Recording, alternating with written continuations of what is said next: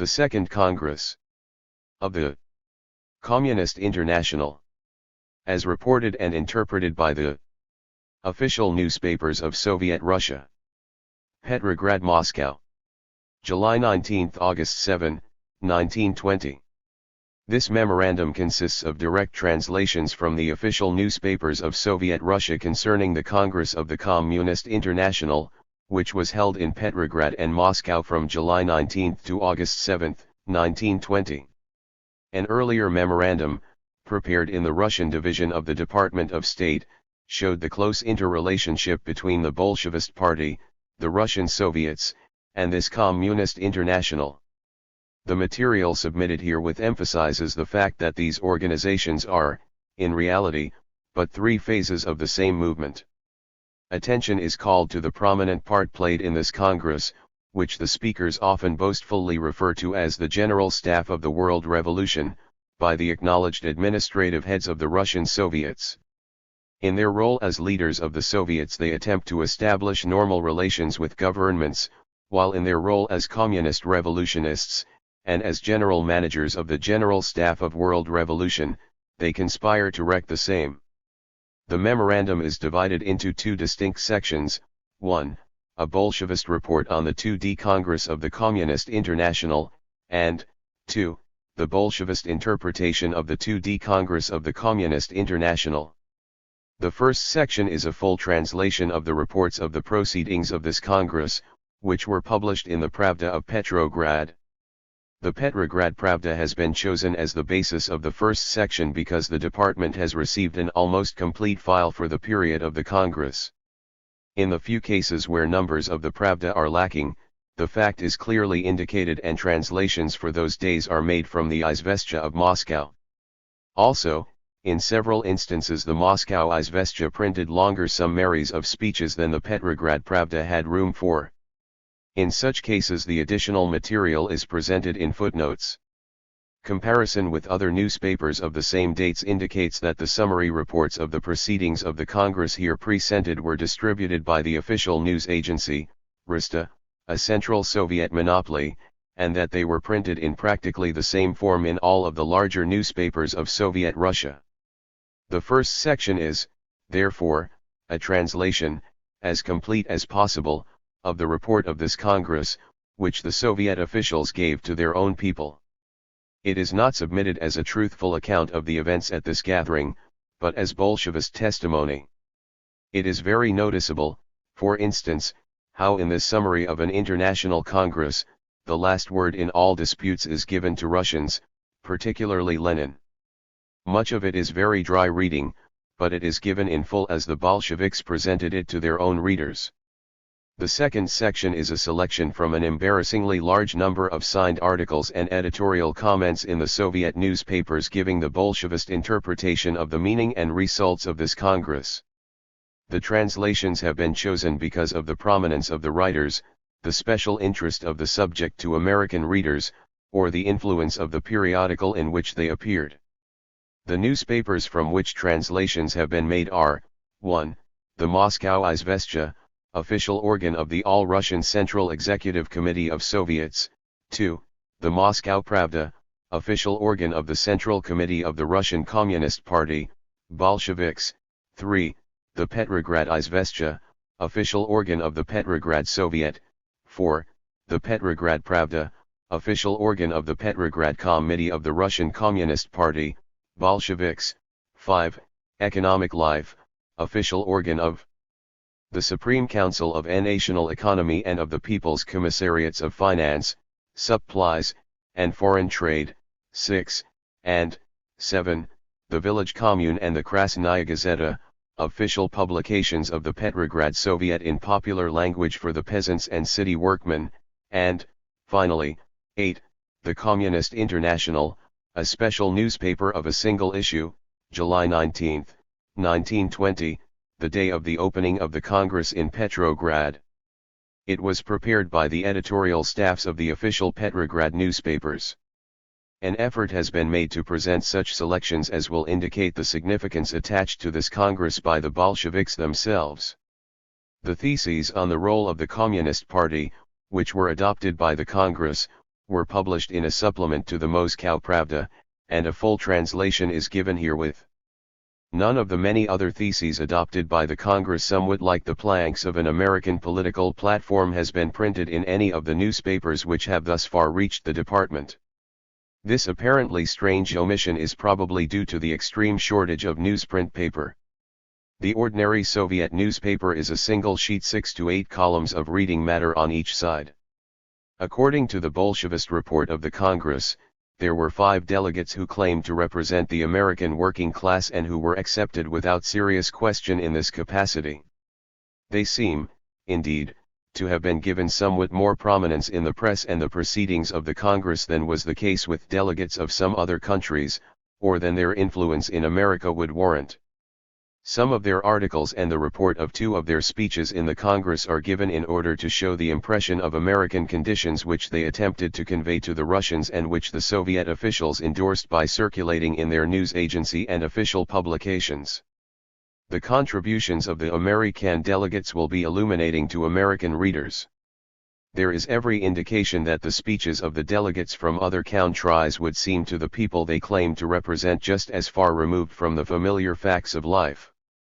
Mr. Chicherin, who has charge of the foreign relations of the Soviets, in a recent circular wireless note to his representatives abroad, dated Moscow, September 10, 1920, in commenting on the department's note of August 10 to the Italian ambassador, made the statement that the policy of this government toward the Soviets is based on misinformation and that this government had made a false and malicious attack on the present rulers of Russia.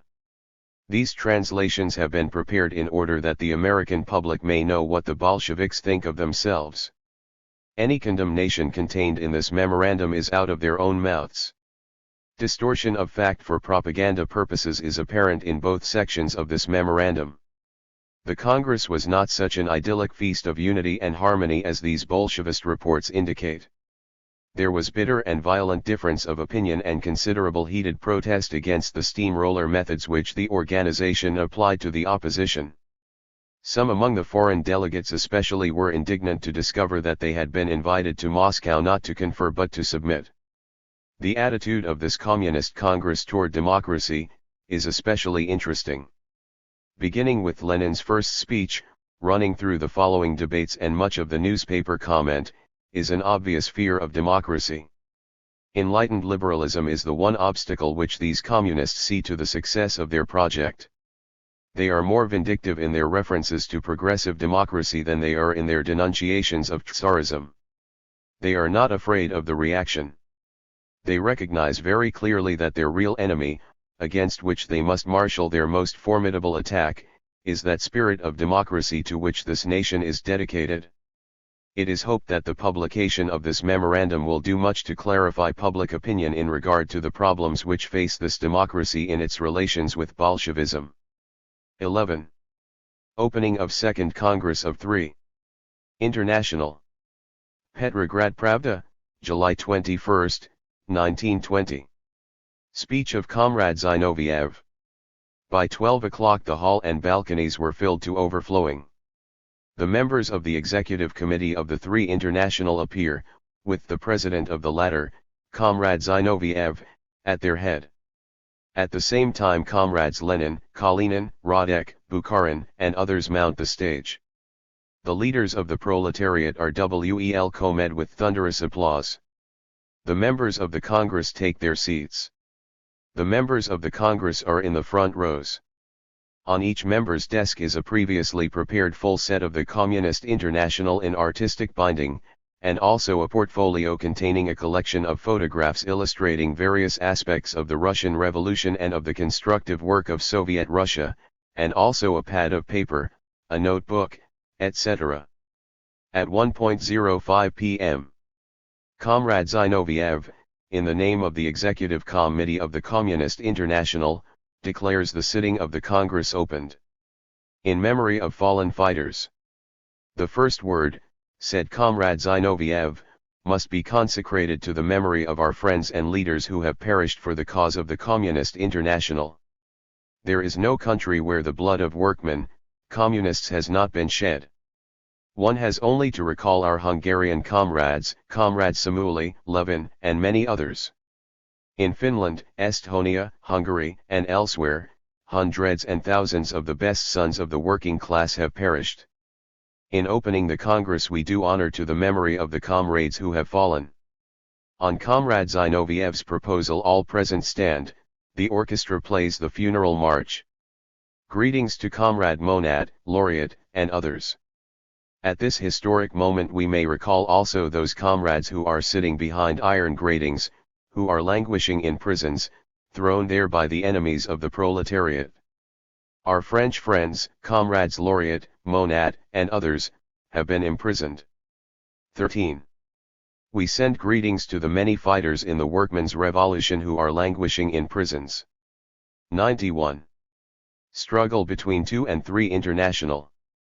The Communist International was founded 15 months ago, and from its very first steps it naturally had to cross swords with the 2 International, entering into direct conflict with the latter.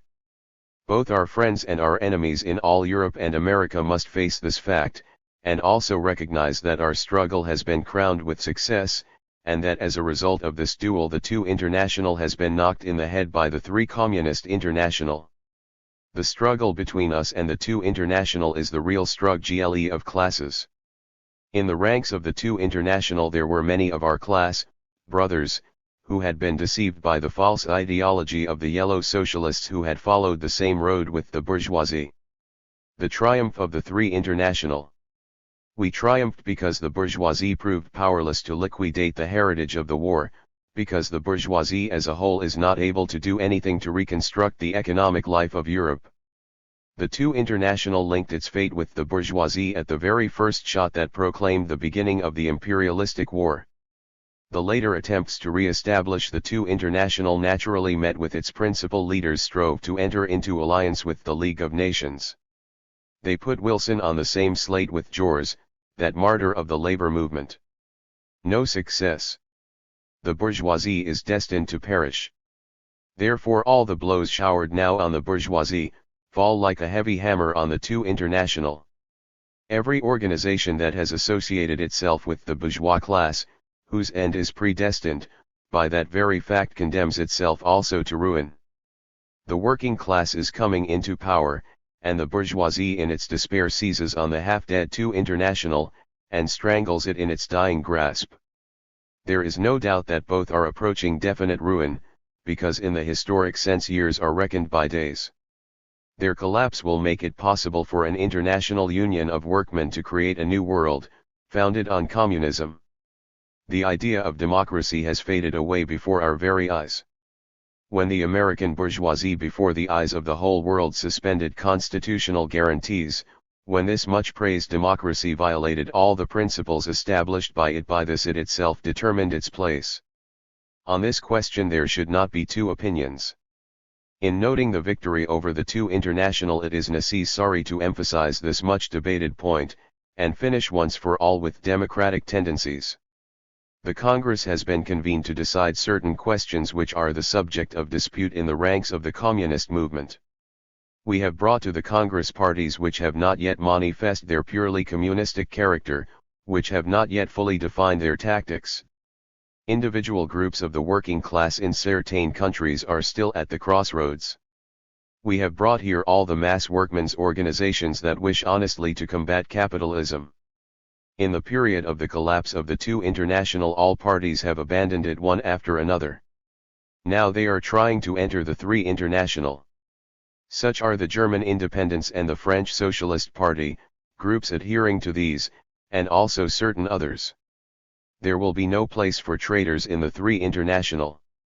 At the Congress no dishonest thinking will be permitted, and there can be no concession to the 2 International. We shall tell the German and French workmen that they must start to cleanse their ranks so that they may come into the International Union of Workmen.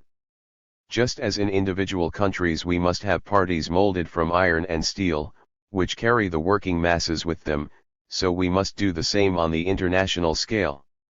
There must be created a pliable and mobile organization, which can render powerful assistance at the necessary moment wherever such will be required. Why the I-International did not succeed? If the struggle of the I-International, which was built by the hands of Marx and Engels, was not crowned with success, it because at that time there was no union of workmen on a world scale. To be victorious over the bourgeoisie, it is essential to realize this fundamental task.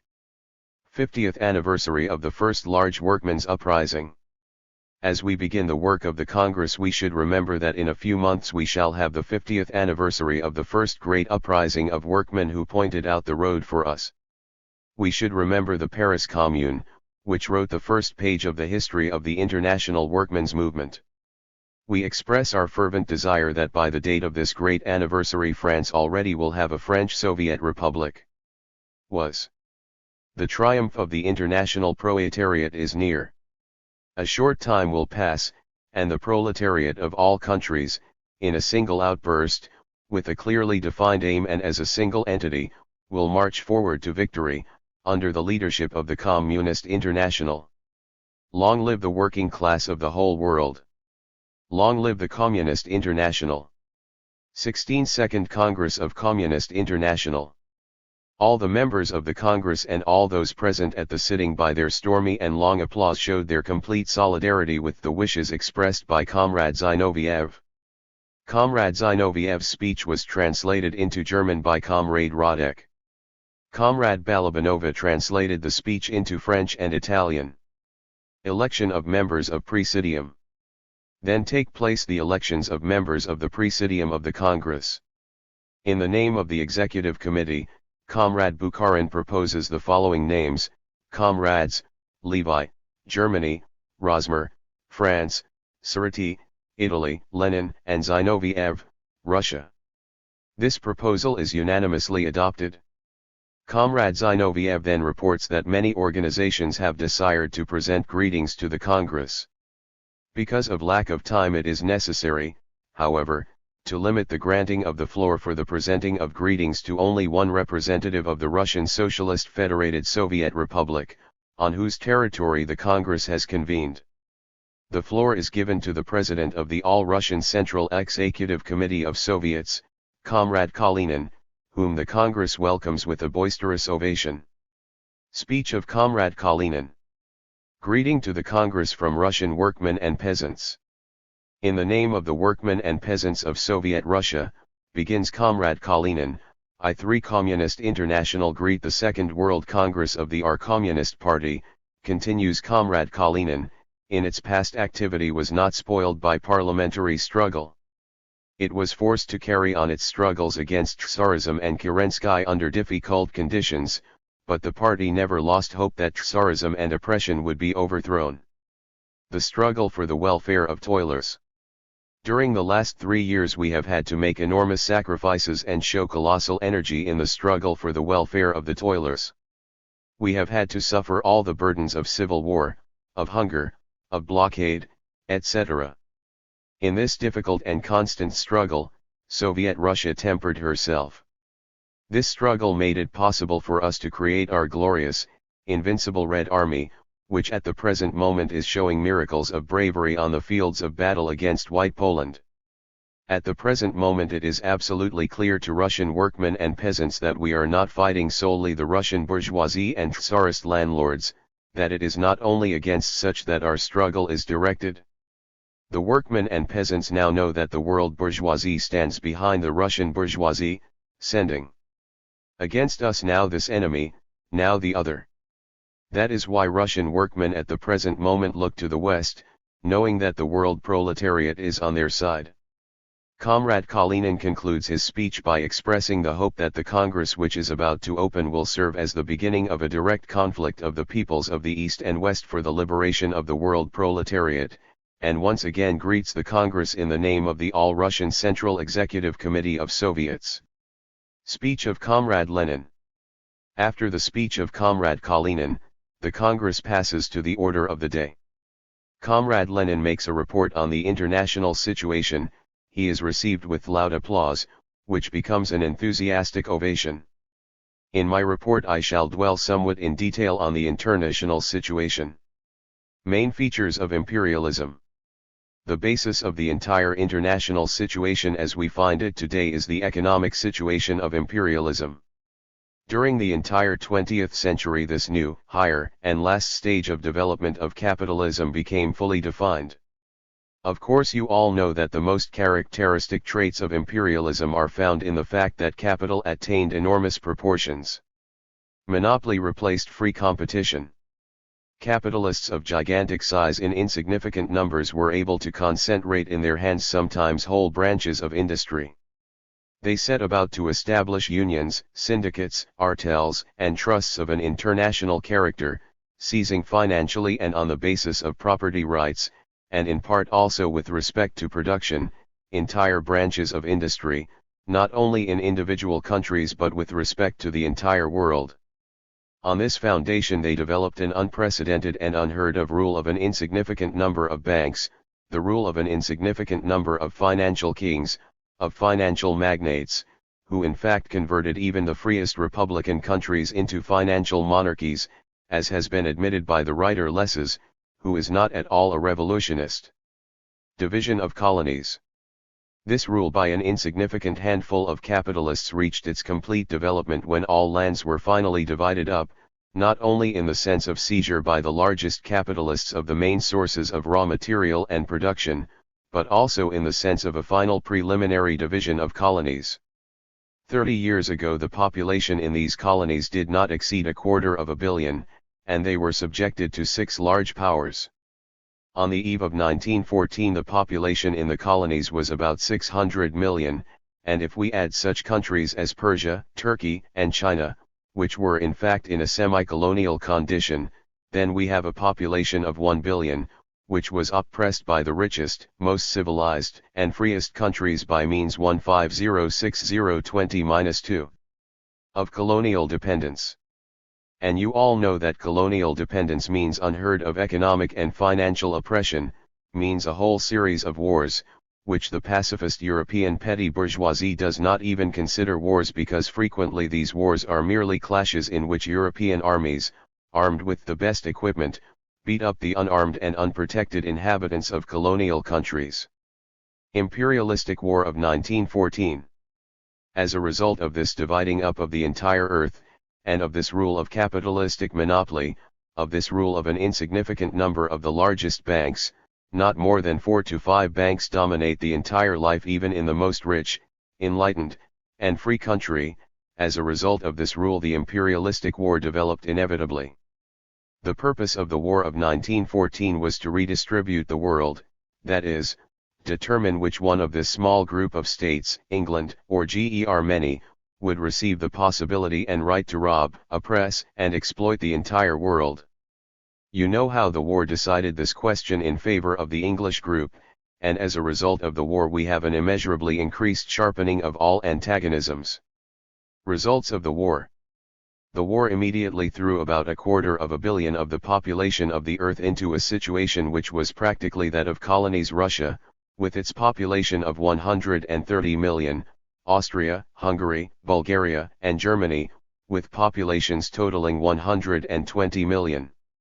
The war, which led to the complete defeat of these countries through the Versailles Treaty, imposed on them such conditions that these civilized peoples have become dependent, like the colonials, and, like the latter, ruined, starving, and without rights. For many generations they are doomed to this condition by the treaty, a condition in which formerly no civilized people ever had to live. You know that the Versailles Treaty forced Germany, and a whole series of conquered states, into conditions of absolute impossibility of economic existence, into conditions of complete absence of rights, of utter humiliation. How large a number of nations profited by this?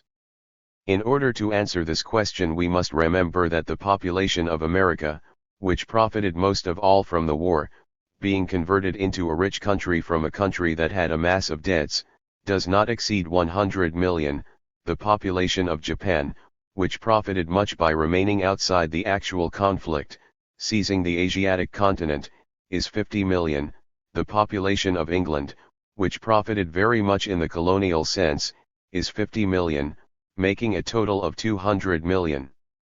Let us add a few neutral states with small populations, which became particularly rich during the war, and we have 250 million. Thus you have a picture of the dividing up of the entire earth as the result of the imperialistic war.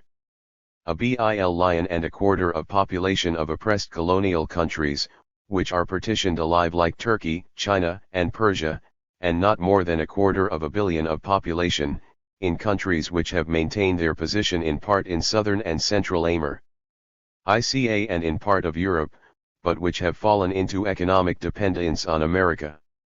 I draw you this picture in detail because all the fundamental contradictions of imperialism and capitalism which lead to revolution, yes, and all the fundamental contradictions in the workmen's movement which have led to the bitter fight against the two international and have ended in our victory, about which our President, Comrade Zinoviev, told you, all this is closely bound up with this dividing up of the earth, which is illustrated by these figures only in its fundamental outlines. Comrades, it is natural that on the basis of such a dividing up of the earth the exploitation of financial capital, of capitalistic monopoly, should develop. Not only the colonial and defeated countries are falling into a position of dependence, but within each victorious country all these capitalistic contradictions also have developed. Increase of debts. I shall show you this fact in brief outline by certain examples. Take, for example, the debts. You all know how debt obligations have increased. During the period 1914 to 1920 the debts of the most important European states increased no less than 7 times. In this connection a paper by an English diplomat, Keynes, entitled *The Economic Consequences of the Peace, is most valuable. Keynes, on instructions of his government, took part in the negotiations at Versailles, studied and observed the peace conference from a purely bourgeois point of view, and having studied it in detail, participated as an economist in all its sessions. He came to a conclusion which is more forceful, clear, and constructive than any conclusion a communist revolutionary might have reached. For an acknowledged bourgeois, a pitiless opponent of Bolshevism, makes these conclusions, and Bolshevism presents itself to him, an English bourgeois, in its most ridiculous and monstrous forms. Keynes came to the conclusion that Europe, by the Versailles Peace, will bring the entire world to bankruptcy, and he resigned, hurling his book as his farewell to his government and saying, "You are doing a senseless thing." He brings out the following figures, I translate them into gold rubles, reckoning a pound sterling at 10 rubles. The United States has assets of 12 billion rubles. Other countries are now its debtors, while before the war the United States owed England. Comrade Levy in his report at the last Congress in Germany, April 14, 1920, justly said, there remain in the entire world only 2 countries which stand out as independent, England and America. Of these 2 powers only America is absolutely independent financially. All other powers are in its debt. England's debt. England's assets are 17 billions and her liabilities 8, that is, she has become 50% her debtor, in part, to America. Further, England's assets include 6 billion of the debt which Russia owes her, Russia's debt for the Russian war contracts filled by England. Quite recently, when Comrade Krassin was talking with Lloyd George about the commercial treaty, Comrade Krassin declared to the leaders of the English government, if you expect to receive anything on this debt, then you are very much mistaken. Applause. Of course it is not that the Russian revolutionary government, because of its revolutionary character, does not wish to pay this debt. No government would be able to pay it, because these debts represent the usurer's percentage on the debt which had accumulated earlier, which England has received back from us already tenfold. And this same bourgeois, Keynes, who does not at all sympathize with the revolutionary movement, and is in fact its enemy, says, you cannot reckon in these debts, because you will never collect them. France's indebtedness. France's assets are 3.5 billions, while her liabilities are 10.5, that is 3 times more. And this is the country of which one used to say that it was the usurer of the entire world, the financial monarch.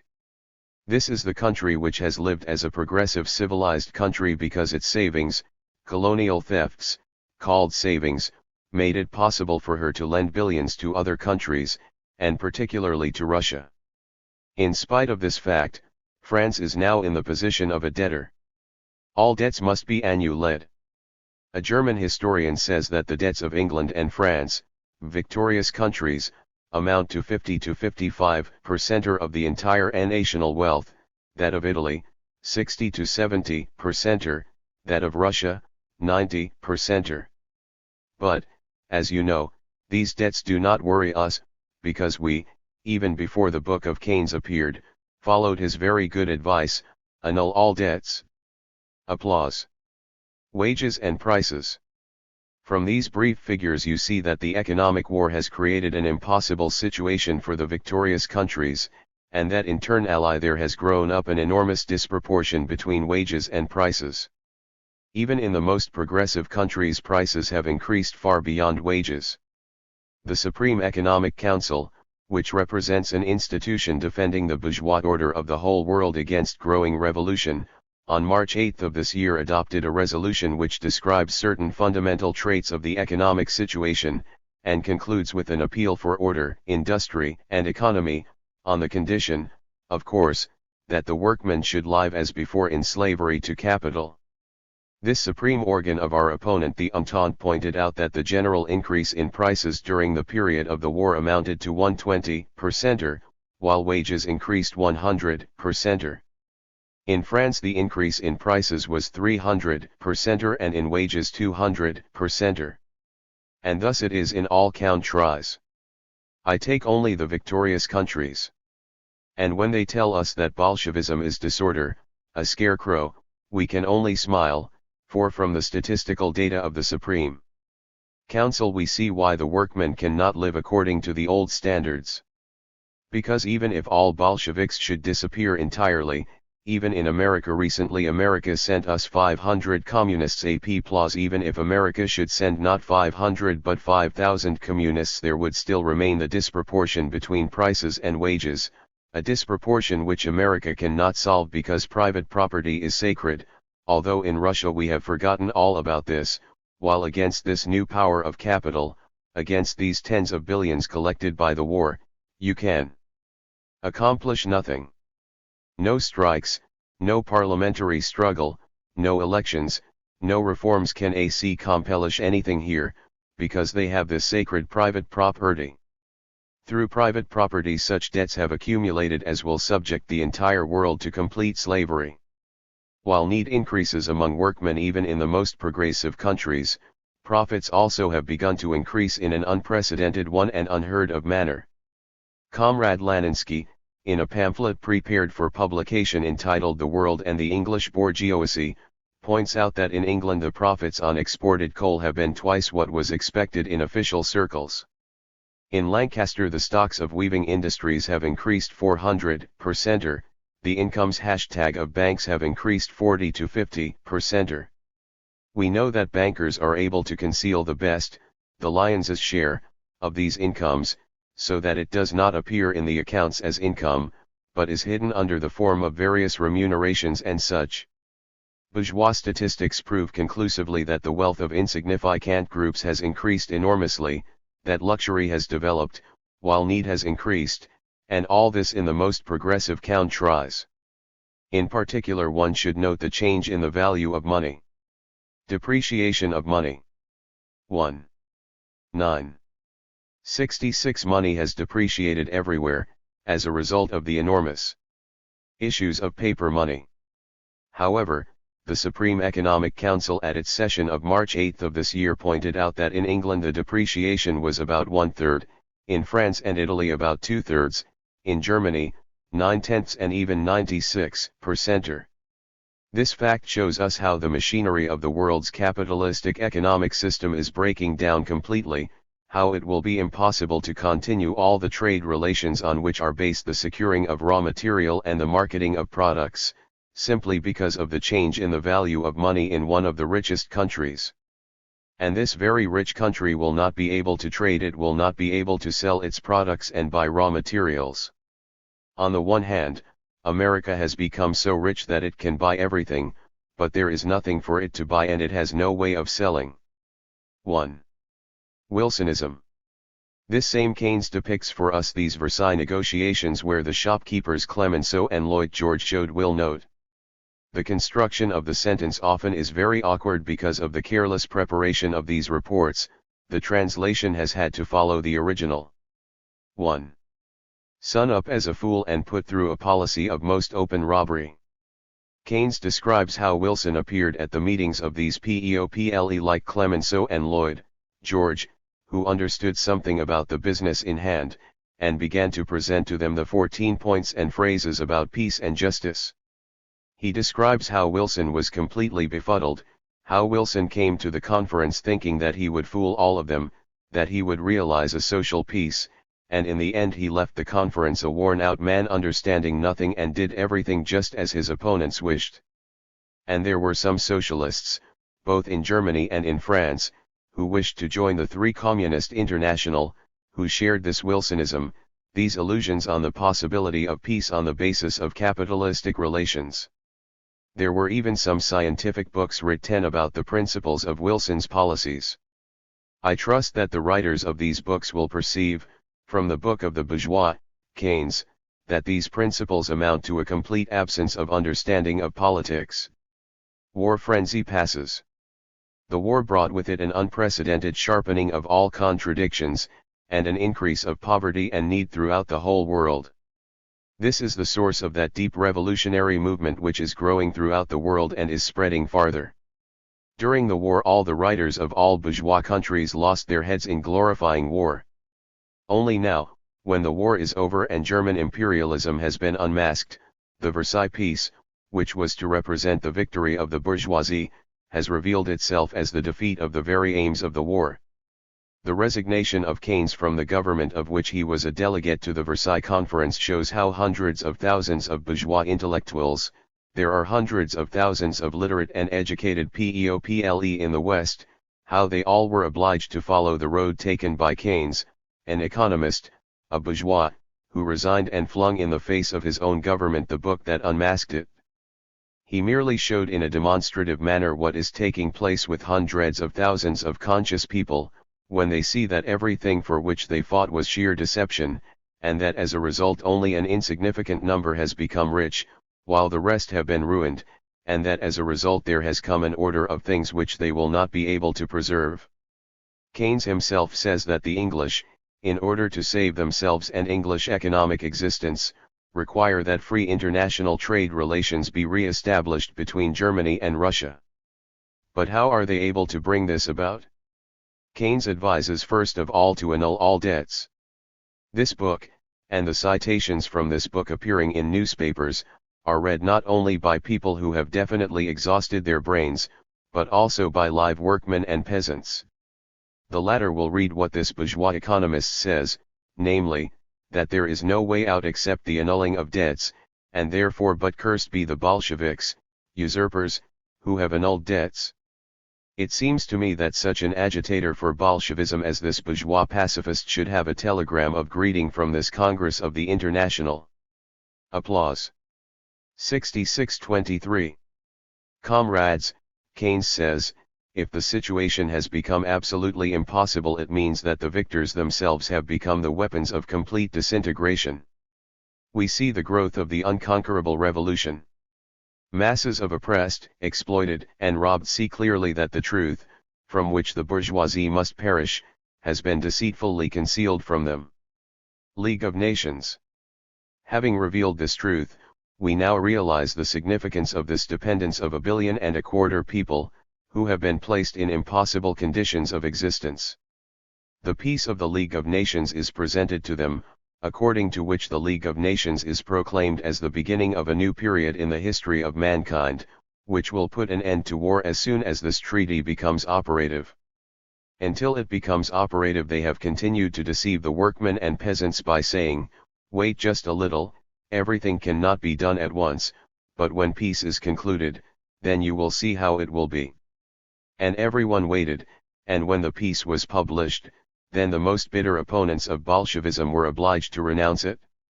When they began to apply the peace and start the machine in motion, then it immediately became clear that the machine had fallen to pieces. Wars of Entente against Russia. Us.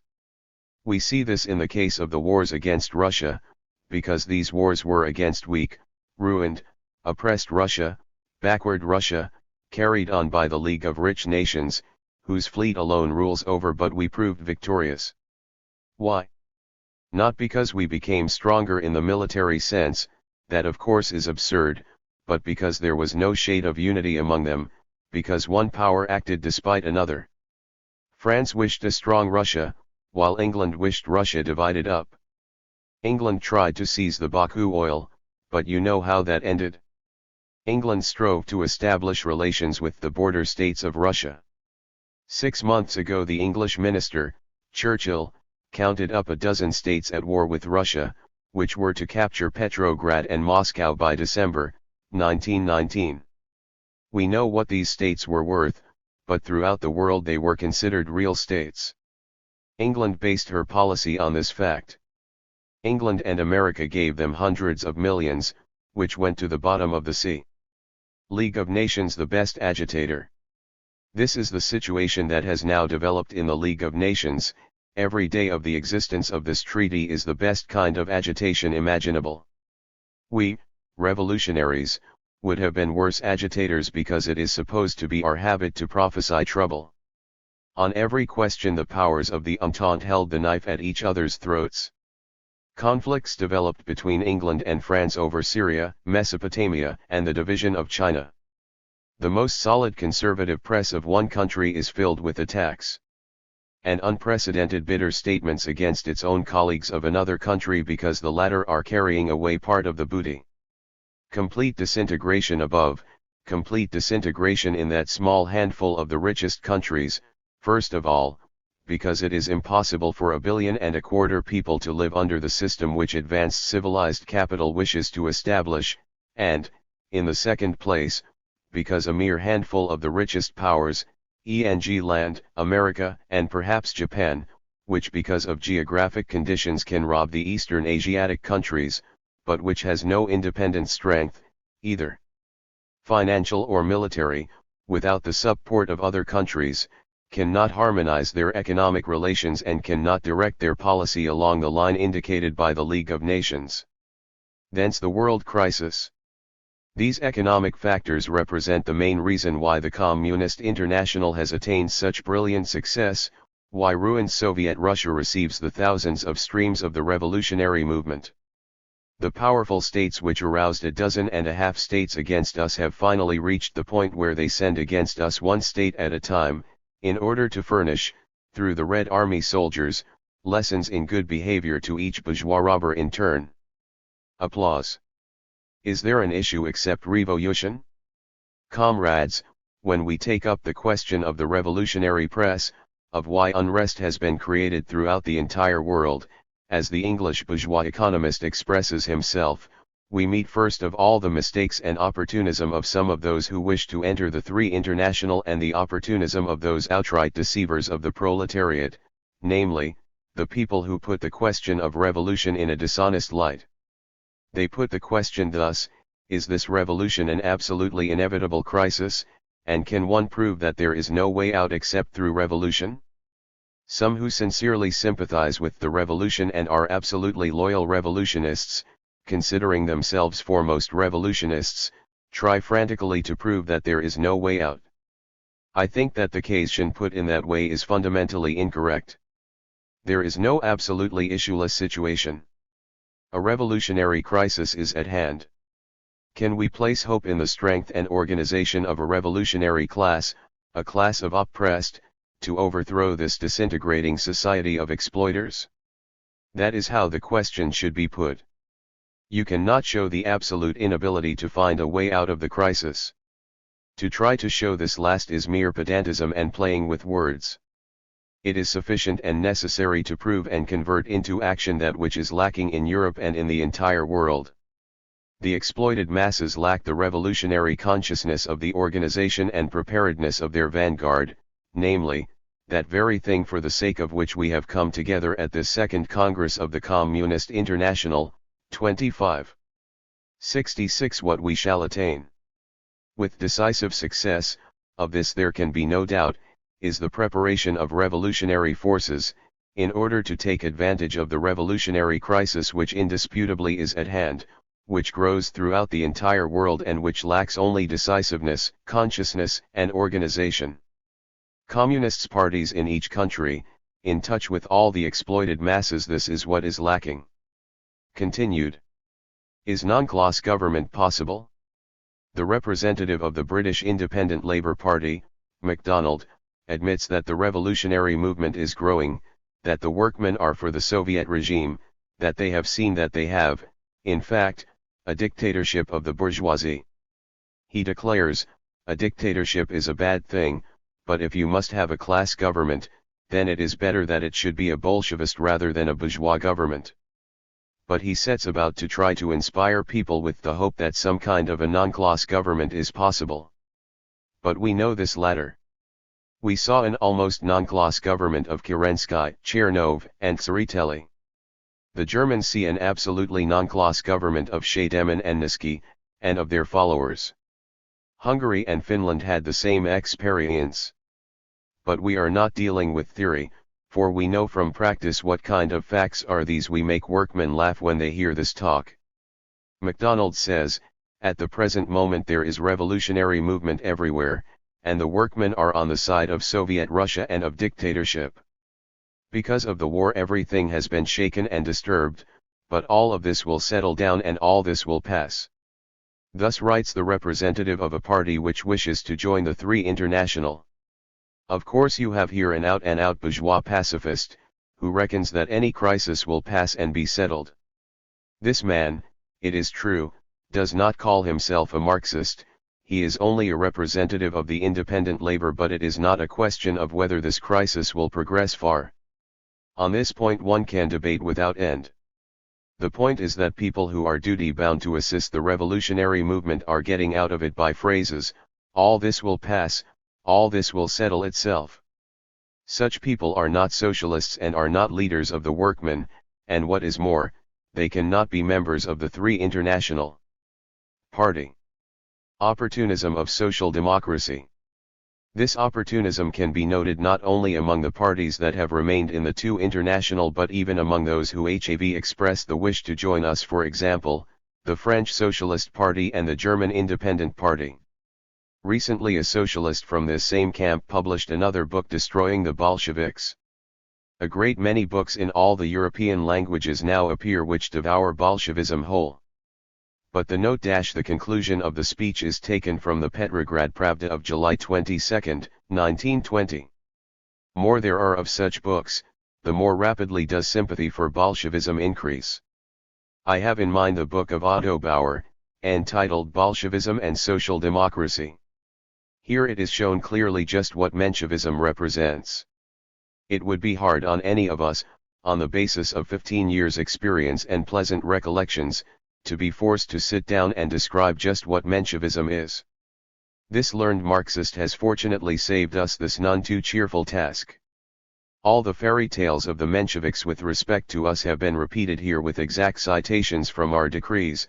Otto Bauer knows Russian, and with Menshevist deductions stuck in at every point, it is evident that they were victorious over Kolchak and Denikin, but now without question in their struggle against the peasantry their cause must meet definite defeat. I think that our comrade communists should make the book of Otto Bauer a textbook for communists. Take any page of this book and show, on the basis of this page, just what Menshevism is, which leads to Scheidemannism. If you are able to show this, it means that you have passed the examination and can enter the Communist Party. If you fail to show this, it means that you understand nothing about Menshevism and cannot enter the Communist Party. Applause and laughter. Perversion of Marxism. Otto Bauer let slip one phrase which should be made historic. A monument should be erected to him in his lifetime, with this sentence, found in this book, engraved on it. This sentence reads, if at present in the countries of Western Europe democracy applies violence, then this will be violence with respect to the social factor of force. What does this mean? Democracy guarantees to all the social factor of force. This means force, organization, action, and consciousness. It can be put into motion at elections. But if you, workmen or laborers, commit violence against capitalism. Perhaps you think that this is revolutionary violence against the exploiter, against the property owner? No, you are wrong. This represents violence against the social factor of force. I hope that Bauer has ruined himself by this phrase, just as did Scheidemann, Nisky, and the Hungarian and Finnish Social Democrats. We shall engrave these words on the monument to Otto Bauer, and to all those socialist chauvinists, one of the two international, for they will serve as a model from which future generations will learn how the most scientific Marxist theory can be perverted, and converted into a shameful, slavish, and disgraceful cause, namely, that of defending exploiters and oppressors, and how, by means of such equivocations and word plays, a revolution can be condemned as violence. If farm laborers and workmen overthrow by violence landowners and capitalists, then will this violence against private property be violence against the social factor of force? Comrades, perhaps this example is rather frivolous, but it shows what methods must now be seized on by the best representatives of the two international in order to combat revolution and the state of mind of revolutionary people. The deception of Menshevism is universal. Of course we, Russian Bolsheviks, find nothing new here. But the Austrian and Hungarian communists will have to combat these opportunistic commonplaces of Otto Bauer, and will have to work hard, because they do not have 15 years of experience of struggle against Menshevism. But on the other hand, from this study of sophisms, equivocations, and deceptions, they will gain enlightenment. In our own history we know these deceptions, and in communicating them now to our foreign comrades, we call the latter's attention to the fact that Russian Menshevism, by the will of the fates, has become that doctrine, that deception, which in all countries, in slightly different forms, in some with Marxist words and in others without, has been put forward as a defense against Bolshevism. We welcome this because we see and know that all disputes between Menshevism and Bolshevism have always brought about a fully conscious, steadfast, throughout and experienced victory for the Bolshevist tendency in each country. Are workmen's leaders bought up? Perhaps you raise the question, how does this tendency become clear? Why, in view of such reasons, is this Menshevist movement much stronger in England and America than with us? It is because there we have countries which have created and are creating a culture at the expense of 1 billion of oppressed people. That is why they have concealed the fact that it is not a play of free economic forces, not a social factor of capitalism, but a colonial profit at the expense of 1 billion population of dependent countries which give the capitalists, as representatives of countries owning colonies, a surplus profit. Before the war it was reckoned that the three richest countries, England, France, and Germany, had yearly from 8 to 10 billion francs income from the foreign exports of capital abroad, not counting all other income. It is clear that from this amount a gift of $500 million could be tossed to labor leaders, to the labor aristocracy, in the form of various bribes. This is done in 1 million different ways, raising standards of living in the most important centers, establishing educational institutions, giving jobs to the leaders of cooperatives and trade unions. This is done differently in different countries, but it is done everywhere. These billions of surplus profits represent the economic foundation that supports opportunism in the labor movement. That is why this bond is stronger in America and England, and therefore the stubbornness of the opportunistic aristocracy of workmen is greater, which opposes the communist movement. That is why we should be ready to face the fact that the liberation of the working class from this illness is more difficult there than with us. Opportunism is the enemy. I shall not dwell on the question of how concretely we should bring this about. This point is covered in the theses that have been published. I shall indicate simply the basic economic forms of this phenomenon. We should not be frightened because the disease drags on much longer than optimists could hope. But the very economic situation of the bourgeoisie makes this condition unstable. Our main enemy is the opportunism in the upper ranks of the labor movement. This is not a socialist or proletarian, but a bourgeois movement. That these leaders of the labor movement are defending the bourgeoisie better than the bourgeoisie itself, and that without their assistance the bourgeoisie could not maintain itself, is shown not only by the regime of Kerensky, but also by the present Democratic Republic in Germany, and by the attitude of Albert Thomas and Henderson toward their bourgeois governments.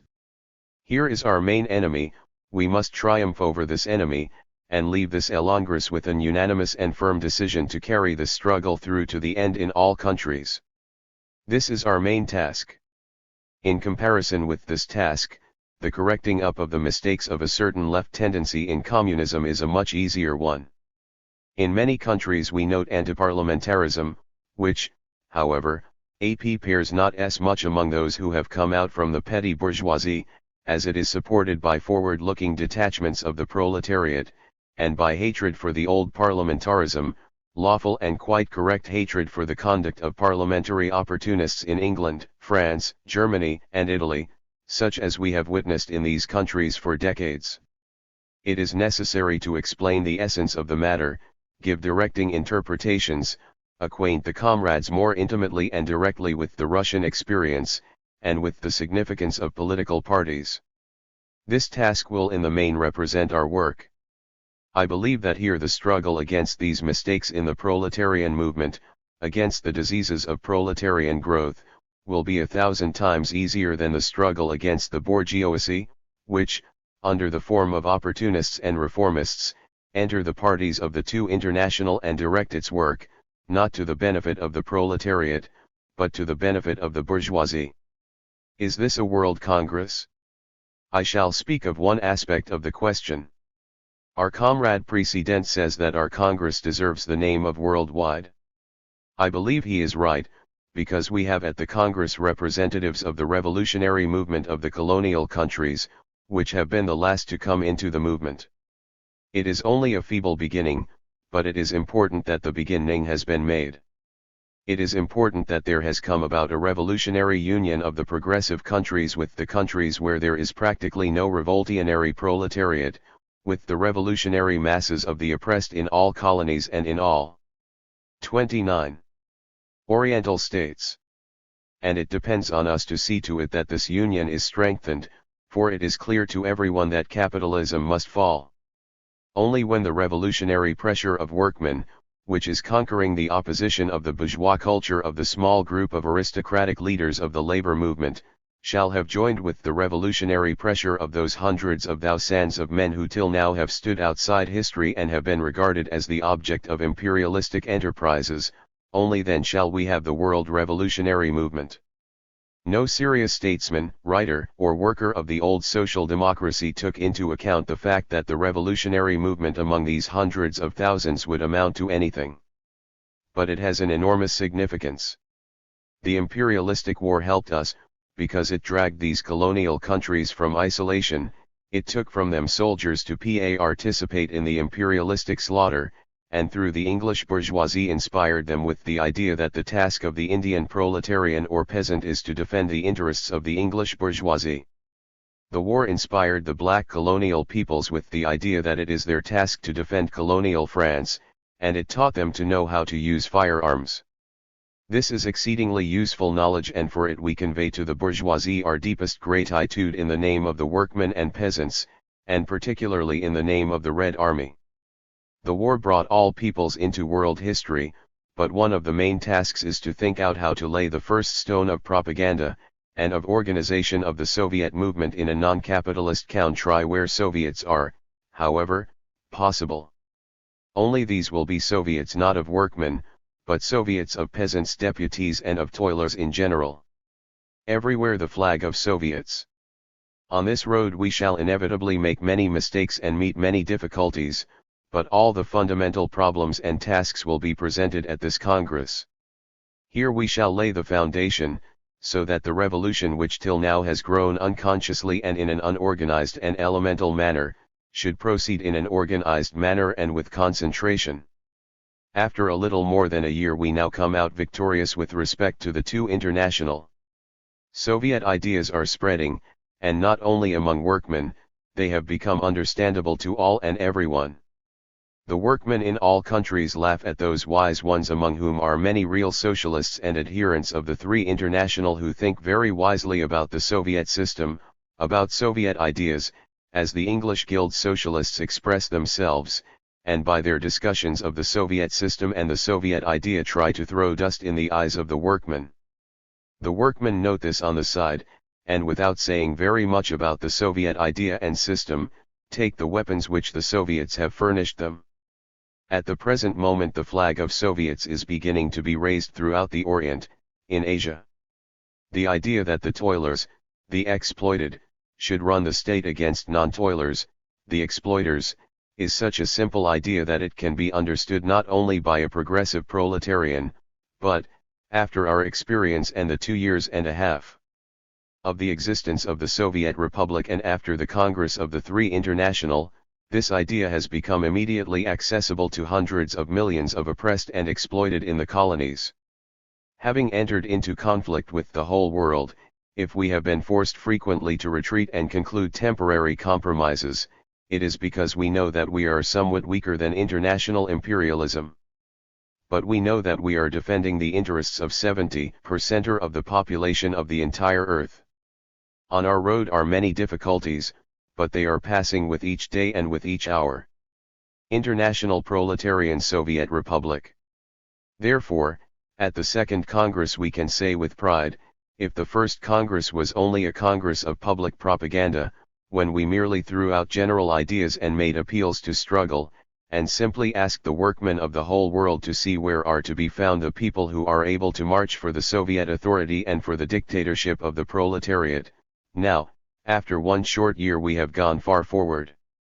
Now, we have everywhere advanced detachments, and everywhere we have proletarian armies, although poorly organized and requiring reorganization.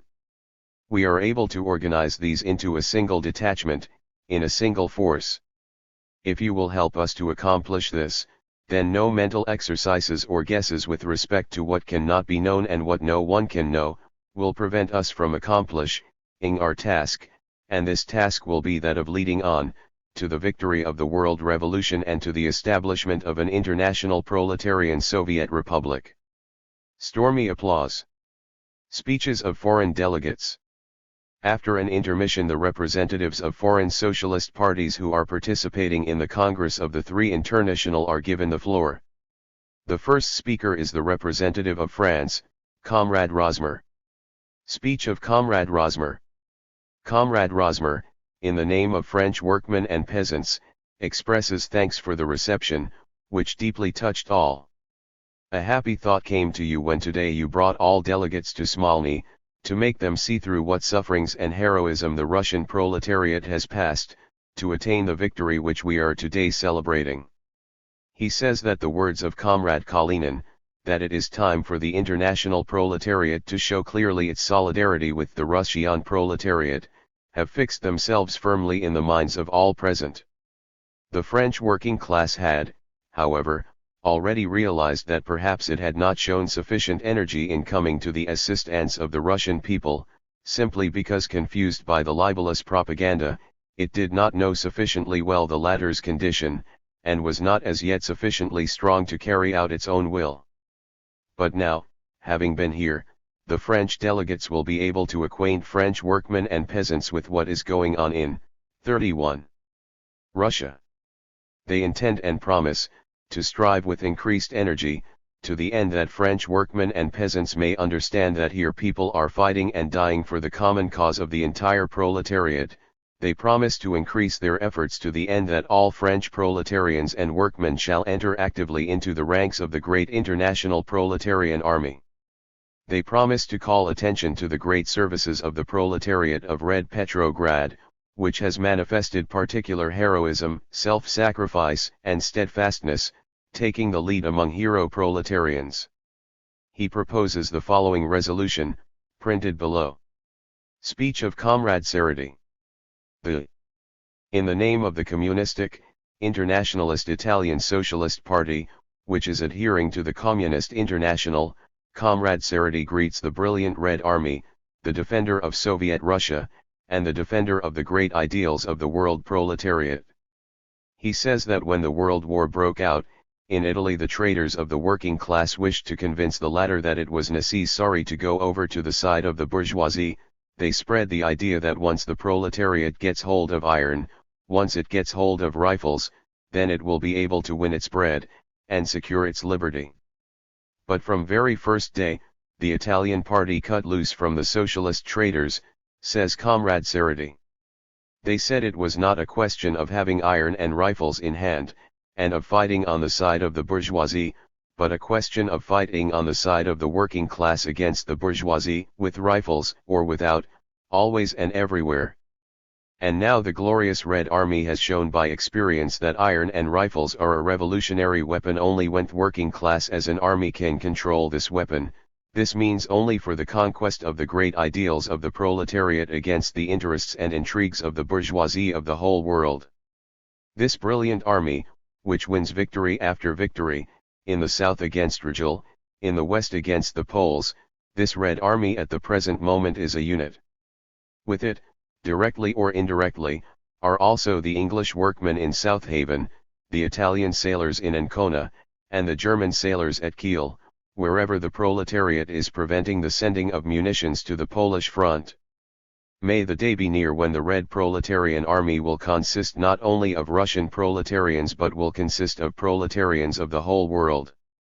That will be a great hour, when the proletarians of all countries and the brilliant Red Army soldiers will be able finally to free themselves from their dependence with respect to war military service and will be able not only with cannon but by means to lead the whole world a Soviet form of government and finally free the whole world from all that now represents oppression of the working class. Comrade Cerruti proposes the following greeting to the Red Army and to the Red Fleet of the whole Soviet Federated Socialist Republic in the name of all parties represented at the Communist International. Point 2. Peaceful. Speech of Comrade Steiner.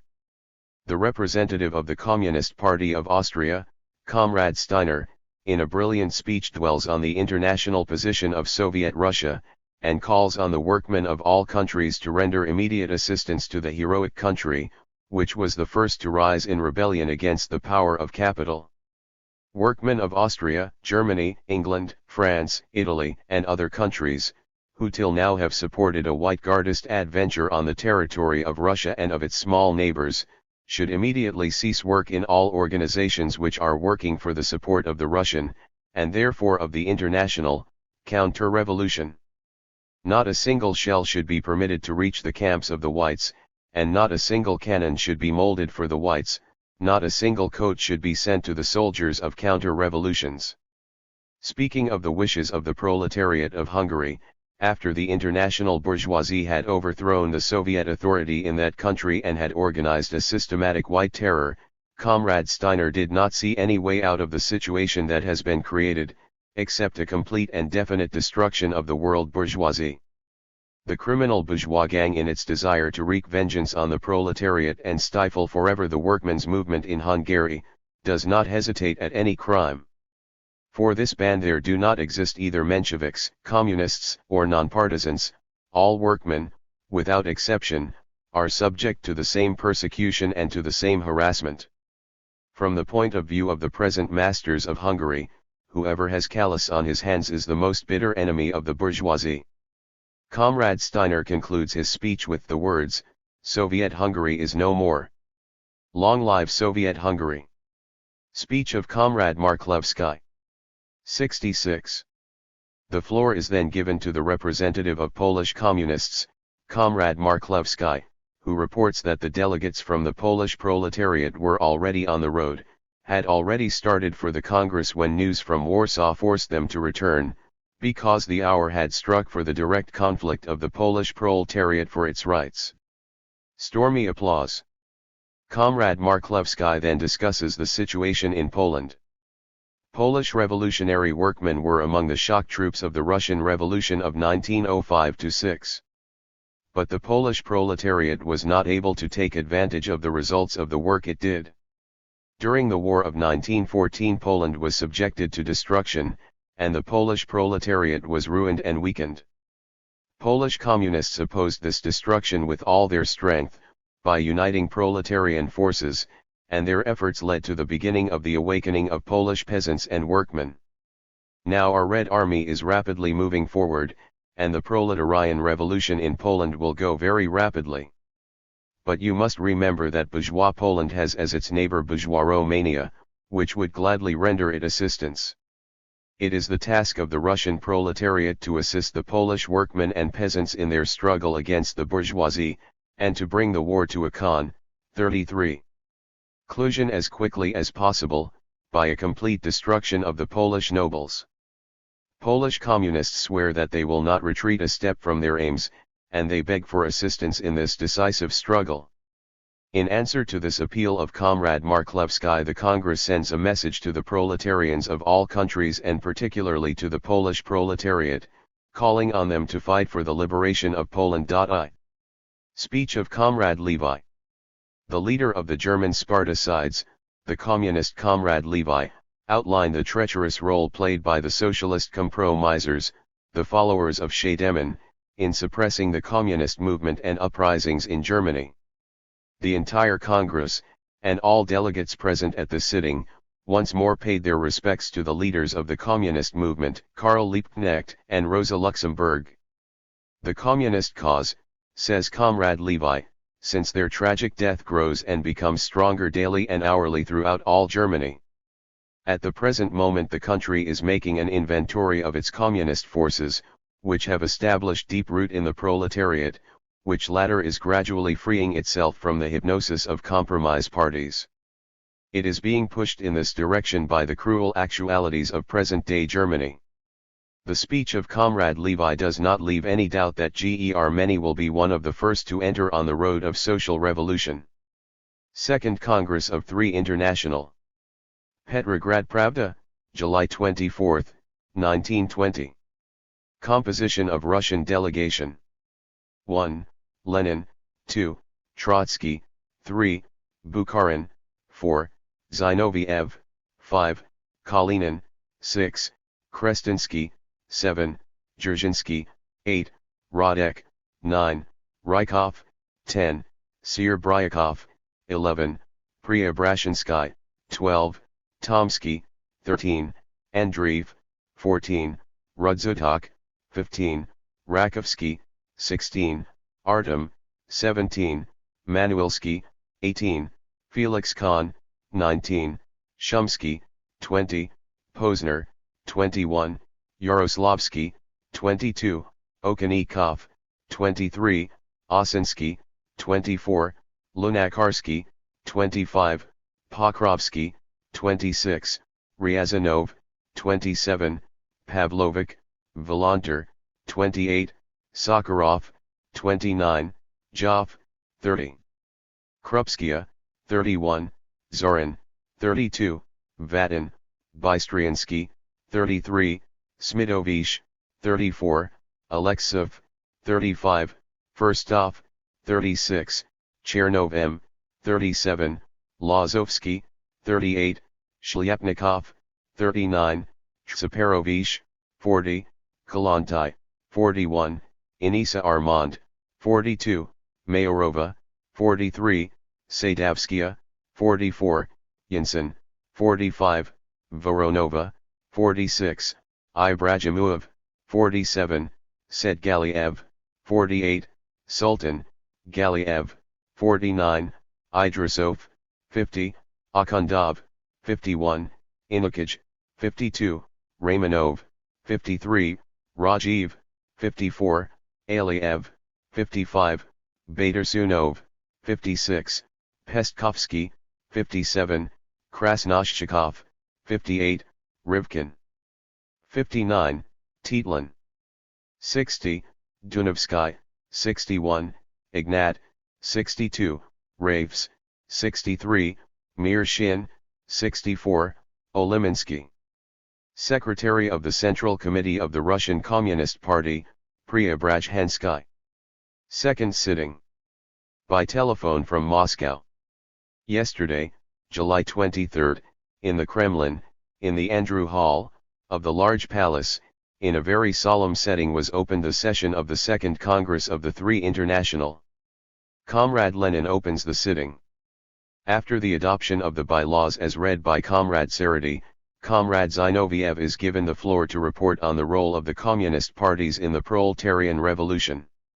As this Second Congress meets, says Comrade Zinoviev, the international organization of the proletariat has entered on a new phase, namely, one of organized constructive effort. In almost all countries we have at the present moment communist parties. The Second Congress takes an absolutely clear and definite position on this question of the role of the Communist Party, striving for the conquest of power by the working class. In defining the role of the Communist Party, the speaker points out that it represents the most conscious, advanced, and revolutionary section of the working class, carrying along with it the entire remaining mass of the proletariat and semi-proletariat. Then Comrade Zinoviev dwells in detail on the objections, on the one hand of the American industrialists, IWW, and the English shop stewards, and on the other hand of the left Communist Labour Party in Germany.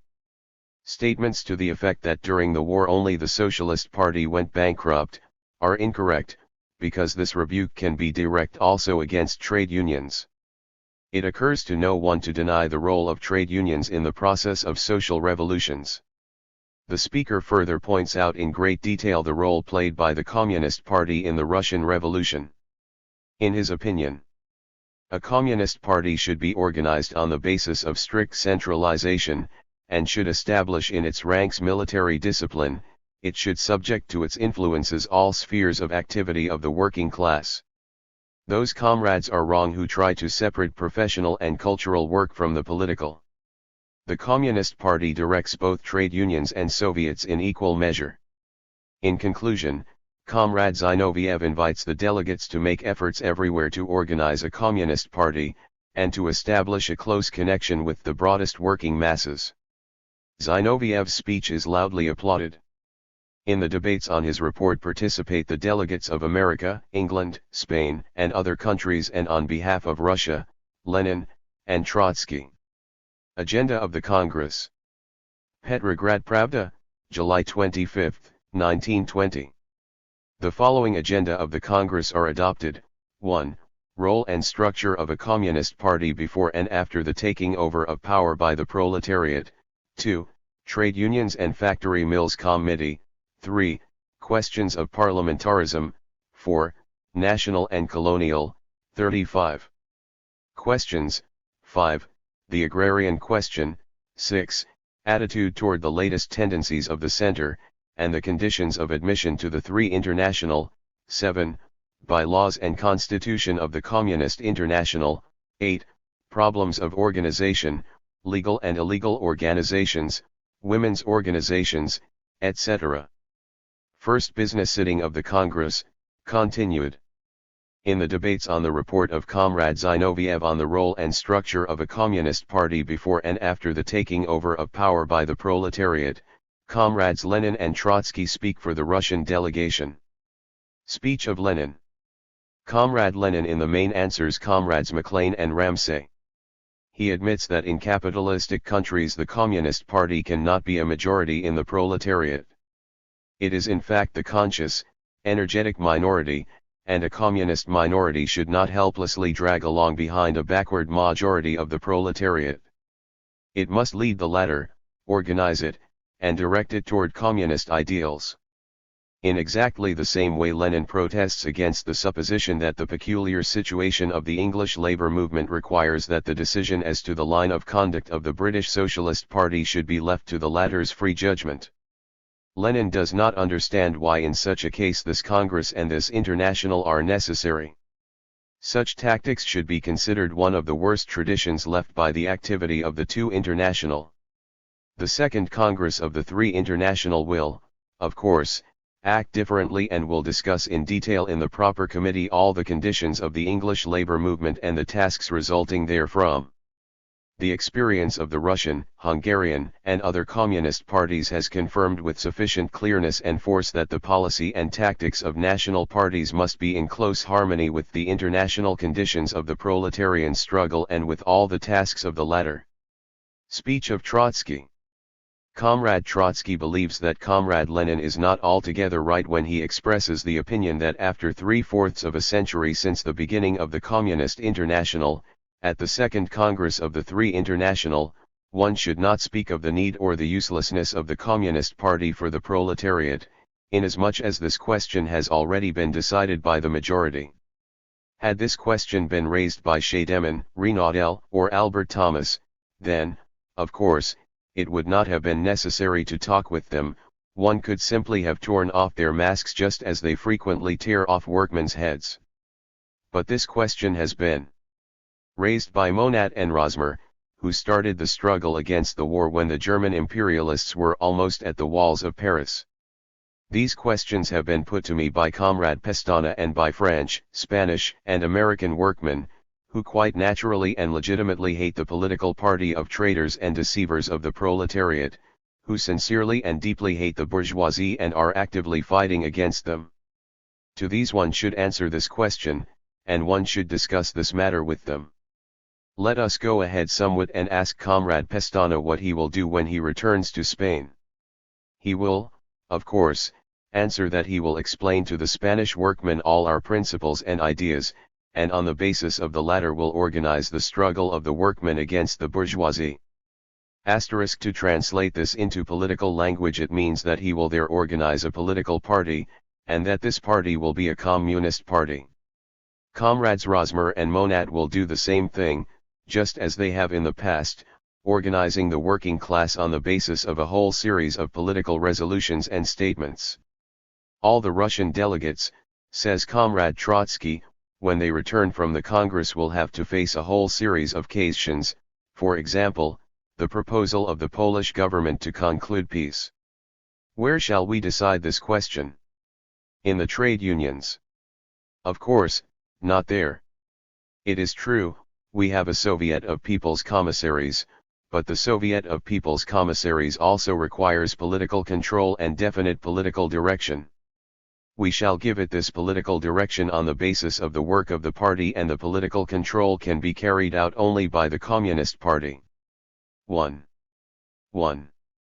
The following extract is taken from the full text of the speech by Zinoviev on this occasion as given in a special supplement of the Moscow Pravda, August 3, 1920.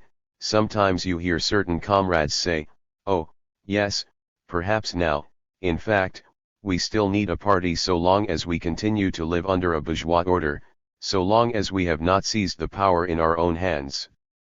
But just as soon as we secure a victory, the party will no longer be necessary."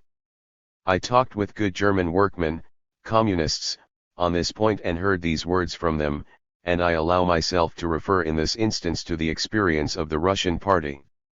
It was precisely after the seizure of power by the party, and the formation of our government, that the role of the party not only did not decrease, but increased and grew daily. Never was the importance of the party in Russia so great as it is at the present moment, after our victory. In all important questions and decisions the effective control of the party is absolutely necessary. It is true that sometimes people like Kosky say, "You have in Russia a dictatorship not of the working class, but a dictatorship of a party." They think that this is a reproach for us. Not at all. We have a dictatorship of the working class, and consequently also a dictatorship of the Communist Party. The dictatorship of the Communist Party is simply a function, a sign of the expression of the dictatorship of the working class. Just what is our party? One should not confuse it with other parties that are composed of lawyers. Into our party enter 600,000,700,000 of the best workmen, that is the advanced detachment of the proletariat. And it is clear that the business of the working class is being conducted by its best representatives. Thus there is established simultaneously a dictatorship of both proletariat and Communist Party. The right of control over various organizations belongs to the party. That is as it should be in time of proletarian revolution. After the victory the role of the party does not decrease, but on the contrary, increases. 37. Second business sitting. By telephone from Moscow. Organization of committees. The second business sitting of the Congress of the Communist International begins with the adoption of the proposal of the presiding body to form 5 committees to discuss the most important points of the program of the work of the Congress. One representative from each national delegation is to enter the committees, and the Communist Labor Party of America will enter conjointly with the American Communist Party. The announcement of this last fact is loudly applauded by the Congress. The composition of the Credentials Committee is announced: Bukharin, Radek, Rudniansky, Sarady, Bombasai, and Rosmer. Zinoviev's report. Then Comrade Zinoviev is given the floor and reports on the work of the committee to discuss the role of a communist party in a proletarian revolution. Representatives of 8 countries participate in this committee: England, Hungary, Germany, Holland, Italy, Russia, the United States of America, and France. Among these were also revolutionary syndicalists and representatives of the English organization, IWW. Nevertheless, the theses were adopted by the committee unanimously. Having announced this last fact in the midst of loud applause, Comrade Zinoviev proceeds to outline the substance of the debates in the committee, giving an analysis of the objections to the principles of centralism which were made in the committee and in open sitting. Where there is, as for example in France, such a weak bond between separate organizations and the revolutionary proletariat, for in France one speaks of the Party of Lions, of the Party of the Seine and Loire, and of the Paris Party. The Communist Party must be united and must be centralized, both on an international scale and with respect to its national subdivisions, which are, in substance, for example, the national parties of Russia, America, etc. The need of a strong world unity of the proletariat is too evident to allow discussion of any kind of autonomy. Autonomy should mean, first of all, that the workmen of all countries remember constantly that the enemy for each one of them is at home, and that this enemy is the bourgeoisie and the white socialists.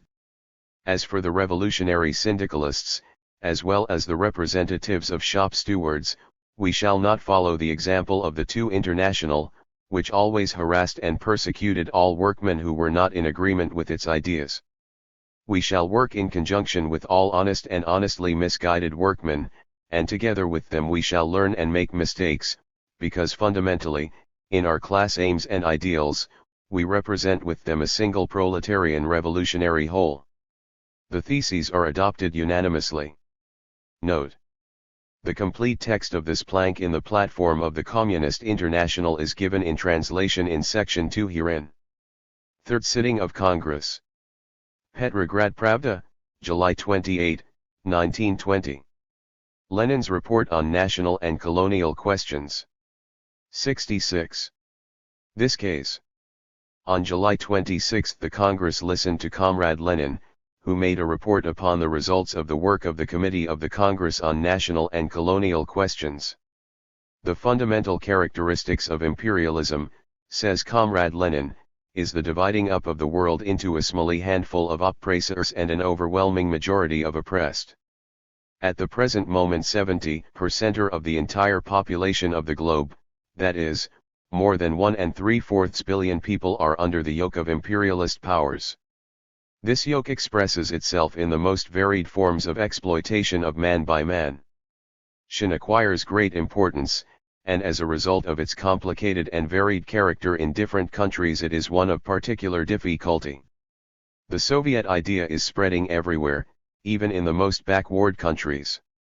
As a result the question has come up, and was discussed in the committee, whether the Communist International should support the bourgeois democratic movements in backward countries, should support the bourgeois democratic parties of oppressed nationalities. We came to the conclusion that the bourgeois democratic parties of oppressed nationalities are of various kinds.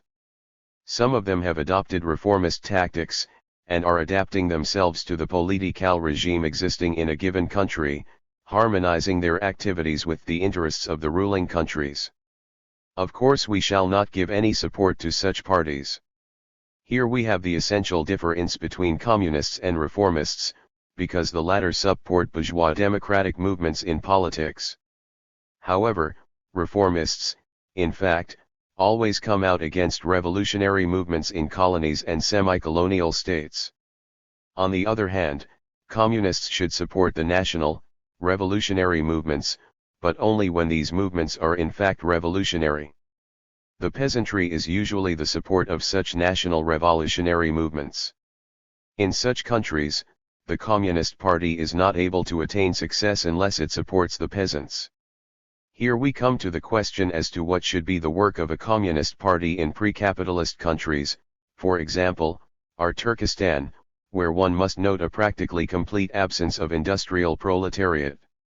However, a Communist Party even in the pre-capitalist countries has a wide field for activity, inasmuch as you have in these backward countries also exploitation of the population by trading capital, and a semi-feudal relationship in agriculture. The struggle of agricultural toilers against landlord exploitation is the basis upon which you can build an organization of toilers, even in backward countries. In such countries it is quite possible to establish a Soviet authority. The experiences of Russia and of various Mussulman republics, for example, Turkestan, show that the Soviet movement can be successful not only in proletarian countries, but even in those count. 6639. Tries where pre-capitalist relations exist.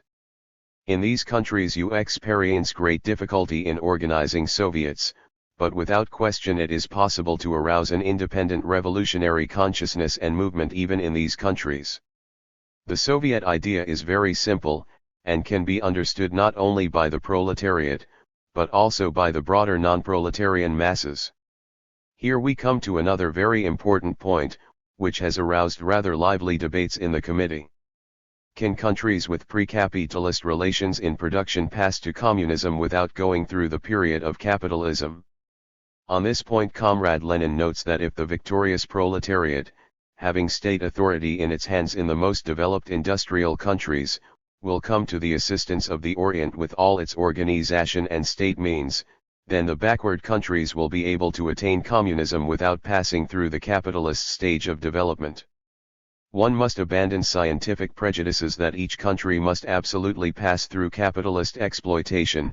The power of Soviets, when there is a powerful industrial proletariat uprising on a world scale, can be established in those countries in which the capitalist development has not attained any serious proportions. Very lively debates in the committee accompanied the question of the attitude of the workmen who live in the metropolis toward the revolutionary movement in colonies. Comrade Lenin on this point indicates that the refusal of the workmen of capitalist countries to support the revolutionary movement in colonies is treason with respect to the revolution, and is jingoism, which is the worst form of chauvinism. In this kind of socialist patriotism lies the greatest danger for the revolution. Against this danger you must fight energetically, and not with words, but by acts. Not only must you speak of revolution in the colonies, as did the two International, but you must assist by action every colonial revolutionary movement. Party composition of Second Congress. Moscow, July 27, Rista. The Credentials Committee has given the right of a decisive vote, to 6 delegates from England, who belong to the British Socialist Party. Germany has 5 votes for the representatives of the Communist Party in Germany. Of the 5 delegates from France, 2 belong to the Communist Party and 3 to the Committee on the Three International. Austria is represented by 4 delegates of the Austrian Communist Party. Spain is represented by Comrade Pestana, a member of the National Confederation of Labour of Spain. Hungary, 2 representatives of the Communist Party. Bulgaria, 3 Bulgarian Communists. Yugoslavia, 1, Italy, 3 Italian Socialists. Mexico, 2 Communists.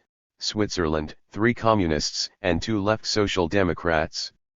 As representatives of Turkey there arrived 2 delegates of the Bureau of Communist Organizations and 1 delegate from the Communist Group of Constantinople. The following countries also gave Communists: Poland, 1, Eastern Galicia, 2, Lithuania and White Russia, 2, Georgia, 5, Latvia, 3, Belgium, 1, Korea, 1, Finland, 5, Holland, 2, Armenia, 2, Azerbaijan, 1, Russia, 63. America is represented by 3 members of the Communist Labor Party and by 2 delegates from the Communist Party of the United States. The following countries gave a mixed communist-socialist representation: Dutch India, 2, Norway, 8, Denmark, 2, Estonia, 2, Czechoslovakia Slovakia gave 2 left Social Democrats. Unions of the Youth and the International of Young People were represented by 12, Germany gave 1, Russia, 4, Norway, 2, Italy, France, Switzerland, and Georgia sent 1 delegate each, the International of Young People, 2. At the Congress there are 42 delegates with a consultative voice, 4 of these were delegated by the Executive Committee of the Communist International, Communists, 2 by Ireland, Communists, 5 by Italy, Communists, 2 by Latvia, Communists, 1 by Bukhara, Communist, 2 by Czechoslovakia, Communists. A mixed communist-socialist group of delegates, with the right of consultative voice, was given as follows: Italy 6, Germany 2, Serbia 2, Estonia 1, Austria 1, Finland 3, France 3, America and Mexico, 1 each, India and Australia, 2 each. The National League of Workmen's Youth of England gave 1 delegate with consultative voice, the Central Bureau of Chinese Workmen of Bosnia gave 2, and the Communist Bund gave 2. 1. In the sections of the Congress. Petrograd Pravda, July 28, 1920. National and Colonial Questions. On the first day the work of the sections is on national and colonial questions. These questions have now become practical questions of the revolutionary struggle. This is clear from the fact that so many colonial countries are represented at the Congress, such as India, Korea, China, Persia, and so forth. The two international, even in its best years, could not boast of such an international membership as we find here at the Second Congress of the Three International. The toiling masses, many millions, of the Orient have developed closer relations. It is natural that their revolutionary representatives should be at a World Communist Congress. European and American capitalism pitilessly repressed and oppressed the colonies, took away all the vital strength of oppressed nations, and doomed them to stagnation and ruin. Now new times have come even for the most backward and oppressed. An enormous quantity of inflammable material has accumulated everywhere. Dutch India, Comrade Mering, a socialist propaganda has been conducted there for about 5 years. Imported capitalism did not permit the development of a local, native bourgeoisie, but there has been an adequate number of large power robbers. Capitalistic development went forward, as did also the process of depriving the local population of land and of ruining the small artisans. In Dutch India, Java, there are 30 millions of Mussulmans. Of this number 24 millions are peasants. The proletarians number 3 millions. In 1912 occurred the first great mass movement, which brought into the foreground workmen and peasants. It took place under the slogan of the struggle of Islam against foreign capitalism. 41. A new revolutionary movement already has a history of 3 years. The most revolutionary elements are the railroad workers. 10,000 of the 40,000 are already organized. At Java there worked both reformists and a revolutionary socialist party, the latter having now changed its name to Communist. The reformists have only 100 members, all of them European, colonizers. In the ranks of the Revolutionary Socialist Party are 1,500 Javas and 100 Europeans. Persia, Comrade Sultan, Zaid. The importation of cheap manufactured goods from abroad contributed particularly to the ruination of the peasant masses and the small artisans. The peasant masses are cruelly exploited by the Shah's clique, and by the feudals who own estates equal in size to Belgium and Holland. There is no unity in the ruling classes. This leads to constant political strife in their midst. The agrarian aristocracy constantly looks toward imperialist protectors. A section of the merchant groups thinks mainly of the markets of the rich metropolis, while another section sees no other way out except to remain independents. A schism took place among the propertied classes in 1912, during the Russian attack on Persia. It continued even during the period of the English occupation. In view of the weakness of the ruling classes of the native society, and of the acuteness of the agrarian relations, the revolution in the Orient is inevitably taking on enormous social proportions. The institutions of revolutionary self-administration, the Anjumani, which were in existence in the time of the First Revolution, have spread rapidly throughout the whole country. India, Comrade Roy. In India there are 37 million landless peasants. Land ownership is highly centralized, 600 to 700 princes own almost the entire territory. About 5 million proletarians work in enterprises which number 500 workmen each. The nationalist movement rests for the most part on the middle classes, in south of India. A strike revolutionary movement of proletarian masses is blazing for itself its own road. China, Comrade Lau. China was refused everything at the peace conference. At the present moment the nationalist revolutionary movement is having much success. The student youth are at its head. They organize strikes, and have close contact with workmen, who often strike on their appeals. Sometimes even the small traders also strike. The day of the Japanese ultimatum to China, May 4, 1915, has been proclaimed a day of national shame. Industrial Shanghai is the leader of the revolutionary movement, and carries on a struggle against the southern and northern governments. Sun Yat-sen, who was formerly in the southern government, left and took with him only generals adventurers. A socialist printed organ is published in Shanghai. There also a left party is active, and calls itself a Marxist party. It stands for alliance with Soviet Russia against Japan, and for assistance to Korea. All provinces are in the hands of governors general, the finances are also in their hands. Therefore the central government is conducting systematically a selling out of China to foreign robbers. Shantung and much more was ceded to Japan. The overwhelming majority of the population are agricultural. The majority of the poor of the cities are small artisans. The Chinese army numbers about 2 million, but these are hired soldiers who serve those who pay the money. In China there are no large estates. China is one big kitchen garden. There is great shortage of land. And therefore Sun Yat-sen himself energetically supports the policy of colonizing the border provinces. The rural population is very much stirred up over the high taxes. An industrial proletariat is just beginning to grow up. It represents an extreme revolutionary element. Korea, Comrade Pak. To 1914 the nobility and the prosperous elements were the only standard bearers of the national movement.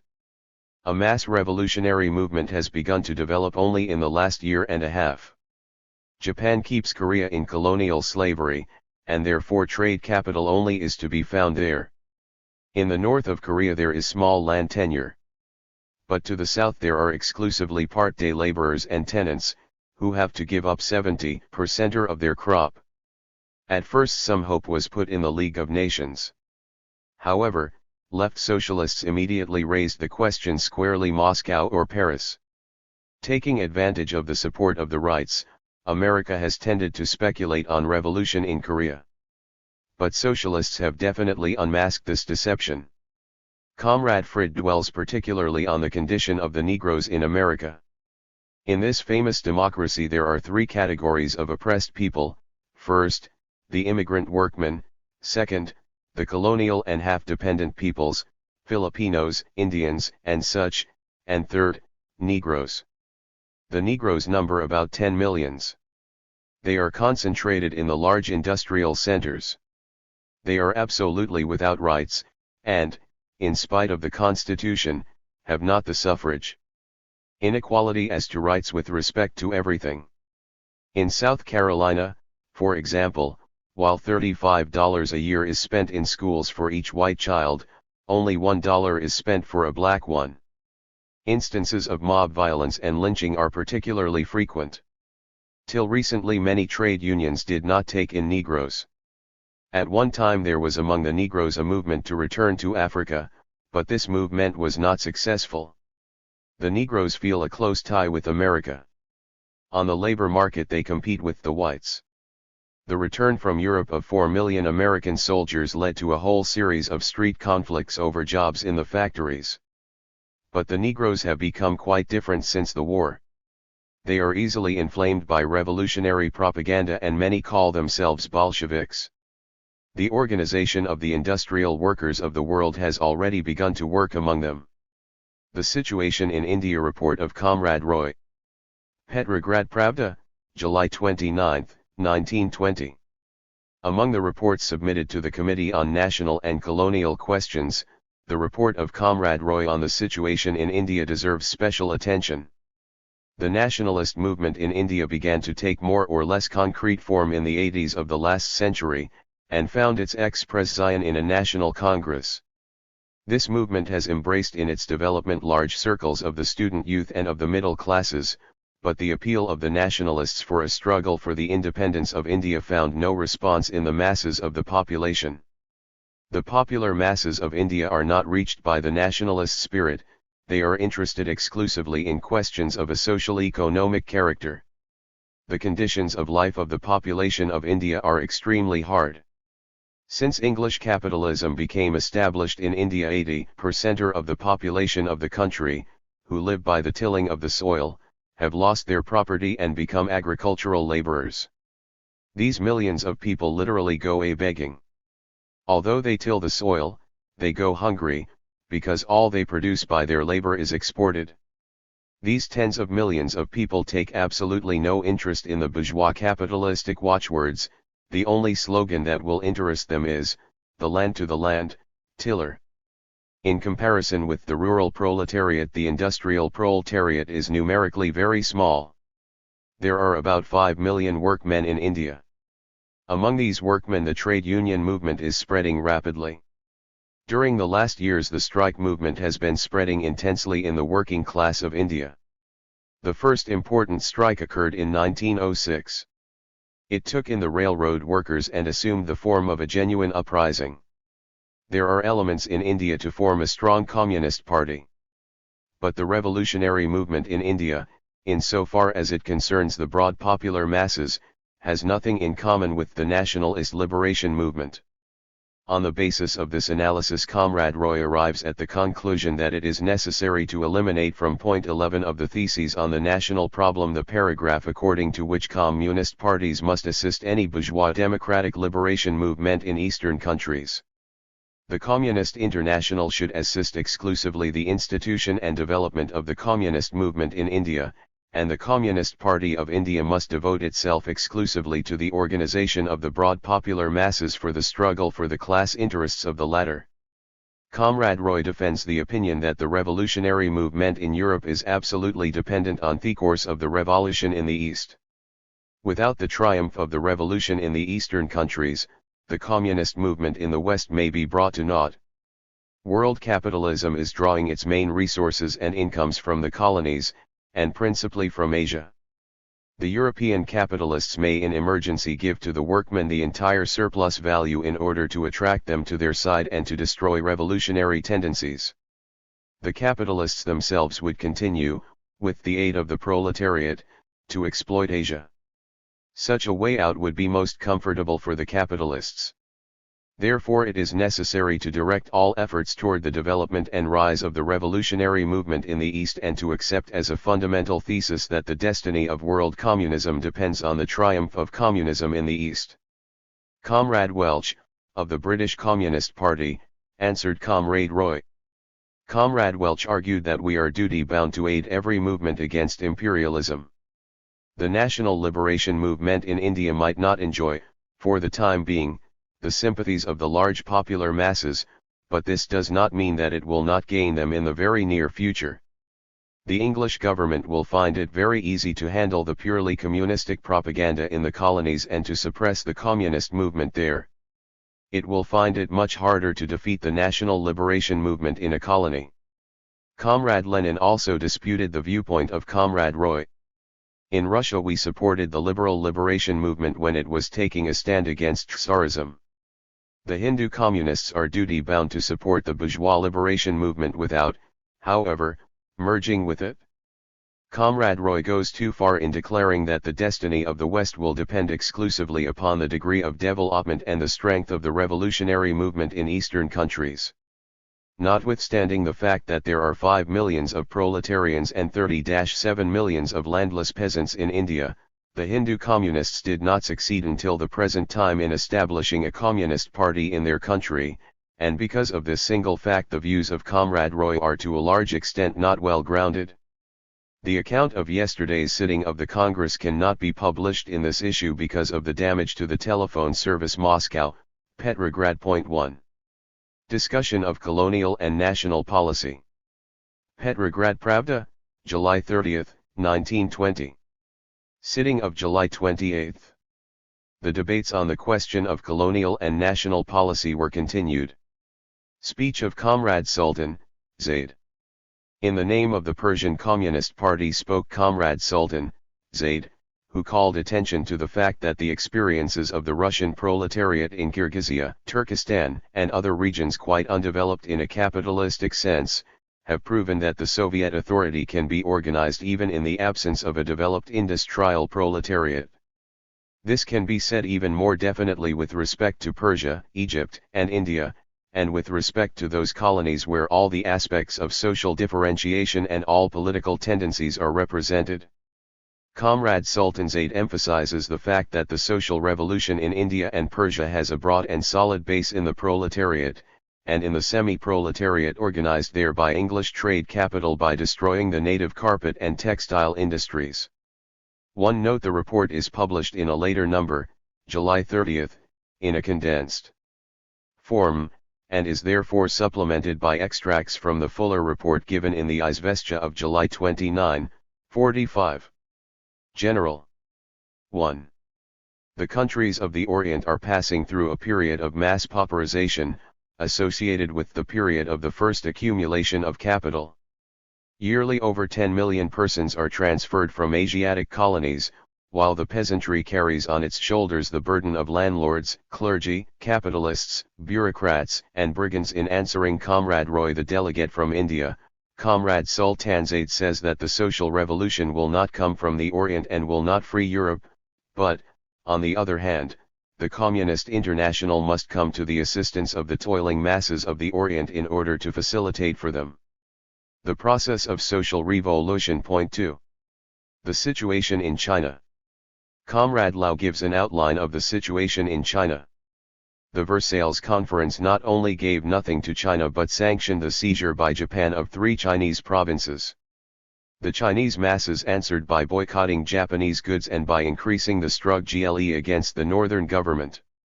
Socialist parties in China are winning more and more influence, and publish in Shanghai a weekly which is widely distributed in China. This party supports an alliance with the Russian Soviet Republic and appeals for a struggle against the Chinese and the world bourgeoisie. The industries of China are at a standstill. The proletariat is in a most deplorable condition, and in the villages the land is being seized by the rich. The system of administration in China is a dictatorship of a military bureaucracy, with complete chaos and arbitrary methods in administration and finance. Speech of Korean delegate. The delegate of the Korean Communist Party, Comrade Pak, also points out that the victory of social revolution is impossible. So 166. In addition, even the ruling classes in Oriental Khoi are not unanimous, since some are associated with the world markets and capital while others are associated with the national markets and capital. All these circumstances greatly facilitate the development of social revolution in the Orient and Persia, where already in 1905 the Soviet of Peasant Deputies Anjumani was organized. Moscow Izvestia, July 29, 1920. Further, he points out that the experience of the national democratic movement in the Orient confirms the policy of assisting preferably the toiling masses through the intermediary of a communist party, rather than by supporting indefinite and unsuitable political organizations of a petty bourgeois character. Comrade Graziadei speaks on the role of the Soviet Russian Republic for the development of social revolution, and expresses the opinion that its struggle against world capital at the present moment should be considered synonymous with the struggle of the Three International, just as the defeat of the Paris Commune at its time represented the defeat of the I International. As for the small nations, in his opinion they did not carry on an imperialistic policy during the war, since they were powerless. After the war they cannot carry on an imperialistic policy because they are themselves the object of the imperialistic maneuvers of the larger pirates. This last fact represents the full measure of their role in the history of the social struggle on a world scale. Moscow Izvestia, July 29. 46. Long as the Western bourgeoisie can draw on its resources in its Colorado niche in the Orient for its struggle against the proletariat. Statement of Turkish delegate. Comrade Ismail Haqqi speaks in the name of the Turkish toiling masses. He introduces an amendment to the resolution of Comrade Lenin on pan-Islamism and pan-Turkism. Protest against anti-Semitic baiting. Then speak comrades from Kina, Mirazin, and Khan. In the name of the Jewish proletariat they propose to the Congress to issue a strong protest against the anti-Semitic persecutions and pogroms which are being organized everywhere wherever the bourgeoisie rules, or even where there are petty bourgeois, compromise socialist governments. They base their protest on many facts from the practice of the governments of Pilsudski and Petlura, and also from the practices of the organizing by the English occupationary authorities of pogroms in Palestine. Before the vote on the theses on the question of colonial and national policy, Comrade Saradi announces that he believes that social revolution can and should be realized without the support of so-called national democratic parties.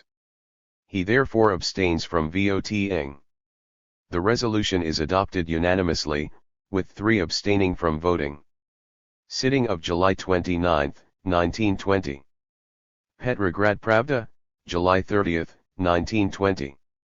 Speech of Comrade Zinoviev. Comrade Zinoviev proposes a number of changes in the theses concerning conditions of admission to the 3 Communist International. He speaks of the serious peril menacing the 3 International and the world revolution. 1. He then describes the struggle of the Korean revolutionists against Japan, which has been going on now for 17 months. The Japanese increased taxes by 300 to 350%, thus arousing even the middle classes of the country against them. They did not permit the construction of factories and mills in Korea. The Korean toiling masses understand that the struggle cannot give them freedom if it is conducted solely on nationalist grounds. Fighting for the overthrow of the Japanese yoke, the Korean masses at the same time strive to liberate themselves from their own native landlords. Former political parties, the so-called United National Bloc and the Union of Terrorists, hope for the liberation of the Korean people under the Wilson formula. They, however, have now lost all influence, and at the present moment it is the Korean Communist Party that exercises influence over the masses of the Korean toilers. Moscow Izvestia, July 29, 1920. In his opinion, Pan-Islamism is the historic attempt of the Turkish sultans to unite around the Turkish peoples all other peoples enslaved by them through force of arms. Since the Turkish Revolution, this political tendency has been replaced by a pan-Turkism, that is an attempt to unite all the Turkish peoples on the basis of a common origin and common language. At the present moment, pan-Turkism is just such a reactionary movement as was pan-Islamism in its time.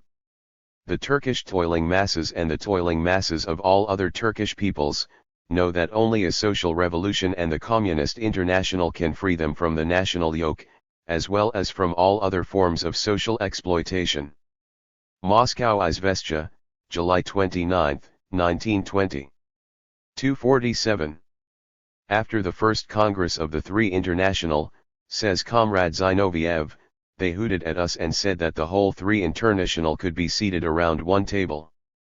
The old parties remaining under the flag of the 2 International did not at all express the desire to forsake it. Since then many changes have taken place. Now, under the pressure of the broad masses of workers, the old inveterate representatives of the ideology of the 2 International are breaking away and knocking at the door of the 3 Communist International. Comrade Zinoviev emphasizes the fact that the 3 Communist International is not a society of propaganda. The 3 Communist International is an international militant organization similar to the I International, which did not leave a single great economic strike without active support. What, however, do these people imagine their future relations to the Communist International will be, and their role in the world revolution? Comrade Zinoviev cites an article by Grimm showing the necessity for the Independent Party to leave the two international and participate in the three Communist International, which should organize an international information bureau and parliamentary work through the introduction of various drafts of laws. The Italian opportunist Modigliani admits that he is for admission to the three international, since that entails the obligation merely to send a postal card to Moscow once in 2 weeks.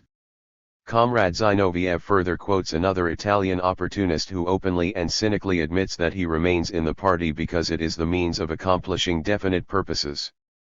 "We are standing before the evident danger," says Comrade Zinoviev, "of filling up the Communist International with elements of this sort." Comrade Zinoviev further gives a detailed analysis of the political structure of the Italian and German independent parties and of the Swedish, Norwegian, Danish, and Yugoslav left socialist parties, and says that all these parties should in the most categorical manner put a stop to all the socialist pacifist, bourgeois tendencies that are building their nests in these parties. He speaks of the three Communist International being the International of the East, which opposes the International of the West. Events have shown, however, that there is neither an International of the East nor an International of the West, but upon the hand a Communist International, and on the other hand a bourgeois international which is trying to disorganize and demoralize the labor revolution with the aid of socialist, pacifist ideas. 1. The Communist International will not be one-sided. Comrade Zinoviev reports that the Central Committee of the Russian Communist Party, analyzing the question of socialist pacifists, had reached the decision that if the dilemma should arise as to a choice between a communist international containing socialist pacifist elements and solely a Russian Communist Party, at least formally we would prefer the latter. At the present time the socialist pacifists represent the most dangerous tendency in the socialist parties. Comrade Zinoviev expresses himself in the most categorical manner against proportional representation.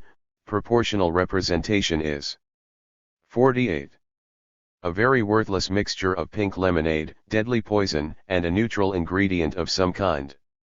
We do not assemble for compliments on an international scale, for the singing of the international, and other nonsense characteristic of the two international. The Communist International is a militant apparatus for throwing off the capitalistic yoke. Honeyed loyalty to Koskei under such conditions is treachery to the working class. Comrade Zinoviev again insists on the necessity of centralization and iron discipline, and expresses the hope that with the aid of the warlike qualities of the three internationae the latter will accomplish what is written on its flag: the liberation of labor. Comrade Radek appears. Debate follows the report of Comrade Zinoviev. Comrade Radek appears. He recalls the first days of the German Revolution, when Soviet Russia offered her aid to the German government, with which Hassa was then connected.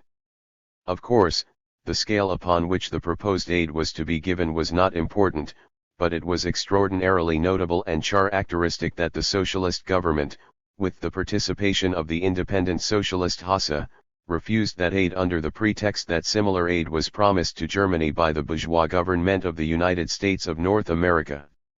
This at once revealed the orientation which in reality was perfectly natural to the socialist compromisers of Germany. The circumstance also seemed perfectly natural that the Congress of the two international busied itself with revising the Treaty of Versailles. Therefore we say to the working class, be cautious, and be all the more cautious for the reason that through simply ignoring the revolution the so-called independent socialists often pass without much ado to treachery. In September 1919, when Denikin and Yudenich were bending their steps toward Moscow and Petrograd, when the very existence of the Soviet Republic was in danger, Hilferding said that the Soviet Republic would go to the bottom in 2 or 3 weeks and that there was no need to bind up one's fate with Moscow. Hilferding and Hassa do not believe in the revolution, they betray the revolution even when they formally join it. Comrade Kakin appears. Comrade Kakin then takes the floor and, in his own name and that of Rosmer, reads a declaration of complete solidarity with Commander Zinoviev, as well as with the propositions advanced by him. Comrade Kakin in the course of his speech further points out a large number of problems arising from these propositions and theses for the French Socialist Party and promises that on his return to France he will achieve complete unity on all these theses in the French Socialist Party. He also expresses the hope that the French Socialist Party will just as unanimously join them, and that Comrade Longuet will be among the sincere adherents to the new decision. 49. Debates. Comrades Lefebvre, Gratiade, Guilbaut, Herzog, Gudenberg, and others participate in further debate. All of them warn against too confiding an attitude toward the admission of individual, so-called independent socialist parties into the communistic family of the Three International. They recall the new display of socialist traitors and socialist chameleons, and draw a parallel between Kakin and Turati, and extend that parallel also to other personages in independent socialist parties, demonstrating that all these are traitors to and betrayers of the revolution. Their ideological character will not by any means be changed by their admission or non-admission to the Communist International. This will be pasting the red label of the Three Communist International on the yellow content of the compromise parties. We accept these gentlemen only because the laboring masses still go with them and follow them. But the laboring masses should not make war with such means, they must be taught, they must be organized, and having been organized must be torn away from the treacherous and counter-revolutionary parties and organizations. Their inclusion, then, in the membership of the Three International, through the instrumentality of the compromise parties, constitutes the gravest menace to the social revolution. A resolution is passed by the Congress on the report of Comrade Zinoviev. Banquet in honor of the Congress. Yesterday, in the Column Hall of the House of Unions, was held a concert banquet in honor to the Congress of the Three International, organized by the Moscow Soviet, the Moscow Provincial Soviet of Trade Unions, and the Moscow Committee of the Russian Communist Party. The best artistic talent of Moscow took part in the concert. Shaliapin, Geltser, Balashova, and others performed. The official part of the program concluded with the rendering of Dubanushka, by Shaliapin. The concert lasted until 3 a.m. Evening sitting of July 29. Petrograd Pravda, July 31, 1920. Statements of the German independence. The evening sitting of July 29 begins with the appearance upon the floor of Dittmann and Crispien, representatives of the Party of Independence of Germany, who in their speeches note the evolution of their party, which now numbers within its ranks some millions of workers of the most revolutionary portion of the German proletariat. It may be, they say, that our party committed many crimes in the past, but it is now straightening out its political lines. A number of the largest demonstrations recently took place in Berlin, under 15060_24. 50.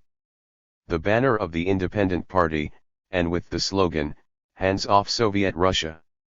The refusal of the Congress to include the Party of the Independence in the Three International, says Comrade Dittmann, may have serious consequences for the German Revolution. The German proletariat cannot remain without an international policy and international ties, and perhaps it will be compelled to create its own international organization. In response to these representations, Comrade Lozovsky and a number of other orators warned the Congress against including the Party of Independence of Germany in the Three International, for experience has shown that in the fateful moment of the revolution, the German Mensheviks, as well as those of Russia, may find themselves on the other side of the barricade and betray the German Revolution. 1. The Moscow Izvestia of July 31, 1920, gives the following longer report on this sitting. The evening sitting begins with a statement by Comrade Milkich, who says that the analysis of the program and tactics of the Party of Yugoslavia, made by Comrade Zinoviev is correct insofar as it refers to the past. At the present moment our party is a purely communistic one, and has nothing in common with opportunism. We still have certain individuals who act like reformists and opportunists. But the party as a whole is struggling energetically against these elements, which are to be found in every communist party, and even in the party of Bolsheviks, Comrade Milkic brings forward many facts of a documentary character, which prove the genuinely communistic line taken by the Yugoslavian party. He says that the party in both its legal and illegal activity aims to realize the Soviet authority, appeals to the masses and organizes Soviets, and that many of the responsible workers of this party, including one member of the Central Committee, have been turned over to military courts as a result of their activity. Comrade Bombasi believes that no dispute can arise on the essence of the question that has been raised at the Congress. To admit non-communist parties into the Communist International would be the same as to admit the entire Two International into the Three International.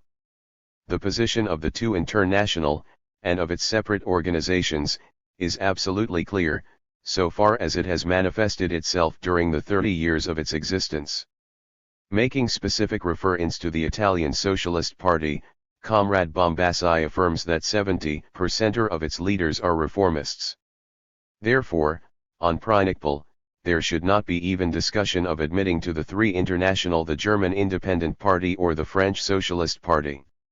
If, however, as a matter of tactics, it seems necessary to do so, then the only way out of the situation is to institute the strictest re-registration of all members of the parties admitted, like the constant re-registration which has become part of the system of the Russian Communist Party.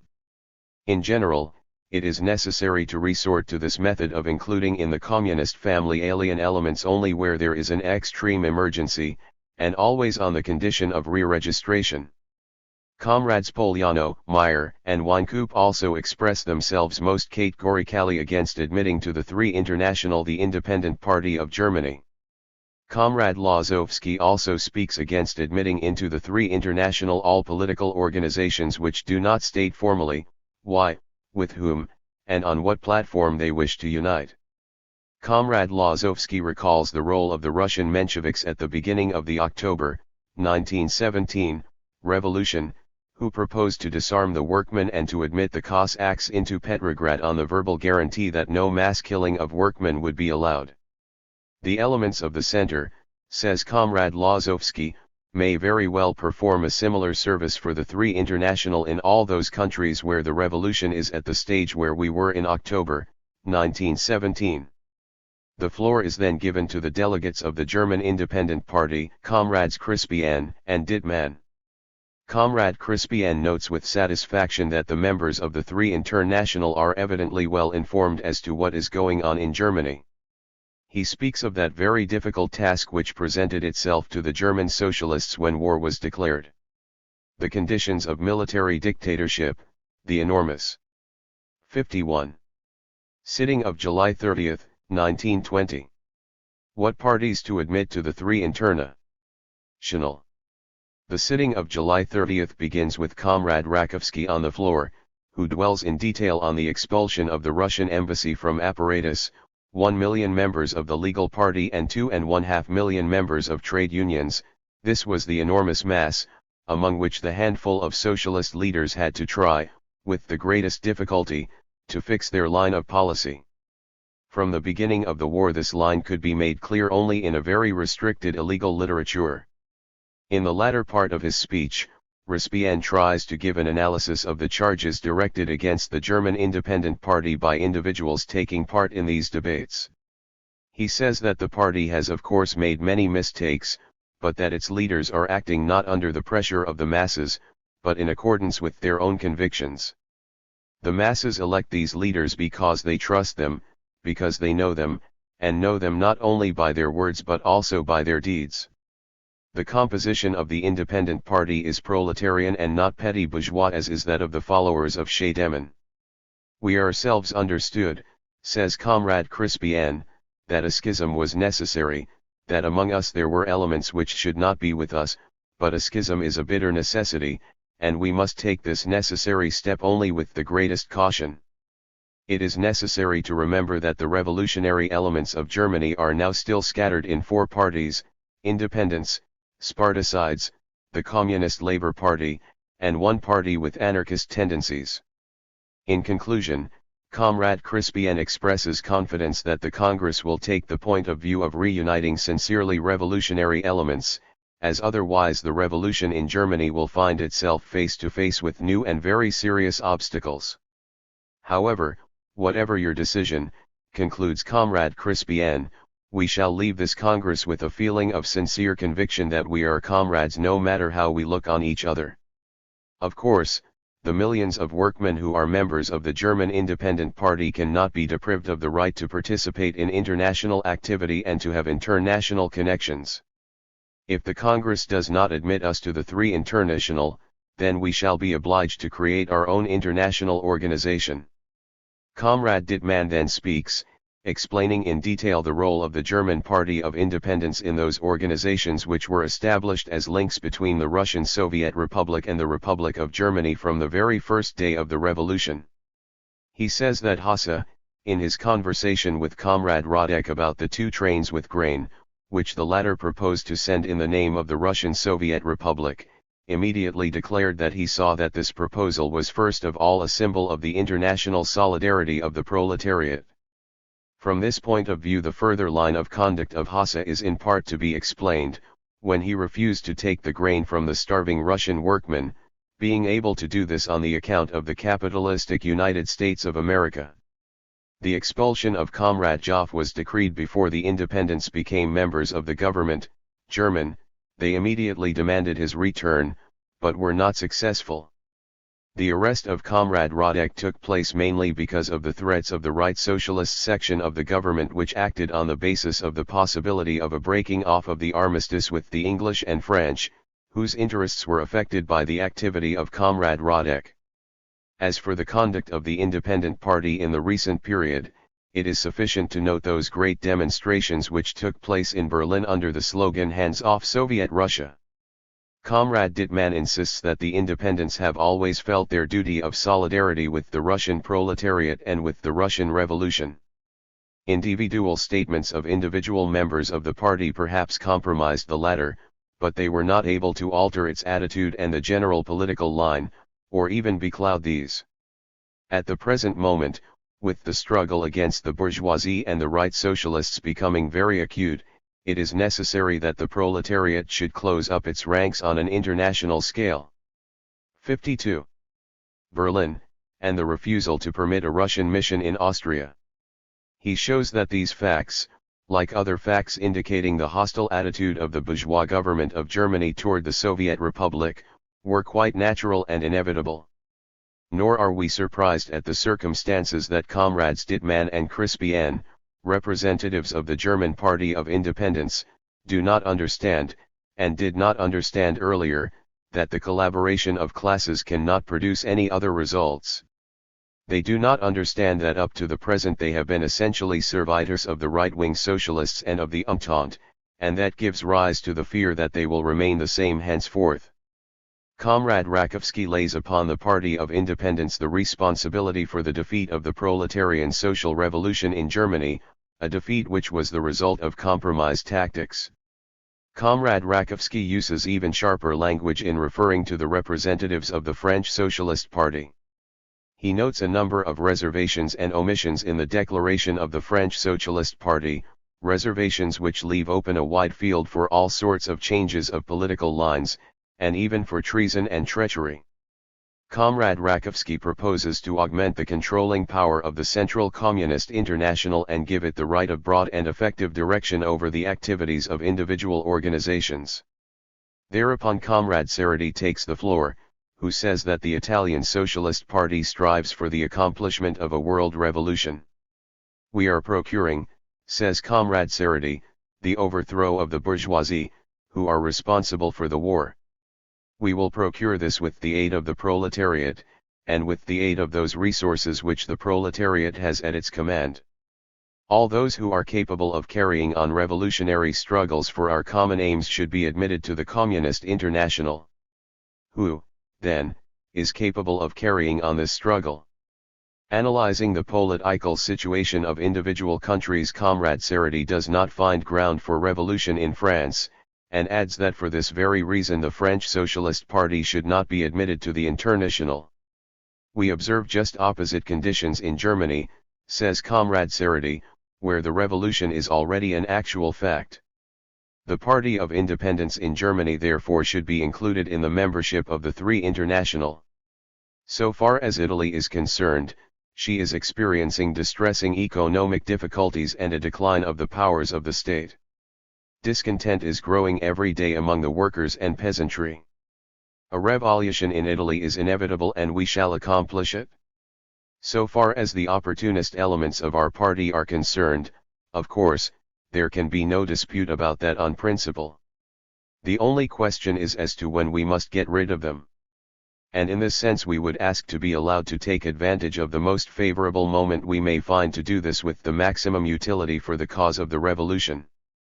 Comrade Cerruti dwells in detail on the activities of certain Italian opportunists and shows that they are after all of much benefit to the party and to the revolution.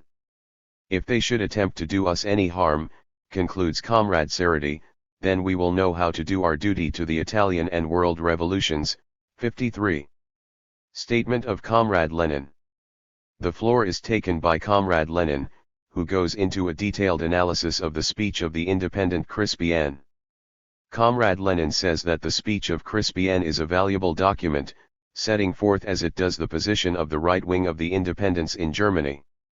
He also remarks that the view of Crispian on the dictatorship of the proletariat identifies him in the closest manner with Koskai. Similarly, it is not accidental that Crispian maintains complete silence about the struggle of tendencies both in the Congress and the Party of Independence.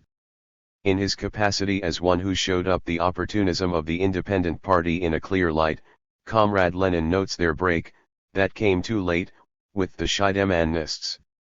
Comrade Lenin then gives an analysis of the views of the independent party, or rather of their right wing, upon terror and violence. Comrade Lenin asks what the course of the independent party in Germany would be toward the murders of Rosa Luxemburg and Karl Liebknecht, after the establishment of the dictatorship of the proletariat, and toward the reactionary officers, speculators, marauders, Krupp, Stumm. Toward certain elements of the counter-revolution, any other policy, a policy not connected with violence and terror, is completely unthinkable. No dictatorship of the proletariat is to be thought of without terror and violence against the bitter foes of the proletariat and the laboring masses. You say, continues Comrade Lenin, that Koskai no longer has any influence in your party. But do you know that you yourself are a living example of the fact that through you, through your mind and feelings, and your ideology, he is exerting his pernicious bourgeois influence on the masses in the independent party of Germany? We cannot work with Koskai in the same international. We are also unwilling in according admission to the international to be guided by an analysis of the political situation in a country, as suggested by Comrade Cerruti. We existed even in the most counter-revolutionary situation in Russia. In old Russia the Bolsheviks struggled for the revolution. And, on the other hand, there were Martov and Chernov who at the height of the revolutionary conjuncture, were complete counterparts, with respect to their social significance, of the Italian socialists Turati, Trampoline, and other opportunists. Whatever the situation may be, we must carry on the necessary fight against the opportunists, and in view of the revolutionary situation, a still more bitter fight than at a moment of the decline in the revolutionary struggle. Following Comrade Lenin, the Spartacide Comrade Levi speaks and sharply objects to the admission of the German Independent Party to membership in the Communist International. Comrade Levi offers much documentary data, in his opinion convicting the Independent Party of systematic deviation from true revolutionary lines and of inclination to Wilsonism and to compromise. 1. A somewhat longer account of the sitting, giving speeches from other foreigners and a speech by Zinoviev, is found in the Izvestia of August 1, 1920, from which the following extracts are taken. Emberdras supports the same thought in relation to the Swiss party, which does not even recognize the dictatorship of the proletariat. 54. Sitting of August 2. Petrograd Pravda, August 3, 1920. In memory of Soviet Hungary. The session opens under the presidency of Comrade Zinoviev. Before the opening, Comrade Zinoviev calls the attention of the delegates to the fact that August the 2nd is the anniversary of the downfall of Soviet power in Hungary, a year since the event that brought about the death of Comrade Samouli and thousands of other comrades, revolutionary workmen and peasants. He proposes to honor the memory of the fallen by rising, and expresses confidence that the Hungarian Republic will soon come to life again, to the horror of the Hungarian and the world bourgeoisie.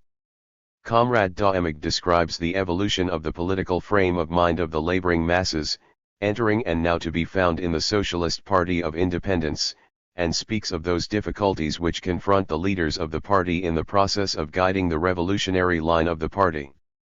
Comrade Stecker states that in the Congress and in private conversation with him, various comrades expressed the wish that the Independent Socialist Party of Germany should be differentiated definitely, and bring about a schism. Comrade Stecker admits that there exist in the ranks of the Party of Independence certain tendencies and views upon the dictatorship of the proletariat, upon the Constituent Assembly and upon the Soviet system, but that the entire conjuncture of the political life of Germany and the natural development of ideas within the Party of Independence at the present moment do not yet dictate a schism. We have an army 1 million strong of revolutionary peasants, but we also have counter-revolutionary peasants. In counter-distinction to our Russian comrades, we have an army 1 million strong of proletarian intelligentsia technicians, commercial employees, etc., who will class-consciously defend the dictatorship of the proletariat and facilitate its realization. So far as terror and the use of violence are concerned, there is no difference of opinion among us on that question. I myself said at Leipzig that under certain conditions revolutionary terrorism is a necessity. When the German Revolution begins to feel the knife at its throat, as was felt by our Russian comrades, that necessity will be a real one. The difference between the evolution of the Russian Communist Party and that of the Party of Independence is explained by the fact that we had no sort of connections with Russia. Not only we, but all other communist parties represented here, were not interested in the question of terror and threw no light on it in their program. In conclusion, Comrade Stecker expresses confidence that other representatives of the independents will also remain revolutionists and, in Germany, will go hand in hand with the Communist Party. In the closing speech, Comrade Zinoviev summarized the debate which took place on his report. He again emphasizes the dangers which threaten the Three International, through association with parties retaining opportunistic lines of action, such as the French Socialist Party and the German Independents. At the same time, he strongly insists on the necessity of purging those parties of the reformist elements which have already joined the Three International, such as the Italian, Danish, and the Norwegian. He finds that the orators replying to him not only did not refute his assertions, but, on the contrary, only corroborated them. But at the same time, Comrade Zinoviev, with no little firmness, replies to those comrades of the left who categorically rejected all thought of admitting intermediary parties under any sort of conditions whatsoever. He calls such a point of view futurism, using an expression uttered by Comrade Guilbaut, and calls it, besides, a very superficial and frivolous one. It is very important for the International not to thrust aside those masses who come in the wake of intermediary parties, but on the contrary to attract them to its ranks. In conclusion, Comrade Zinoviev proposes to refer the question to the Committee for the final working out of resolutions. The Congress so orders. 55. Comrade Zinoviev concludes his speech with the exclamation, "Soviet Hungary is dead, long live Soviet Hungary." The problem of the independence. Comrade Dittmann, Germany, is given the floor and he reads a written statement of Comrade Crispian, Germany, who was taken ill, wherein the latter protests against certain speakers who put him in the category of socialist pacifists. He states that in the course of 26 years of revolutionary activity he has always professed and preached the idea of class struggle, and only through such struggle will the destruction of capitalistic exploitation be accomplished. Comrade Wynkoop proposes to consider the question whether or not the Congress has instructed the Executive Committee to continue negotiations with the independents. Comrade Radek objects, as he considers that the question has already been decided in the positive, by the vote on the resolution on the report covering this point. The motion of Comrade Wynkoop is rejected. The floor is given to Comrade Bukharin to report on the question of parliamentarism. Report on parliamentarism. Comrade Bukharin begins his report by stating that he will give the general content of the resolutions adopted by the Committee on the question of parliamentarism. On the concrete amendments to the theses proposed by the Executive Committee of the Three International, a further report will be made by Comrade Wolfstein, Germany, and Comrade Bordiga, Italy, will make a supplementary report. Comrade Bukharin first draws a parallel between the role of parliamentarism before the World War and the evolution of this role during the war. The period of peace in the development of imperialism is characterized first of all by a community of interests of the imperialistic bourgeoisie and the proletariat in the metropolis, in any case of a certain portion of the more skilled elements of this proletariat. It is this community of interests that Koski denies so stubbornly in his writings. This community of interests is reflected in the fact that the trade unions of the Yellow Social Democracy and other organizations of the proletariat have, so to speak, become a bourgeois apparatus of state power. Parliamentary representation also has been one of the forms under which an organization of the proletariat became, in fact, an apparatus of capitalist oppression. During the war, however, the elements of the proletariat that had penetrated into the bourgeoisie came more and more to lose their influence on those organizations of the proletariat which were becoming the weapons of class struggle, and the means of destroying the apparatus of class oppression, the means of overthrowing the bourgeois state in the struggle for a new order. That is why parliamentarism at the present moment has retained for us its significance. For us it does not represent what it does for the reformists, namely, 56. A method of solving certain concrete demands. For us it is merely the arena for our conflicts with the bourgeoisie, and a means of agitation and propaganda among toilers, a means for organizing the wide popular masses around our flag. Membership of parliamentary fractions of the proletariat. If one analyzes from this point of view the membership of the most important parliamentary fractions of the proletariat, one finds the membership of such absolutely unsatisfactory. The Socialist Independent Party in Germany counts 82 deputies, of whom only 20 are communists, 20 absolutely definite reformists, while 40 will be the Marsch. The best socialist party that belongs to the Communist International is the Italian Socialist Party. What do we find here? It appears that in this party 30% are adherents of Turati, i.e., rights and definite reformists and opportunists, 55% form the group of Serrati, and only 15% of its parliamentary delegation will be the left revolutionary wing of the group of Bombassi. The French parliamentary fraction consists of 68 deputies, of whom 40 are definitely opportunists, 26 delegates from the group of the Centre, and only 2 revolutionary socialists. The Norwegian party has in its parliament 19 deputies, of whom 11 are rights, 6 belong to the group of the Centre, and only 2 are lefts. Thus the working class is represented in parliaments by opportunists and reformists, and at best by the Centre, that is, the Centre of a socialist party which is analogous in its composition to the German Independent Party. And what does this party of independence really represent? Characterization of the independents. Comrade Bukharin recalls a conversation with Hasse, who, of course, considered himself a revolutionary and proudly referred to his speeches as confirming his opinion of himself. He indicated to Bukharin a speech of his in which he pointed out that the sending of troops to Finland was a violation of popular interests. As though the sending of troops to France, or to Russia, or to any other country is not the violation of popular interests. Bukharin takes several other facts from the speeches of Hasse, and says that it is really laughable that Hasse and other members of the Party of Independence continued to consider themselves revolutionaries when in the very speeches which they believed to be most revolutionary they appeared opportunistic in relation to the entire group of the independents.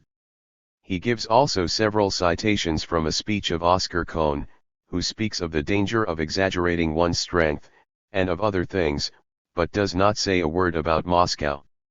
And Koski refers to Moscow only when he finds it necessary to condemn terror and violence. The independents wish to decide questions of actual life by parliamentary methods. They introduce projects of law and amendments. 57. To such, as though this can give any result within the framework of the rule of capitalistic society. Comrade Dittmann says that they were not able to carry out the resolutions of the Leipzig Party Congress on adherence to the Three International, because they were busy with the elections to Parliament. Is it surprising that they do not understand the enormous significance for revolution of the decision of the Leipzig Party Congress? Can one be surprised that the independents do not make the decision of this Congress on adherence to the Three International the fundamental watchword of their election campaign? They do not understand the significance of present parliamentarism for revolution. They do not understand that a parliament is only a tribune, merely a weapon of revolutionary struggle, simply the organization of the broad toiling masses for the inevitable armed struggle between exploiters and the exploited. Antiparliamentarism of American IWW. This is the character of parliamentary opportunism. We find much more sympathetic the antiparliamentarism of the American industrialists, IWW, who instinctively feel a distrust of, and a proper hatred for, opportunistic parliamentarism. But when, like Comrade Hortwig, they try to build a theoretic foundation for their negative attitude toward all parliamentarism, it has a quite different significance, and we should condemn absolutely such an attitude. The American industrialists, IWW, simply do not understand political struggle and with naive frankness believe that the general strike, for example, is a question of industrial struggle, and not of political struggle. And, on the other hand, they think that yellow parliamentarism is properly understood political struggle. When they oppose the general strike to yellow parliamentarism, they quite properly give preference to the first method of struggle. This is coarse empiricism on the part of American workmen who know very well the character of the parliamentarism of yellow socialists, and of the Gompers band. But when Comrade Hortwig develops the theory that not only cooperation but even contact with the bourgeoisie is sinful, then his assertions do not deserve attention. In answering Comrade Hortwig, Bukharin calls the attention of the Congress to the fact that sometimes Soviets of workmen's deputies, consisting exclusively of workmen, nevertheless take a line that is purely reformist, but even in the most reactionary institutions, in the most active capitalistic institutions of exploitation, we must have our own men, or if one can so express oneself, our spies. Activity in parliaments for the revolutionist contains the maximum of danger. I believe that many are opponents of revolutionary parliamentarism simply because they are afraid to hold these most dangerous revolutionary positions. Russian Bolsheviks worked in the Imperial Duma under the Tsar's regime, and in the Constituent Assembly. They did not fear contact with the bourgeoisie because they went into these institutions not for reform work, but for revolutionary struggle. And all three parliaments, Russian, in which we took part performed a great service for the revolution. 58. Revolutionary parliamentarism. You have not yet experienced parliamentarism. When you will have worked as we have, when you will organize parliamentary scandals, when in the parliament you will begin violating parliamentary rules of procedure, when they begin arresting you and turning you over to be tried by courts, and when you will use the parliamentary rules of procedure, not for agitation and propaganda, but to organize the workmen for the purpose of direct action and other forms of revolutionary struggle, then you will understand just what revolutionary parliamentarism is. In Western Europe, not to speak longer of Russia, the revolutionary expediency of all these methods of class struggle has been clearly established by the activity of Comrade Liebknecht. If a party is genuinely proletarian and genuinely communistic, then it has no reason to fear contact with the bourgeoisie, because such contact is for it simply a new conflict and a new phase of the class struggle. Sitting of August 2. Petrograd Pravda, August 4, 1920. Debate on the report of Comrade Bukharin. The Italian delegate Comrade Bordiga expresses the thought that the experience of the Russian Revolution and of the Russian Communist Party could not always be applied in practice in Western European revolutions. Parliamentarism in the West at the present time is a mask which hides from the proletariat the apparatus of its oppression. Democratic representation in Parliament should therefore be abolished. This is absolutely necessary in order to give the class struggle the requisite distinctness. The representative of English Labour, Comrade Consular, then comes forward and emphasizes the fact that the Communist Party in England is still in the primary stage of its development, and discourses on parliamentarism disturb its revolutionary work. In the name of the Bulgarian Communist Party, Comrade Shablin comes forward and shows that the experience of parliamentary activities in the Bulgarian Communist Party indicates that revolutionary activity in parliament is possible and expedient. The floor is then taken by a second English representative of Labour, Comrade Murphy, who in the most decisive and determined manner defends the theses of Bukharin. Hostility toward reformatory parliamentarism, he says, cannot serve as a reason on principle for objecting to revolutionary communistic parliamentarism. The floor is then given to Comrade Lenin. Speech of Comrade Lenin. Comrade Lenin, replying to Comrade Bordiga, shows that the reactionary role of parliament by no means obviates the necessity of carrying on revolutionary work in that parliament. During the 59 Kerensky period, the revolutionary significance of the Soviets was not worth a broken penny, but no one for a moment doubts the necessity of the work of the Soviets. Parliaments, like Soviets, are not casual institutions, artificially created. They reflect the real relations of life. Every parliamentary crisis is essentially a reflection of crises that are real, nascent, or already accomplished in actual social life. You speak of the necessity of abolishing, and not utilizing, parliament. The Russian Communist Party can refer to the work which it did. We dispersed our constituent assembly, we already had no parliament, but we did this after the conquest of authority, after the victory over the bourgeoisie, and after the peasants and backward workmen, who were formerly represented in parliament and believed in it, had come over to our side because of our agitation from within and because we destroyed that belief. You speak of the working class being organized into syndicates, and say that these syndicates should be the arena of agitation and propaganda. But where will you organize and agitate among the peasants, clerks, and retrograde workmen who do not join syndicates? It must be frankly admitted that in this sense a parliament cannot be replaced, and that not only syndicates but even Soviets cannot take the place of parliaments at a certain stage of development of the revolution. Comrade Suka says that parliament will cost us very dearly. It may be that you are too weak. Perhaps you fear that you will not have sufficient means or people, that the chosen delegates will not be submissive to you, that you will not gather a sufficient number of these electors together, etc. But if you are so weak, how then can you speak of a dictatorship of the proletariat, of a victory over the bourgeoisie, of the organization of production, and of the other problems of any communist party, which problems depend for their realization first of all on discipline, power, and means? The consciousness of weakness or the fact of this weakness is a poor argument in the working out of guiding principles. You must work. You must work for the increase of your powers, for the organization of wide masses of toilers, and for their unification by means of iron discipline in organization. The concluding words were spoken by Comrade Bukharin, who defended the theses presented by him. Thereupon the sitting is closed. Day sitting of August 3rd. Concerning trade unions. Comrade Radek takes the floor with a report on the question of trade unions. He dwells on the relations which should be established between the Communist International and trade unions. Comrade Radek says that these relations are predicated upon the position of such unions as mass organizations of the working class. It is necessary, therefore, to give a calm, business-like analysis of the possibility. 60. Ties which are open to the trade union movement and to the evolution that is before it. Comrade Radek protests against the idea that trade unions are disease tumors resulting from abnormal social conditions.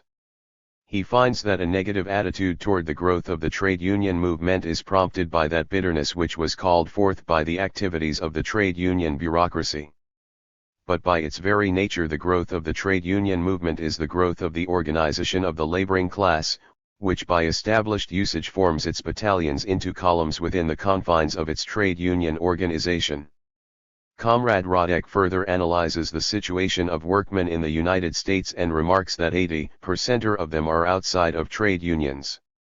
The conclusion was drawn that it was necessary first of all to organize the entire laboring class as far as possible and therefore to form new trade unions, which would be summoned to activity and to an organized class struggle of the less qualified workers, those whom the aristocratic trade unions do not honor by admission to membership in their organization. The proceedings were interrupted by Comrade Zinoviev, who announced the arrival of a representative of the Soviet Republic of Kava. This representative closed his address to the Congress with the following: "Long live the World Union of Toilers! Long live the world proletariat! Long live the leader of the world, proletariat, Comrade Lenin!" Debates. Following the appearance of the representative of the Soviet Republic of Kava, the debates on the report of Radek are continued.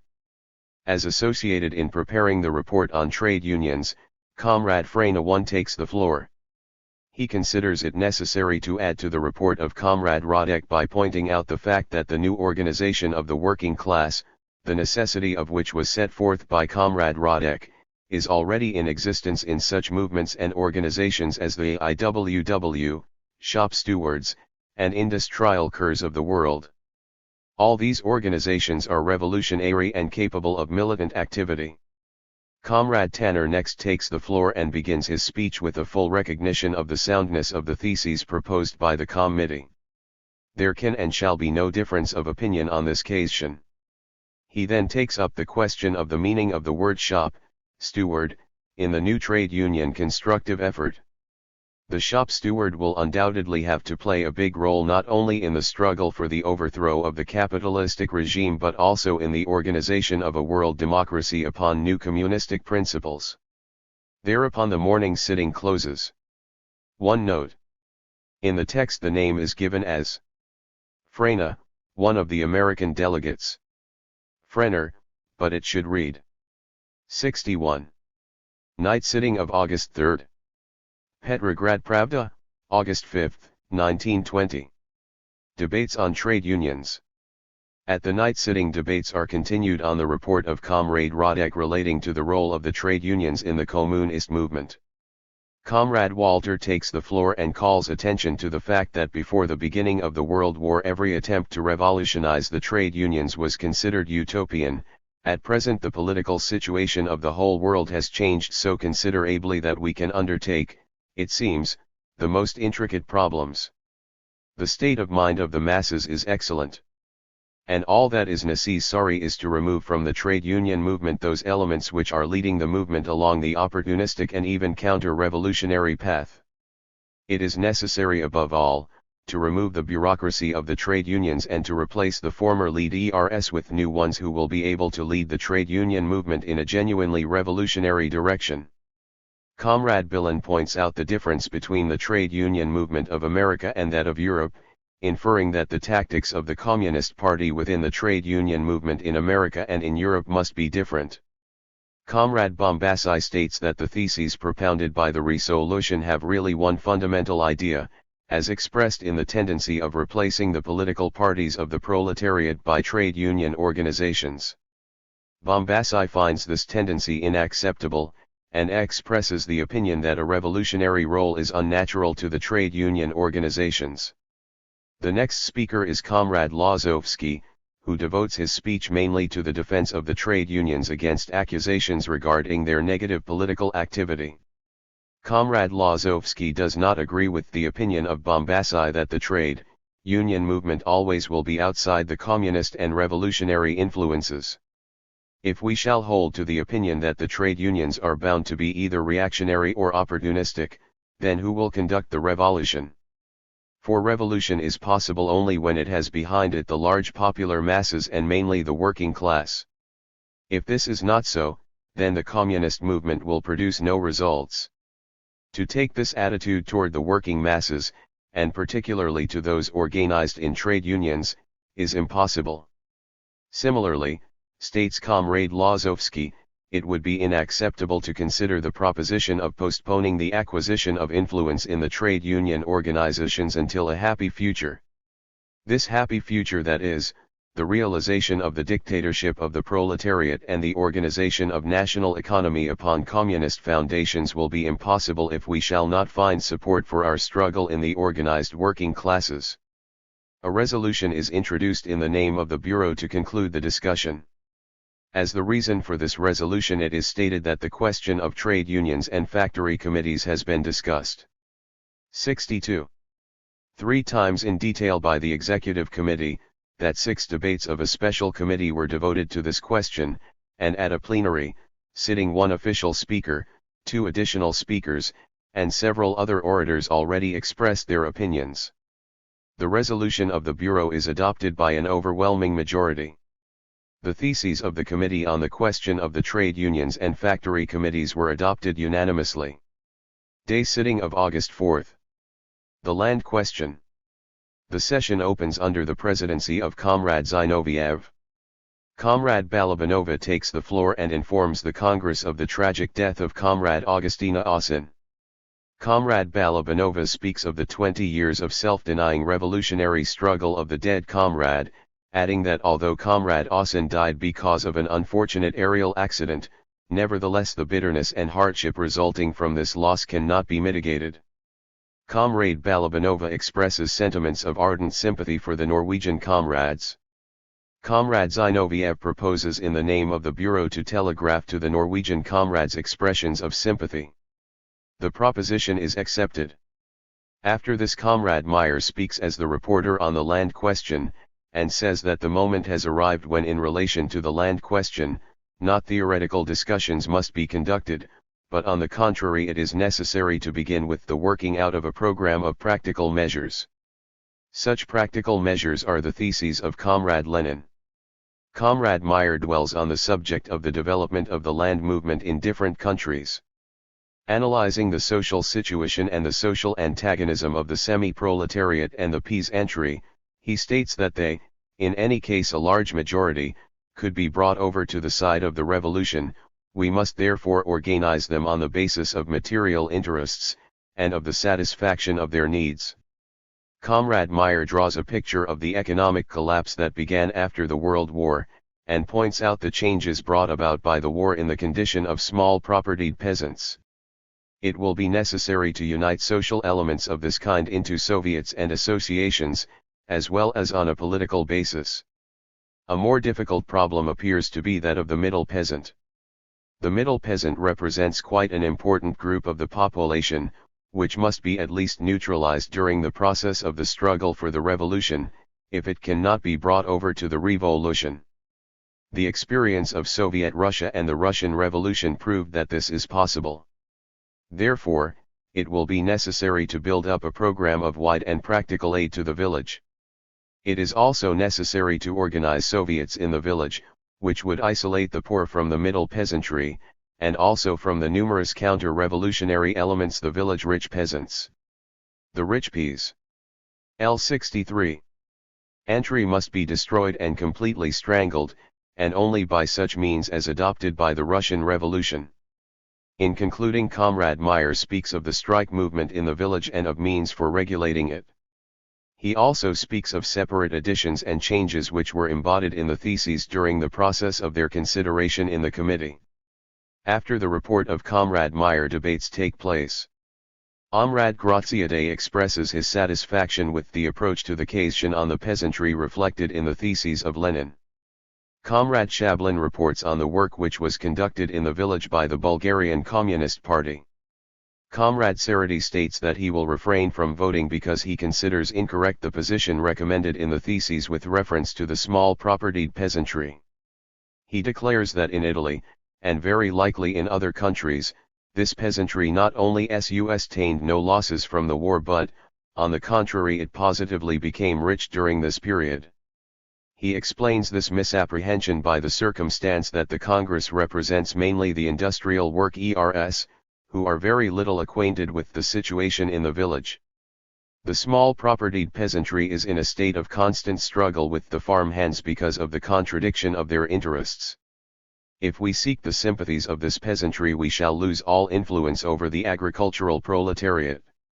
Comrade Sokhonikov contests the opinion of Sarety and believes that there should exist most serious doubts on the question of the well-being of the peasants. The peasantry perhaps has in its possession sufficient amounts of paper money, perhaps even gold, but it does not have the most necessary farm implements, and besides, it is like the rest of the population, perhaps to a greater degree even, in extreme dependence on speculators, bankers, and exporters of the capitalistic countries.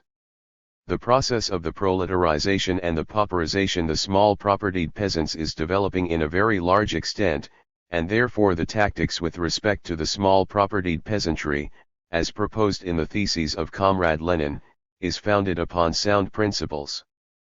Further, in reply to Comrade Graziadei, Comrade Sokhonikov states that our relation to the peasantry is based upon the deeply scientific Marxian analysis of its social situation and its social role. Concluding his speech, Comrade Sokhonikov says that the tactics and program of the Russian Communist Party are established upon a genuine Marxian point of view. Comrade Lefebvre also does not agree with Comrade Sarety, and says that the gulf between the interests of the small propertied peasantry and the agricultural proletariat does not appear to him to be real. On the basis of his own experience, he is fully able to confirm the opposite, and particularly that in France there exists a complete and close solidarity between the farm proletariat and the peasantry. He says, further, that the proposition of Comrade Graziadei regarding an allowance to be given to the incapacitated landowners, consisting of a special pension, is absolutely inacceptable, inasmuch as no was raised in reference to such pensions for the remaining elements of the population. The theses are then put to a vote, and adopted unanimously. Among Question 64. Night sitting of August 4. Petrograd Pravda, August 6, 1920.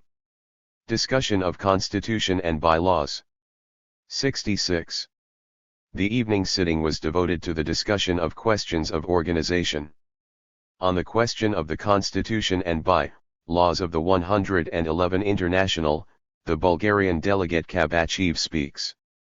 Comrade Kabachev considers the fundamental principle of the whole organization of the three international to be the solidarity of the world proletariat on the basis of an armed struggle against the bourgeoisie, of the overthrow of the capitalist order and of the organization of a communist economic order. The Three International is not satisfied with a verbal declaration of this or that political party, of its solidarity with the principles that have just been set forth, and with the verbal agreement to pursue the aims indicated by the Three International. The Executive Committee of the Communist International will see to it that the entire practice of the parties that enter the International, as well as their tactics, should coincide fully with the principles of the International, and with the interests of the development of the world revolution. Further, it is not the cooperation from the viewpoint of ideology in the activity of parties entering the International that is of definite importance for the world proletariat, it is the coordination of those methods through which the tasks are to be realized. Specifically, an absolutely necessary condition for the activity of any party of the Three International is the maintenance by it of the strictest iron discipline within its ranks, and the preserving of the highest quality in its membership. Only under such circumstances can the conditions be guaranteed that will make historically inevitable the victory of the proletariat on a world scale, and also reduce to a minimum the losses it will suffer during the conflicts with its class enemies. Comrade Kabachev takes up the objections which may be made to his report. He considers particularly important the objection that may be made with reference to the establishment of the principle of armed struggle. He considers it absolutely necessary to emphasize that the world proletariat can attain a victory over the world bourgeoisie only if it will take up arms, only by an uprising, by the creating of a class army, and by decisive, irreconcilable armed struggle can power be wrested from the hands of the exploiters, and the yoke of the capitalist order thrown off. From this point of view it is absolutely necessary to follow up the defeated bourgeoisie, disorganize and demoralize it, suppress its resistance, etc. Comrades Billen, Wynkoop, Levi, Reed, and Freinas speak in opposition to this view and introduce a whole series of amendments to the proposed theses. Comrade Zinoviev opposes the amendments introduced and defends the principle of organizing a trade union section to be attached to the Three International. The purpose of this section is to carry out the task which is the basis of the Three International, inherited by the latter from the fundamental principles of the I-Interference 65. National. This task consists in getting possession of the entire world proletariat, and not simply of its political parties. With respect to the trade union movement, this work should be carried out by a SPE organ attached to the Communist International. Such an organ is the projected trade union section. On the question of the Executive Committee of the Three International, Comrade Zinoviev says that this committee should not be looked upon as a luxury, to support which each party has to assign one of its best workers. It is a prime necessity. For the world revolution one must have a powerful, authoritative, and well-informed representation of the world revolutionary proletariat. Comrade Zinoviev proposes that there should be delegated to the Executive Committee of the Three International primarily the General Secretaries of the parties, because the Communist International is not a society of propaganda, but is the general staff of the revolutionary proletariat. 1 Comrade Zinoviev reports that during the last month in the United States of America about 5,000 communists have been arrested. Such facts are now general, representing attacks by the bourgeoisie on the local organizations of the proletariat. It is also known clearly that the bourgeoisie at any moment and in several countries may destroy the legal parties of the proletariat, and annul completely the principle of freedom. In view of this fact, and so that the proletariat should not remain absolutely helpless and disorganized in the face of the destruction of its legal organization, it is absolutely necessary to organize parallel illegal communist institutions of proletarian revolution. The theses on the Constitution and bylaws are submitted to a vote and adopted unanimously. In view of the fact that there is not a single protest or single adverse vote to these theses, Comrade Zinoviev proposes that they do not go into a committee but be considered as adopted by the plenary session. This proposal is put to a vote and adopted. Evening sitting of August 5. Petrograd Pravda, August 7, 1920. Credentials of American delegates. The evening sitting of August 5 starts with a communication from Comrade Radek, that the Credentials Committee has received a extract from fuller text of Zinoviev's speech at evening sitting of August 4, Izvestia, August 6, 1920, then Comrade Zinoviev takes up the objections raised on the question of the site of the Executive Committee of the Three International. He answers Comrade Wynkoop, who for some reason or other imagined that the Executive Committee of the Three International would be an extension of the Central Committee of the Russian Communist Party. According to the proposed project of constitution, the Executive Committee of the Three International will be composed of 15 persons, of whom 5 are from the Communist Party of that country which will be the residents of the Executive Committee. Will this be Russia? This question is not being decided at this meeting, and on this question we shall express ourselves when it is brought up for discussion. But in any event it is already clear from these figures that the Executive Committee will not be the enlarged Central Committee of any country, but a representation of the communist parties of all countries of the world, inasmuch as the remaining 10 members are taken from the delegates of the most important communist organizations of all countries, one from each. 150602-5. 66. Mand that the credentials of Comrades Train 1 and Sokritsky be withdrawn. The demand states that Train and Sokritsky have not submit to the decision of the 2 delegations from the United States of the Communist Party of North America and of the Communist Labor Party. This decision called for the formation of a single delegation, which would enter the Congress as a single group. Comrade Flynn says that the union of these revolutionary parties has taken place also in the United States, and that a single Communist Labor Party has been formed. Thus Comrades Train and Sokritsky have violated the decisions not only of the 2 delegations, but of both parties. Comrade Radek states that the Credentials Committee has not been given the journal of the formal decision to unite, and does not know, therefore, the platform on which the union took place, the union with which comrades Train and Sokritsky are not in agreement.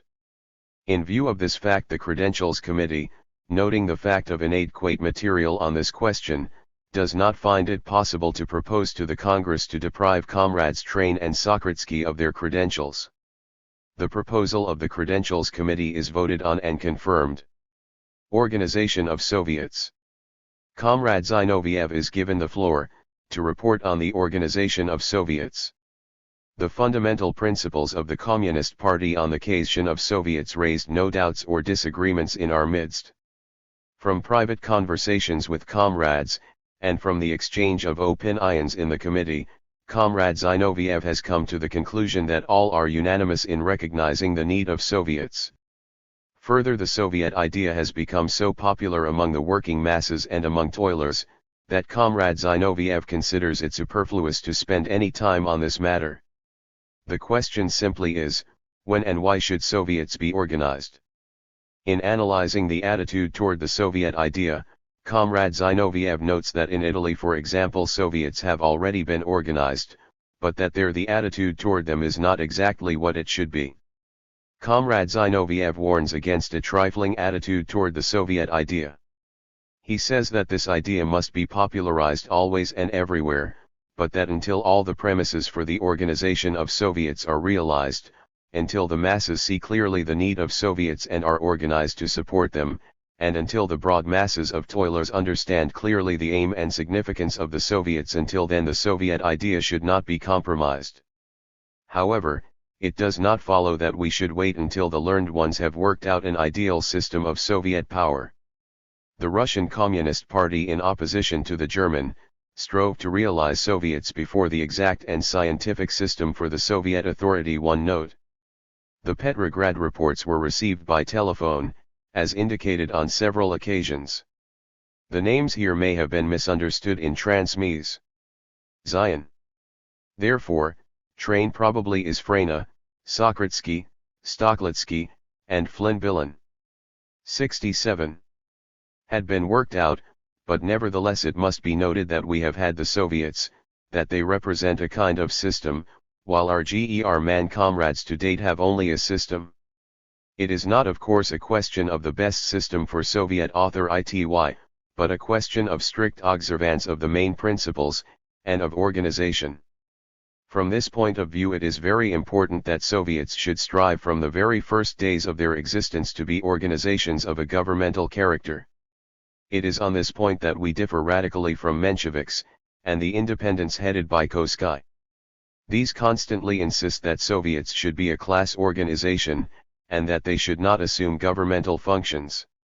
Comrade Zinoviev insists most definitely that Soviets represent the realization of the dictatorship of the proletariat, and that the victorious proletariat must of course first of all strive to retain in its hands the apparatus of governmental compulsion and unity. Soviets must be organized exclusively for the purpose of opposing a governmental apparatus of power of the proletariat that is striving for dictatorship, to the governmental power of the bourgeoisie. Soviets should function exclusively in this field, the field of constant and concentrated struggle against the bourgeois states, and for govern from the above it may be concluded that Soviets should not be demanded of anyone, and that they can be organized only when all the premises for the organization of Soviets are at hand. It goes without saying that then Soviets will occupy themselves with the work which history has assigned to them as their particular task. When Comrade Zinoviev concludes his report, it appears that none of the delegates wish to oppose him in this question. His theses are put to a vote without debate and are allowed unanimously. None abstain from voting. Mental power. Trade unions and factory committees. The floor is given to Comrade Radek to report on the work of the committee appointed to discuss the theses on trade unions and factory committees. Comrade Radek outlined the differences of the Moscow Izvestia of August 7, 1920, gives the following additional item relating to this same sitting: after the speech of Comrade Zinoviev, and the statement made by Comrade Frena, the theses are put to a vote, and are adopted by a majority, against a minority of 8. Then Comrade Zinoviev reads the amendment proposed by Comrade Dadek on the need of supporting in every possible way the Red International of Trade Unions that was organized in June.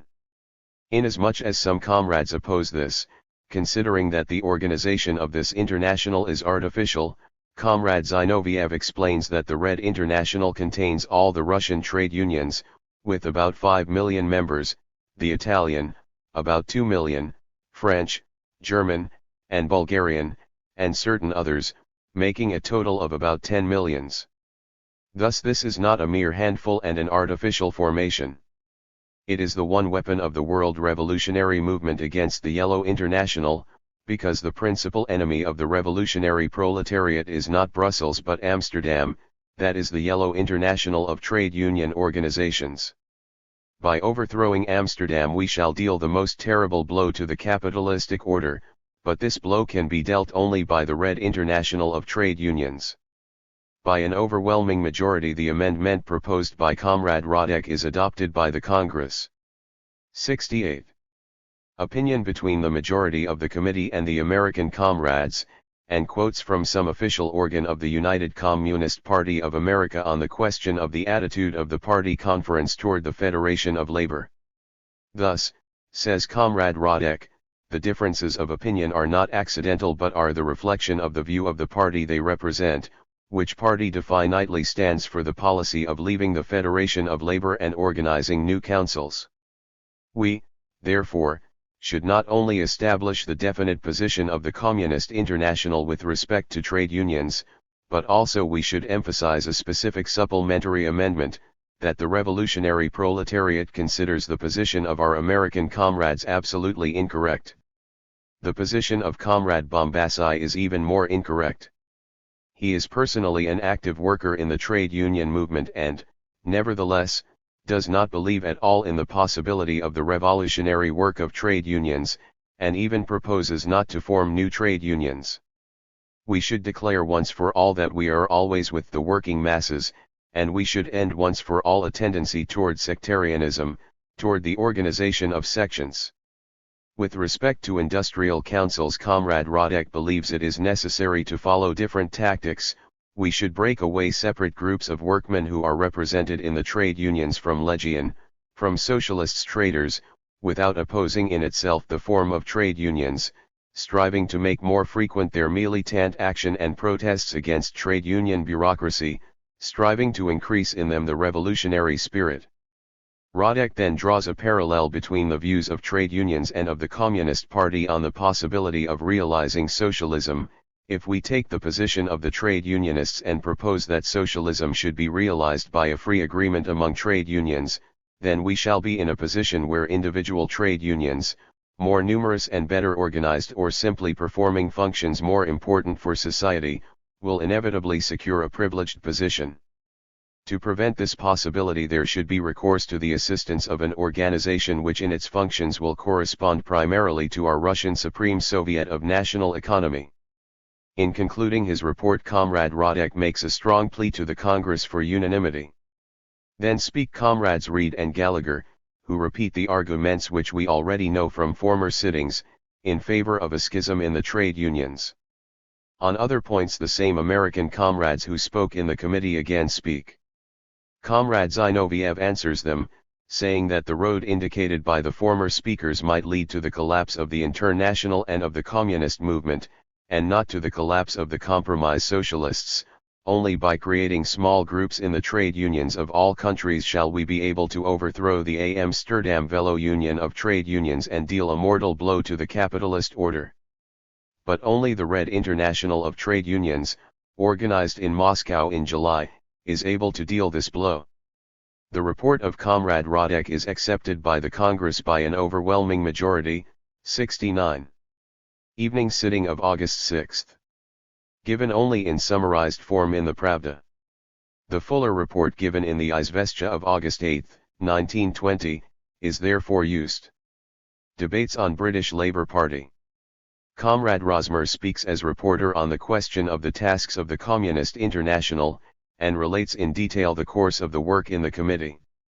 He states that the question of the fusion of the British Socialist Party with the Independent Labour Party was decided favourably by a majority of 4-1.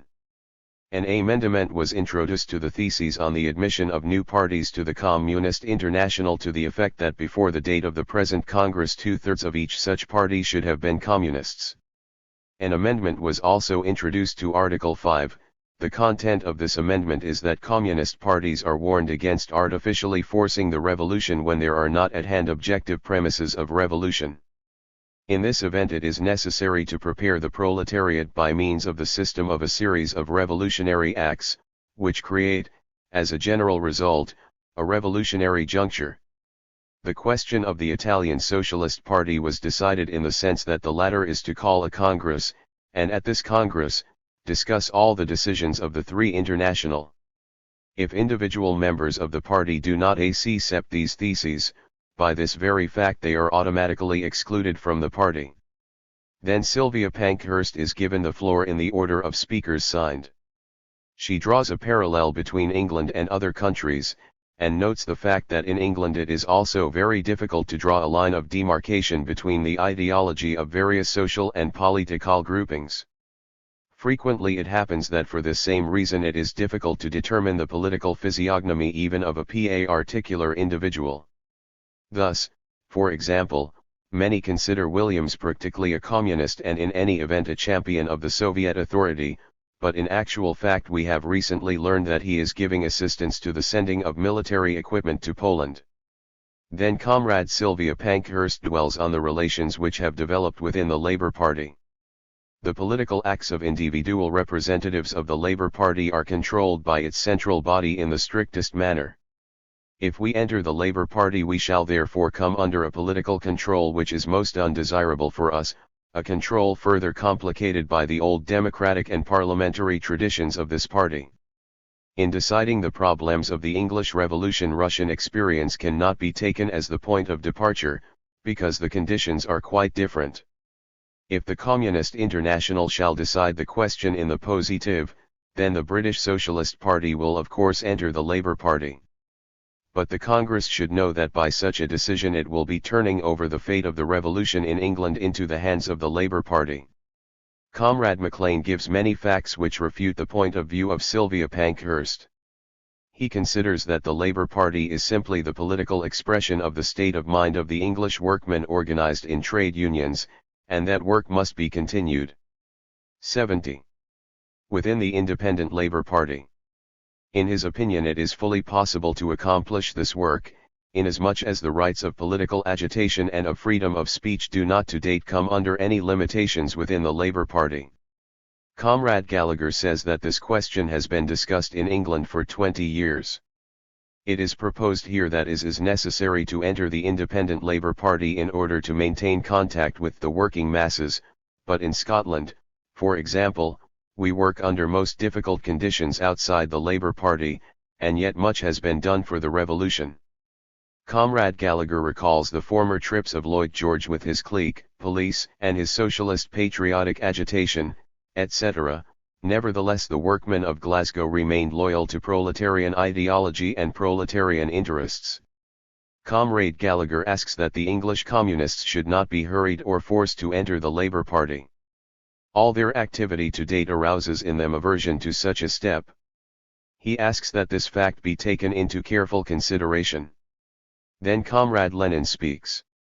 He says that the fact that this question has been discussed for 20 years in labour circles of England, shows its importance and vital character.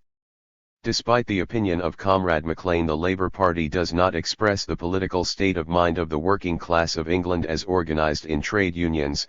It expresses the views and state of mind of its leaders, who are the most bourgeois, reactionary handmaid of British imperialism. It is necessary that the party should effectively represent the ideology and interests of the proletariat. Of course, the British Labour Party contains elements that are not of a sufficient high quality in the communistic sense, but although Comrade Gallagher is right in this respect, he nevertheless does not notice or, more correctly, does not call attention to the fact that in the party, and outside it, there is a considerable number of workmen revolutionists, who, till now, constantly struggled against the opportunism and socialist treacherous tactics of the handmaids of the bourgeoisie.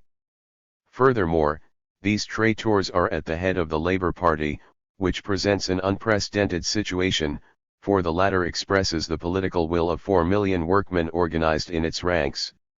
You say that you may be excluded from the party if you conduct yourselves like communists, but I think on the other hand that if you conduct yourselves like communists, then you will be able to exclude them from the party. The British bourgeoisie is a most intelligent one, and instead of organizing, as you wish to do, small parties that have no influence or significance, it is seizing authority over 4 million politically organized workmen, putting at their head its own commissioned agents. In your press and agitation, at your meetings and gatherings, you should definitely set forth the physiognomy of Henderson and other socialist traitors. In the conditions which are put down in black and white in our theses, you see that it is precisely for this purpose, and only in the event of the possibility of realizing this purpose, that you are entering the Independent Labour Party. It is impossible also to work outside of parties. If Comrade Gallagher and others would work in an organized manner, would enter a communist party, then it is scarcely possible that we would have such a situation as we note in Ireland, where 200,000 English workmen and peasants, armed and equipped as soldiers, carry out a 71. Most criminal national oppression, and the violence of capitalists, with respect to the Irish people. You are constantly speaking of the differences between the conditions in England and those in other countries. In so far as you enter the Communist International, you must remember that you must be guided not only by the experience of England but also by general revolutionary experience. After the speech of Comrade Lenin, the theses are put to a vote. Comrade Zinoviev proposed to vote first, and separately, on the thesis relating to the entrance of the British Socialist Party into the Independent Labour Party of England. This thesis is adopted by a majority of 48 to 24 with 2 abstaining. Then the theses are adopted in their entirety by a majority of 63 to 2, with 1 abstaining. The sitting is concluded by the singing of the International and the Carminola, accompanied by thundering applause. For a long time resounded the shouts, "Long live proletarian Russia, long live the leader of the world proletariat, Comrade Lenin, long live the world revolution." Solemn closing of Second Congress of 3 National. Petrograd Pravda, August 8, 1920. Yesterday in the Opera House was held the solemn concluding sitting of the Second Congress of the 3 Communist International. The Opera House was full to overflowing. On the stage sat the delegates of the Second Congress and members of the All-Russian Central Executive Committee and of the Moscow Soviet. The orchestra and balconies were crowded with representatives of the Moscow workmen. Comrade Kalinin opens the sitting. He points out that in this Second Congress we see how a certain portion of the revolutionary task, a certain burden, is being transferred from the shoulders of the Russian proletariat to those of the international toiling classes. Then speaks the representative of English workmen, Comrade Gallagher, who declares that at the present moment, just as the delegates of the Second Congress are about to disperse, he has received word that the English government is preparing a new attack on Soviet Russia. On returning to England, says Comrade Gallagher, he and his comrades will think only of one thing: how to make the working class of England understand and how to persuade it to adhere to the Russian proletariat for common struggle to victory over world imperialism. The representative of the Finnish workmen, Comrade Monair, says that if the Finnish bourgeoisie dares to carry out the orders of the Entente and attack Petrograd, then it will receive a blow in the back from the revolutionary proletariat of Finland. The representative of the German proletariat, who next speaks, Comrade Levi, is greeted by a loud ovation from the entire gathering. Comrade Levi says that at this decisive moment, when the Entente tries to send its troops across Germany into White Poland, the German proletariat knows that the time has arrived to come forward in defense of the world revolution. When the Red Army approaches the frontier of Germany, concludes Comrade Levi, it will hear from the other 72. Side of the frontier a shout of welcome from the German proletariat, "Long live Soviet Russia!" Comrade Radek speaks in the name of the Polish workmen. He expresses the deep conviction that the Polish proletariat, which has always marched in the first ranks of the Russian Revolution, will show in deeds how it will handle its own bourgeoisie and the officers of the Entente. The Russian Red Army will meet iron detachments of Polish workmen, who, together with the former, will march to the final triumph over imperialism. Comrade Trotsky makes a long and brilliant speech. He says that the Second Congress of the Communist International met 1.5 years after the First Congress. These 18 months were rich in profound historic content. Now we have come out on the road that leads to world communism. We must look back, in order to determine the road traveled, and without taking our eyes off our enemy note the landmarks, and without losing time go forward. Rade Trotsky then gives a brilliant characterization of the collapse of bourgeois Europe and of the League of Nations. Between England and America, he says, an unprecedented duel is being fought for the rule of the seas. France is bankrupt and begs for economic gifts from England. Europe, ruined and exhausted by the war, has become even more poverty-stricken and desperate during the last 18 months. They tell us, from all the parliamentary tribunes, of the economic reconstruction of Europe. But is it possible to reconstruct Europe without Russian raw materials and Russian grain? Is it possible to re-establish Europe without German technical equipment and the German working classes? No, it is impossible. And so the representatives of the workmen of these countries on returning home will say, on the basis of what we have seen we can testify before the world proletariat that if the imperialists leave Soviet Russia in peace, if the workmen will give technical assistance even in small proportions, then in 3 years, or at the maximum of 5 years, Soviet Russia will give to the European working class 5 times more bread and raw materials than gave the old Tsarist bourgeois Russia. Comrade Zinoviev makes a concluding speech and summarizes the work of the Second Congress of the Three International, pointing out the increasing strength and influence of the Communist International among workmen throughout the world. The Congress is closed with the powerful singing of the International. The Italian delegates, supported by all present, sing Italian revolutionary songs. The concluding solemn sitting of the Second Congress left a deep impression on the foreign delegates and the Moscow workmen.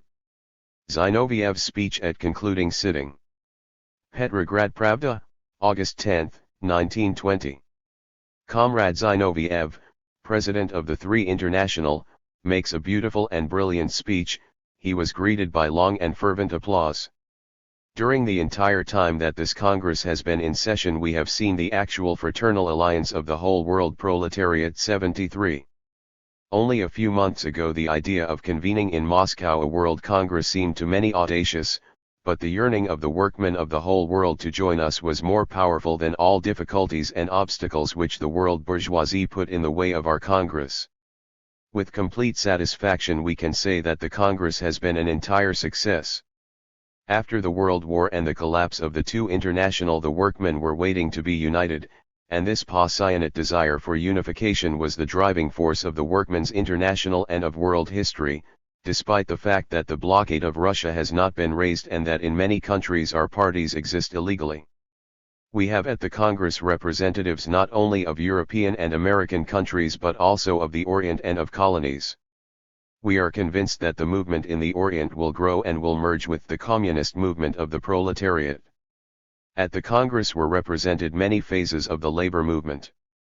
Since the collapse of the two international the proletariat in many countries is still at the crossroads. The Congress has united all that is alive and healthy in the labor movements. We welcomed organizations that had not yet fully assumed a definite form.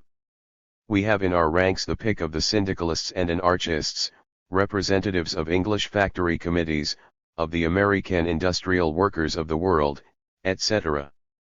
Many of these organizations do not yet share fully our program, but we considered it necessary to open the doors of the Three International to all revolutionary detachments of the world proletariat that are ready to go with us, with arms in the hands, to carry on a common struggle. At our Congress were also represented groups of penitent compromisers.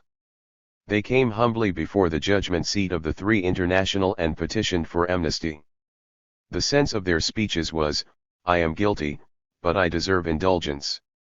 Our Congress put forth 21 conditions for admission to the Communist International, so that not a single opportunist should be able to slip in.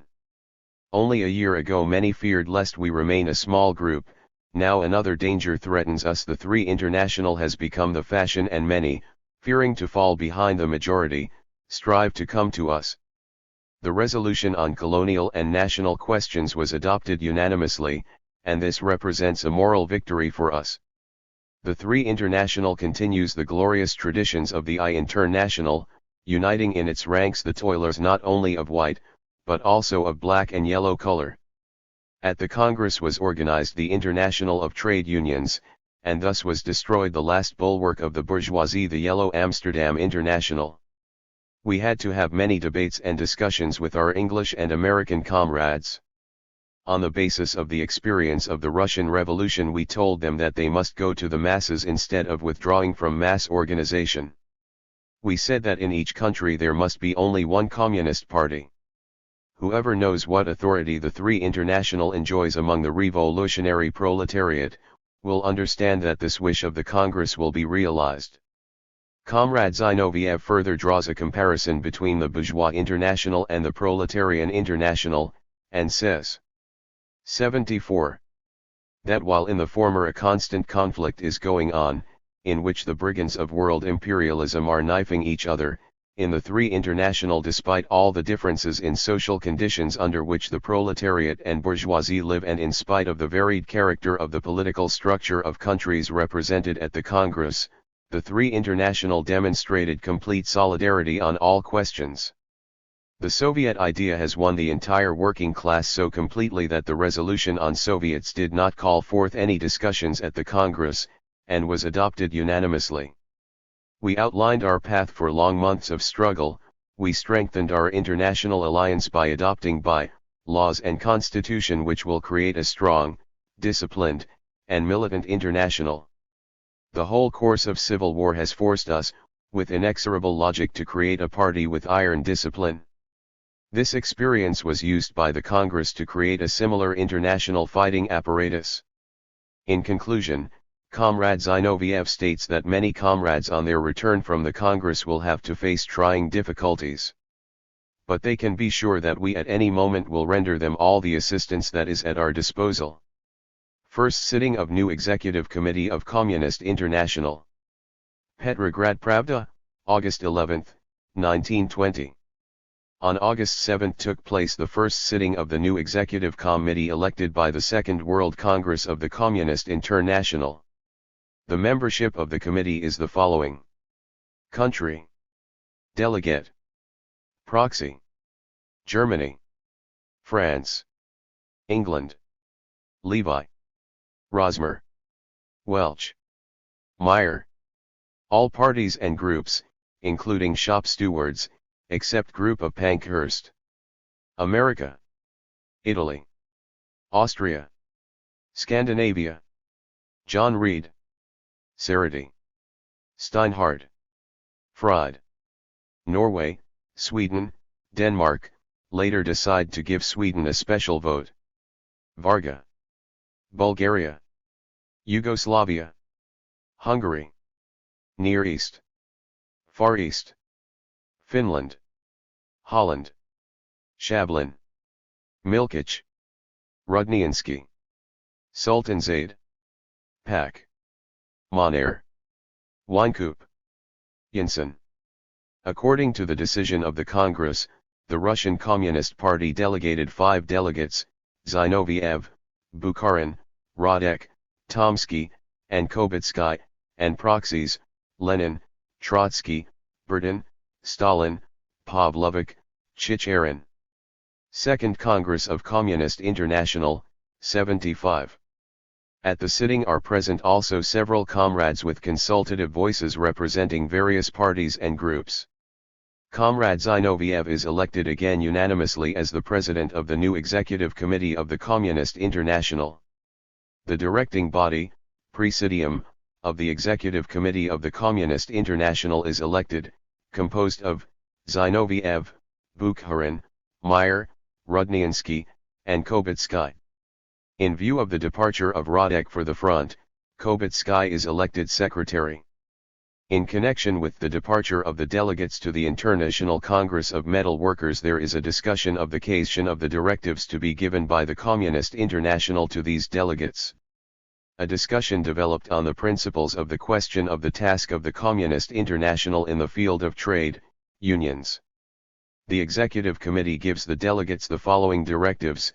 On a national scale, the schism in right opportunist trade unions is allowed only as an exception, because here it is a question of a international scale. On the other hand, one must work for a schism, because the Yellow Amsterdam organization, working for union, is the main support of the bourgeoisie, and the leaders of the Amsterdam International Union are inveterate manipulators who, having gotten control of the unions, skillfully exploit the trade union movement. At the International Congress of Metal Workers, it is indispensable at any cost to separate at least a portion of the unions from Yellow Amsterdam. Activities of Executive Committee of Communist International. Petrograd Pravda, September 15, 1920. The new Executive Committee of the Communist International, organized on August 7, devoted the first month of its activity to two tasks: the cleansing of the communist movement of various countries of reformist and opportunist elements, and the uniting of all sincerely revolutionary forces of the world proletariat. The German independence. The sitting of August 8 was devoted to the discussion of questions relating to the Independent Social Democratic Party of Germany, a delegation of which was invited to the sitting. Comrade Zinoviev put three questions to the independents. 1. Do they find that any of the questions which interest the Independent Social Democratic Party of Germany were not adequately elucidated by the Second Congress? 2. Do they consider as acceptable the conditions of admission to the Communist International, which were prepared and established by the Congress? 3. What is their attitude toward the demands made by the Congress, that they exclude from the party the right socialist elements? On the first question, the delegation, which was composed of 4 members, had only one opinion, which was that all the questions of 76 interest to the delegates were adequately elucidated by the Congress. On the other 2 questions opinions differed.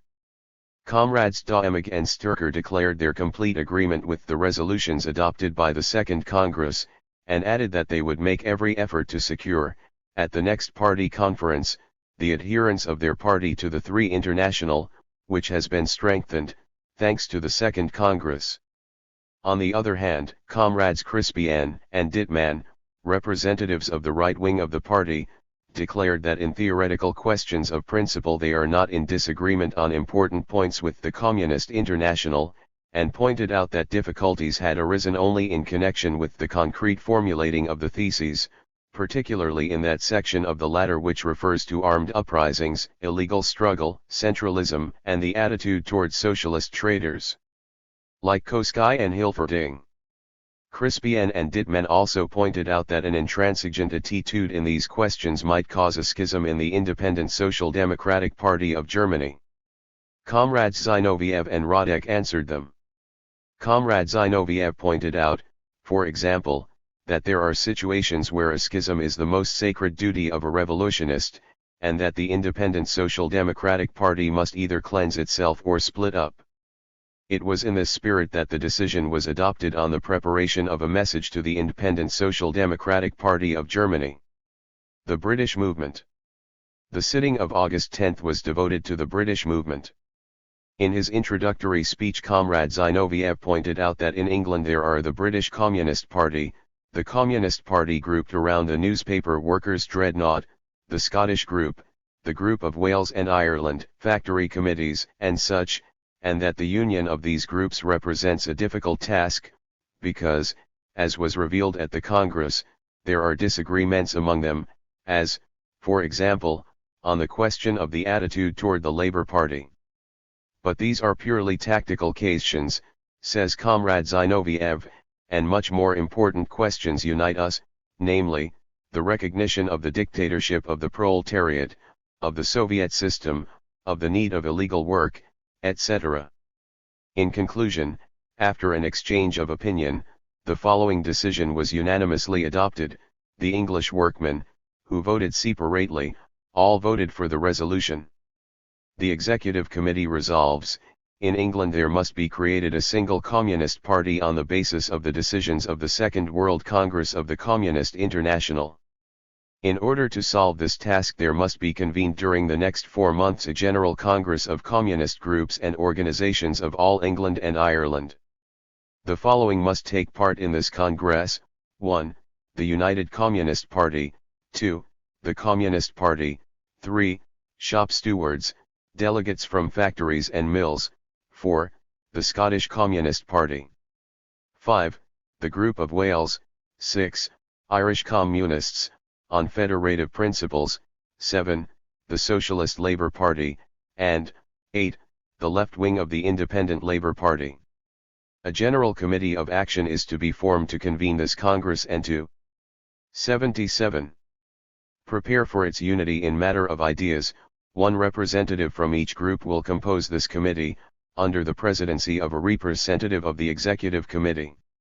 Supplementing this resolution, the Executive Committee on August 20 further resolved, with respect to the shop steward movement, the Executive Committee recommends to the Committee of Action to organize the representation of such at the Congress on a proportional basis, according to the number of organized members.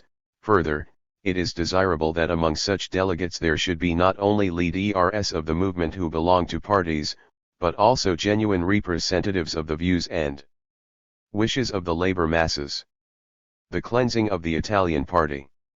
At the sitting of August 11 the Executive Committee discussed the cleansing of the Italian Party of opportunists and socialist traitors, like Turati, Modigliani, D'Aragona, and others. Italian comrades, including Comrade Cerruti, without objecting on principle, hesitated only on the question of carrying out this decision. The Executive Committee adopted an appeal to Italian workmen on this subject. The sitting of August 25 was also devoted to the Italian movement. There was present a delegate from the Italian Union of Syndicalists, Comrade Borgi, who arrived in Moscow after the Congress. Because of this last fact, the Executive Committee adopted unanimously the following resolution: on the basis of the decision of the Second Congress on the question of the attitude toward the revolutionary secession of syndicalists, anarchists, shop steward adherents, and industrial workers of the world, and in view of the declaration of the representative of the Italian Syndicalist Union Comrade Borgi that he accepts the decisions of the Second Congress, the Executive Committee resolves: 1. To admit the Italian Syndicalist Union into the Three International. 2. To instruct the small bureau to explain in a special letter to the Italian Syndicalist Union, to all its members, the obligations which result from adherence to the Three International, and 3. To instruct the small bureau to adopt all necessary measures for the purpose of uniting as quickly as possible all genuinely communist forces in Italy. Further, on the proposal of Comrade Reed, it was resolved to demand of the Italian Confederation of Labor that it convene a Congress immediately following the Congress of the party. The American Communist Movement. With reference to the American Communist Movement, the Executive Committee took a whole series of decisions, which demand of American and English comrades that they adopt a policy of compact and united organization. The following resolution was, therefore, adopted. Both communist parties, the United Communist Party and the Communist Party, are instructed to unite in a single party on the basis of the decision of the Second World Congress of the Communist International. This unification must be definitely completed within 2 months, that is by October 10, 1920. Those that 78 do not submit to this decision will be excluded from the Three Communist International. The Central Organ. A series of decisions was adopted on the question of the central organ, according to which the journal Communist International will be so adapted as to satisfy the needs of the communist movement in all countries. On the proposal of Comrade Zinoviev, the various shades of the communist movement will be given the possibility of discussing disputed questions in the pages of this journal. Appendixes. 1. Message of Congress to the workmen of Petrograd. Petrograd Pravda, July 21, 1920. Brothers, the Second World Congress of the Communist International, in opening its session in Red Petrograd, sends its warm greetings to you, Petrograd workmen and workwomen, Red Army soldiers, sailors, and all toilers. We, the delegates of labor organizations of the whole world, considered it our duty to open the first sitting of the Congress in your Petrograd, in order thus to pay the tribute of respect and affection to the proletariat of Red Petrograd, which was the first to rise up against the bourgeoisie, and with heroic concentration of strength and willpower overturn the authority of capital in one of the most important forts of the bourgeois world. The proletarians of all countries know how much you proletarians of Petrograd have suffered during the last 3 years, how you have famished, how many of your best sons have perished at the front defending the great cause of communism. The workmen of the whole world love you, particularly because you did not hesitate for a minute at the time of the great crisis that threatened Petrograd and the entire Soviet Republic, but defended the blood-soaked red flag with the courage of lions, with tireless daring, and with the steadfastness of the Petrograd proletariat. The Communist Internationale says to you, the Petrograd Commune car rise on in a worthy manner the cause of the Paris Commune, avoiding the weaknesses and mistakes of the latter and leading the proletarian battalions to victory. The Communist International is convinced that the workmen of Red Petrograd will continue to represent the best detachment of the World Army of Labor. Long live the glorious Petrograd proletariat! Long live the Communist International! 66. To Message of Congress to the Red Army. Petrograd Pravda, July 21, 1920.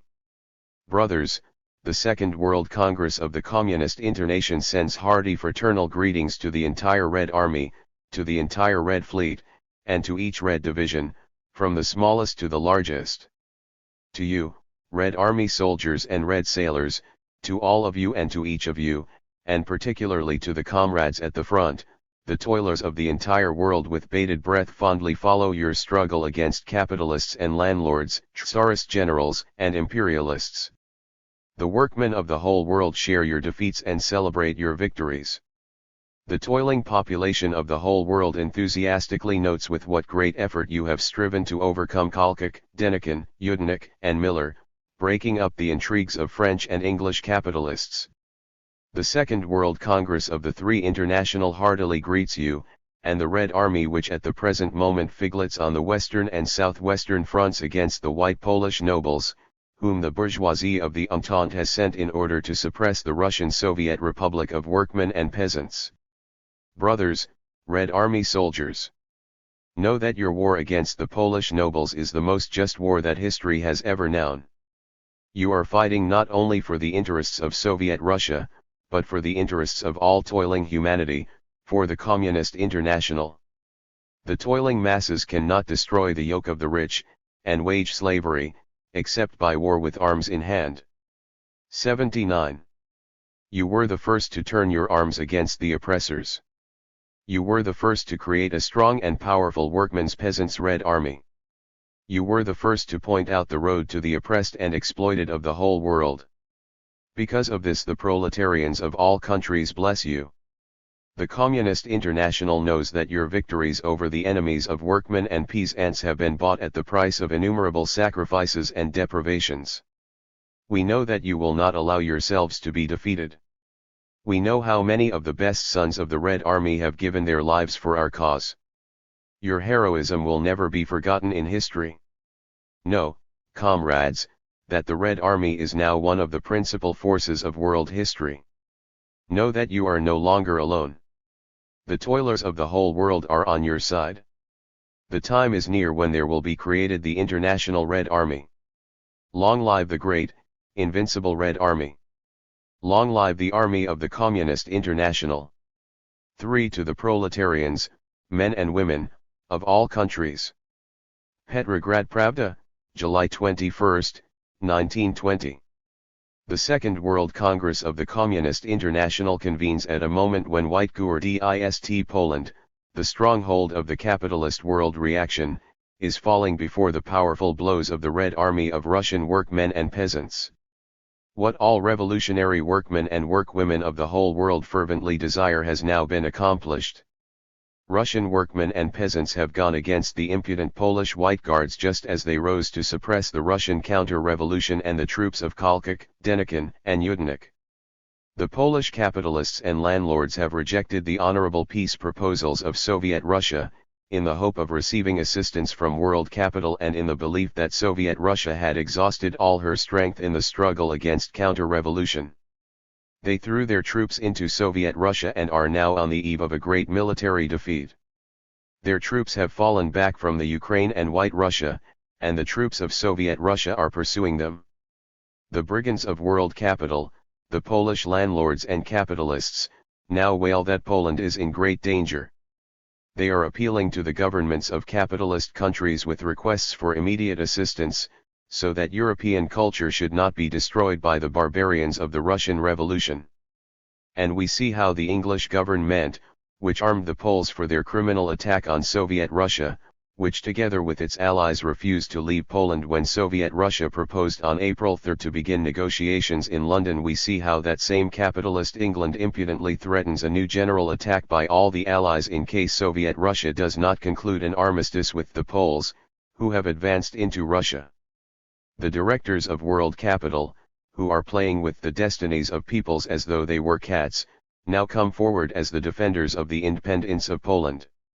The French government, which in 1917 was ready to abandon Poland to the Tsarist government of Russia if the latter would recognize the French pretensions with respect to the left bank of the Rhine, the English government which frequently during the war declared confidentially through its agents to the German government that it would turn over Poland to the Central Powers if German imperialism would evacuate Belgium, where it would be a danger to England, all these traitors in human flesh now shout that Soviet Russia threatens the independence of Poland, and under this slogan are attempting to prepare the public opinion of the whole world for a new attack on Russian workmen and peasants. Workmen and workwomen of all countries. There is no need for us to explain to you that Soviet Russia does not entertain the slightest plan of conquest with respect to the Polish people. Soviet Russia worked for the independence of Poland at Brest-Litovsk in the face of the executioners of the Polish people, of Hoffman and Basilar.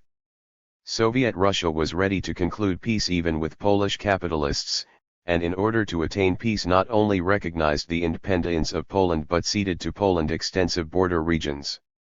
Soviet Russia is closely bound to the Polish working masses by decades of common 81 struggle. For Soviet Russia, self-determination of the Polish people is a sacred and inviolate right, and if not a single soldier defended Poland, the Polish land would nevertheless remain the property of the Polish people, and the Polish people itself would determine freely its own fate. But so long as there rules in Poland a band of capitalist adventurers and landlords who have drawn the country into a criminal military adventure, so long as the capitalists of the Entente supply Poland with arms, Soviet Russia is in a state of defensive war. Should Soviet Russia today give the Polish White Guardists a respite and allow them to re-establish their shattered troops and again arm them with the assistance of the Entente, tomorrow Soviet Russia would be obliged once more to tear hundreds of thousands of her best sons from the plow and workman's bench and send them to the front for a new defensive war. Workmen and workwomen.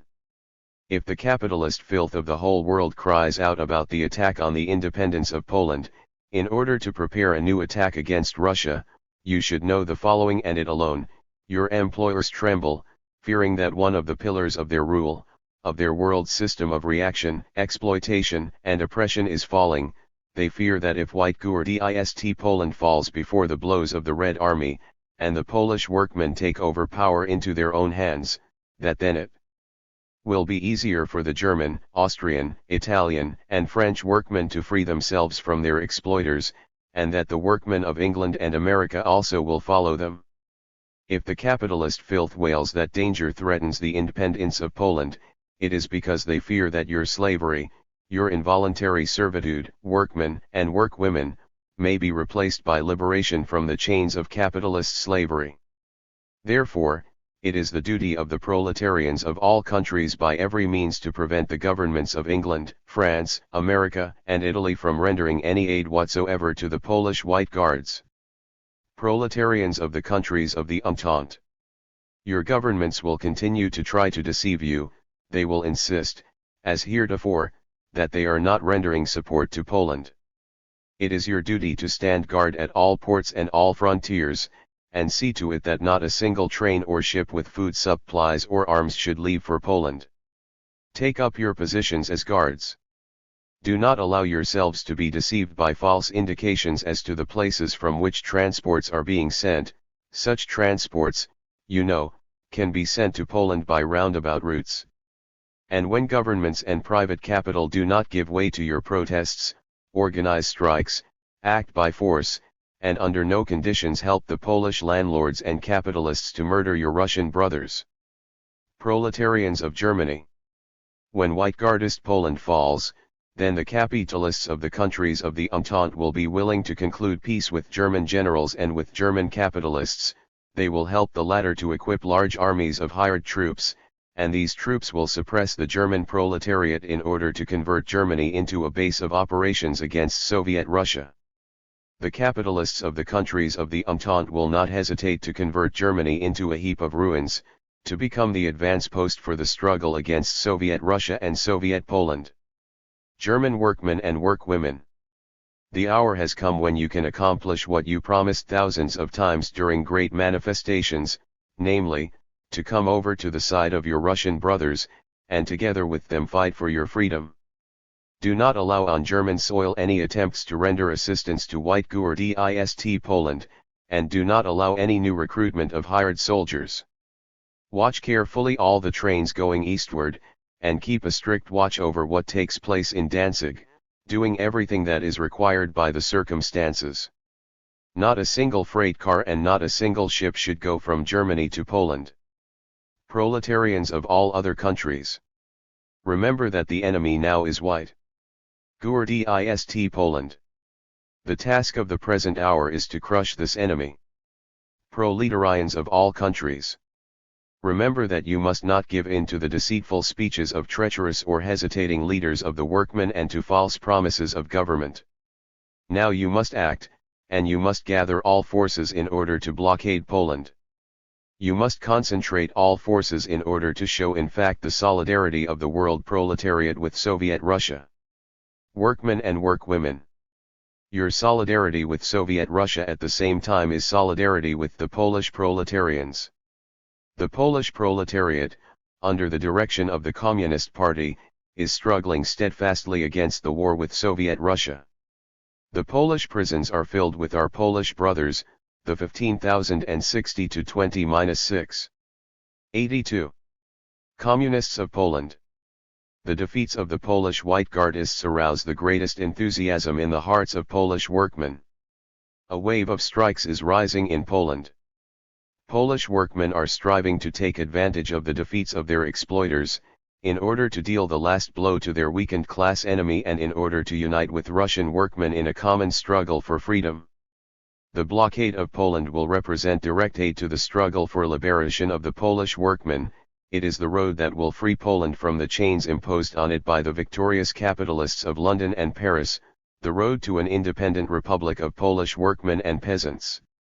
The Second World Congress of the Communist International sends you this appeal: come out onto the streets and show your governments that you will not allow any assistance to White Guardist Poland or any intervention against Soviet Russia. Stop all work and movement if you see that the capitalist clique of all countries, despite your protest, is preparing a new attack on Soviet Russia. Do not let a single train or boat pass through to Poland. Show that the solidarity of the proletariat exists in actual fact and not simply in words. Long live Soviet Russia! Long live the Red Army of Russian workmen and peasants!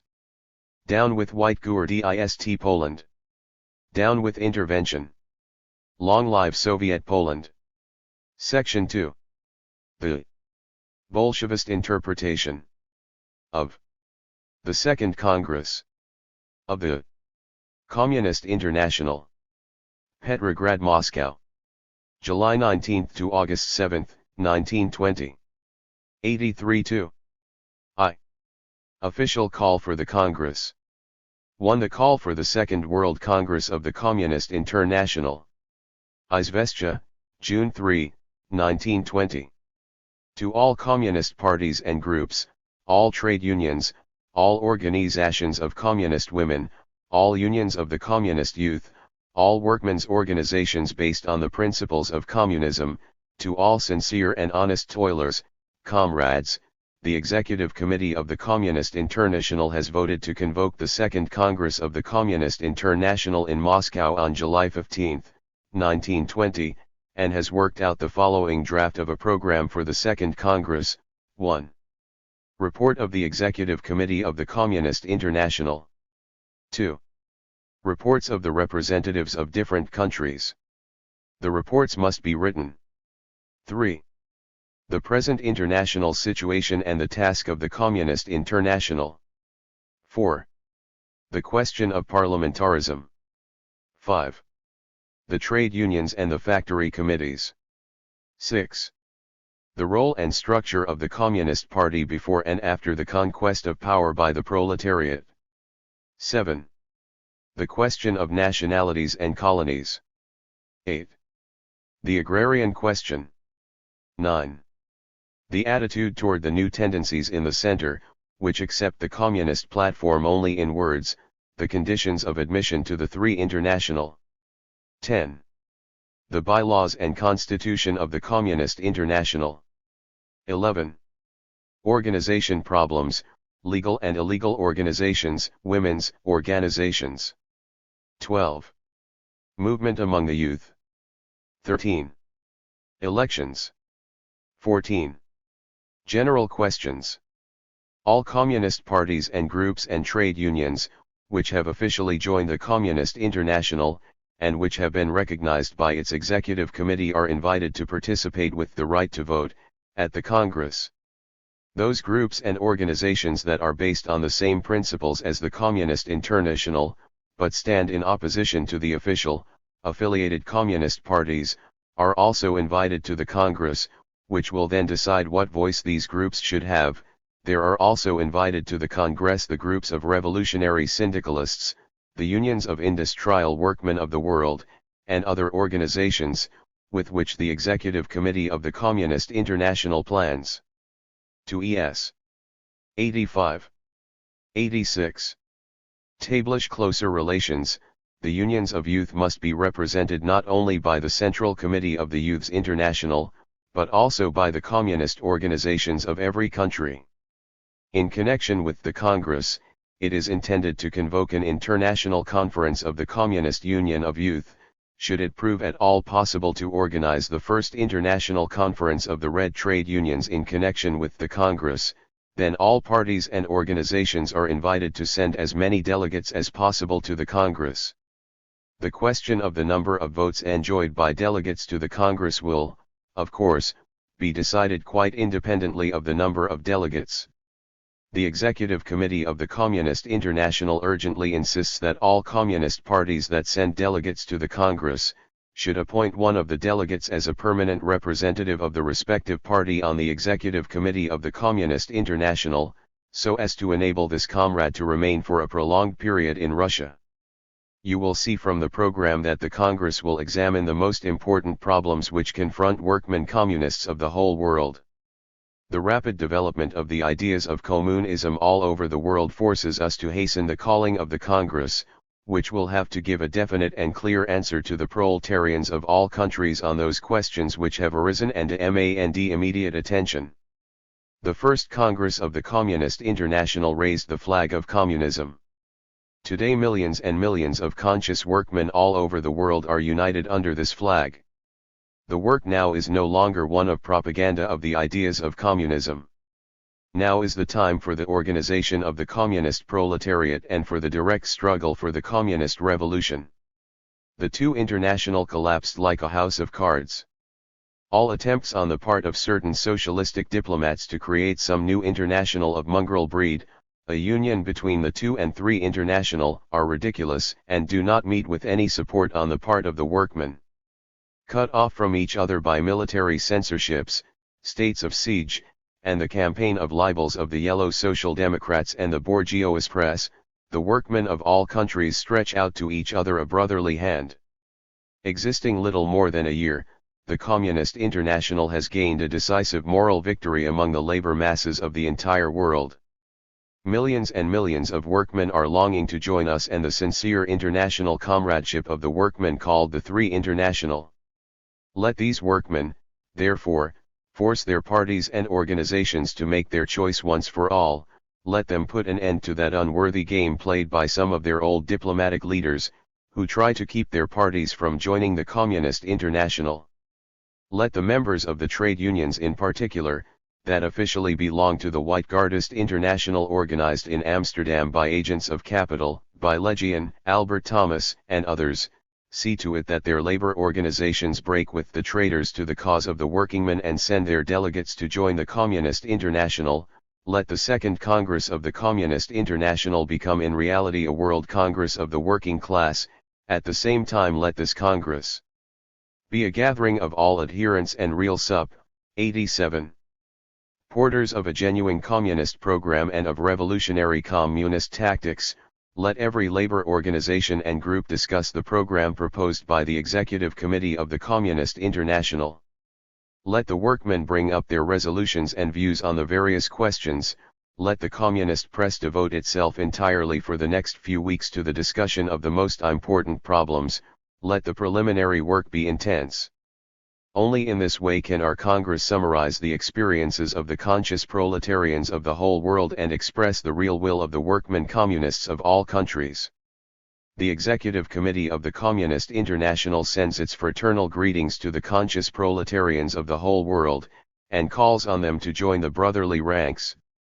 Long live the international communist comradeship of workmen. Long live the Three International. With communist greetings, G. Zinoviev, the President of the Executive Committee of the Communist International. K. Radek, Secretary of the Executive Committee of the Communist International, June 2, 1920. 2. A Platform Resolution. 2. Resolution on the role of the Communist Party in the Proletarian Revolution. 1. Adopted by the Congress unanimously. Moscow Pravda, July 30, 1920. The world proletariat is on the eve of decisive battles. We are living through an epoch of direct civil wars. But the decisive hour is near. In almost all the countries where there is a considerable note, the theses or platform planks on the questions discussed at the Congress were prepared by the Executive Committee of the Communist International. A copy of these theses, published in pamphlet form in French, is in the files of the department. In view of the reduced size of the Bolshevist newspaper, one sheet of 2 printed pages, or 12 columns, these long theses as adopted by the Congress cannot be published in an ordinary issue. A special supplement of the Moscow Pravda has published to date of the last issue received only the theses or resolutions given here. The other theses, or platform planks, were on the following subjects: 1. The syndicalist movement, factory committees, and the Three International. 2. The agrarian question. 3. First sketch of the theses on national and colonial questions, Anne Lenin. 4. The Communist Party and parliamentarism. 5. Supplement to theses on parliamentarism. 6. When and under what conditions can Soviets of workmen's deputies be created? G. Zinoviev. 7. Conditions of admission of parties to the Communist International. 8. The main tasks of the Second Congress of the Three International. 88. Labor movement. The working class will have before it in the immediate future a series of fierce armed encounters. Now more than ever does the working class need a solidified organization. The working class must prepare ceaselessly for the coming decisive struggle without losing a single hour of the precious time that remains. If at the time of the Paris Commune, 1871, the working class had had a united, even if a small, communist party, the first heroic uprising of the French proletariat would have been much more powerful and thousands of mistakes and weaknesses would have been avoided. The struggle which is before the proletariat now that historic conditions have changed will have a much greater influence on the historic fates of the working class than in 1871. In view of all this, the Second World Congress of the Communist International calls upon the revolutionary workmen of the whole world to turn their attention upon the following: 1. The Communist Party is a part of the working class, precisely its most advanced, most conscious, and therefore most revolutionary part. The Communist Party springs into being through a natural selection of the best, the most conscious, the most self-sacrificing, and far-seeing workmen. The Communist Party has no interests different from the interests of the working class. The Communist Party differs from the whole mass of the working class in that it contemplates the historic path of the working class in its entirety, and strives at every turn of that path to defend the interests, not of the separate groups, not of various trades and professions, but the interests of the working class as a whole. The Communist Party is that lever of political organization by means of which the most advanced part of the working class directs the mass of the proletariat and semi-proletariat along the right road. 2. As long as the governmental authority has not been conquered by the proletariat, as long as the proletariat has not established its rule once for all and has not guaranteed the working class from the possibility of a bourgeois restoration, so long will the Communist Party by right have in its organized ranks only the minority of the workmen. Up to the time of the seizure of governmental authority and during the period of transition the Communist Party may, in favorable circumstances, exercise undivided ideological and political influence upon all the proletarian and semi-proletarian strata of a population, but it cannot bring them together in its ranks in an organized manner. Only after the proletarian dictatorship will have deprived the bourgeois of such powerful weapons of effective influence as the press, the school, the parliament, the church, the administrative apparatus, etc., only after the final defeat of the bourgeois social order will have become evident for everybody, only then will all or practically all the workmen begin to enter the ranks of the Communist Party. 3. The idea of a party should be strictly differentiated from the idea of the class. The members of the Christian and liberal professional labor unions in Germany, Great Britain, and other countries undoubtedly constitute a part of the working class. The more or less considerable circles in the working class which still follow Scheidemann, Gompers and Company, undoubtedly constitute a part. 66-89. Of the working class. In the presence of definite historic factors there are possible in the working class very numerous reactionary strata. The problem of communism does not consist in adapting itself to these retrograde parts of the working class, but in raising the whole working class to the level of its communistic vanguard. The mingling of these two conceptions, the idea of the party and the idea of the class, may lead to the greatest of mistakes and confusions.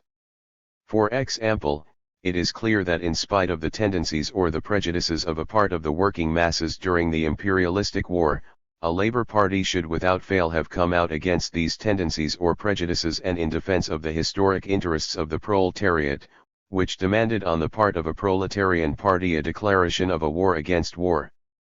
For example, at the beginning of the imperialistic war of 1914 the socialist trader parties of all the countries, supporting the bourgeoisie of their own country, invariably asserted that such was the will of the working class. And they forgot entirely that even if this were so the aim of a proletarian party under such circumstances should have been to fight against the moods and tendencies of the majority of the workmen, and to defend the historic interests of the proletariat in spite of everything. So, on the threshold of the 20th century, the Russian Mensheviks of that time, the so-called economists, rejected an open political struggle against Tsarism on the ground that, as they alleged, the working class as a whole had not as yet matured sufficiently to understand political struggle. In the same manner in Germany the right independents, whenever they make their halfway steps, allege that they represent the desires of the masses, not realizing that a party exists precisely for the purpose of marching in front of the mass and of showing the mass the road it is to follow. 4. The Communist International is absolutely certain that the bankruptcy of the old social democratic parties of the two international cannot under any circumstances be represented as the bankruptcy of the proletarian party system in general. The epoch of the direct struggle for the dictatorship of the proletariat brings forth a new party of the proletariat, the Communist Party. 5. The Communist International rejects most decidedly the view that the proletariat can accomplish its revolution without having its own independent political party. All class struggle is a political struggle. The object of the struggle, which inevitably becomes transformed into a civil war, is the conquest of the political authority. However, the political authority cannot be seized, organized, and directed except through this or that political party. Only when the proletariat has for its leadership an organized and experienced party with strictly defined aims and a concrete, worked out program of its immediate actions in the domains of both internal and external policy, only in that case will the conquest of political authority be not an accidental episode, but will serve as the starting point for an extended period of communistic construction on the part of the proletariat. That same class struggle demands that the various forms of the movement of the proletariat, the professional and trade unions, Co. 90. Operatives, factory committees, the cultural and educational work, the elections, etc., should be unified in one center and be directed in common. Only a political party can be such a common unifying and directing center. The refusal to create it, strengthen it, and submit to it signifies the refusal to accept the unified direction of the separate fighting detachments of the proletariat operating in the different arenas of the struggle. Finally, the class struggle of the proletariat demands concentrated agitation, which would illumine the various steps of the struggle from a single point of view, and would concentrate the attention of the proletariat at each given moment on the definite problems which are common for the whole class. This cannot be accomplished without a centralized political apparatus, that is, without a political party. Therefore the propaganda of the revolutionary syndicalists, the followers of the industrial workers of the world, against the need of an independent labor party has been objectively of assistance, and is still of assistance, only to the bourgeoisie and the counter-revolutionary social democrats. In their propaganda against a communist party, for which the syndicalists and the industrialists wish to substitute only the trade and professional unions, or some formless universal labor association, the syndicalists and the industrialists touch hands with the deliberate opportunists, the Russian Mensheviks, after the defeat of the revolution of 1905, preached for a number of years a so-called Labor Congress which was to have taken the place of a revolutionary party of the working class, all kinds of yellow laborites in Great Britain and in America, who in reality follow a deliberate bourgeois policy, preach to the workmen a creation of formless labor associations, or of indefinite exclusively parliamentarian formations, instead of a truly proletarian political party. The revolutionary syndicalists and industrialists desire to struggle against the dictatorship of the bourgeoisie, but do not know how to do it. They fail to note that the working class without an independent political party is a body without a head. Revolutionary syndicalism and industrialism constitute in this a step forward in comparison with the old and stale revolutionary ideology of the two international, but in comparison with the revolutionary Marxism, i.e., with communism, syndicalism and industrialism constitute a step backward. The declaration of the left communists of Germany, made by them in the program declaration of their Constituent Congress in April, in which they say that they create a party, but not a party in the usual traditional meaning of that word, keine Partei im überlieferten Sinn, is a capitulation, from the point of view of ideology, before those views of syndicalism and industrialism, which are reactionary views. The working class cannot triumph completely over the bourgeoisie through the use of only the general strike and the tactics of cross. The proletariat must have resort to armed uprising. Those who understand this must also understand that out of this inevitably flows the necessity of an organized political party, and that the formless labor associations are insufficient for this purpose. The revolutionary syndicalists often speak of the great significance of a determined revolutionary minority, but in reality a determined revolutionary minority of the working class, a communistic minority, ready to act, having a program placing before itself as its arms. 91. Object the organization of the masses, such a minority will be the Communist Party. 6.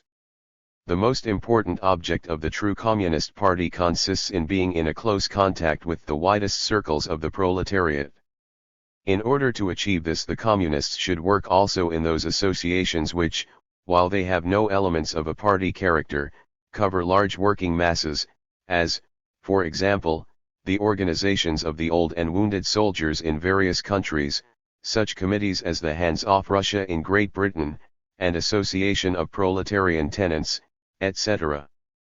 Especially important is the example of the Russian so-called non-party conferences of workmen and peasants. Such conferences are called in almost every city, in every labor quarter, and in every village. The widest circles of the most retrograde working masses take part in the elections to these conferences. These conferences discuss the most pressing questions, such as the questions of food supply, the housing question, the problems of education, the military situation, the political problems of the day, etc.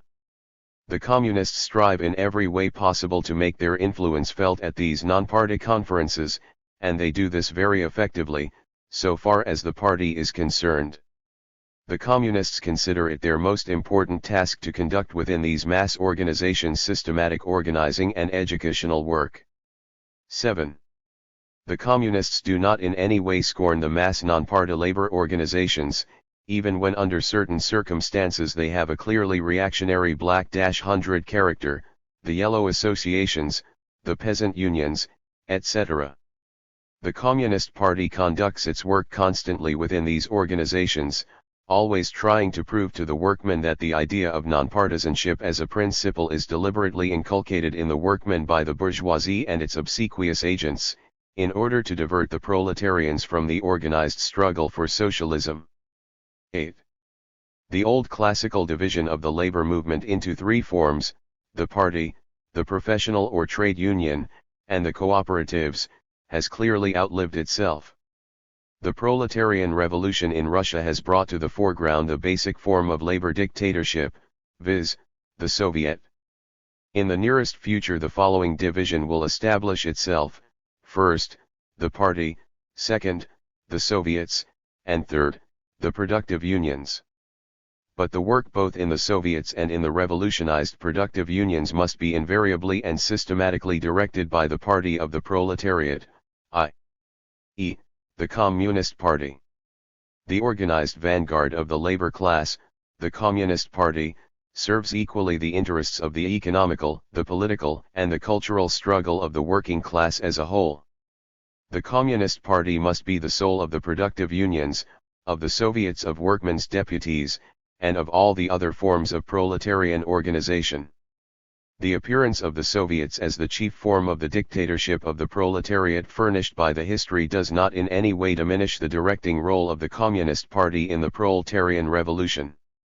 When the German left communists, cf. the appeal of their party to the German proletariat entitled To the German Proletariat, dated April 14, 1920, and signed by the 92 Communist Labour Party of Germany, declared that even the party should adapt itself more and more to the idea of the Soviet and assume a proletarian character.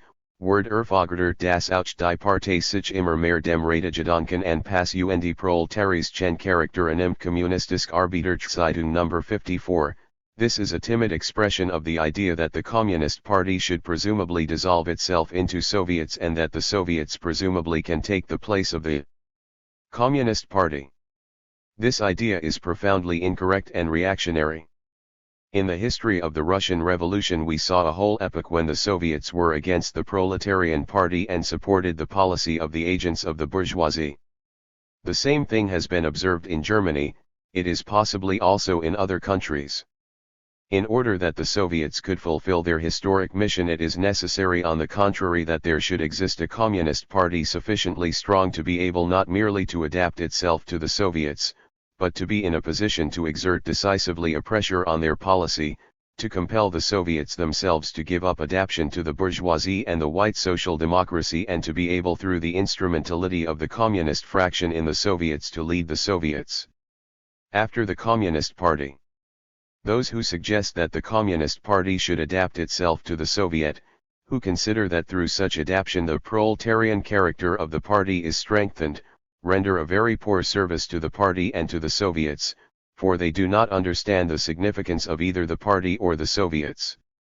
The Soviet idea will conquer all the sooner, the stronger the Communist Party which we shall be able to create in each country will be.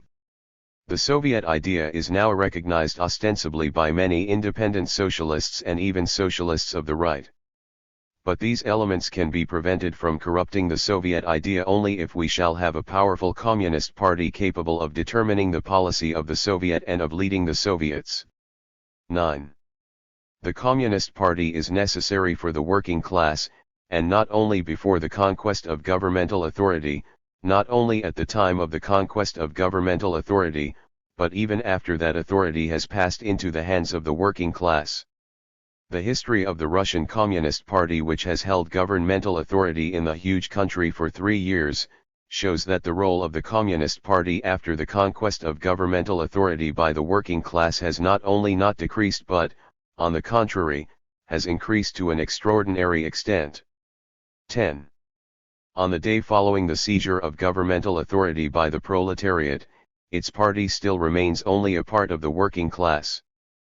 But it is precisely that part of the working class which has organized the victory. The Communist Party in the course of the 2 decades, as we have seen it in Russia, in the course of a number of years as we see it now in Germany, conducting its struggle not only against the bourgeoisie but also against those socialists who really serve as the conductors of bourgeois influence over the proletariat, has drawn into its ranks the most stable, far-sighted, and advanced militants of the working class. Only in the presence of such a united organization of the best part of the working class is it possible to overcome all the difficulties which rise before the labor dictatorship on 93. The day after its victory.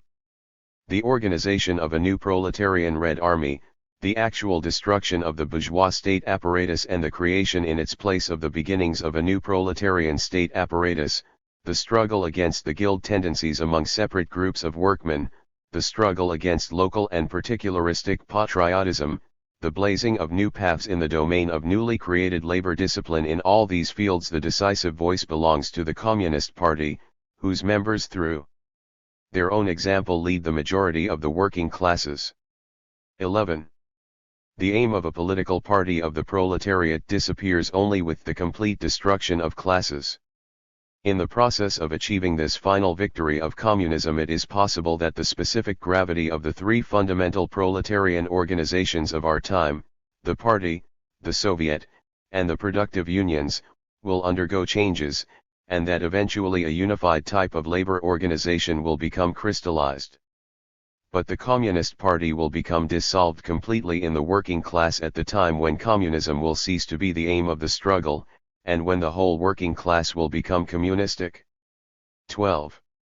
The Second Congress of the Communist International should not only affirm the historic mission of the Communist Party in general, but should indicate to the international proletariat, at least in its fundamental features, precisely what kind of a communist party we need. 13. The Communist International considers that the Communist Party should be built up on the basis of iron proletarian centralism, particularly in the epoch of the dictatorship of the proletariat. In order to be able to direct successfully the activities of the working class in the long and persistent civil war which impends, the Communist Party itself must create within its own ranks iron military order. The experience of the Russian Communist Party, which has directed the civil war of the working class for the course of 3 years, has shown that without the strictest discipline, without complete centralism, and without unbounded comradely confidence of all the organizations of the party in the directing party center, the victory of the workmen is impossible. 14. The Communist Party must be built on the basis of democratic centralism. The main principles of democratic centralism are the election of the upper body by the lower body, the absolute compulsory nature of the decisions of the upper body for the lower, the latter being subordinated to the former, and the existence of an authoritative party center, as the undisputed directing institution of the party life from one Congress to another. 15. A whole series of communist parties in Europe and America, in view of conditions of siege rule adopted by the bourgeoisie against the communists, are compelled to exist illegally. We must remember that under such circumstances it is sometimes necessary to give up in part the strict application of the elective principle and to make it possible for the directing party institution to invite in members, as has been done in Russia. In what amounts to a state of siege, the Communist Party not only cannot place very serious questions before all the members of the party for a democratic referendum, as proposed by a faction of the American Communists, but 94. On the contrary, must delegate to its directing center the right in a critical moment to make decisions for all the members of the party. 16. To preach wide autonomy for separate local organizations of the party is equivalent at the present time to weakening the ranks of the Communist Party, impairing its efficiency, and rendering assistance to the petty bourgeois anarchist centrifugal tendencies. 17.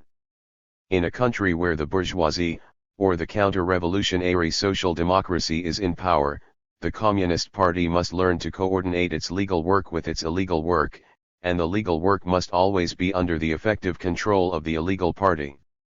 The parliamentary fractions of the Communists, both in the central and in the local governmental institutions, must be entirely and absolutely subordinated to the Communist Party as a whole, irrespective of whether at the given moment the party as a whole is a legal or an illegal organization. All the deputies who in one form or another refuse to submit to the party must be expelled from the ranks of the Communists. The legal press, newspapers and publishing houses, must be absolutely and entirely subordinated to the party as a whole and to its central committee. No concessions in this regard are permissible. 18. The basic starting point in the whole organization work of the Communist Party must be the creation of communistic groups.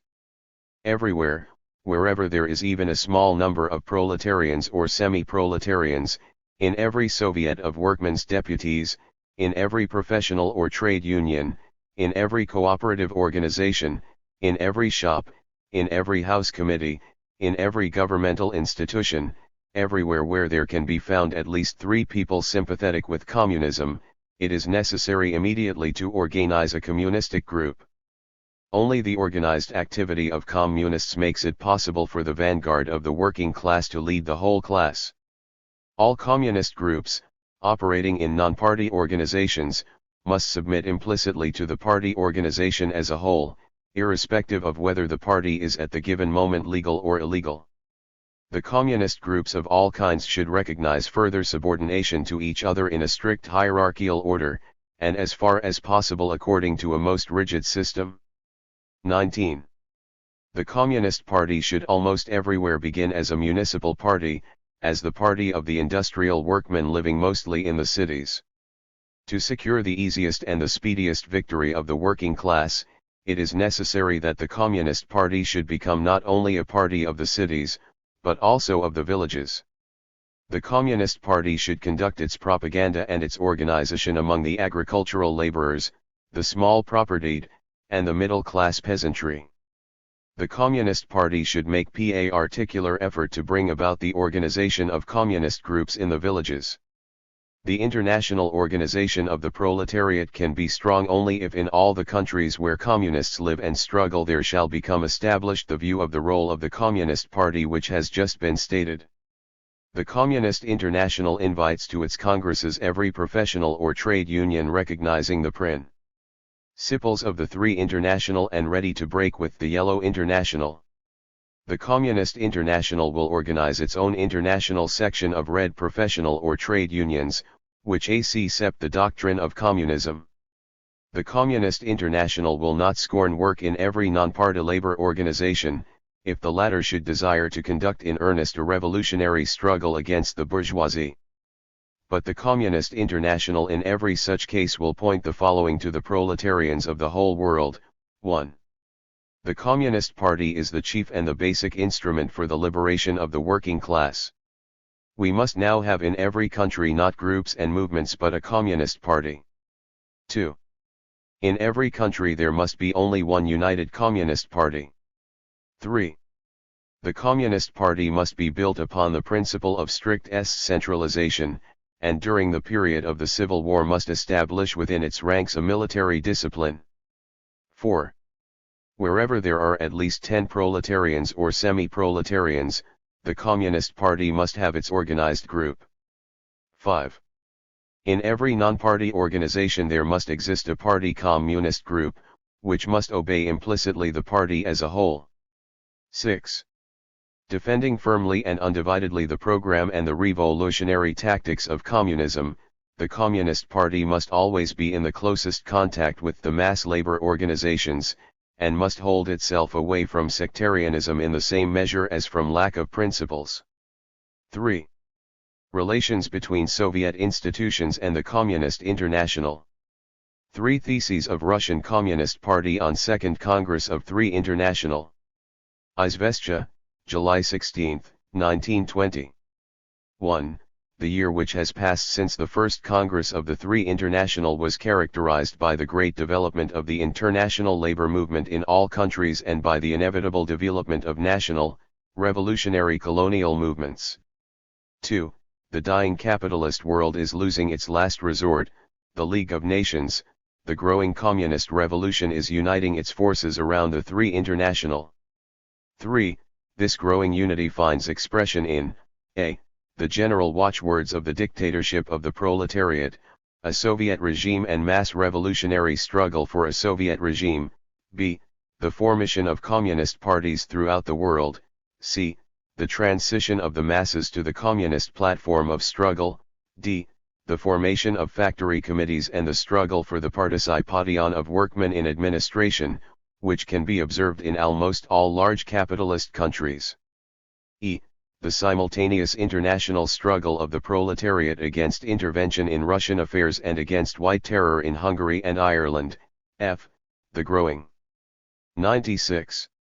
Wave of strikes and partial uprisings. G.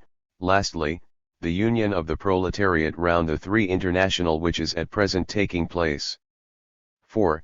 This is expressed by the fact that our foreign comrades are splendidly represented at the Congress, which is attended by delegates from all communist parties and groups and sections closely united with the communism of England, Ireland, France, Spain, Italy, Germany, Austria, Hungary, Denmark, Holland, Sweden, Norway, Poland, Bulgaria, and the Balkans generally, Finland, etc., of the United States of America, Australia, and finally of the peoples of the East, India, Turkey, Persia, etc. 5.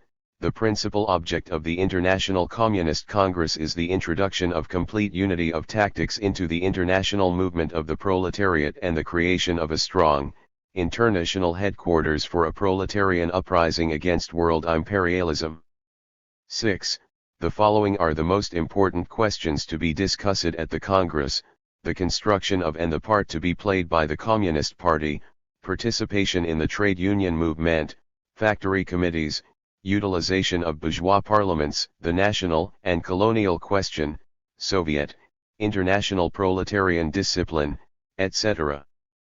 The Congress will have to struggle against members of the right and center parties, who wish to join the Three International, which is now a powerful force and has therefore become fashionable, and also against misunderstandings on the part of several comrades of the left who are opposed to severe discipline, the utilization of parliaments, etc.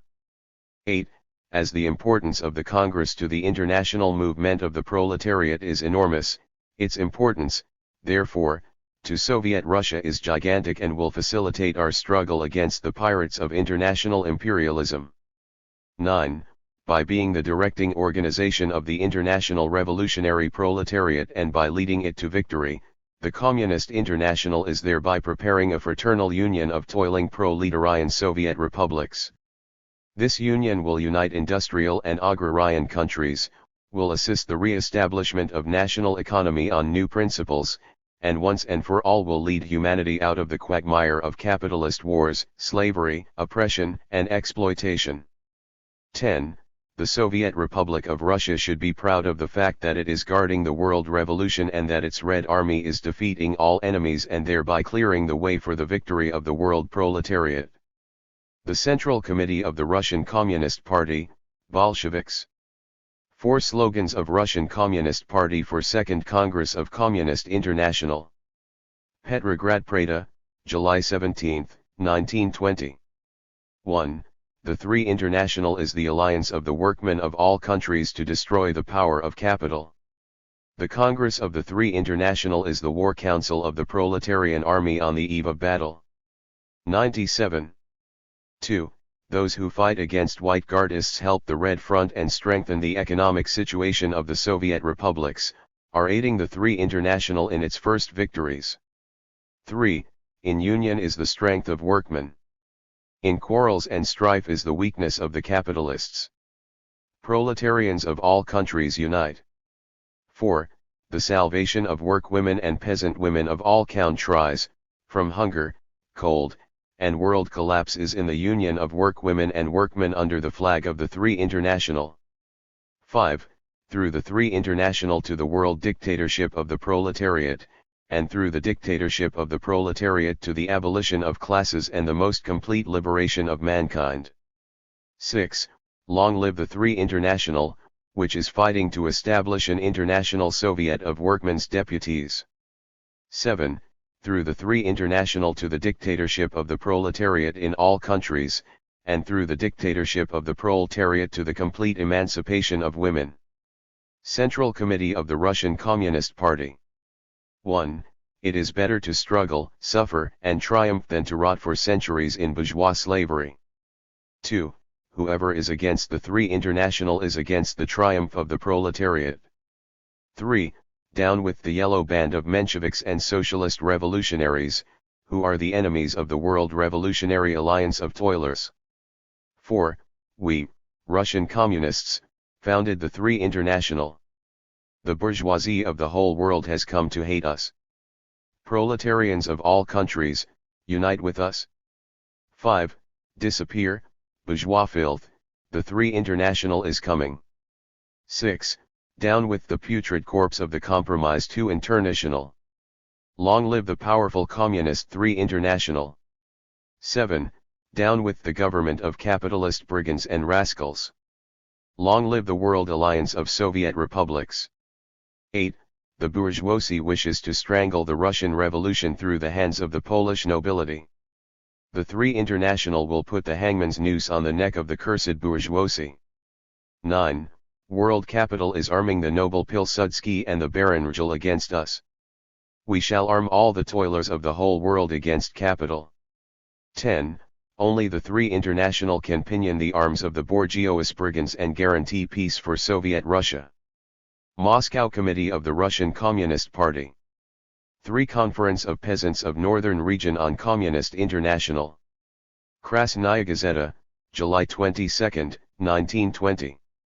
After the Second Congress of the Communist International there was held a second conference of the peasants of the provinces of Petro 15060_207. 98. Grad, Novgorod, Olonets, Cherepovets, and Pskov, who had been invited to the opening of the Congress. The peasants were very enthusiastic, and one saw that the celebrations of yesterday had made a deep impression on them. In the opening speech the comrade presiding at the conference spoke of the significance of the enthusiasm with which the entire proletariat of Petrograd came out onto the streets, and also of the latter's strength, and of the strength of the Russian Revolution. He referred also to the speeches of the foreign comrades, pointing out the readiness of the workmen of all countries to enter on active campaigns against the bourgeoisie, urging that the Russian proletariat at this critical moment should go hand in hand with the working class, more friendly than ever. This speech was frequently interrupted by lively applause. 20 peasants signed up to speak after the introductory speech. In their speeches the peasants spoke of their needs and deprivations, and of certain abuses and omissions of individual persons. They spoke, and with particular bitterness, against speculators and deserters.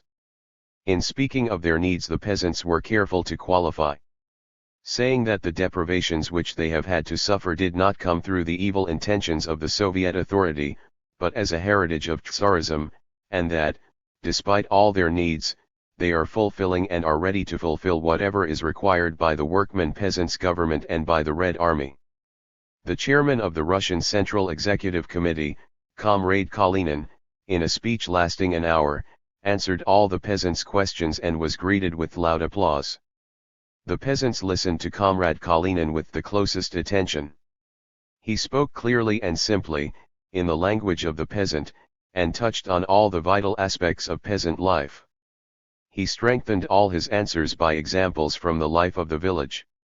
The peasants understood him and felt that he was, in fact, a representative of the toilers, who knew all the details of village life. After long debates, the peasants adopted the following proposal: 1. To greet the leaders of the three Communist International. 2. To greet the Red Army that is heroically defending all the conquests of the revolution.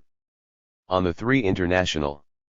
We, peasants and workmen of the provinces of Petrograd, Pskov, Novgorod, Cherepovets, and Olonets, who came together for the Second Congress of the Three International, have once more become convinced that the salvation of the workmen and peasants lies in the international alliance of all toilers and in their struggle against the bourgeoisie.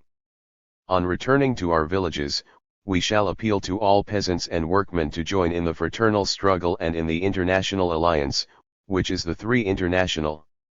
Long live the Three International! Long live the Workmen's and Peasants' Revolution! 99. On struggle against deserters. The meeting of peasants recognizes that the victory of the revolution can be hastened only if there are no deserters from the front among peasants and workmen, and has therefore resolved to combat with all its strength the tendency to desert. Besides discussions and questions, the peasants handed in many memoranda, to which answers will be given in the press in the near future. The conference concluded with the singing of the International, after which the peasants went to visit the former Tsarist palaces, and also the fortress of Peter and Paul. The peasants said, "We shall see where the Tsar lived, and where he made peasants and workmen sit out prison terms." Signed, T. Lapronov. 6. The work of the Second Congress of the Three International. Petrograd Pravda, August 13, 1920. Report to the Special Session of the Petrograd Soviet. At a special session of the Petrograd Soviet, held yesterday, Comrades Zinoviev and Bukharin reported on the work of the Second Congress of the Three International, which has just closed. Zinoviev's report. Democracy. At the time when the World Congress of the Three International held its sessions in Moscow, a Congress of the Two Yellow International was in session in Geneva. It is not known to a certainty what parties were represented at that Congress in Geneva, but if we deduct the parties which sent their representatives to the World Congress in Moscow, what we shall get will be a quantity very close to zero. The German Social Democracy is represented there through the party of Nevsky and Scheidemann. Hungary sent 2 representatives, one of whom was a provocatory agent under the Bourgeois Republic, while the other is now in the service of Gen. Horthy. We can see clearly that the Congress in Moscow represented the working class of the whole world, while the Congress of the Yellow International was a kingdom of phantoms and represented the decayed social. There is as yet no complete information as to the decisions of the Congress of the Yellow International. It is only known that the Congress adopted a resolution, according to which the workmen may, in case of extreme necessity, make use of the general strike. By means of this resolution the Congress attempts to lay a coat of on the Black or the Yellow International. It offers the general strike as a means of last resort.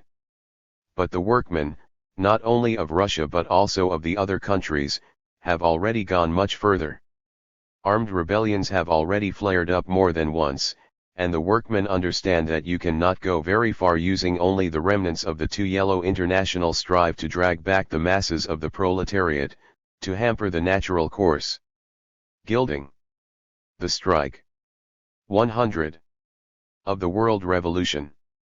The Three International leads the proletariat forward to its final liberation from capital, to the triumph of the proletarian revolution. The parties which were represented at the Congress are not all uniform. After 4 years of tempestuous and difficult times, the working class of every country has undergone great changes. The working class had to find itself anew. It is natural that new moods and tendencies must have sprung up in the working class, and they were fully represented at the Congress. We had there representatives of communistic tendencies and of tendencies that have not as yet assumed definite form, e.g., the syndicalists, the industrial workers of the world, and others.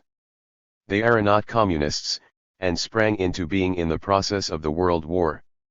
They are, strictly speaking, a huge fist raised over the perishing social order. We differ with them on many points of principle. And the question came up at the Congress as to whether or not we can admit them into the Communist International. In its time the two international had a negative attitude to all such new formations. The three international could not repeat these errors.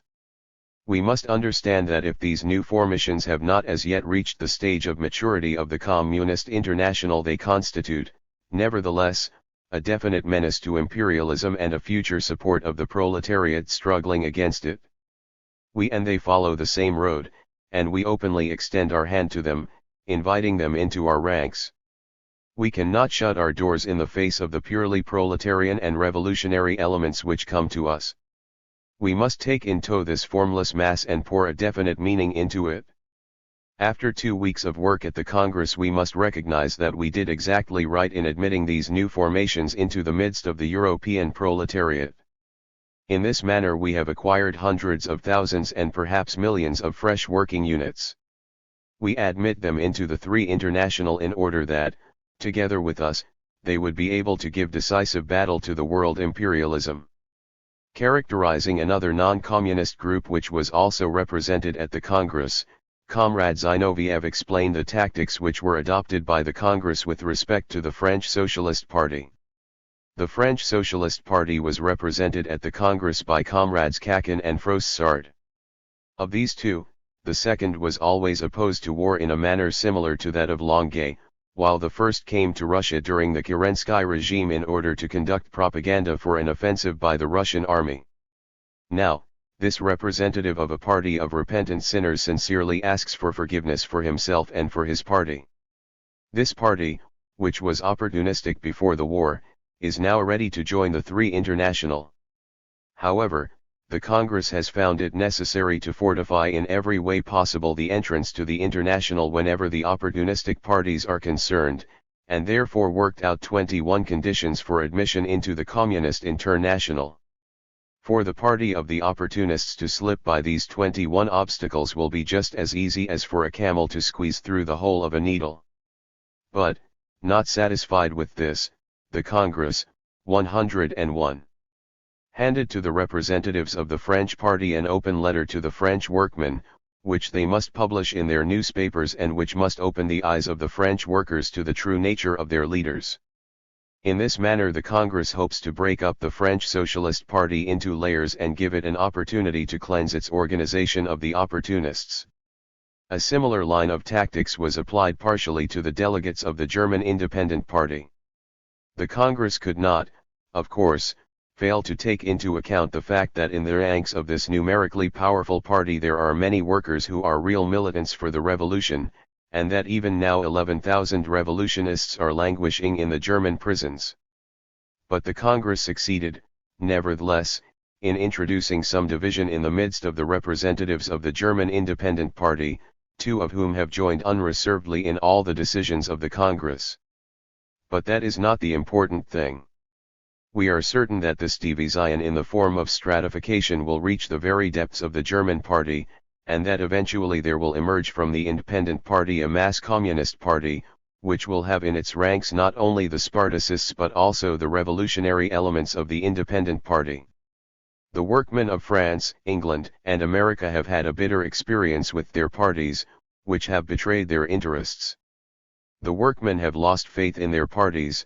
They have ceased to believe that their parties will not betray them at the critical moment, that their parties in the persons of their parliamentary leaders will continue loyal to the proletariat to the very end.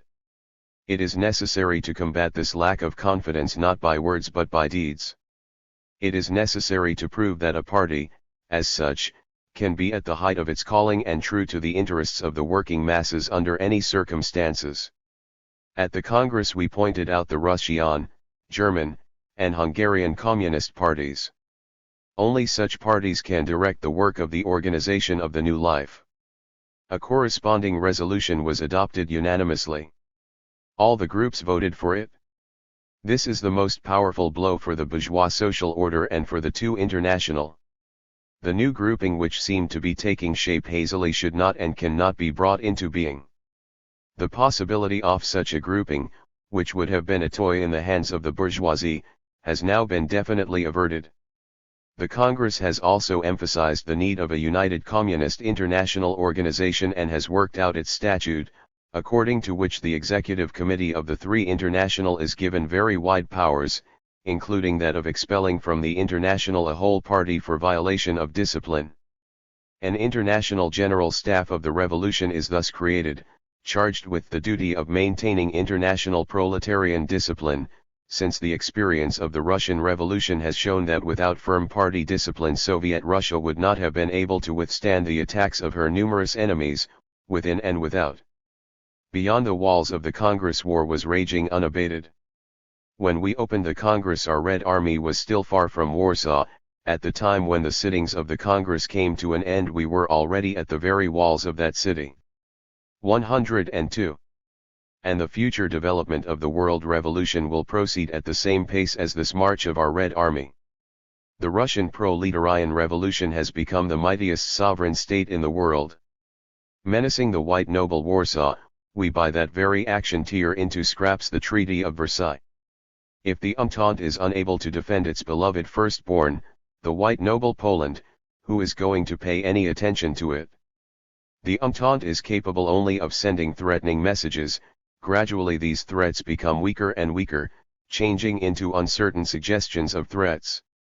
And at the same time the Red Army moves forward and forward. It is clear that the bourgeoisie of the small countries ceases to believe in the might of the Entente. At the time when the members of the Entente mistrust each other, make every effort to deceive each other, and play at war, the International Congress forges a unified program and works out a unified line of action.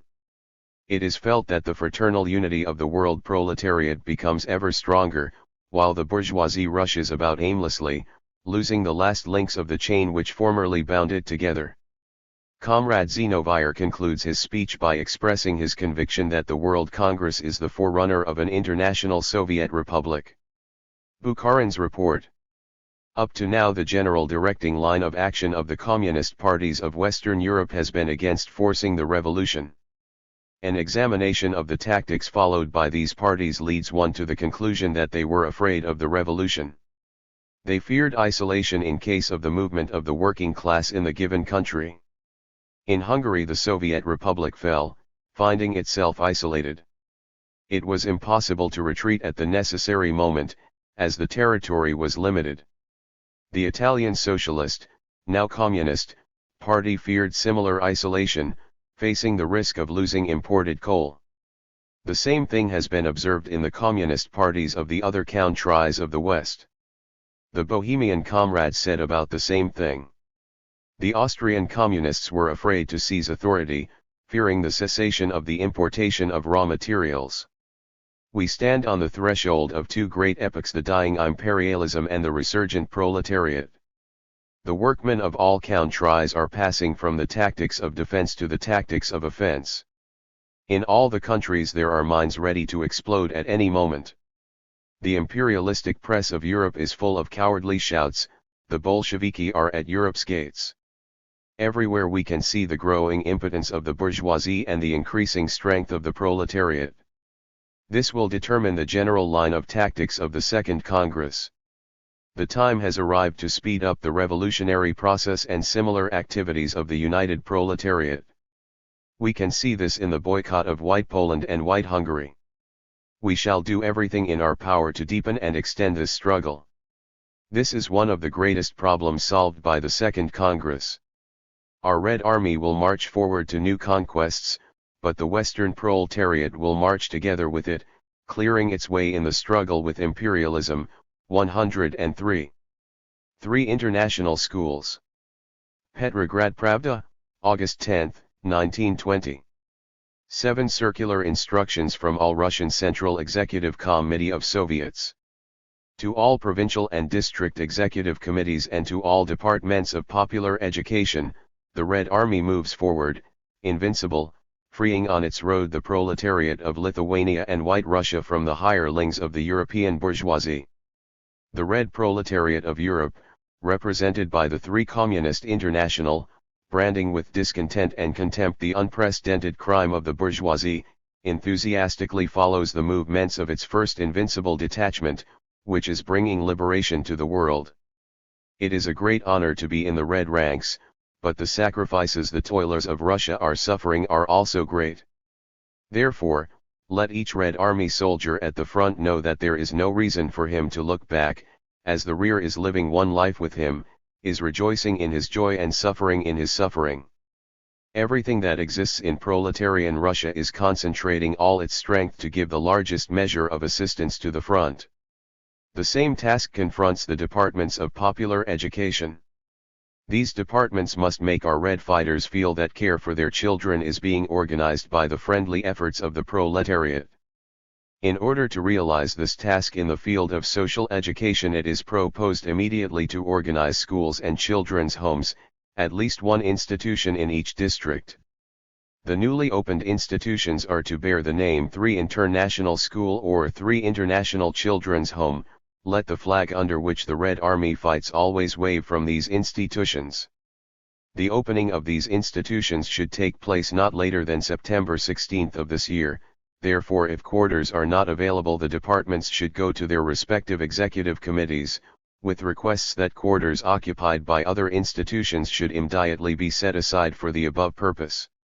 Holding the departments of popular education responsible for the prompt carrying out of this circular, and also for weekly telegraphic reports to the People's Commissariat on Education of the progress of work, the Presidium of the All-Russian Central Executive Committee proposes to all provincial and district committees to cooperate in every way with the departments of popular education for the carrying out of the tasks assigned to the latter.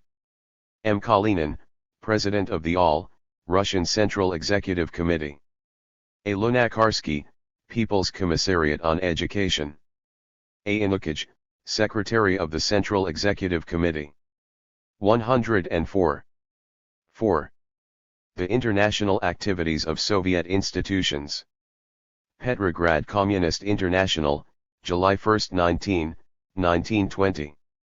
8. The Communist International and the Revolutionary Youth. By Todorov. Sometime previous to the Zimmerwald Conference, a conference of young people's socialist organizations took place. This conference proved that the revolutionary youth was upholding the banner of class struggle and of international solidarity. The Young People's Conference in Bern, held at a time when all revolutionary slogans had been forgotten, at a time of general gloom, breathed into the hearts of many true revolutionists the faith that the international fraternity of toilers would be reborn. The support of Liebknecht by young people's organizations and of Lenin by the Swiss youth, united in the well-known Kegel Club, indicated that the youth was able to withstand the fog of chauvinism and of the party peace declared by socialist factions at the beginning of the war. During the war, the young people's organizations represented the true support of the regenerating international unity of the workmen. The young people's organizations represented the extreme left wing of the party throughout the war. And when during the war the revolutionary section of the official labor parties began to form into communist groups, the young people's organizations became the nuclei of these groups. At present we have a strong communist party in Sweden. It is derived in the main from the Young People's Union, which long before the war represented the radical section of the Swedish Labour Party. At the first Congress of the Communist International there were no representatives of the young people, but the Congress knew that the revolutionary organizations of young people were its declared followers. And, in fact, the entire period between the first Congress and this present Congress witnessed an uninterrupted struggle of the young people's organizations for the ideals of the three international. In the month of December, 1919, a Congress of the Young People's International took place and came out for an inseparable stand with the Communist International. At the Second Congress, Young People's Organizations and the Executive Committee of the Young People's International will be represented. At this Congress questions relating to the young people will be discussed. All this indicates the inseparable unity of the entire communist movement with the young people. In every country the Communist Party is supported by the organization of young people. In Germany the youth has always been in the ranks of the Communist Party. During the revolutionary storm *, note a special single number of a newspaper published by the editorial staffs of Petrograd Pravda, Krasnaya Gazeta, and Trud, Labor. 105. Which passed over the heads of the German workmen. The youth acted with unrestrained courage. And when the split came in the communist movement in Germany, the young people's organizations followed the Spartacans, seeing in them the party that would actually make of Germany a country of proletarian dictatorship. In Austria, the communist youth were able to unite those workmen who had consecrated themselves to the revolutionary struggle. The economic crisis in Austria that dealt such a severe blow to the working class reacted even stronger on the youth. The young people's organizations became tempered under the influence of this crisis, and they are pushing the Communist Party toward the unification of all the revolutionary workmen of Austria. The French young people's organizations decided to join the Three International, and a number of districts formed the basis for communist groups. The Swiss and the Italian young people's movements are following the Communist International in its entirety. And especially in Switzerland, the youth became the fundamental kernel of the Communist Party. At a time when nearly all Europe had been drawn into the war, Spain assumed the role of the defender of Morocco. Militarism has also established deep roots in that country. And the only true fighter against militarism and the policies of the Spanish government was the organization of young people. In America, the young people's organizations have joined the Three International. At present, the organization of the young people is taking an independent political line, but as soon as the unification of the communist parties in America is an accomplished fact, the youth will become the loyal supporter of the party. In the East, the communist movement seized the youth with a strong grip. Kava, Bukhara, Turkestan, Korea, Far Eastern Siberia, Azerbaijan, all these countries have vigorous youthful communist organizations of young people. The Second Congress of the Three International will know how to appreciate this great force at its disposal in these revolutionary organizations of young people. The entire working youth is following the Communist International. The working youth, together with the grown-up workmen, are struggling for communism throughout the world.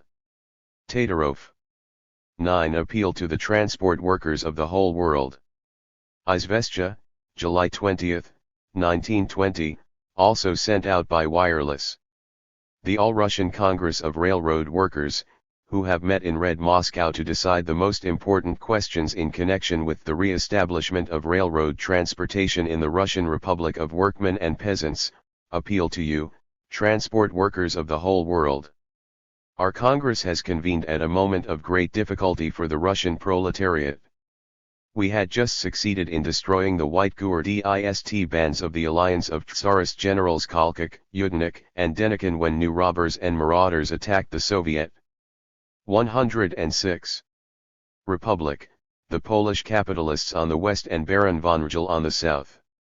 Supported with arms, money, instructors, cannon, and food supplies by your governments, the Polish nobles and Baron Rigel are carrying out the will of the ruling class, which has set itself the aim of strangling Soviet Russia at any cost.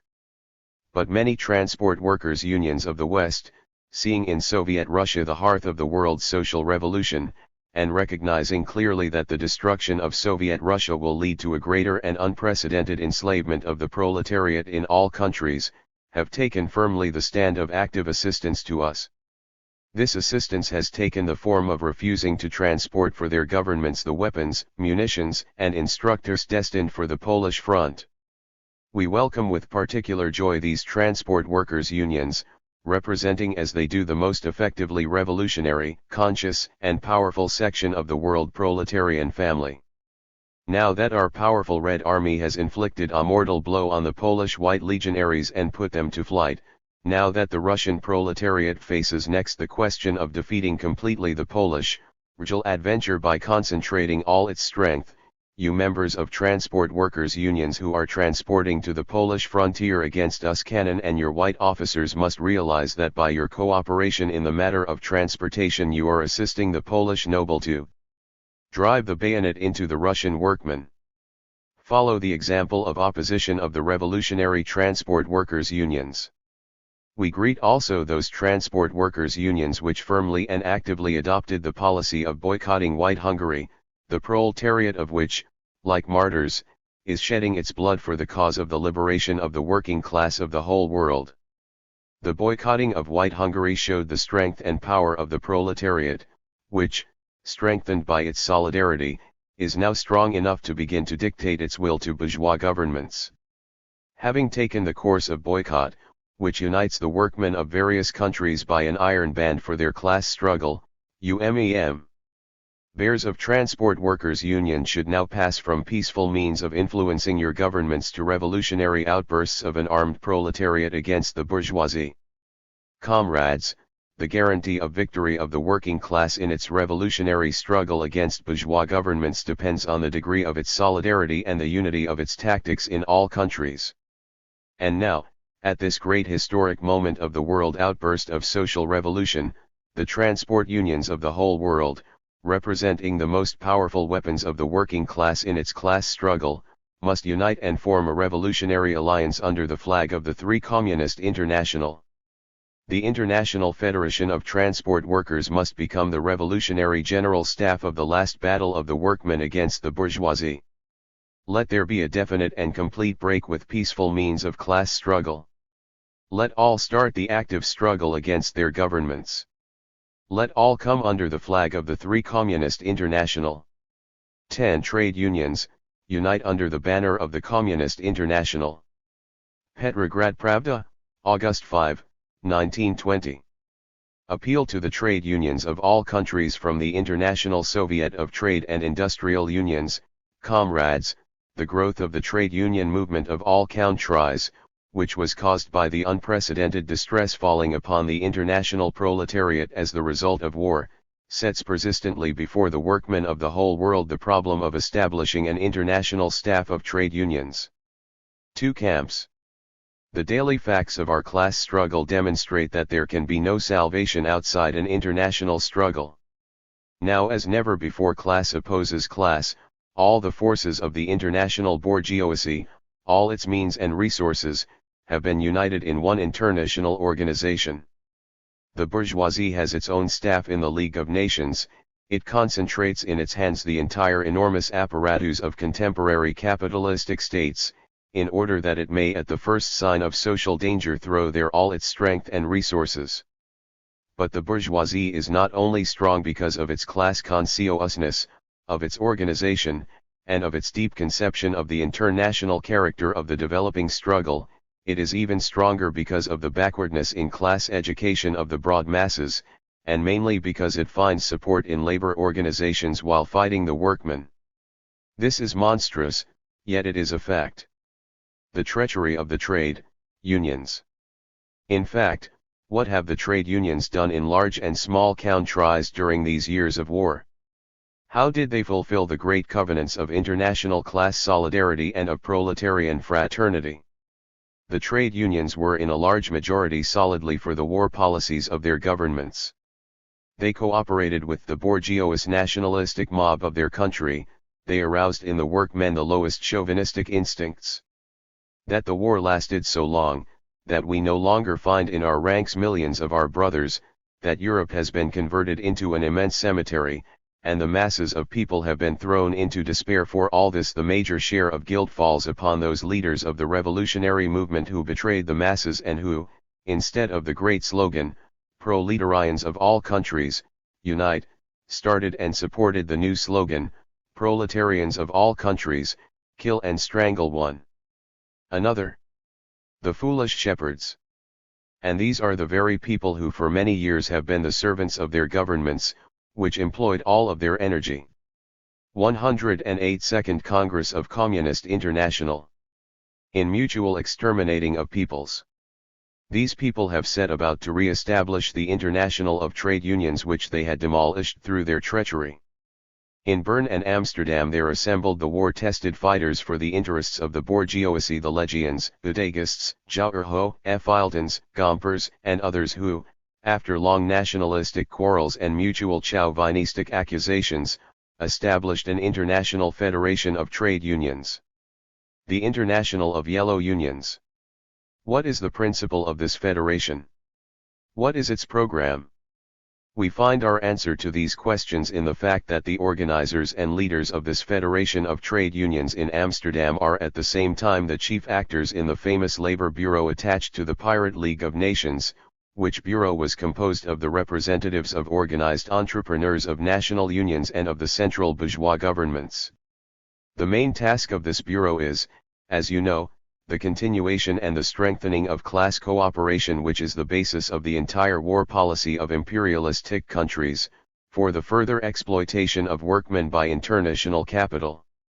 Thus it becomes perfectly evident that the Amsterdam Federation is only a screen for the yellow leaders of the trade union movement, who definitely went over to the imperialists and are attempting now, as they did during the war, to use the organized strength of the labor unions in the interests of capitalistic society. The natural result of such an unnatural combination of interests of the two so absolutely opposed classes is the utter futility and complete inability of both organizations. The Amsterdam Federation and the Paris Labor Bureau attached to the League of Nations are at all events responding in very small measure to the everyday interests of the working class, because both organizations respond to the everyday interests of the bourgeoisie. A striking example of this failure may be seen in the attitude of the International Confederation towards Soviet Hungary and Soviet Russia.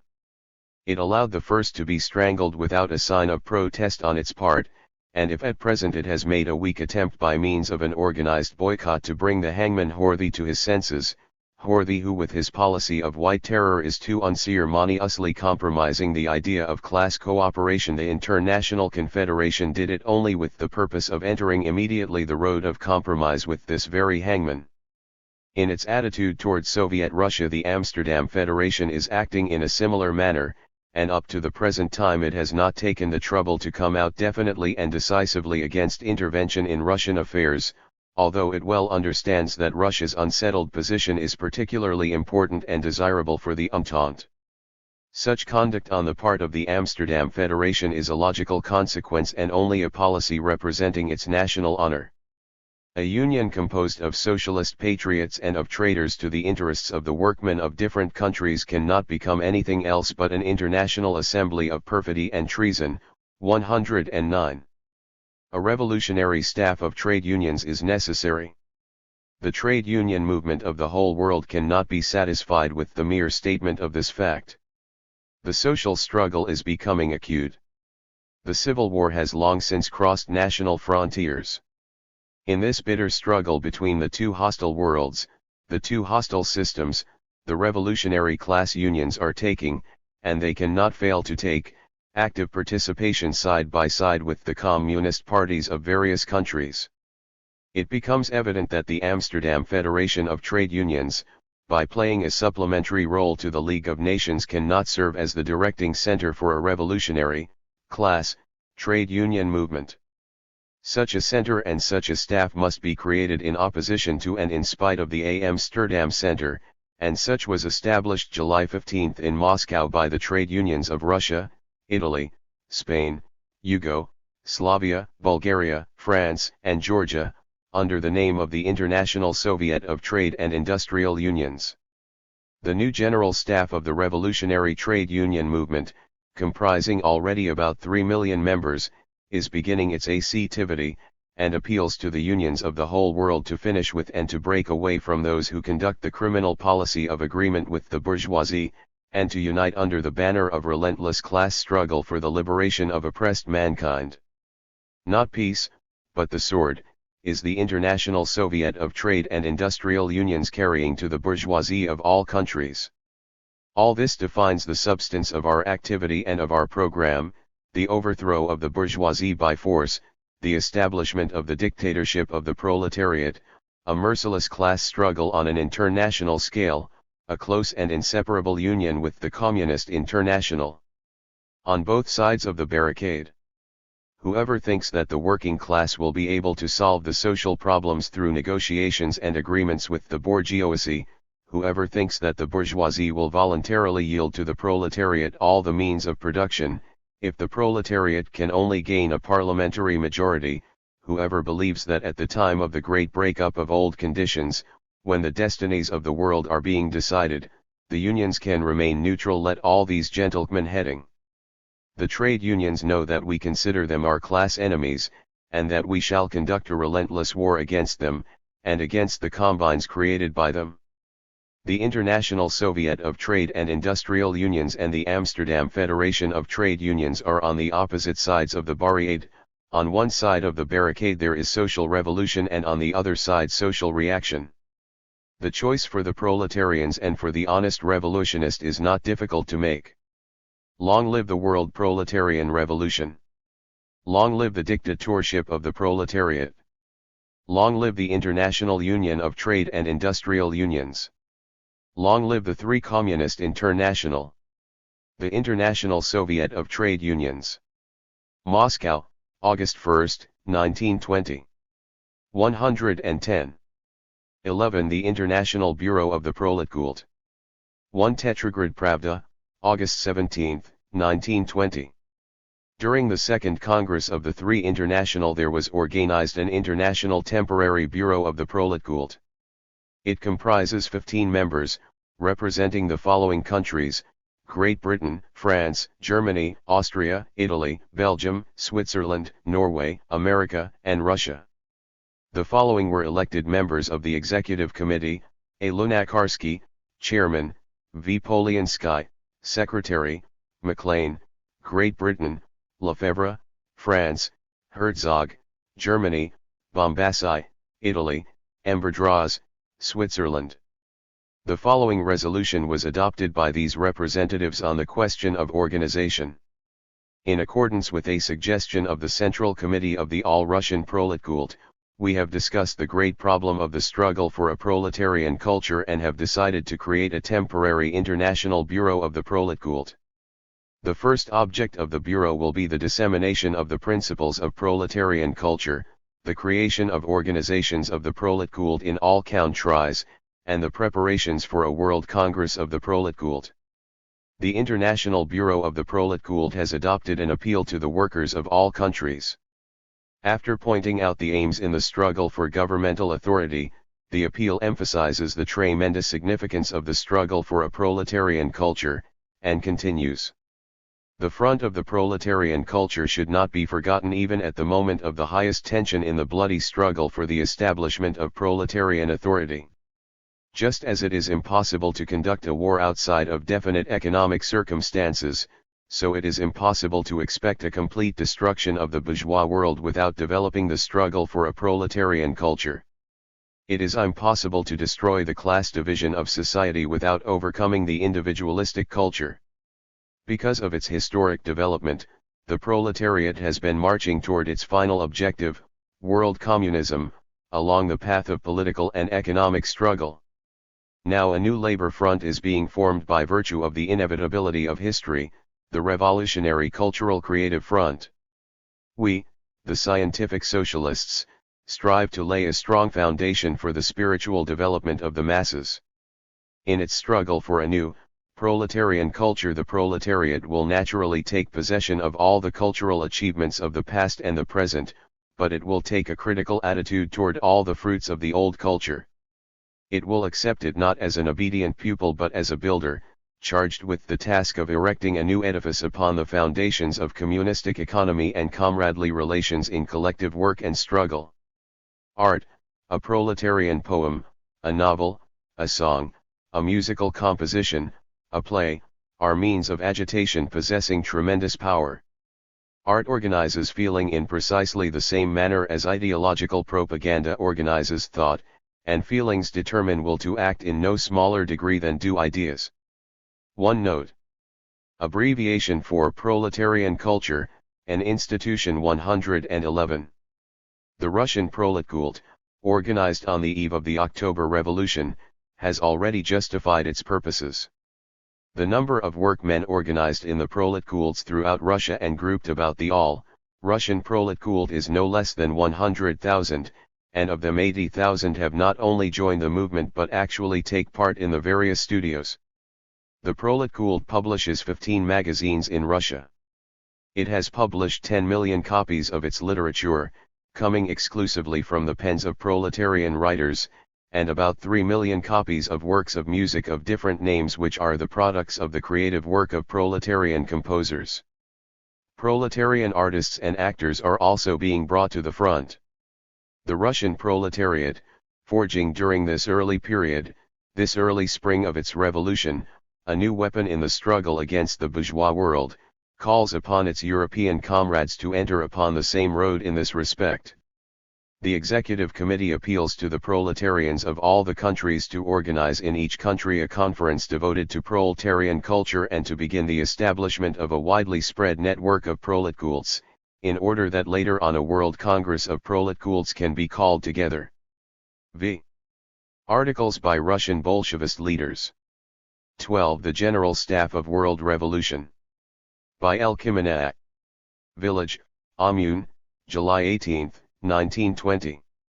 Also Krasnaya Gazeta. The bourgeois governments of the whole world have long been a custom to frighten the imagination of their citizens with underground conspiracies of revolutionists to bring about a social revolution. A conspiracy of the socialist proletariat against world capitalism is unquestionably now at hand. But how different is this conspiracy from the pictures drawn by the frightening imagination of the petty bourgeois citizen? Not in a dark cellar with artificial lighting but in the clear light of day with full publicity on an international tribune, in the face of all mankind, the international proletariat through its best representatives now discusses the plan and tactics for the overthrow of the bourgeois governments of Europe and America. The oppressed masses of all countries are taking part in this conspiracy. Helpless against this conspiracy, the governments are incapable of doing anything to prevent the General Staff of World Revolution from quietly discussing the plan of war. The conference is taking place in that fortress of the proletariat which is inaccessible to the old world, that is, in Soviet Russia, which has fortified the Congress and its work against all attack by a steel circle of proletarians armed and hardened by 3 years of fighting. 112 Second Congress of Communist International. By its imperialistic war and its imperialistic peace, world capital released the civil war of the proletariat against the bourgeoisie of all countries throughout the world. The Communist International takes civil war as the point of departure for all its acts and for all its tactics. In this war it wishes to triumph. It must triumph in this war if it does not wish to be destroyed physically and morally. Victory in this war can mean only one thing: the replacing of the dictatorship of capital, which prevails throughout the world, by the dictatorship of the proletariat. To triumph one must be strong. To be strong one must be organized. Inasmuch as the war has been declared on an international scale, in order to triumph the proletarian army must be organized on international proportions. But this international organized army of the progressive proletariat of Europe and America has enormous reserves.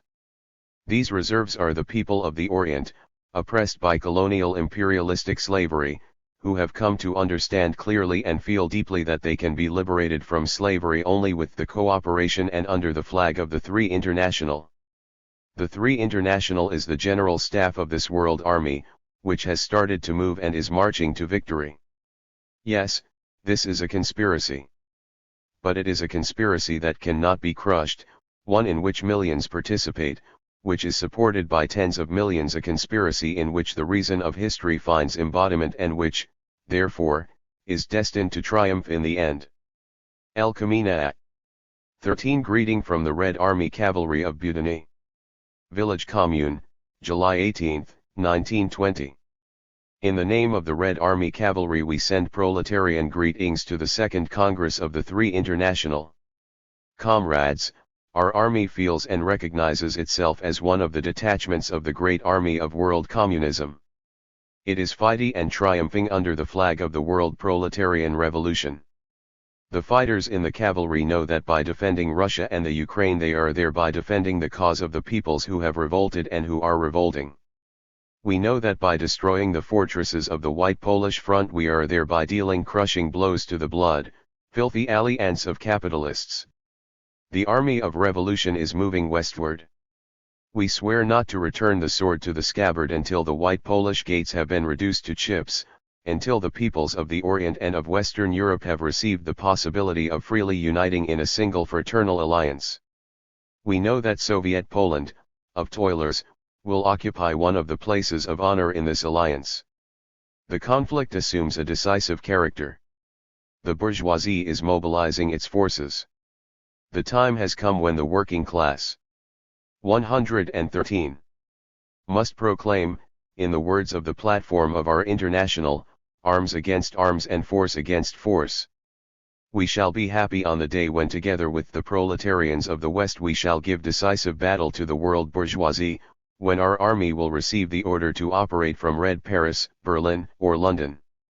From the Red Front, from the line of battle fire, where soldiers, commanders, and commissaries shed their blood for the victory of the world revolution, from the Red Front where one does not talk but works for the great cause of revolution, we send fraternal greetings to the Congress of World Communism. Under the hail of bullets and the thunder of cannon we are shouting, long live the World Republic of Soviets! Long live the International Red Army! Long live the Second Congress of the Communist International! Budeny, Commander of the Cavalry Army.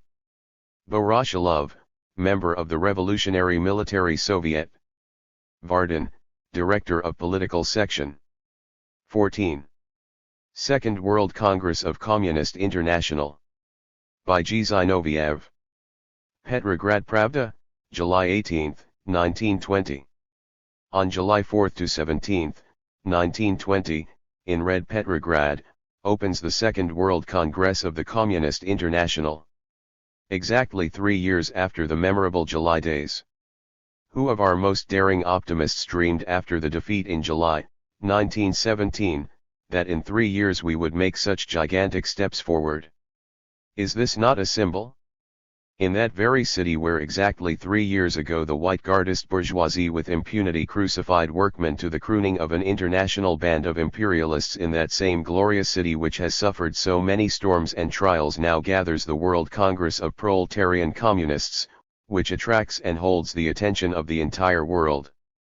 The bourgeoisie grows weaker daily, the proletariat irresistibly rises to power. This is the formula under which the world movement of the last 3 years has developed.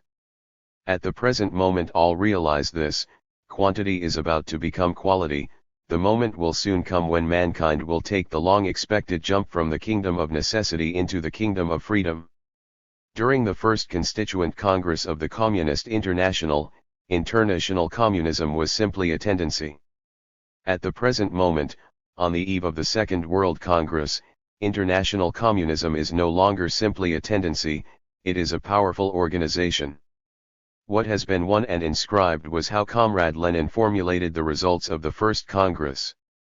The First Constituent Congress of the Communist International simply formulated and inscribed what had been won. 15,060 to 20-8. But what, in fact, had we won by March, 1919, speaking on a world scale? Only the fact that the idea of communism had begun to become the idea of the Fourth Estate. No more. And now? Now the two international has been smashed to pieces. Now only one mass organization remains in the hands of the socialists traitors. I mean the International Organization of Trade Unions. But even this international union has begun to crack.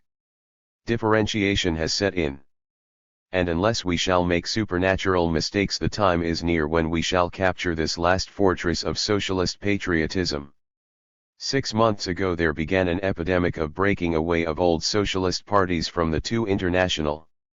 From the yellow two international went out one after the other, the Independent Party of Germany, the French Socialist Party, the Independent Labour Party of England, the Socialist Party of Switzerland, the Socialist Party of Spain, the Socialist Party of America, and other parties.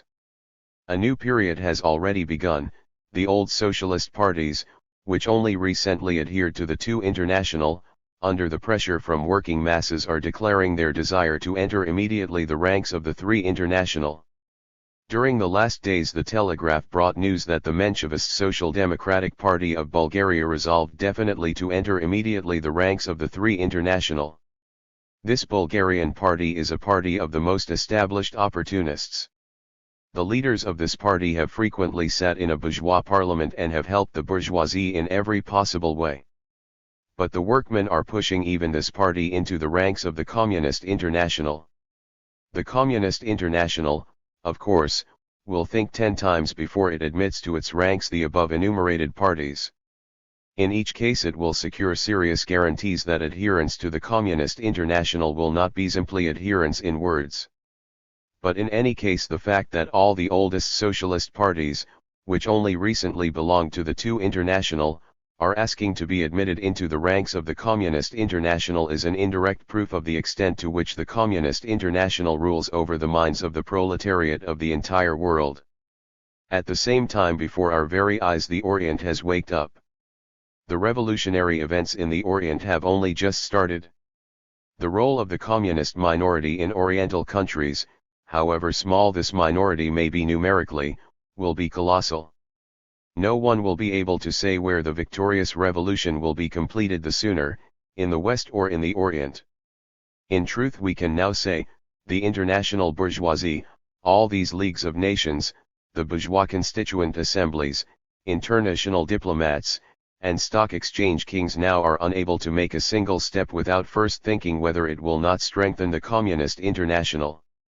In an article entitled The Prospects of World Revolution, written immediately after the First Constituent Congress of the Communist International, the writer of these lines expressed the hope that in a year or so we would begin to forget that a struggle for the Soviet authority was taking place in Europe, because the struggle for Soviet authority would be transferred to other parts of the world. 115.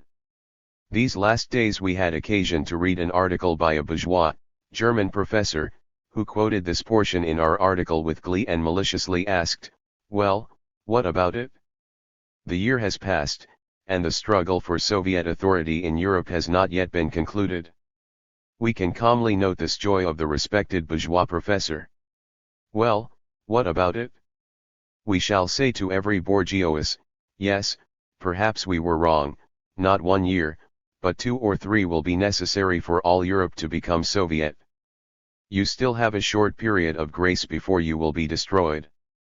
But if you have now become so modest that you rejoice at these few months of grace, or a few years, then we, in any case, congratulate you on your unusual modesty.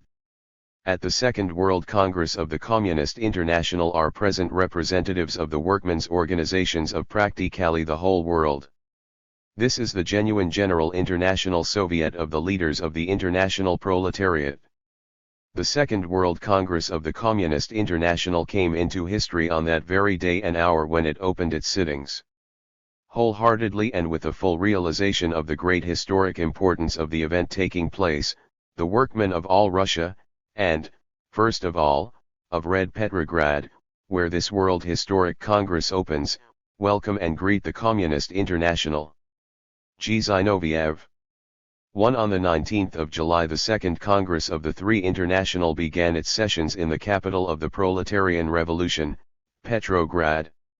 The revolutionary class consciousness of the working masses of the whole world has overturned all the barriers which in the course of the war were erected by the imperialistic bourgeoisie and the two international, in order to separate from each other the different national groups of the proletariat, and has brought to the point of realization the great watchword, "Proletarians of all countries unite."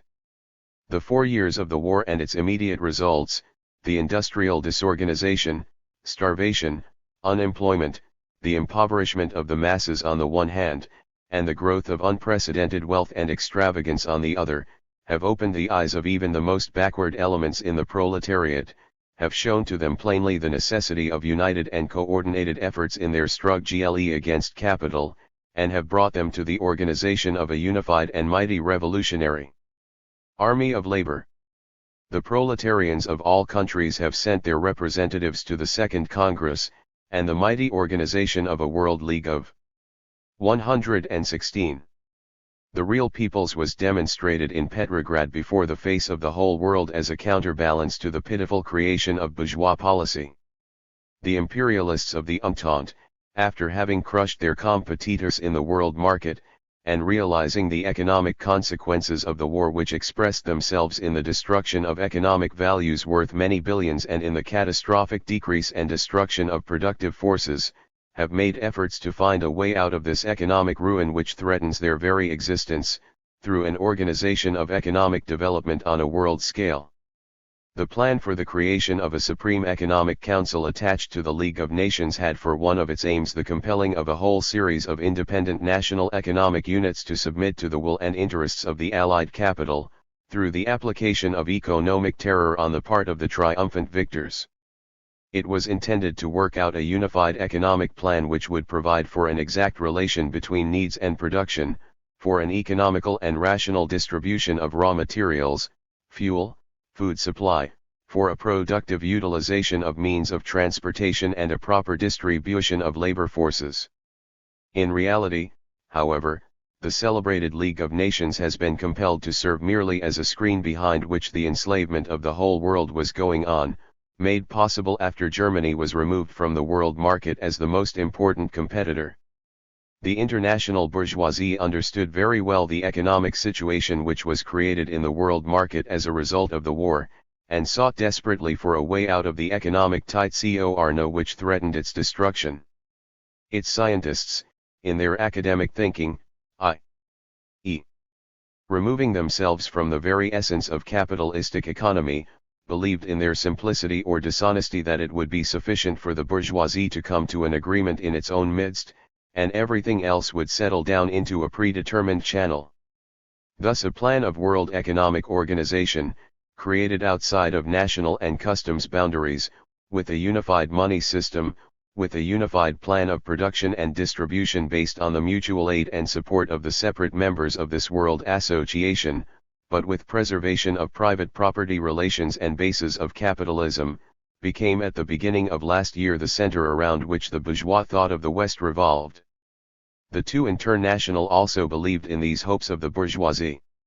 Its leaders, in answer to Wilson's invitation, went to Washington in order to attend a conference at which the representatives of the capitalists and their imperialistic governments were to work out the laws for the working class which were expected, in their opinion, to make the whole proletariat happy in the conditions of capitalism. Questions were raised about the establishment of an obligatory 8-hour day, about the establishment of norms of wages, about all sorts of social legislation, etc. But as time went on, all these illusions were quickly dispelled. The centrifugal force of national capitalistic interests proved to be stronger than the academic considerations of liberal and socialist patriotic ideologists. The economic and financial interests of America quickly put an end to her participation in the celebrated 117 League of Nations. England, in her hunt for new prey, also forgot very quickly the covenant of the League and continued her beloved method of seizing other people's territory and guaranteeing for herself her mastery of the seas. The British participation in the creation of independent border republics on the Baltic and Black Seas brought those methods to a head insistently and decisively. France, fearing most of all that her allies may take away from her some of those benefits which she might derive from vanquished Germany and the rest of Central Europe, entered upon the road of diplomatic intrigue and plots. As a result, instead of a solidary international organization of capital, we have constant dissension, the pitiful animal egoism of the capitalists of different countries, and, instead of a league of peoples, a whole series of divided and mutually inimical national capitalistic states. Instead of a unified economic plan and a unified system of distribution, we have uncontrollable speculation and the looting of the vanquished. Instead of the defense of workmen and labor, we have political white terror and lockouts. And it must be noted that the past year and a half not only were not a period of reconstruction of the world economy disorganized by the war, but on the contrary, thanks to the rule of the capitalistic order and its specific peculiarities, that tragic situation in which humanity found itself as a result of the imperialistic war grew still worse. Even now the armed encounters have not ceased in those territories which, by the agreement of the victors, were allotted among them. The rapacious economic order continues, and the desire for exploitation reigns supreme, while the process of ruin and disorganization grows rapidly in width and in depth. All this could not fail to be realized by the world proletariat. The watchword calling for a struggle for the destruction of capital and the creation of a truly socialistic, economic order on a world scale acquired in the eyes of the working masses of the whole world in actual meaning and real forms, as the only possible way out of the difficult economic situation that had been created for them.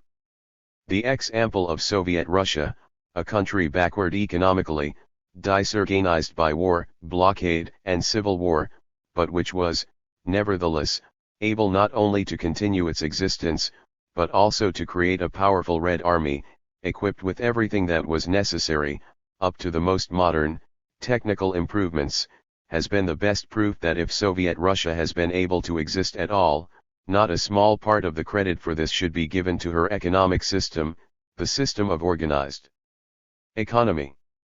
The proletariat of Western Europe has had occasion to become convinced through experience that the Soviet authority is directed not by the private interests of individual businessmen, but by the interests of state expediency.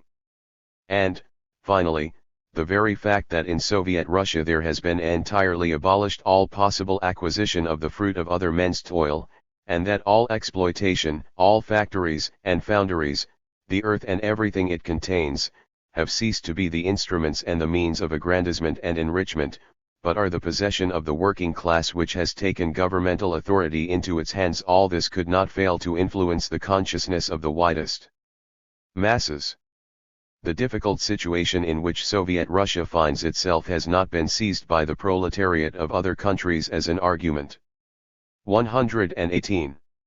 Against the Soviet authority and its economic system, but as an argument against all the imperialists who torture a population of many millions by means of a blockade and the organization of a counter-revolution. The desire to go to Soviet Russia, which has become more and more manifest among the workmen of Western Europe, is the best proof that in spite of the difficulties which attend our life, the workmen of Western Europe see in Soviet Russia their own country, their socialistic motherland. To the centrifugal character of the national capitalistic interests, the working class has answered with the centripetal character of its revolutionary efforts. At the present time, when the questions taken up for discussion by the revolutionary workmen of the whole world are not those concerned with the problems of conquering even the maximum concessions from the enemy class of capitalists, but those concerned with the struggle for power, there is no doubt that simultaneously with the decision of this question there will also be settled the question of the international economic organization on a communistic basis of a unified, economic territory, governed socialistically, and of the closest possible amity in the world proletariat for the purpose of regenerating the productive forces. Through the victory of the Russian proletariat a huge territory, rich in raw materials, capable of producing an abundance of food products, fuel, different ores and precious metals, etc., has been taken out of the power of capital.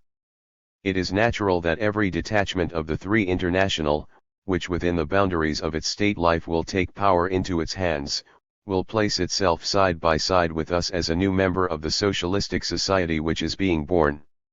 As the number of such economic territories will grow, territories on which the European proletariat will destroy the power of capital in a decisive battle, the extent and the power of the future socialist revolution will become stronger and stronger. The Russian proletariat brings into the three international not only a huge, compact, and victorious Red Army, not only a state in which the rule of the workers is a reality, but also a colossal fund of economic values which has been taken away from capital at the cost of many sacrifices and much suffering, and placed at the disposal of the world revolution as one of its material bases, as a foundation for the development of the productive forces of every new workman's industrial, socialist state. The working class of Russia, in the fearful struggle of the past 3 years, resisted its enslavement in the name of the world revolution. It is now the turn of the world proletariat to free itself from the chains of capital and to create a world socialistic republic. Signed, U.R. 16 The Vanguard of the International Proletariat. By N. Bukharin. Moscow Pravda, August 3, 1920. The international proletarian movement is more and more rapidly developing into a movement directed by communist parties and their unifying organization, the Communist International. This change, however, has not as yet been fully perfected. Besides, there are coming into the Communist Party from various directions a portion of the workers who had passed through the old social democratic school, even the strict trainers, through devious ways, like parties of the center, English and German independence, gradually breaking the bounds of ancient traditions. These have learned through the experience of mass struggles, and now find it necessary to have a single centralized party. The other portion of the proletariat, driven away by the repulsive, petty partisan, parliamentary, social traitorous organizations, into the camp of the opponents on principle of politics in general and of political parties in particular, come to revolutionary communism from the one side, and from a rejection of parties in general, to a recognition of the Communist Party.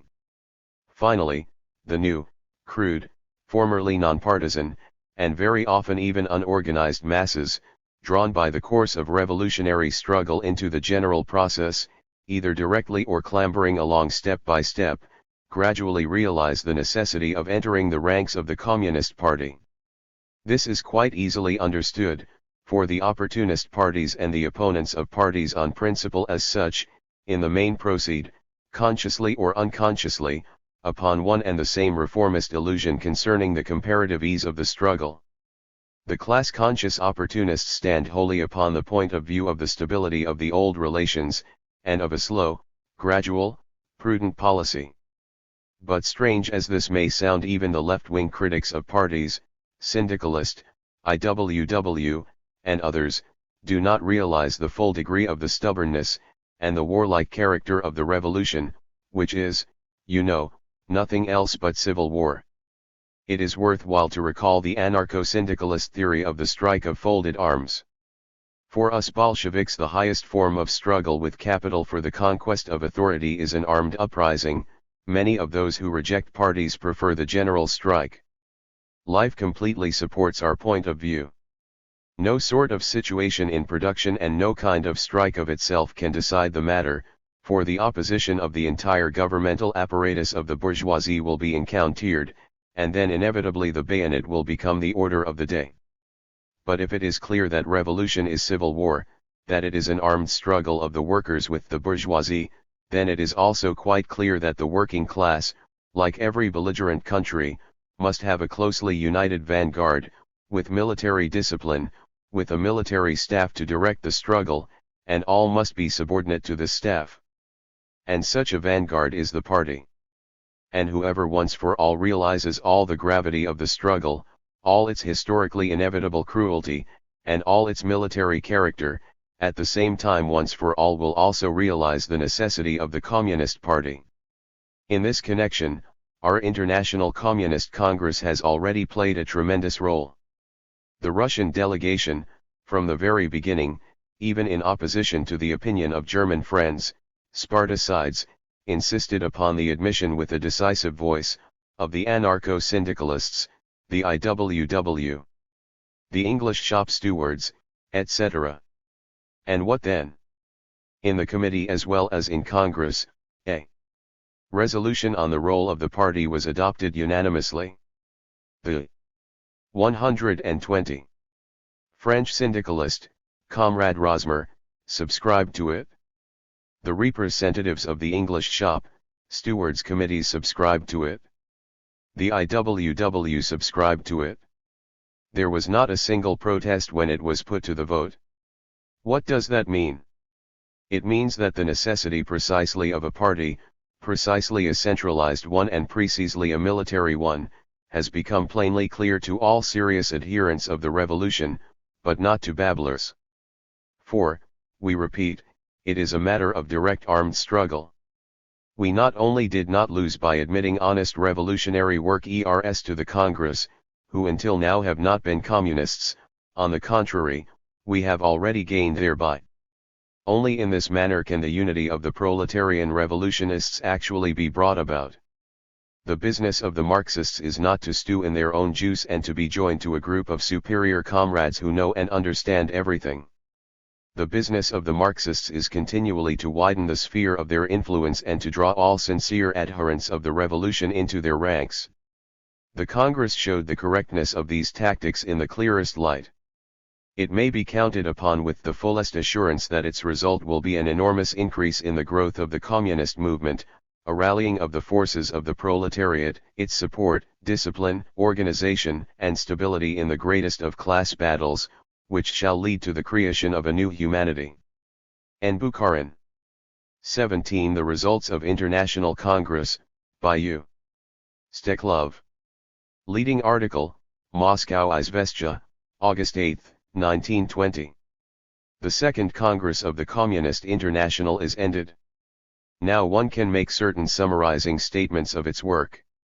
First of all, let us note the basic feature of the Congress, namely, the unity in the state of mind of its participants and the unanimity on all principal questions. Whoever recall the Congresses of the two international, with their clear division into two wings which differed on fundamental questions of program and tactics and frequently were definitely hostile in their attitude toward one another, cannot fail to note the profound difference between the old and the new international organizations. We do not say that there are no differences of opinion in the three international. On the contrary, sometimes the divergence between the majority of the Congress and its left wing expressed itself very sharply. But if there was here difference of opinion, it was not, however, divergence with respect to the fundamental aims. All who participated in the Congress were striving ardently to bring about the liberation of the proletariat and revolutionary struggle against the bourgeoisie in all fields and under all flags, and if they sometimes quarreled among themselves, it was simply on the question of by what roads one can secure more surely this generally recognized aim and by what means can it be attained more quickly and without mistakes. It is necessary to note also another profound difference. The two international did not have any discipline, either internal or 121. Internal. It would adopt decisions, but it did not even wish to follow up their actual execution. Knowing in advance that the resolutions adopted did not obligate in any way its members, the two international frequently would adopt radical decisions, which did not correspond to its actual state of mind and plans. Such was the resolution adopted 3 times as proposed by the lefts, respecting the converting of an imperialistic war into civil war, that is, respecting the using of the world war for the world's social revolution.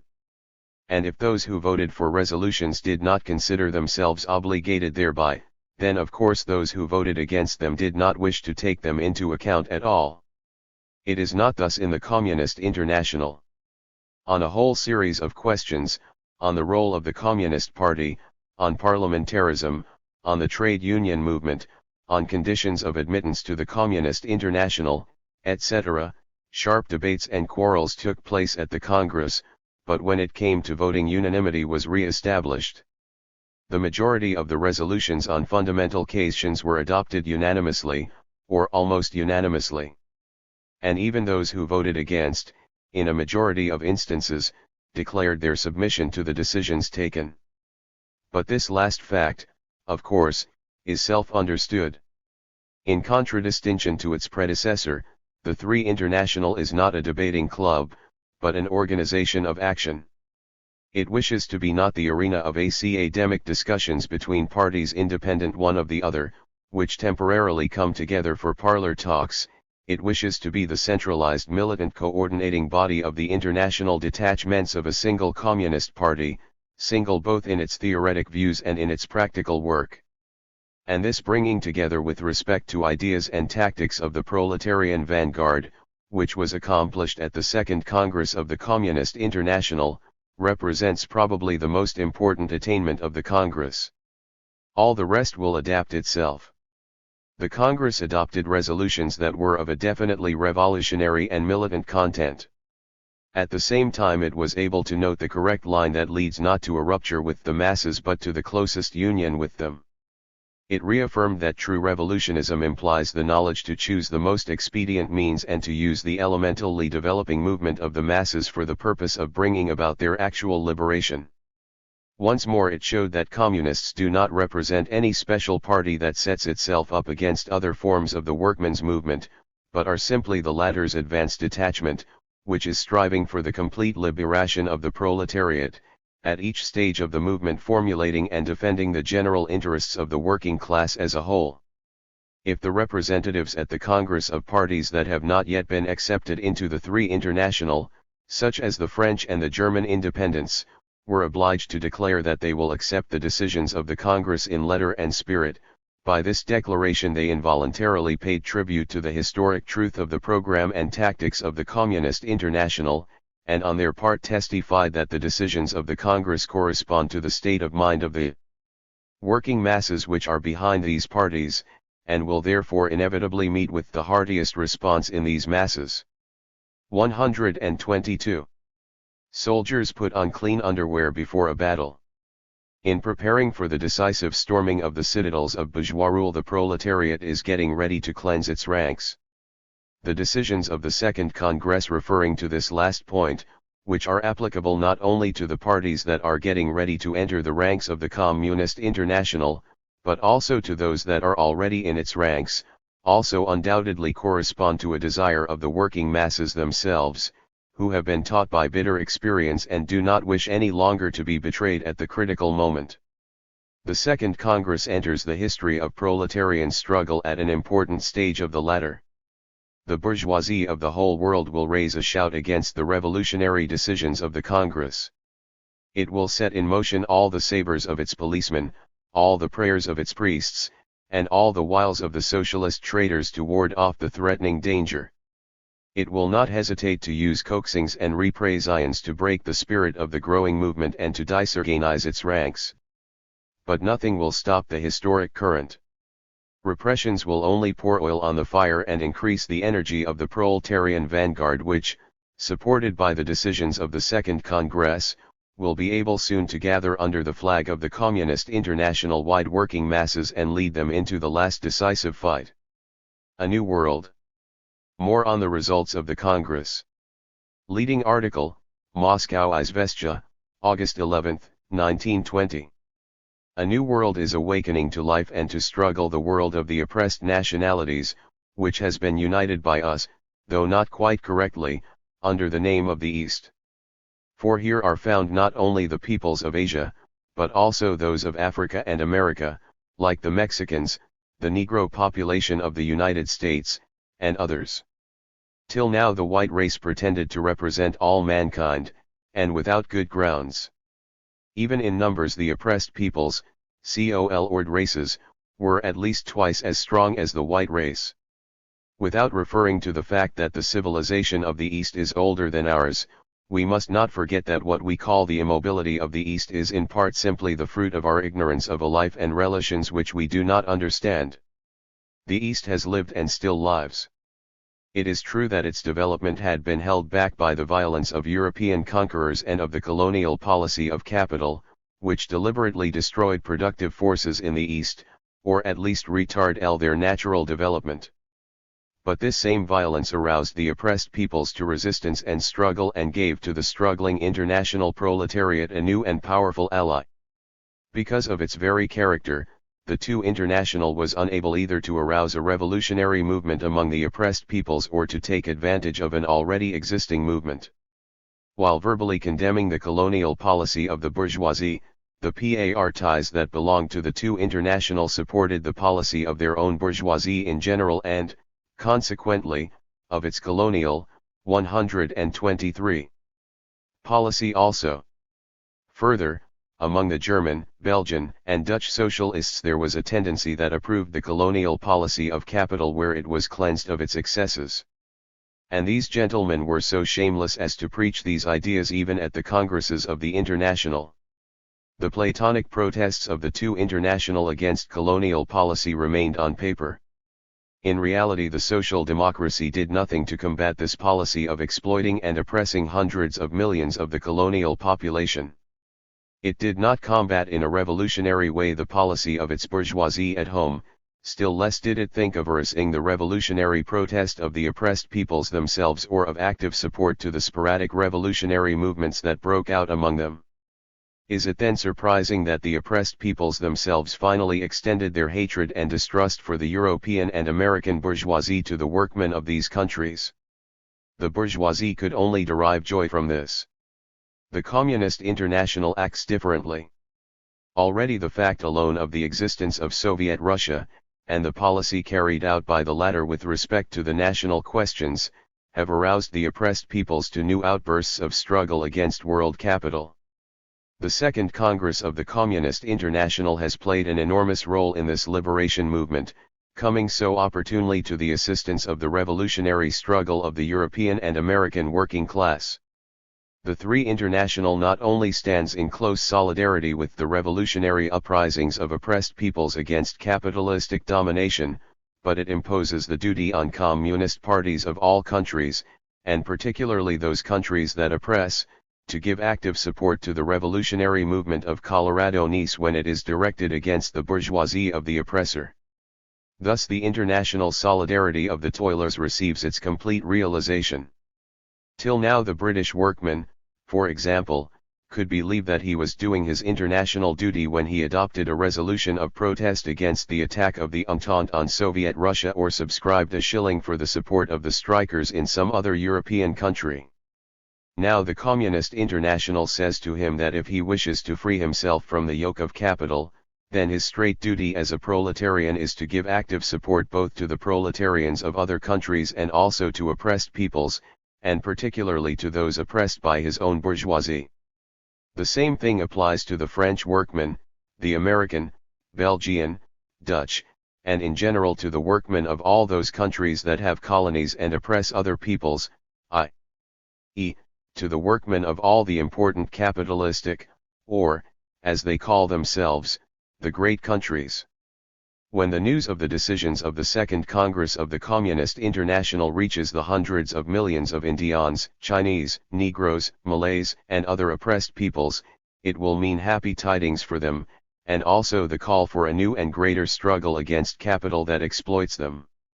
In the hope of active support from the international organized proletariat, these peasant and workmen masses of colonies or semi-colonies will doubly or increase tenfold their energies in the desperate resistance to the killing yoke of the bourgeoisie that exploits them. From this 124.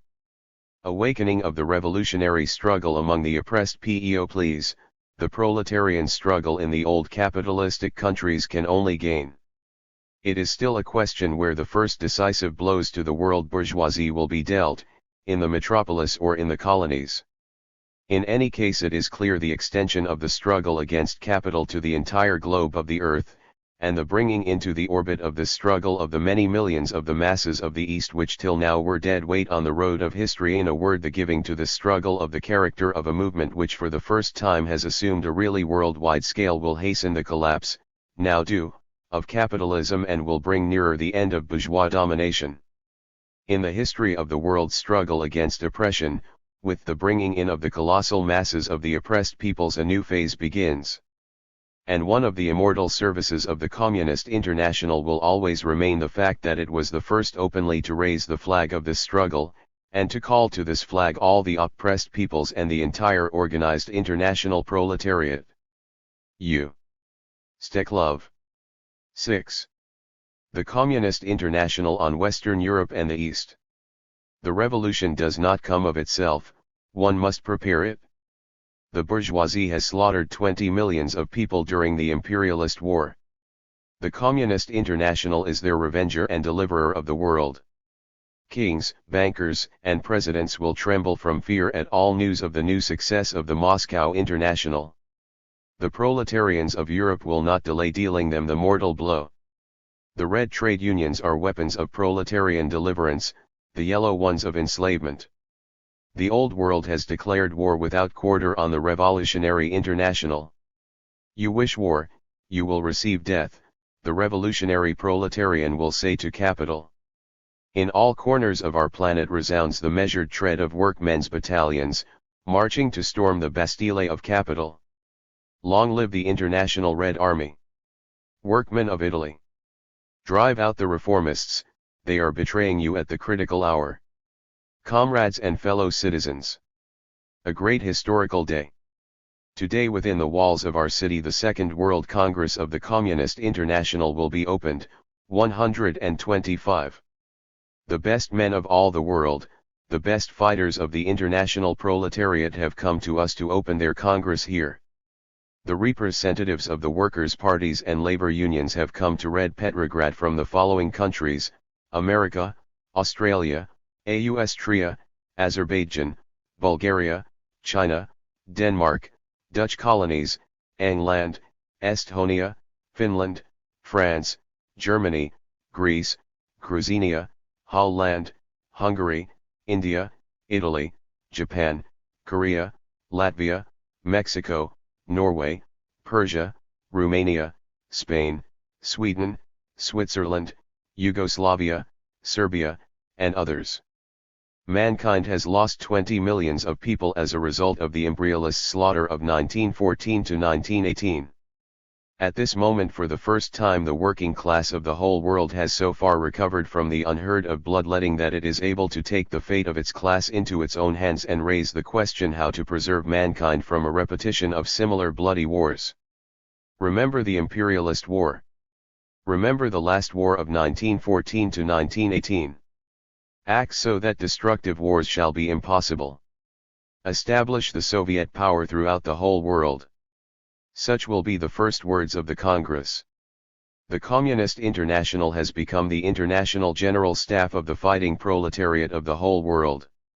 During the 3 years that have elapsed since the Great Proletarian Revolution, Russia has won the hearts of the workers of the earth. All the intrigues of the bloody Entente, all the crafty conspiracies of the world bourgeoisie have been powerless against the steadfastness of the international proletariat, which is every day giving a stauncher and stronger support. A great honor has fallen to the share of Red Petrograd. The best leaders of humanity marching toward its liberation have come to us. The Second World Congress of the Communist International has decided to open its sessions in our city in order to do due honor to the city which was the first in history to raise the banner of a proletarian revolt and lead Russia to a socialist victory. The advanced workers of all countries, in the persons of their representatives, pay tribute of respect and affection to the Russian proletarians, who have sacrificed hundreds of thousands of their best sons on the battle fronts, who during 3 years have suffered the most cruel tortures of hunger, who have defended their city like lions each time that danger threatened it on the part of the White Guards, and who, in spite of all reverses, have managed to preserve their powerful proletarian organization and labor discipline. Petrograd, the great revolutionary city. Petrograd, the struggling proletarians of all the world. Our proud history has decreed that the Second World Congress should be opened in Petrograd just 3 years after the memorable July days. In the beginning of July, 1917, the Russian bourgeoisie, acting in unity with the betrayers of the workers' cause, the Mensheviki and social revolutionaries, shot down the Petrograd workmen and the sailors of Kronstadt in the streets with impunity. In the beginning of July, 1920, the working population of Petrograd, moved by a common brotherly impulse, welded together by the bonds of brotherly U. 126. Solidarity, is meeting the representatives of the international proletariat, who have come to us to discuss the question of how to help the international proletariat to a complete victory over the bourgeoisie. The beautiful fairy tale is becoming a reality. The dream of the boldest minds of the Petrograd workers is coming true. Red Petrograd. You should appreciate the great historical importance of this day. You should remember that today the eyes of the workers of the whole world are upon you. You should register a vow to be worthy of the great honor accorded you by the proletarians of all countries. Red Petrograd is meeting today the best representatives of the proletariat of the whole world.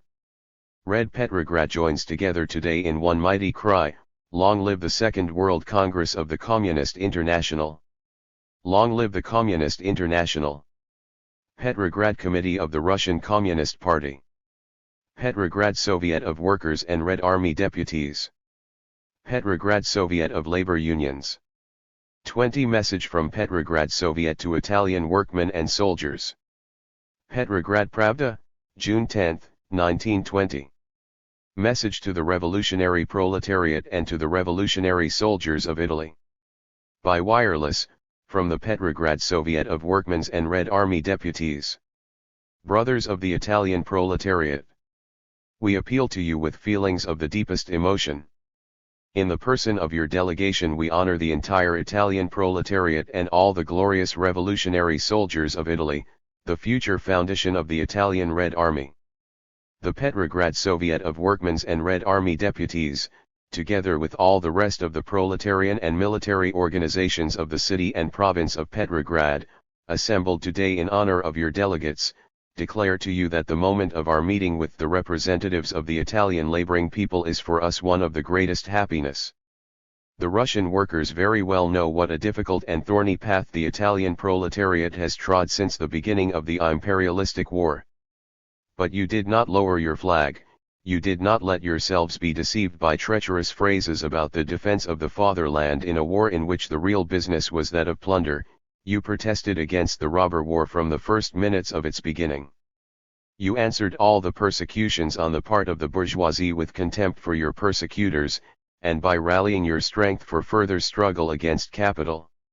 With long years of tireless struggle against the bourgeoisie and their agents the opportunists, you hammered out for yourselves a mighty labor party which, we are profoundly convinced, will soon drive from its ranks all non-communist elements and lead the Italian proletariat to the storming of the bourgeoisie. 127. The Italian workers from the first minutes of the imperialistic war remembered the last will and testament of Karl Liebknecht: the enemy is in your own country. In combating the Italian capitalists and their government you at the same time fulfill your international duty. Your party has performed immense services in the work of creating the Communist International. Your glorious leader in the person of Comrade Sarety, together with our representatives Lenin, Zinoviev, and Trotsky, ardently took part in the first efforts to re-establish the international organization of workers that had been broken up by the treachery of the leaders of the two international. The example of the heroic struggle of the Italian workers threw its light upon us in the darkness of the Tsarist reaction and showed us the true path. After the February-March bourgeois revolution of 1917. We know that your struggle is not easy. We know that upon assuming authority you, Italian workers, will have to endure dire want and great trials. The path of the proletarian revolution is not an easy one, but it is the only path that leads to the emancipation of labor, to the liberation of all mankind, and to the creation of worthy conditions of living. The Italian workers are our best friends. The Italian proletariat is our nearest of kin in spirit. We not only respect and cherish the Italian workers, we love them. All the toilers of Petrograd, and, we are sure, those of all Russia, meet your delegates as brothers, and in our welcome we see the assurance that the time is not far off when all Europe will stand as one single international Soviet republic.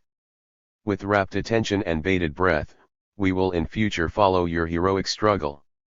And we believe, we know, that in Italy decisive events are pushing ahead. In Italy, if not today then tomorrow, will burst forth the all-purifying storm. Long live your victory and ours. Long live Soviet Italy. Long live the Red Army in Italy. Long live the Italian proletariat. Long live the Three International. G. Zinoviev, President of the Petrograd Soviet of Workmen's and Red Army Deputies. 21 Letter from the Executive Committee of the Communist International to all local and district organizations of the Independent Socialist Party of Germany and to all workmen members thereof. Izvestia, June 20, 1920. Dear comrades, as you are aware, the Second World Congress of the Communist International will open in Moscow on July 15, 1920, the first meeting will take place in Petrograd. The class-conscious workmen of the whole world have answered promptly our appeal that they send representatives to this Congress. The majority of the delegates from England, France, Austria, Hungary, Italy, America. 128. Sweden, Bulgaria, Holland, and other countries have already arrived in Russia. Others are on their way to Moscow. Already it is clear that our second Congress will really be a world Congress of leading workmen of the whole world. The Congress will summarize the experience of our struggle. The Congress will show you, workmen of the whole world, the path of further struggle. The toilers of the whole world will listen to the voice of the Congress. Comrades, is it true that you will remain outside such a Congress? We say to you frankly that the Executive Committee of the Communist International and the workmen communists of all countries will be sorely grieved if members of the German Independent Socialist Party will not be with us at our Congress. We are certain that you, as proletarians and members of the GISP, are, in your hearts, with us. We know that you are endeavoring by all possible means to join the international comradeship of workmen, the Three International. And it is therefore the less admissible that the right leaders of your Central Committee should destroy your and our wishes and desire. Under pressure from you, the pressure of workmen, the Leipzig Congress of the GISP decided to break with the Two International and to enter into negotiations with the Three International. But the leaders of the right on your Central Committee have practically cancelled your decision.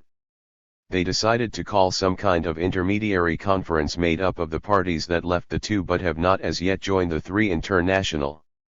Even the moderate leaders of the French Socialist Party have now rejected this hopeless idea.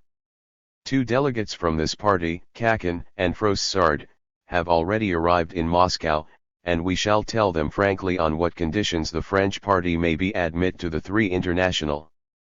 The French workmen are forcing even their moderate leaders to seek closer relations with the Three International.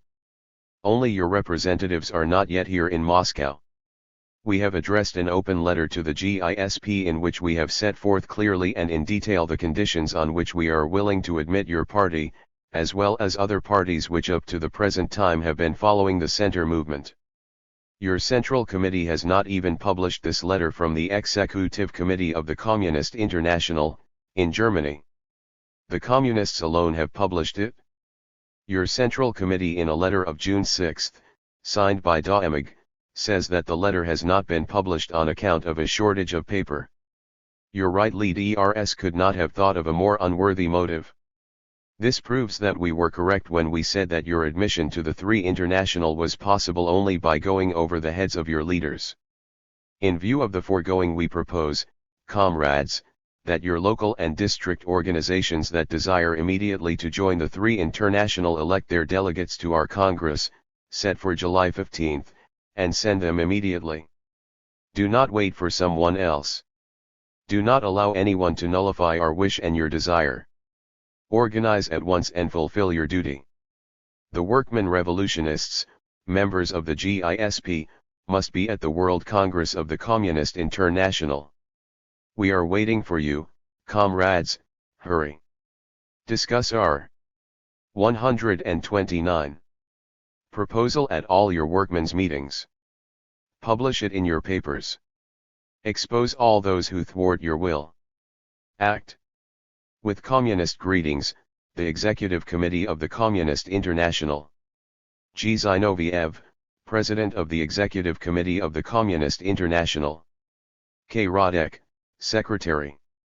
Members of the Executive Committee of the Communist International, Surati, Bombassi, Vachurka, Graziade, Socialist Party of Italy, V. Ulyanov, Lenin, Anne Bukharin, Karakan, Balabanova, Klinger, Russian Communist Party, Marklevsky, Karski, Communist and Labour Party of Poland, Shatskin, Executive Committee of Communist International of Youth, MacLean, Tom Welch, British Socialist Party, Jacques Sadoul, Deligners, Committee of the Three International of France, Rudniansky. Rákóczi, Communist Party of Hungary, Riesler, Communist Party of Germany, Reed, Billen, Communist Labour Party of America, Stoklitsky, Communist Party of America, Shablin, Communist Party and Federation of Trade Unions of Bulgaria, Stuka, Communist Party of Latvia. The appeal is also signed by Lazovsky, representing the All-Russian Central Soviet of Trade Unions, and by J. Armand, representing the communist organizations of women in Russia. 22 Message from Congress to French Socialists. Izvestia, July 31, 1920.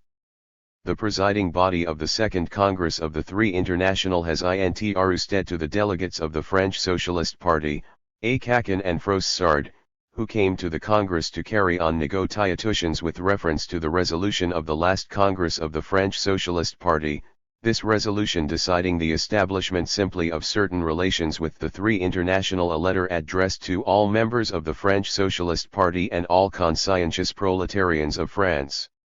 The presiding body has pointed out the reactionary role of bourgeois France in the world policy, which role has imposed on French workmen and their parties a particularly important international duty, namely, that of resisting this unrestrained reaction. It notes that the internal situation of the French Socialist Party does not to any degree contribute to the successful accomplishment of the latter's great historic mission. The present official majority of the French Socialist Party, which party considers itself internationalist and revolutionary, is in fact carrying on a policy of hesitation, equivocation, and half measures. The parliamentary work of the socialist faction is not exposing the crimes of the French government, is not carrying on a revolutionary agitation in the many million masses who participated in the war, and has not set itself the task of exposing to the toiling masses of France the criminal character of the IM 15060_2049. 130. Imperialist war that has just come to an end. It does not call on the workmen to arm themselves. The socialist press in France does not carry on a constant systematic propaganda or agitation in favor of the ideas of the proletarian revolution. Agitation in the villages and among the soldiers bears a clearly reformist character. The attitude of the party toward trade unions is full of equivocation. The party press does not carry on a proper campaign against the unprecedented violence committed by the French bourgeoisie on the left workmen's movement. Instead of drawing closer to the left communist wing, the party organizes a struggle against the latter. Finally, having declared to leave the two international, the French socialists at the same time proclaim their solidarity with the Belgian socialists, that is, with the socialist trader Van der Velde, the leader of the two international. They declare their desire to enter the Three International, but at the same time their official representative, Mistral, during the period of the Cap Rebellion, signs a declaration, together with the Bureau of the Two International, which appealed to the German proletariat to defend the Republic in cooperation with Niski and Scheidemann. You either remain silent as to the existence of the Three International, or you carry on against it a half-concealed propaganda. Passing then to the question of the attitude toward trade unions, syndicates, in France, the letter insists on the need of wresting these unions from the hands of capitalists and socialists traders, and at any cost. In each union, in each subdivision of a union, a communist group, a communist nucleus, must be organized. After taking power into their own hands, giving to conscious workmen new means of propaganda, the Russian Bolsheviks were able within a short period after the revolution to win over an overwhelming majority in the trade union movement. The communist revolutions throughout the world should take the same path. Red trade unions have begun to organize on an international scale. On the initiative of the Executive Committee of the Communist International, the left trade unions of Italy, Russia, and England have created a triple alliance, which will call together in August or September an international Congress of Red Trade Unions, which Congress will set itself up in opposition to the Amsterdam International of Yellow Unions. Support this beginning in France. See to it that your syndicates join the International of Red Unions and break once for all with the Yellow International. This is the task of genuine revolutionists in France. In conclusion, the letter makes certain main and fundamental points, which demand precise and clear answers. The French Socialist Party must, 1. Change radically the character of its everyday propaganda and agitation in the press, in the spirit indicated above. 2. In the question of colonies, pitilessly expose the tricks of French capitalists in colonies, support not in words but by acts any liberating movement in the colonies, popularizing the slogan, Imperialists, get out of the colonies, develop in the workmen of France a sincerely fraternal attitude toward the toiling population of the colonies, at the same time carrying on a systematic agitation among French troops against oppression of colonies. 131. 3. Expose the falsity and hypocrisy of socialist pacifism, systematically prove to the workmen that without a revolutionary overthrow of capitalism, no international courts of arbitration, no conversations about reducing armaments, will save humanity from new imperialist wars. 4. Begin to organize the revolutionary communist elements within the General Confederation of Labor, in order to combat the socialist traders who are the leaders of this confederation. 5. Bring about, not in words but by acts, the strictest subordination of the parliamentary fraction to the party as a whole. Recognize as the party fraction only those deputies who conscientiously carry out the decisions of the party and alter their entire daily parliamentary activity, in the spirit indicated above. 6. Break radically with reformism, and carry out a systematic cleansing of its ranks of those elements which do not wish to follow the new revolutionary path. 7. Change also even its name, and come out before the entire world as the Communist Party of France. 8. Recognize the need of combining legal and illegal activity during the period when the bourgeoisie establishes a state of siege for workmen and their leaders. 9. The French party, like all those who wish to participate in the Three International, must recognize with respect to itself the absolutely obligatory character of all decisions of the Communist International. 1. 23 Statement of Kakin and Froissart, French Socialists. Petrograd Pravda, August 3, 1920. Comrades, being sent to you, together with Comrade Froissart, with a definite purpose and exclusively for mutual information, we are able to make here, as you yourself will understand, comrades, only a short statement, and in our own names. We have read with great interest the theses presented in the name of the Executive Committee and of the Committee on the Conditions of Admission to the Three International. We conducted on that exercise exhaustive conversations with a large number of responsible comrades. We have just listened to the explanations of Comrade Zinoviev. We were not authorized to discuss the substance of this question. From everything we have heard here, from all sources, we shall retain the main ideas and the guiding principles. You demand that the parties desiring to join you should first of all renounce in word and deed, in their press and propaganda, the reformist and opportunist ideas. You wish them to point out the inconsistency of those ideas and fight them in all fields, and to employ all their efforts in explaining the necessity of revolutionary action in all its forms. We fully agree with this, and this absolute demand will have practical results which must be followed up by the parties desiring to join the Three Communist International. First of all, it will be indispensable for every party comrade to make once for all the choice between reformism and revolution.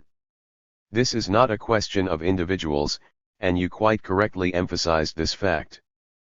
But in the historic conditions of our times, whoever attempts to cooperate with bourgeois society at the moment of the decisive class struggle which is ablaze everywhere, there is no place for him in the ranks of a party of the working class. We are ready to demand from all our comrades that they work as socialists, within the trade unions as well as within the party. We are ready to cooperate fraternally with the revolutionary fighters from the syndicalist organizations who acknowledge the indispensability of political struggle. Further, it is necessary to conduct an energetic propaganda, now more than ever before, against the imperialist ideology and against those who support and cooperate with it. For over 2 years our socialist group in the parliament has been voting against appropriations and against the entire budget. Our party has come out in a most determined manner against any coup irration in a bourgeois ministry. Such is our position in peacetime. And if at any time a world war should again break out, the present criminal imperialistic policy of the French bourgeoisie will bear the full responsibility.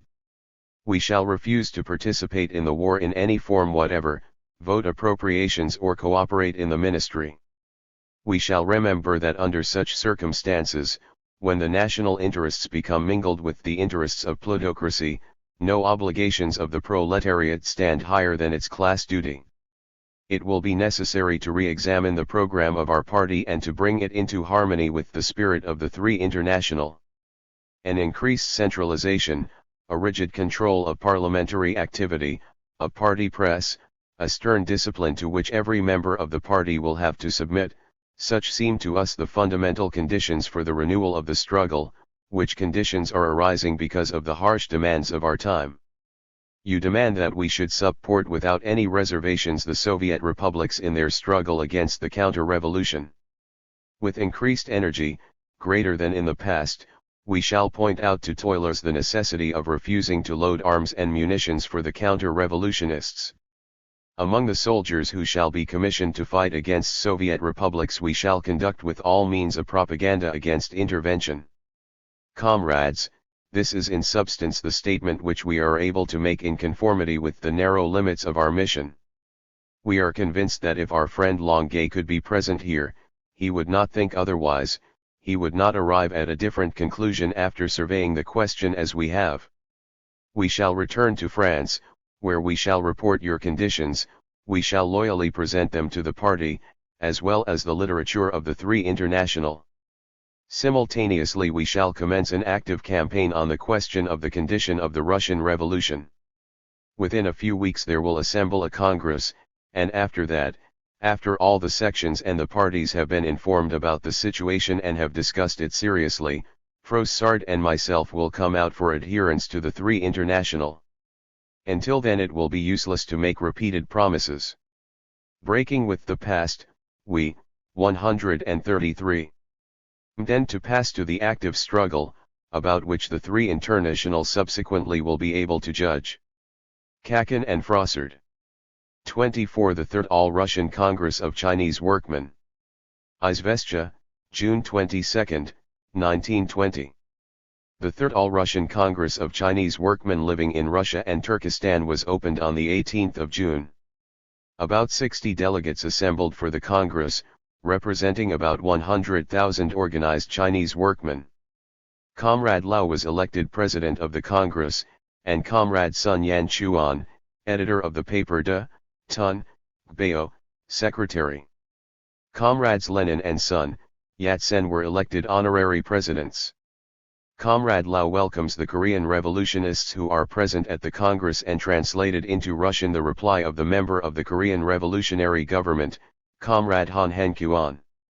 Following this, Comrade Voznesensky, director of the Eastern Department of the People's Commissariat of Foreign Affairs, made a speech of welcome in Chinese. Comrade Bukharin then spoke in the name of the Three Communist International. His speech was translated into Chinese by Comrade Lau. Till the present time, says Comrade Bukharin, there has not existed a single organization which was not divided into two parts: a civilized portion, which could rob, murder, and oppress, for which it was praised everywhere, and another portion, a lower race, KTLE, which could be robbed with impunity. It is well known that the European countries robbed, murdered, and oppressed the peoples of their colonies, and they called this the holy attainment of the aims of European civilization. Our teacher Marx said long ago, together with the cross and the gospel, Europeans bring syphilis, alcohol, and gunpowder. The whole European colonial policy is supported by millions of dead bodies of natives, and the wealth of many European countries is based entirely upon the robbing of colonial possessions. The civilized countries attached themselves like leeches and drank the blood of millions of slaves. But now the labor masses have revolted, have established their own organization, the Three International, and are fighting not only with resolutions but with weapons in their hands and blood. We call upon you to do the same.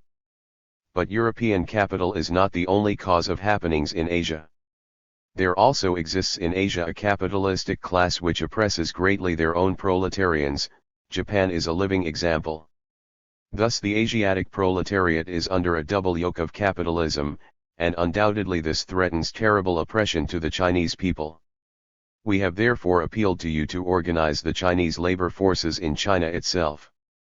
We shall fight capitalism in its centers in Paris, London, and other places, and you will help us by overthrowing it in Asia. You will be able to do this if you mobilize the broad masses of the population and give them definite aims. 134. There can be here two watchwords: first, the fight against European capitalism, which is clear to everyone. The Chinese labor masses with difficulty earn enough to live from their small plots of land and pay enormous rents to the estate owners. The second watchword therefore is, throw out the estate owners. The aim, consequently, is an agrarian revolution. You will be able to accomplish the rising of the masses through this war cry, as the slogan "Seize the land from the estate owners" is clear to everyone. If you mobilize your forces, nothing can resist you. You do not know yourselves what a great force you are. China is equal to 1/3 of the territory of the world, and it is clear that in order to pacify even a 10th part of the Chinese proletariat, no quantity of British machine guns and French tanks would be sufficient. If the forces of the Asiatic proletarians will unite with the European proletarians, no one can defeat us, and we shall be able to construct a new life based upon equality for all races without difference of color of skin, hair, etc. This task will cost streams of blood, but we shall solve it and liberate all Asia and the entire world. Long live the union of the proletarians of the whole world. Long live the general attack on capitalism. Long live the fighting staff of the revolution, the Three International. 25. The Revolutionary East and the Immediate Problems of the Communist International.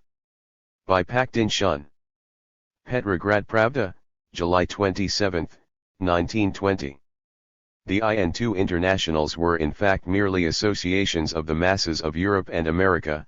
They devoted little attention to the Eastern question, and in general to the questions of colonial peoples. The majority of the official leaders of the two international tried in every way to keep the colonial questions in the background and to fence off the Western European labor movement from the revolutionary struggle of the enslaved peoples of the colonies. They were afraid to bring up these questions squarely and openly. Whenever they came to the Eastern problem, the official leaders of the two international trembled, not less than the bourgeois politicians, who constantly and hypocritically repeated their inclinations toward democracy, civilization, and culture. The complex questions of the revolutionary struggle of enslaved colonial peoples, constituting the majority of enslaved mankind, were foreign to the ideologists of parliamentarism. Even at the time of organizing the Communist International, Asia was feebly represented, a fact which could not fail to be reflected in the work on Eastern matters. But the realization of the necessity of conjoint struggle of the toiling masses of the East and the West became stronger and stronger. The great victorious October Revolution in Russia first bridged over the chasm between the proletariat of the West and the revolutionary East. Soviet Russia became the connecting link between the two formerly separated worlds. The necessity of conjoint proletarian struggle in the East and West has never before been felt so keenly as 135. At the present moment, when the ruling classes have turned the blossoming fields into a bare wilderness and peaceful villages and cities into ruins, when the working class had resolved to raise the flag of implacable, revolutionary struggle for the power of the toiling masses, and for a new, free life for all mankind. At the present moment, when the spirit of social revolution hovers over all the earth and when the bourgeoisie is straining all its forces in order for a short time to stave off the hour of its perdition, the Second World Congress of the Communist International should give serious attention to the East, where the fate of the world revolution may be decided. For whoever shall know how to go to the enslaved peoples of the East and make comrades of them will, in union with them, come victorious out of this last war of labor with capital. A favorable basis for revolution was created in Asia by the sharp economic crisis inevitably associated with the transition from feudalism to capitalism and the barbarous colonial policies of the great imperialistic powers. These policies developed clear-cut nationalist tendencies in the East. Admitting that the first stage of the revolution in the East will be the victory of the liberal bourgeoisie and the nationalistic intelligentsia, we should nevertheless now prepare our forces for the next stage, drawing from the depths of the peasant masses enslaved by the feudal regime organized forces for an agrarian, social revolution in Asia as soon as possible. The industrial proletariat, if Japan is not taken into consideration, is too weak in Asia for us to cherish serious hopes of an early communist revolution, but there is no doubt of the success of an agrarian revolution if we are able to grasp the immediate problems of the great bloody struggle. The Russian proletariat, standing as the vanguard of the world's social revolution, could withstand a desperate 3-year onslaught of the bourgeoisie of the whole world, only because it knew how to attract the poorest and middle classes of peasantry to its side. The vanguard of the European and American proletariat, uniting around the Communist International, must fight shoulder to shoulder along with the many, millioned masses of the revolutionary East, if it wishes to gain a quick and complete victory over the capitalistic class. The impossibility of this victory without the cooperation of colonial peoples is so clear that further proof is needless. The history of the two international, that perished ingloriously, showed that so long as the bourgeoisie of the world has a reservoir of power in colonies in general and in Asia in particular, it can resist the most desperate attacks of the insurgent proletariat. The Communist International, guiding the awakening East in the true path of revolution, will radically put an end to the opportunism and indecision of the proletariat of Western countries. But activities must be harmonized in such a manner that the European proletariat may hit its bourgeoisie a blow on the head at the very moment when the revolutionary East delivers a mortal thrust at the heart of capital.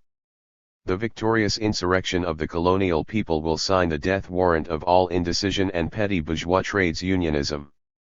The rapid accomplishment of this task will hasten the day of triumph of the Communist International on a worldwide scale. 136. It is now asked what forces are propelling the revolution in the East.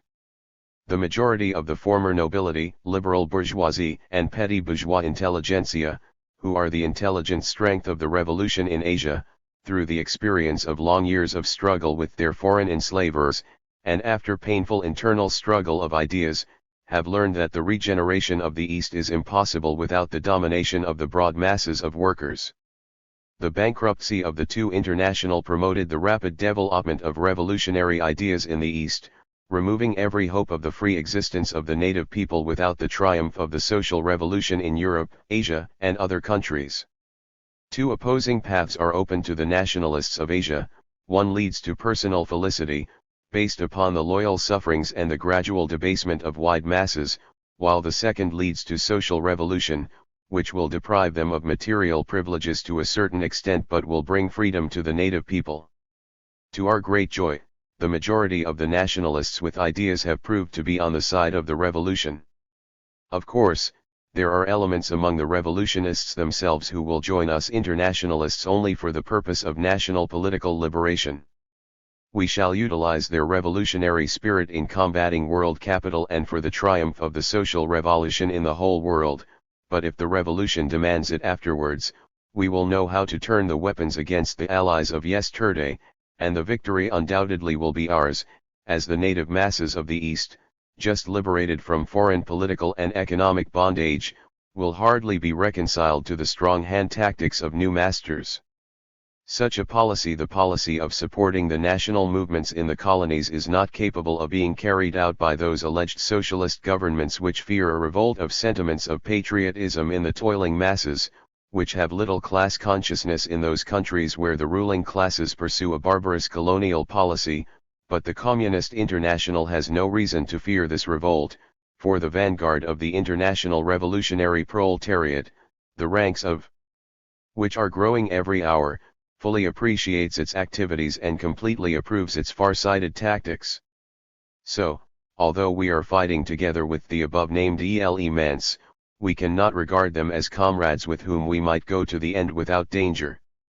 Without tiring for a minute, we must explain to the wide masses of toilers of the East that national political enfranchisement alone will not give them that for which they are fighting, and that only social liberation can give them the full guarantee of freedom. The triumph of the first stage of the revolution in Asia will coincide with the triumph of the social revolution in the West. Proletarian Europe cannot be a passive spectator of the sufferings of the vast toiling masses of the East, groaning under the yoke of bourgeois democracy. The European proletariat, filled with the sentiment of international solidarity, will go to their assistance. Of course, we may predict beforehand that a terrible fight will be started in the bourgeois camp. But the Western comrades, you may be sure, will find a cordial, fraternal reception among the proletariat and toiling peasantry of Asia, for the East was always up. 137. Opposed to that foreign intervention which brought chains and slavery with it? The intervention of the socialistic proletarian West will be a great and even necessary aid to the toiling masses of Asia in their struggle against all exploitation. The proletarian East is thirsting for such intervention. In the Second Congress, which must give the revolutionary proletariat a definite guiding plan for successfully combating world imperialism, of course, we will not forget the great role of the revolutionary East in the international labor movement. And thus the toiling masses of the East, with the help of European and American comrades, conquering their foreign and native enslavers, will transform Asia, a country of religious attainments, into a communistic oasis of revolutionary attainments. Pak Din Shun.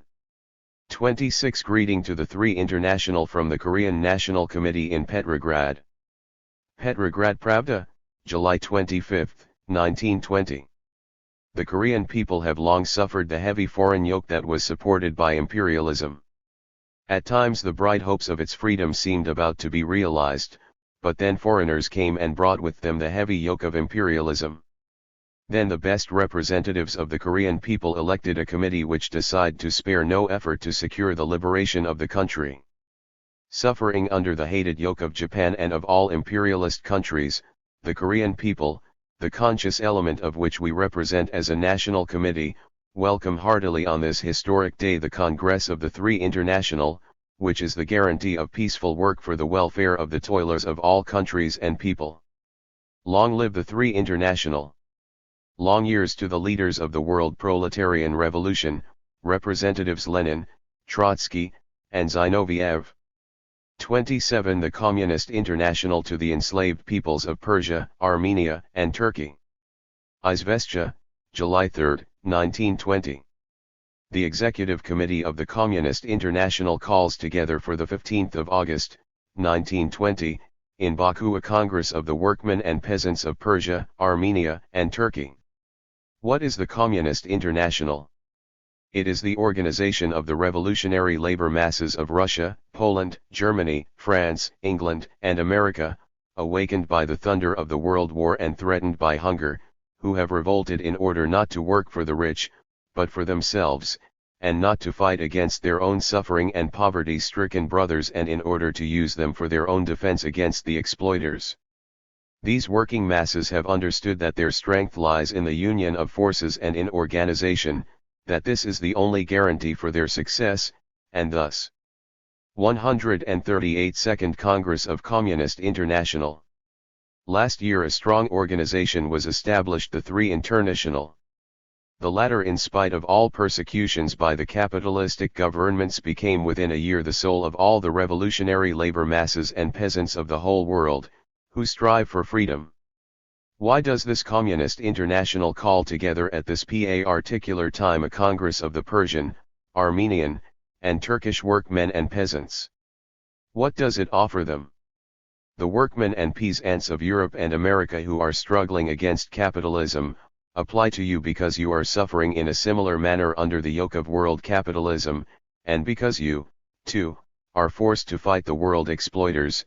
Because your joining the workmen and peasants of Europe and America will accelerate the end of the world capitalism and guarantee the liberation of all workmen and peasants throughout the world. Peasants and workmen of Persia. The Tehran Qajar government and its servants, the provincial Khans, have plundered and exploited you for centuries. Your land was seized by the lackeys of the Tehran government. They are exploiting this land, they are imposing taxes on you at their discretion, and after having brought the country to poverty and ruin they sold it last year to the British capitalists for £2 million sterling, so that the latter could form in Persia an army which will still more oppress you and impose on you still heavier taxes and duties for the Khans and the Tehran government. Supporting the plundering of your country, they have sold to England the rich South Persian oil wells. Peasants of Mesopotamia.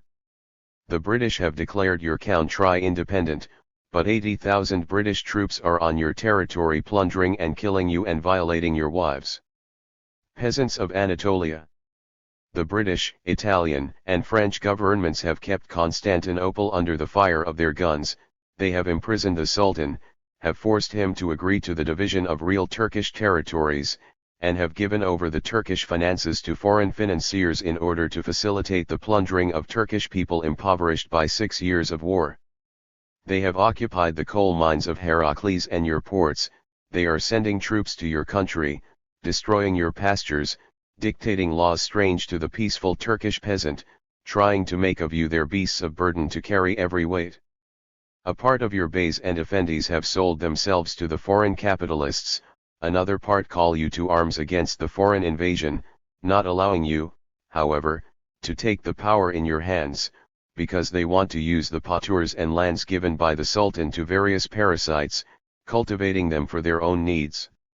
And tomorrow, when the foreign capitalists come to an agreement with your oppressors over easier peace conditions, your present leaders will use this in order to impose on you new chains, as has been done by the estate owners and former officials in countries safely occupied by foreign troops. Peasants and workmen of Armenia. For many years you have been the victims of foreign capitalists, who talked much about the massacres of Armenians by the Kurds, who called you to fight the Sultan, and who used you in various other ways for the benefit of their own fight against the Sultan.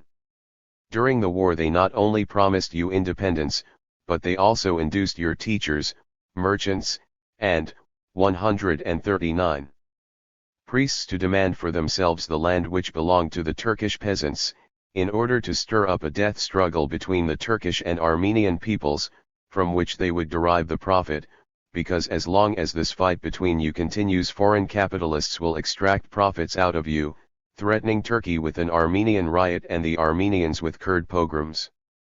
Peasants of Syria and Arabia. The British and French have promised you independence, but now their troops have occupied your country, dictating laws. After liberation from the Turkish yoke you have now become the slaves of the Paris and London governments, the whole difference being that the latter will keep a stronger hand on you and will plunder you better. You yourselves understand this very well. The Persian peasants and workmen have revolted against their treacherous Tehran government. The peasants of Mesopotamia are rioting against the British Army of Occupation, and the British press reports the losses of the British Army in their fight with the revolutionists near Baghdad. Peasants of Anatolia. You are called to join the ranks of Kemal Pasha, in order to fight the foreign invasion, but at the same time we know that you are trying to form your own national party, your own peasants' party, which would be able to continue the fight in case the Pashas should conclude peace with the Entente robbers.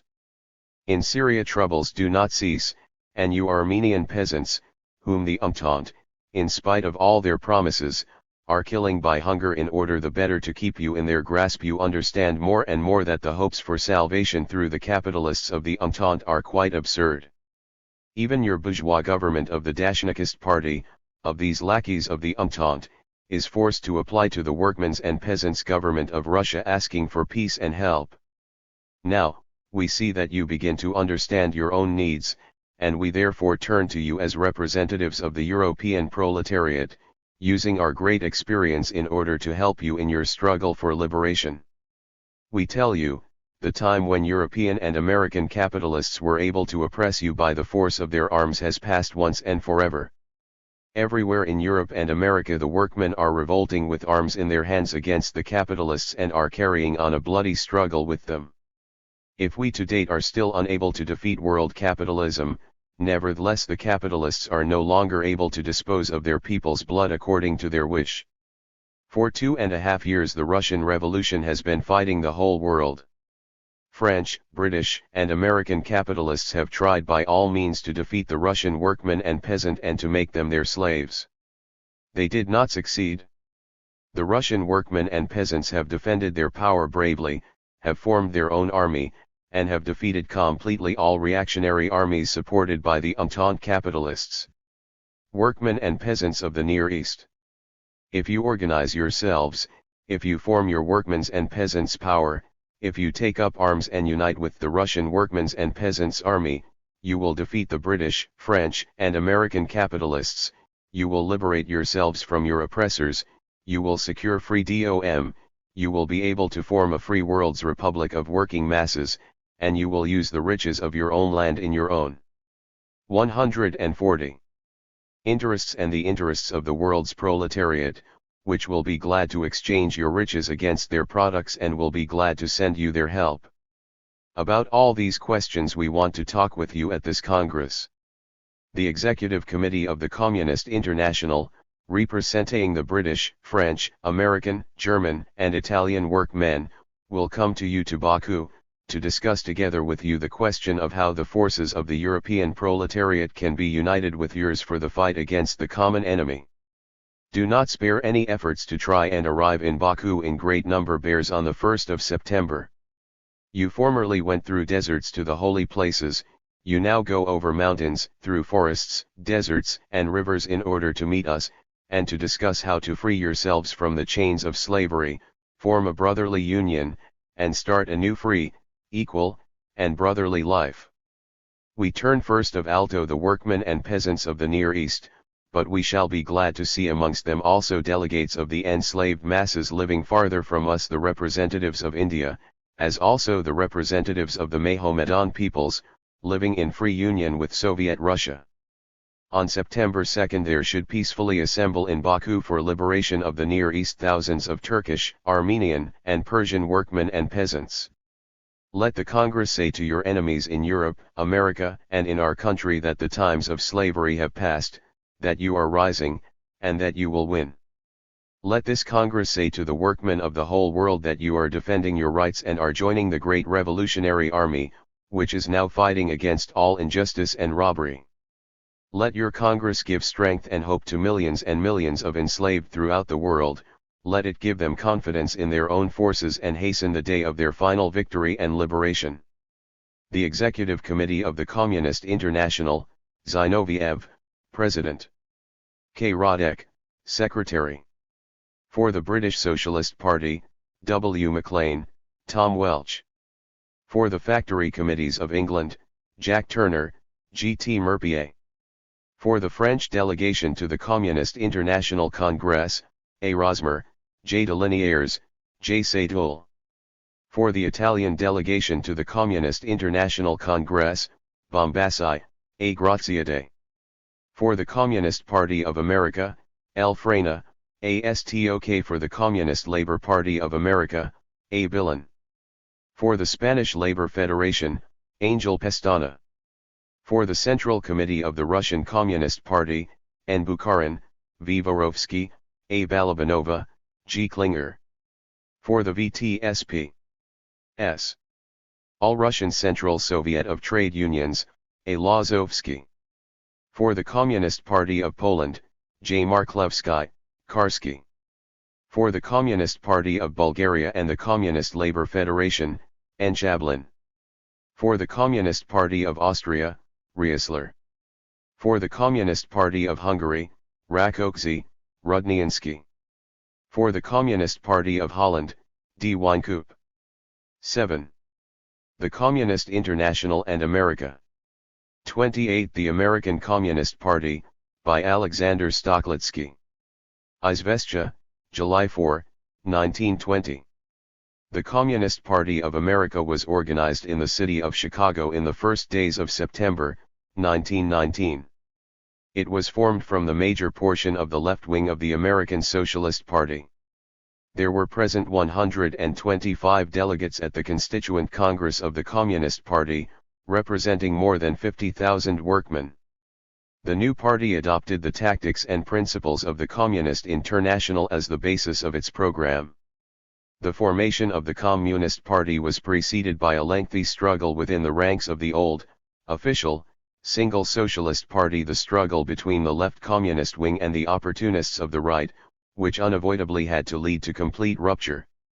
Indeed, in May, 1919, the Executive Committee of the Socialist Party excluded more than 40,000 members because of their action in protest against the participation of the party in the Congress of the Yellow International at Bern.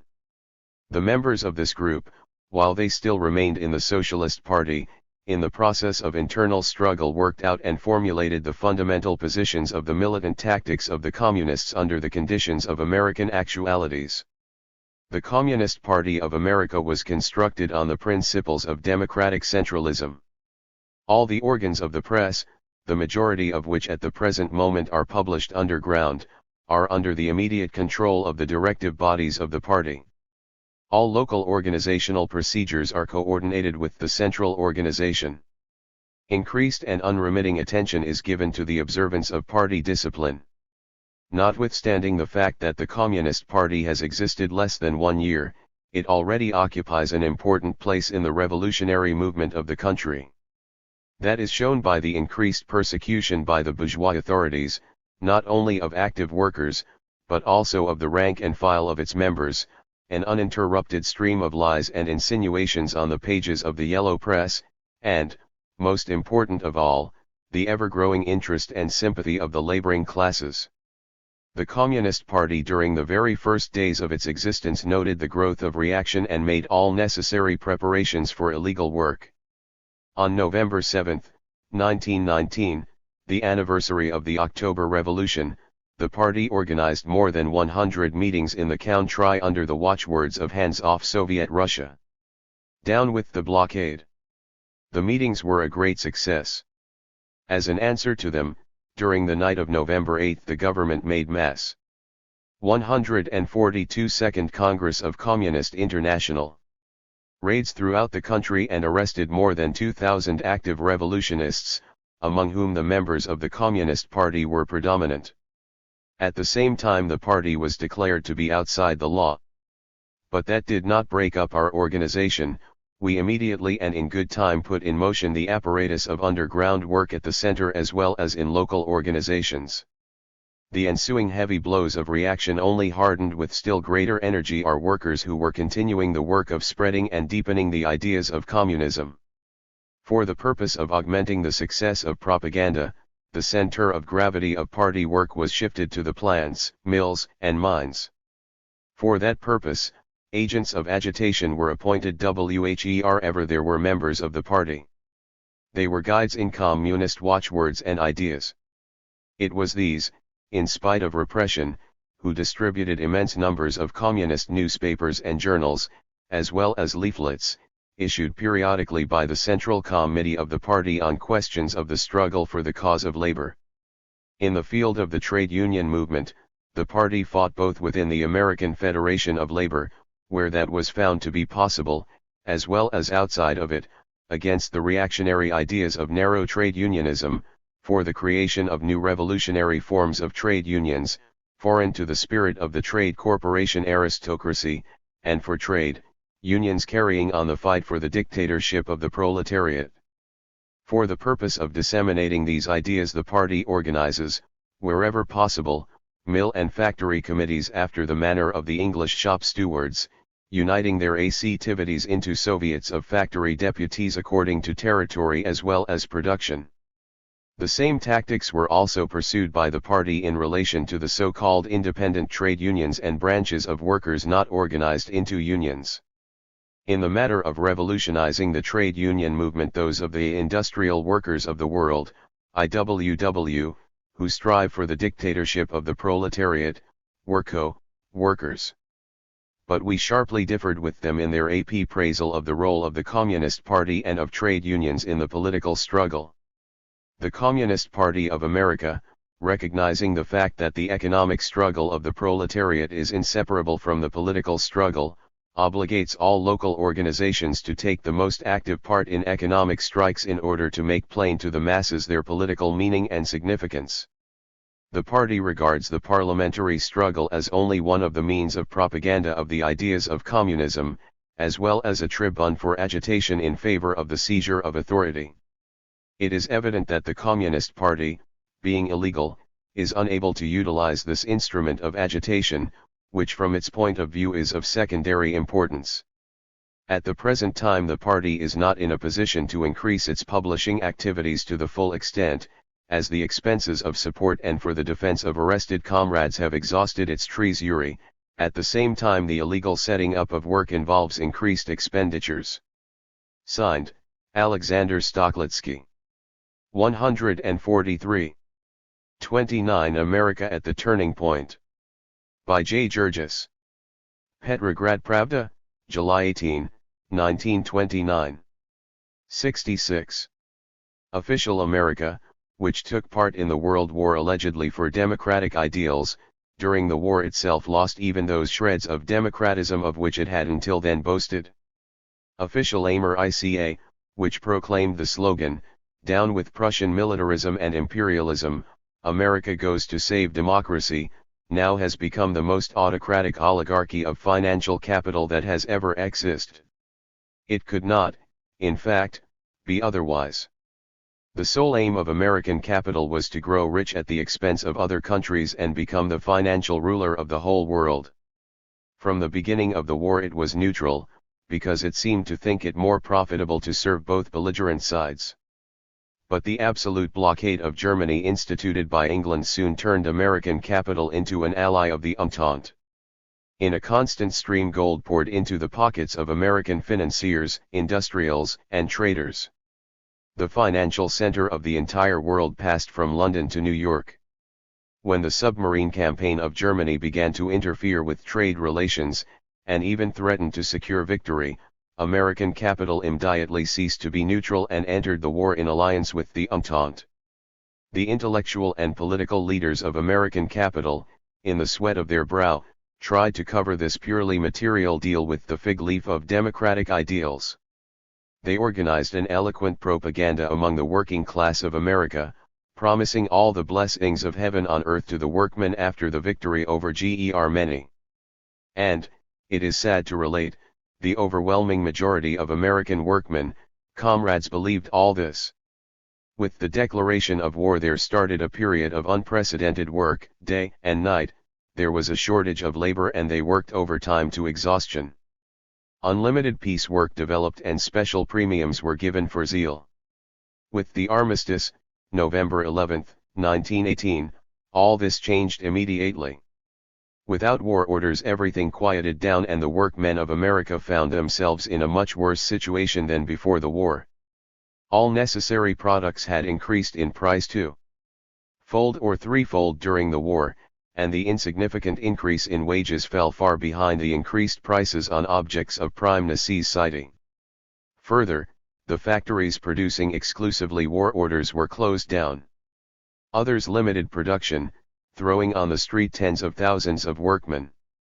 Then followed the demobilization of 3 million soldiers, and there appeared in America again an army of unemployed. The capitalists wished to use this army of unemployed for themselves and began a campaign under the device, reorganization of industry on the basis that existed before the war, and this meant reduction of wages and the increase in the exploitation of workmen under the threat of being thrown out on the street into the army of unemployed to freeze and starve.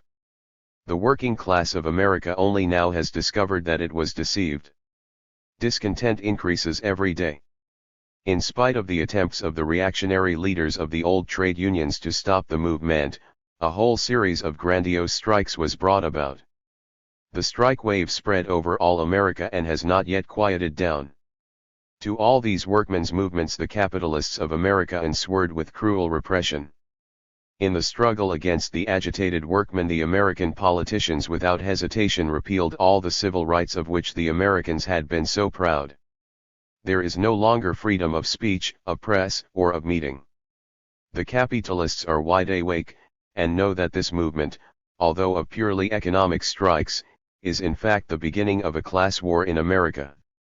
They have put down the workmen by repressions and are organizing energetically to combat the workmen in the future. Various reactionary citizens' organizations, composed of the most reactionary elements of capitalist society, everywhere spring up in America, organized against the workmen, and particularly against the communists and members of the trade union, the industrial workers of the world. The demobilized soldiers, who for the most part did not see the battlefront, under the direction of former officers, sons of various bankers and rich men, have organized themselves into the American Legion for the purpose of protecting the Constitution and free institutions of America. This last is accomplished by riotous attacks on the headquarters of communists and trade union and the beating up of active workmen. Under extremely difficult conditions the communists in America have had to reorganize themselves from half-legal and open organizations into absolutely underground organizations. Persecution and hounding on all sides. Many have been sentenced to 5, 10, and 20 years of penal servitude, particularly many former emigrant comrades of Russian nationalities have been arrested. In a single night of January 2 to 3, 1920, about 4,000 comrades were arrested, former emigrants, who were subjected by the immigration authorities to cross-examination and deportation from America. The majority of these have now been freed under bonds and are under political surveillance, while a number are still in prison awaiting American justice. In spite of these difficulties, the reorganization of the Communist Labour Party has been successfully completed, and the work of propaganda and agitation is being successfully conducted with great zeal. Having recently united with the majority of the members of the Communist Party, which had broken off, the Communist Labour Party is the largest and strongest communist organization in America. Through its delegates to the Second Congress of the Communist International, this party sends fraternal greetings to the proletariat of Soviet Russia and welcomes it and congratulates it on the heroic fighters in the ranks of the Red Army. America once more has shown that only through a struggle with arms in the hand will the world proletariat free itself from the yoke of capitalism and from all those parasites which have attached themselves to the body of the proletariat. May the Second Congress of the Three International unite more closely the communists of the whole world. May the Second Congress of the 145 Three International become the general staff of the world's social revolution. Long live Soviet Russia! Long live the fighters for freedom, the Red Army! Long live the Three Communist International! Long live the world's social revolution! J. Georgis, Delegate to the Second Congress of the Three International from the Communist Labour Party of America. P.S. Being here in Petrograd now for 7 days, and talking with workmen, several times I have had to hear, "You workmen in America live very well. I myself would like to go there. Do not go in a hurry, comrades. At the present moment a whole million of former Russians would like to come back to Russia. Of every 100 Russian workmen in America, 99 wish to return to Russia, but at the present moment no one is allowed to go to Soviet Russia. In mass meetings they adopt unanimously the resolution. Give us passports and open the frontier. In private conversation many Russians constantly say, when will they open the frontier? When will it be possible to go back? And they know that you froze last winter and that you went hungry many times and that in the large cities people are half starved. They know that the railroad breakdown prevents transportation, that the blockade interferes, that every effort is being made to support the heroic Red Army, but, nevertheless they wish to go back, nevertheless they wish to get away from all those American luxuries. I am one of them. I lived with them, I worked with them, so I know them. J. Georgis.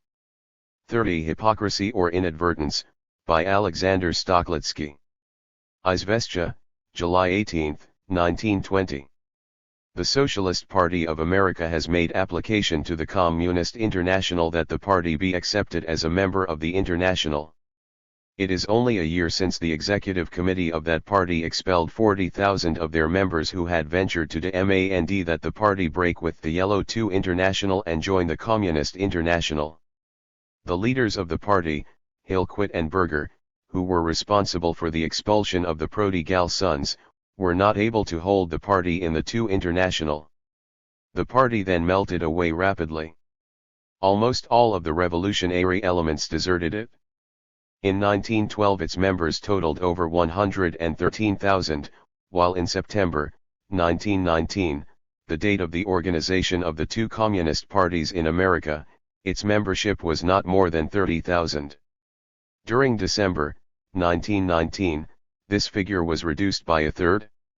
This marked decrease in membership was due to the expulsion, with the assistance of the police, at the Extraordinary Congress of the Socialist Party at Chicago, of a part of the left comrades who, following a conference of the left wing of the party, in June of that 15060-2010, 146 year, decided to remain within the party in the naive confidence that they would be able to obtain control of the machinery of the party. But here the leaders, word illegible. They have found that if they continue their policy the party will soon consist of only the executive committee and these leaders, under the pressure of the opposition, have declared officially that they are ready to break with the two international. As, however, the Communist International was not pleasing to the leaders, Messrs. Hillquit and Co. proposed that a new international be founded, uniting all parties that had left the two international but had not joined the Communist International. In this scheme the leaders were not successful. By a referendum the majority of the party recorded its desire to join the three international, and the executive committee could accordingly do nothing else than unwillingly knock at the doors of the three international. The last Congress in New York, however, established the fact that the opportunistic Socialist Party of America is incurably ill. A new project was proposed by a left minority, whose leader, Louis Engdahl, the editor of the Chicago Socialist, has always been hesitating and indecisive. Engdahl, in his project, summed up the attitude of the party on the question as follows: in order to facilitate the destruction of the capitalistic regime, the whole power during the period of the struggle with the old regime must be concentrated in the hands of the proletariat. This created a storm, and upon the matter being put to a vote the watchword dictatorship of the proletariat was voted down by a majority of 113 votes to 33. Helpless, indeed, were the appeals of the naive Engdahl and his followers to the revolutionary sentiments of the members of the Congress. Their references to the Communist Manifesto of Marx and Engels remained unheard. The position of Hillquit was as follows: the war is over. We must drop all phrases and apply sound common sense to the situation. The time for constructive work has come. We cannot convince the laborers with Marxistic phrases, these can only be used in classical works. These theories are wrong and are only to be used if you wish to destroy everything which is now in existence and to build everything anew. Still more characteristic of the party that now has the impudence to aspire to a place in the three international are the words of its second leader, the not unknown Victor Berger. I do not believe in dictatorship, says this man, who also desires to slip into the three international. The dictatorship of Palmer, Berlesen, and Wilson are enough for me. I do not believe at all in the dictatorship of the mob. This dictatorship has brought me 20 years of penal servitude and has resulted in my removal from Congress. I am for democracy. There was a misunderstanding with respect to Berger. Under the Espionage Act this absolutely loyal citizen was condemned in January, 1919, to 20 years of penal servitude and was excluded from Congress. One did not recognize one's own kin. These citations have been taken from the official organ of the American Communist Party, the New York Call, number 133, of May 12 of this year. I so see the overwhelming majority of the Congress enthusiastically applauded Hillquit and Berger. 147. Why does the American Socialist Party, which has discredited itself before the revolutionary proletariat of the entire world, endeavor to enter the Communist International? Either it is due to inadvertence or else the party is endeavoring to save its lost reputation. Presumably the latter is true. But no matter which it is, there is no place in the International of Revolutionary Action for this petty bourgeois party. 31 The Second Congress. By John Reed, Villain, and Georges. In English, Krasnaya Gazeta, July 19, 1920. From the American Communist Labor Party. The American workers organized in ranks of the American Communist Labor Party send their greetings to the heroic and self-sacrificing proletarians of Soviet Russia. The dying and disintegrating ruling class the world over has again and again attempted to overwhelm you by direct and indirect attacks, by counter-revolutionary uprisings, and invasions. But you have triumphed over them all. The darker the night the brighter the stars, so in the present world of dark reaction, like a lighthouse to the storm-tossed mariners, the deeds of the Russian proletariat show the way to the oppressed of the world. All power to the Soviets. To communism through the dictatorship of the proletariat. Present conditions in America prove once more that there is not and cannot be such a thing as democracy in a class-ruled society. It is and can be only one of the two, the dictatorship of the bourgeoisie or the dictatorship of the proletariat, the iron rule of a handful of multimillionaires, or the iron rule of the millions of the working class. Free America, the America of democratic traditions, is no as long as the ruling class of America could exploit the workers by lulling them to sleep with nice phrases about freedom, democracy, and equality. America possessed the much boasted bourgeois democracy, with its freedom of speech, press, and assembly. The World War enriched the American capitalist and enabled the American imperialists to get a stranglehold on the capitalist world. The conditions of working existence did not improve in proportion to the fabulous enrichment of the capitalists. On the contrary, the living conditions of the workers became worse. The cost of living has increased by leaps and bounds, employment has become more and more uncertain, and the slight rise in wages does not counterbalance the all-around rising prices of the necessities of life. Even the most backward and dull-witted American worker sees that something is wrong, and dissatisfaction is universal. The epidemic of purely economic strikes that broke out immediately after the armistice was met with ruthless suppression by the government and the hirelings of the capitalist class. As for the more 148 class-conscious workers, who challenged the right of the capitalist class to rule, the mouthpiece of American financial capital coined a phrase, SOS ship or shoot.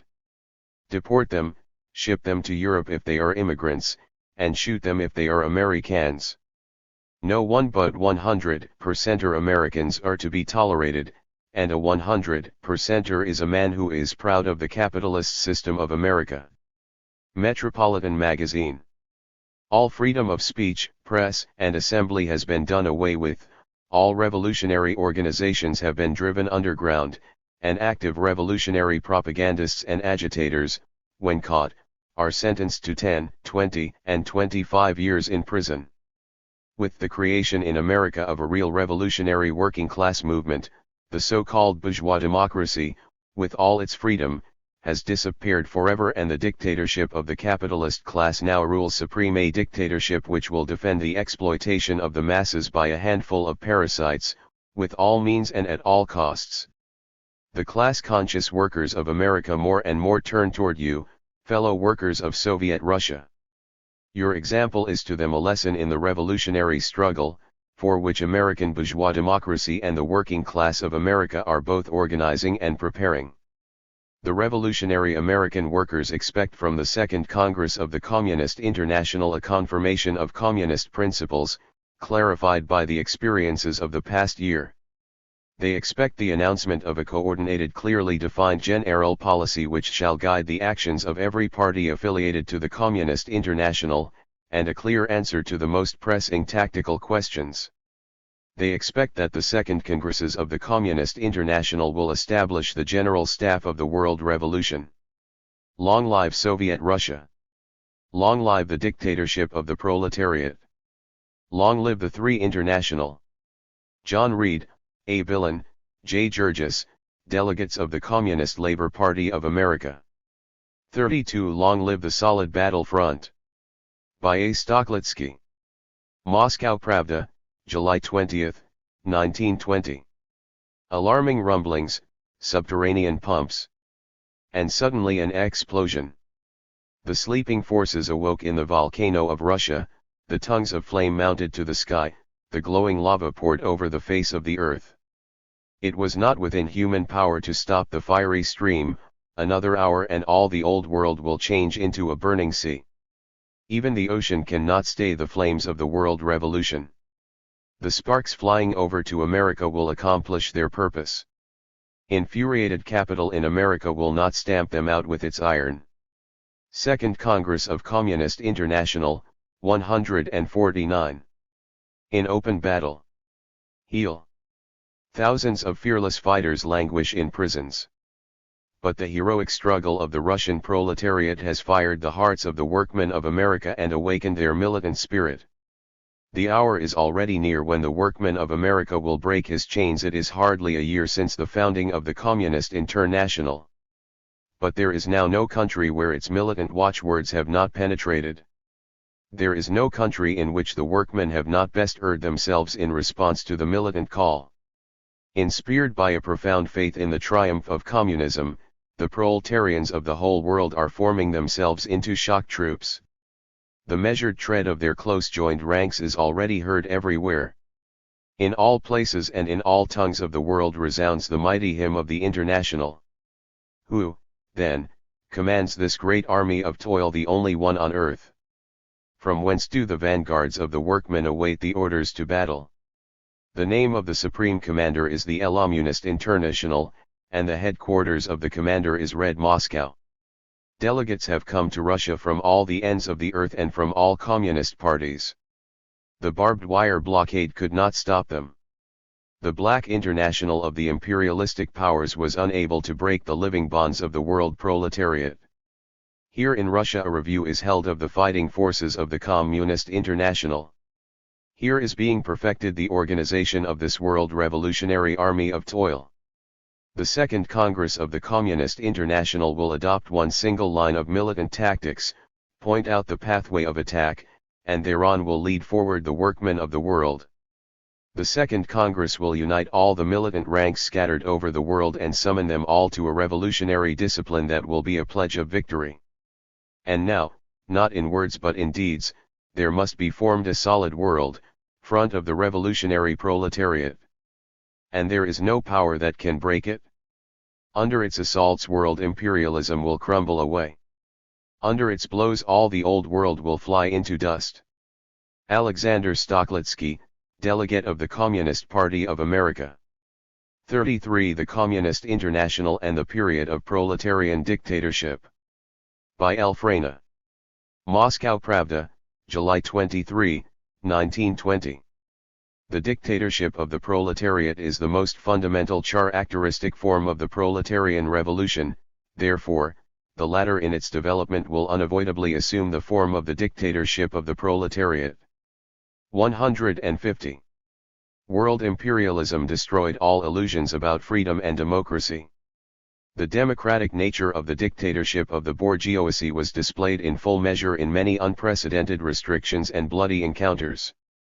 My country, America, formerly the most progressive country in the world, has now become the most reactionary.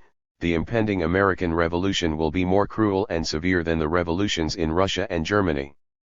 At the same time the dictatorship of the proletariat, in Russia, Bavaria, and Hungary, destroyed the illusion that democracy, parliamentarism, compromise, and other peaceful processes promote the actualization of socialism. Only through merciless struggle, and civil and economic war, as well as by the political expropriation of capitalism, can the workmen seize authority for themselves and for all mankind. In this revolutionary struggle class must be set against class, authority against authority, and the liberating dictatorship of the revolutionary proletariat against the dictatorship of reactionary capitalism. There are two periods in the epoch of the proletarian dictatorship: one, when the laboring class strives to clinch authority for itself, and the other period when it merely tries to take possession of authority. The mere fact of the existence of a proletarian dictatorship has tremendous significance for the world proletariat, because it forces it to unite amicably for the support and defense of the former. But not less important is also the tremendous activity in the domain of economic regeneration in cities as well as in the rural districts. The workmen employed at the bench or in the field are in the front ranks of opposition to world imperialism, like soldiers at the front. The growing economic power of Russia is a vital factor in the tactics of the world revolution. The opening up of the infinitely rich natural resources of Russia will make it a country of mighty economic strength, a powerful rival of the imperialistic powers. This economic power of Russia, put in motion, will give mighty aid to the complete crushing of imperialism throughout the world. The activities of the proletarian dictatorship in the process of assuming authority have as yet consisted only in fomenting revolutionary strikes and the revolutionary ferment, and in organizing the defense of already existing Soviet republics. This presupposes the bringing of the development of energy and of the moral and physical forces of the proletariat to the highest degree of tension. Although these two periods of the proletarian revolution also differ in the form of their activities, they are actually one, as the one is dependent upon the other, and each of these periods expresses only a definite stage of development of world revolution. The Communist International has as its highest exponent of this unity the Executive Committee, which is also the general staff of the International Civil War Against Capitalism, giving directions and serving as a guiding authority for the world revolution. The old Socialist International was dismembered by the Assembly of National Organizations for Class Conciliation. The Communist International is the centralized, disciplined unification of revolutionary forces for class war. The former recognizes the principle of 151. Democracy and parliamentarism, increasing the subjection of the laboring class. The latter recognizes the dictatorship of the proletariat and the Soviet authority which guarantee the complete liberation of the laboring class. The proletarian revolution, being worldwide, also demands world tactics, which the three international carries out, securing the unity of the struggle on a worldwide scale, and discounting the various conditions and demands of world circumstances. This is our answer and challenge to the Black International of imperialism. Soviet Russia, as the first labor republic, inspires and gives a mighty impulse to the Communist International. As standard-bearer of the world revolution, the Three International serves as a pledge of the victory of Soviet Russia when it will expand into a world-federated Soviet Republic. L. Freyne, Secretary of the Communist Party of America. 34 Speech by John Reed at Second Congress of Communist International on Negro Question. Moscow Pravda, August 8, 1920. At the present time there are about 10 million Negroes living in the United States, most of them are in the southern states, but during the last few years many thousands of Negroes have moved north. As a general rule the northern Negro is an industrial laborer, while in the south they are generally farm laborers or small farmers. The position of the Negroes in the United States, especially in the southern states, is terrible. They are accorded no political rights whatever, although the 16th Amendment to the Constitution of the United States confers upon the Negroes full rights of citizenship. Nevertheless, the majority of the southern states deprive the Negroes of these rights, and in other states where they legally have the right to vote they are killed if they dare to exercise this right. In the United States, Negroes are not permitted to travel in a car containing white people, nor are they permitted to visit hotels and restaurants frequented by the whites, nor to live in the same part of towns. Separate schools of an inferior character exist for Negroes and separate churches are maintained. This separation of the Negro from the white is called the Jim Crow system, and the clergy of Southern churches teach that there is also a heaven in which the Jim Crow system is in operation. In industrial undertakings, Negroes are generally used as unskilled laborers, and until recently they were not admitted to membership in the majority of unions which comprise what is known as the American Federation of Labor. The International of the Revolutionary Youth of course worked to organize the Negroes. The old Socialist Party has never seriously endeavored to organize the Negroes, and, in fact, in several states Negroes were not admitted to the party, while in other states they formed separate and distinct sections. In party organizations throughout the southern states the expenditure of funds for electioneering among the Negroes is generally prohibited. 152. In the South the Negro has no legal rights and does not enjoy the protection of the law. The white is permitted to kill the Negro without fear of punishment. A famous institution created by the whites in the South is what is known as lynching. This is done as follows: the Negro is dipped in oil and then strung up to the nearest telegraph or telephone pole, while the whole population of the townmen, women, and children, run to see the show and to take home as souvenirs parts of the tortured Negro's clothes and skin. I have not sufficient time to explain the status of the Negrocation in the United States from a historical standpoint. The Negroes are the descendants of a slave population, the liberation of which was effected only as a military necessity at the time of the Civil War, when they were still entirely undeveloped from an economic and political standpoint. They were granted full political rights solely with the intentions of creating a desperate class struggle and with a view to hindering the development of Southern capital and thus enable the North to obtain control of all the resources of the country. Until comparatively recently the Negroes gave no indication of any aggressive class tendencies. A change in this regard was first noticed after the Spanish-American War, during which the black regiments fought with great bravery and from which they returned with the feeling that they were human beings and the equals of the white soldiers. Up to that time there had been no movement or advance among the Negroes, with the exception of a semi-philanthropic educational institution headed by Booker T. Washington and supported by white capitalists. This movement resulted in the organization of a few schools where the Negroes were taught to be good servants and laborers and to be satisfied with the lot and destiny of an inferior people. During the Spanish War a new feeling arose among the Negroes, which found expression in a demand for social and political equality as regards the whites. The American army which was sent to France during the European War included 500,000 of Negroes, and these, when serving in the same units or organizations with French soldiers, observed that they were being treated in social and other matters as full equals. The American General Staff then applied to the French High Command with a request that the Negroes be excluded from all places visited or frequented by white people and made a request that the Negro be treated as an inferior being. After having served throughout the war these Negro soldiers, many of whom received decorations for bravery from the French and Belgian governments, returned to their homes and villages, where many were lynched solely because they dared to wear their uniforms and decorations in public. At the same time indications appeared of a strong feeling and movement among the Negroes who had remained at home. Thousands of them moved to the northern states, where they were employed in war industries and where they came into touch with the strong labor movement.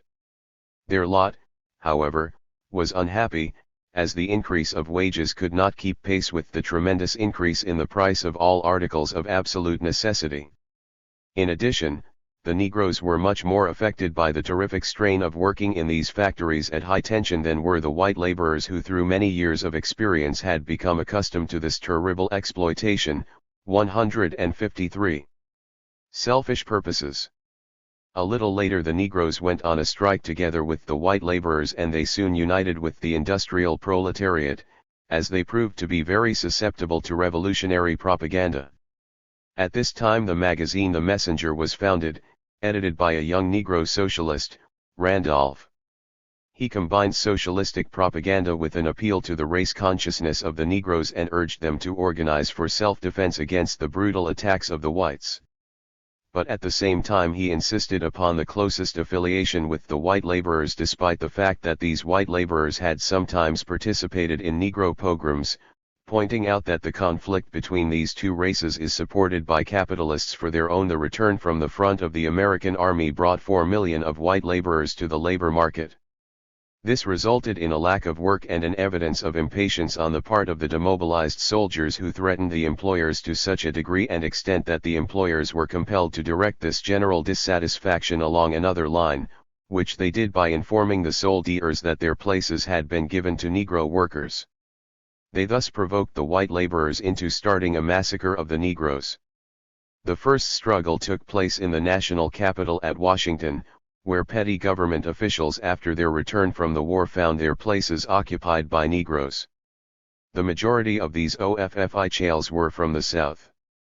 They organized a night attack on the Negroes of the city in order to intimidate them and induce them to vacate their positions. To the great surprise of all, however, the Negroes appeared on the streets fully armed and they fought with such bravery that for each Negro killed 3 whites were killed. A few months later a similar riot broke out in Chicago which lasted for several days and resulted in many people being killed on both sides. A third massacre took place in Omaha. In these fights, for the first time in history, the Negroes were fully armed, splendidly organized, and gave no evidence of any fear of the whites. The belated interference of the government and the admittance of Negro laborers to the trade unions of the American Federation of Labor resulted from the resistance offered by the Negroes in these clashes. Race consciousness has steadily increased among the Negroes, a certain section of whom are now carrying on a propaganda in favor of an armed revolt against the whites. Returned Negro soldiers have everywhere organized unions for self-defense against lynchings carried on by the whites. The circulation of the Messenger has steadily increased until at the present time its monthly issue approximates 150,000 copies. And along with all this, socialistic ideas are rapidly developing among the blacks employed in industrial establishments. As an oppressed and downtrodden people, the Negro offers to us a double or twofold opportunity: first, a strong race and social movement; second, a strong proletarian labor movement. The Negro does not demand national independence. Every movement which has thus far been carried on among them with the aim of establishing a separate national existence, for example, the Back to Africa movement, has met with little, if any, success. They consider themselves first of all Americans and feel entirely at home in the United States. This facilitates to a very great extent the task of communists. 154. The only proper policy for the American communists to follow is to consider the Negro first of all as a laborer. Farm laborers and small farmers of the South present a problem analogous to that of the white rural proletariat, although the Negroes are very backward. Among the Negro industrial workers in the northern states, communistic propaganda can easily be spread. In both the northern and southern parts of the country, the one aim must be to unite the Negro and the white laborer in common labor unions. This is the best and the quickest way to destroy the race prejudice and to develop class solidarity. The communists must not, however, stand aloof from the Negro movement for social and political equality, which is developing so rapidly at the present time among the Negro masses. Communists must avail themselves of this movement in order to prove the emptiness of bourgeois equality and the necessity for a social revolution, not only to liberate all laborers from slavery but also as being the only effective means of liberating the oppressed Negro people. 35 Speech by Louis Freyne at Second Congress of Communist International on Foreign Workmen in America. Moscow Pravda, August 8, 1920. The orator who preceded me told you about the Negroes and their oppression in the United States. But we have two more oppressed peoples, the foreign laborer and the colonial inhabitant. The severe suppression of strikes and of the revolutionary movement in the United States is not a result of the war, but is rather merely an increase or development of the former attitude toward the unorganized, unskilled laborer. Strikes of these laborers are brutally suppressed. Why? Because these unorganized and unskilled laborers are in a great majority of cases foreigners, amounting, in fact, to about 60% of the industrial proletariat. The foreign laborer in the United States is, in fact, in a position similar to that of the colonial. After the Civil War, 1861 to 1866, capitalism developed very rapidly in the United States and the rich western districts of the country were opened for capitalistic exploitation after the construction of the transcontinental railways. Capital was brought into this western district from the eastern states and from Europe, while the immigrants were human raw material and were developed in the same manner as are the people who inhabit a colonial dependency. The horrors under which colonial people are suffering are in no way worse than those with which the foreign laborer in the United States is familiar. For example, in 1912 a strike occurred at Ludlow, and the laborers were forcibly ejected from their homes by soldiers and were compelled to live in tents. And when the men were engaged in a struggle against the soldiers, which took place several miles from these tents, another group of soldiers surrounded the tents and set fire to them, as a result of which several hundreds of women and children were burned. Under conditions such as these, the class fight in the United States takes, in part, the form of a race fight. And just as the revolt of the Negroes was the beginning not of a proletarian, but of a bourgeois revolution, so the same can take place. 155. In the event of a revolt of foreign laborers, our great task is to unite them with the American laborers in order thus to bring about a single revolutionary movement. All of Latin America must be considered as a colony of the United States, and not only actual colonies like the Philippine Islands and others. All of Central America is under the control of American armed forces. This occupation exists also in Mexico and South America, where it is managed or carried out by two different means: first, by financial and economic influence, which has increased enormously following the expropriation of all German establishments in these countries; second, by the employment of the Monroe Doctrine, which was originally intended to defend Americans from monarchistic reaction but which later on was turned into a weapon for the establishment of the supremacy of American imperialism in Latin America. Latin America now serves as the colonial base for the imperialism of the United States. While economic conditions throughout the entire world are rapidly growing worse, the imperialism of the United States is continually growing stronger through the exploitation of Latin America. It is necessary for us to fight this imperialism and to develop the revolutionary movement in Latin America, just as it is necessary for us to fight British imperialism by supporting the revolutionary movement in its colonies. Up to the present time, but little attention has been paid by the labor movement in the United States to the labor movement in Latin America, and the movement from the ideological viewpoint has been under the influence of Spain and not of the United States. The movement must be freed from this influence with its syndicalist prejudices. The American Federation of Labor and the Reactionary Socialist Party try to institute Pan-American organizations, but these last cannot be made to serve revolutionary aims. The Communist movement in the United States in particular, and the Communist International in general, must intervene actively in the movement in Latin America. This movement and the movement in the United States must be regarded as a single whole. Our strategy and tactics must be in accordance with a plan for an American revolution throughout all of America.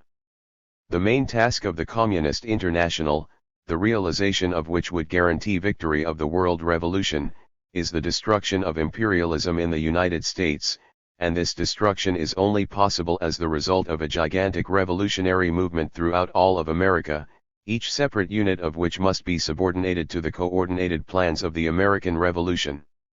Appendixes. I. What should be the immediate and universal step in preparation for the dictatorship of the proletariat? By N. Lenin.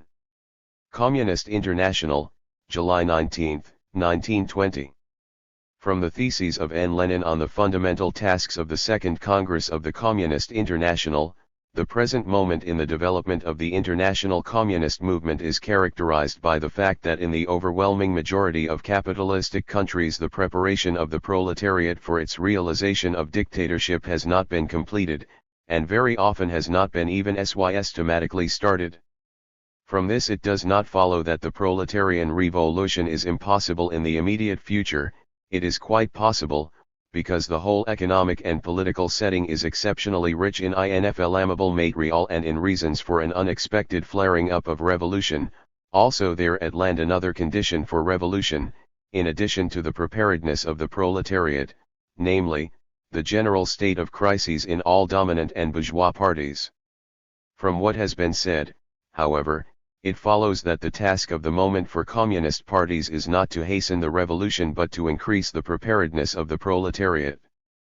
On the other hand, the instances noted above from the history of many socialist parties forces us to insist that recognition of the dictatorship of the proletariat should not be allowed to remain merely recognition in words. Therefore the main task at the present moment of the communist parties, from the point of view of the international proletarian movement, is to bring together the scattered communist forces, to organize in each country a united communist party, or strengthen and renew the existing party, in order to increase tenfold the work of preparing the proletariat for the conquest of state power, and for the conquest of power precisely in the form of a dictatorship of the proletariat. The usual socialist work of groups and parties that recognize the dictatorship of the proletariat has not to date been adequately subjected to the radical changes and renovations which are necessary if such work is to be recognized as communistic and in conformity with the tasks imposed by immanence of the proletarian dictatorship. The conquest of political power by the proletariat does not bring about the cessation of class struggle against the bourgeoisie, but, on the contrary, makes this struggle especially wide, sharp, and pitiless. All groups, parties, and workers in the labor movement who have taken the point of view of reformism and of the center, in whole or in part, and inevitably as a result of the extreme acuteness of the struggle, either take the side of the bourgeoisie or join the hesitating ones, or, what is most dangerous, become the hopeless friends of the victorious proletariat. Therefore preparation for the dictatorship of the proletariat requires not only a sharper struggle against reformist tendencies but also a change in the character of this struggle. The struggle cannot be limited to attempts to make clear the mistaken character of these reformist tendencies, The struggle should unmask pitilessly every worker within the labor movement who shows these tendencies. Because otherwise. 157. 158. The proletariat cannot recognize in whose company it is going into this decisive struggle against the bourgeoisie. This struggle is of such a character that at any moment one may replace, and one does replace, as experience has already shown, the weapon of criticism by criticism as to the weapon. Any hesitation or weakness in unmasking those who reveal themselves as reformists or members of the center will increase directly the danger to the authority of the proletariat coming from the bourgeoisie, for the latter will use tomorrow for counter-revolution what today seem to the blind only theoretical differences of opinion. For example, one cannot limit oneself to the usual denial in principle of any cooperation between proletariat and bourgeoisie, of the idea of collaboration. The simple defense of freedom and equality, so long as private ownership of the means of production continues, becomes under the conditions of dictatorship of the proletariat, which cannot immediately destroy private property entirely, actual cooperation with the bourgeoisie, which cooperation directly undermines the power of the working class.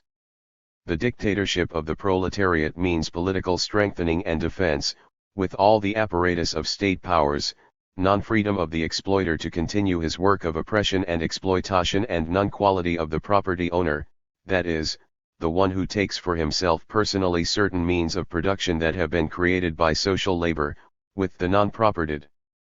What before the victory of the proletariat appears theoretically as merely a difference of opinion on the question of democracy, after the proletarian victory becomes inevitably a question to be decided by force of arms. Consequently, the preliminary preparation of the masses for the realization of the dictatorship of the proletariat is impossible without a wide and radical change in the whole character of the struggle against centrists and the defenders of democracy. The dictatorship of the proletariat is the most decisive and revolutionary form of the class struggle of the proletariat against the bourgeoisie.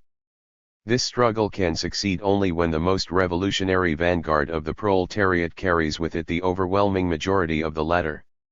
The preparation of the dictatorship of the proletariat therefore demands the showing up not only of the bourgeois character of all reform movements and of any defense of democracy so long as private property in the means of production is retained. Not only the showing up of the manifestations of such tendencies which amount in fact to the building up of a defense of the bourgeoisie within the labor movement, it demands also the replacement of the old leaders by communists in all forms of proletarian organizations, not only political but also industrial, cooperative, and educational. The longer and more permanent the rule of bourgeois democracy in any given country, the more successful have been the efforts of the bourgeoisie to place in such positions the leaders whom it has educated and brought up on its own prejudices, or, as often happens, whom it has directly or indirectly bribed.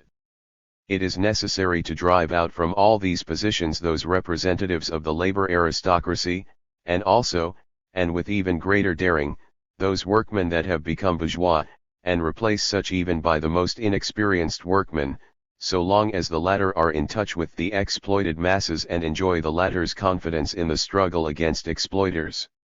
The dictatorship of the proletariat admits the appointment of such workmen who have not had experience to the most responsible governmental positions, for otherwise the authority of the workmen's government would be powerless, and the latter would not be supported by the masses. The dictatorship of the proletariat is the most complete realization of the leadership of all toilers and exploited who have been oppressed, frightened, scattered, and deceived by the class of capitalists, on the part of a single class which has been prepared for such a leading role by the whole history of capitalism.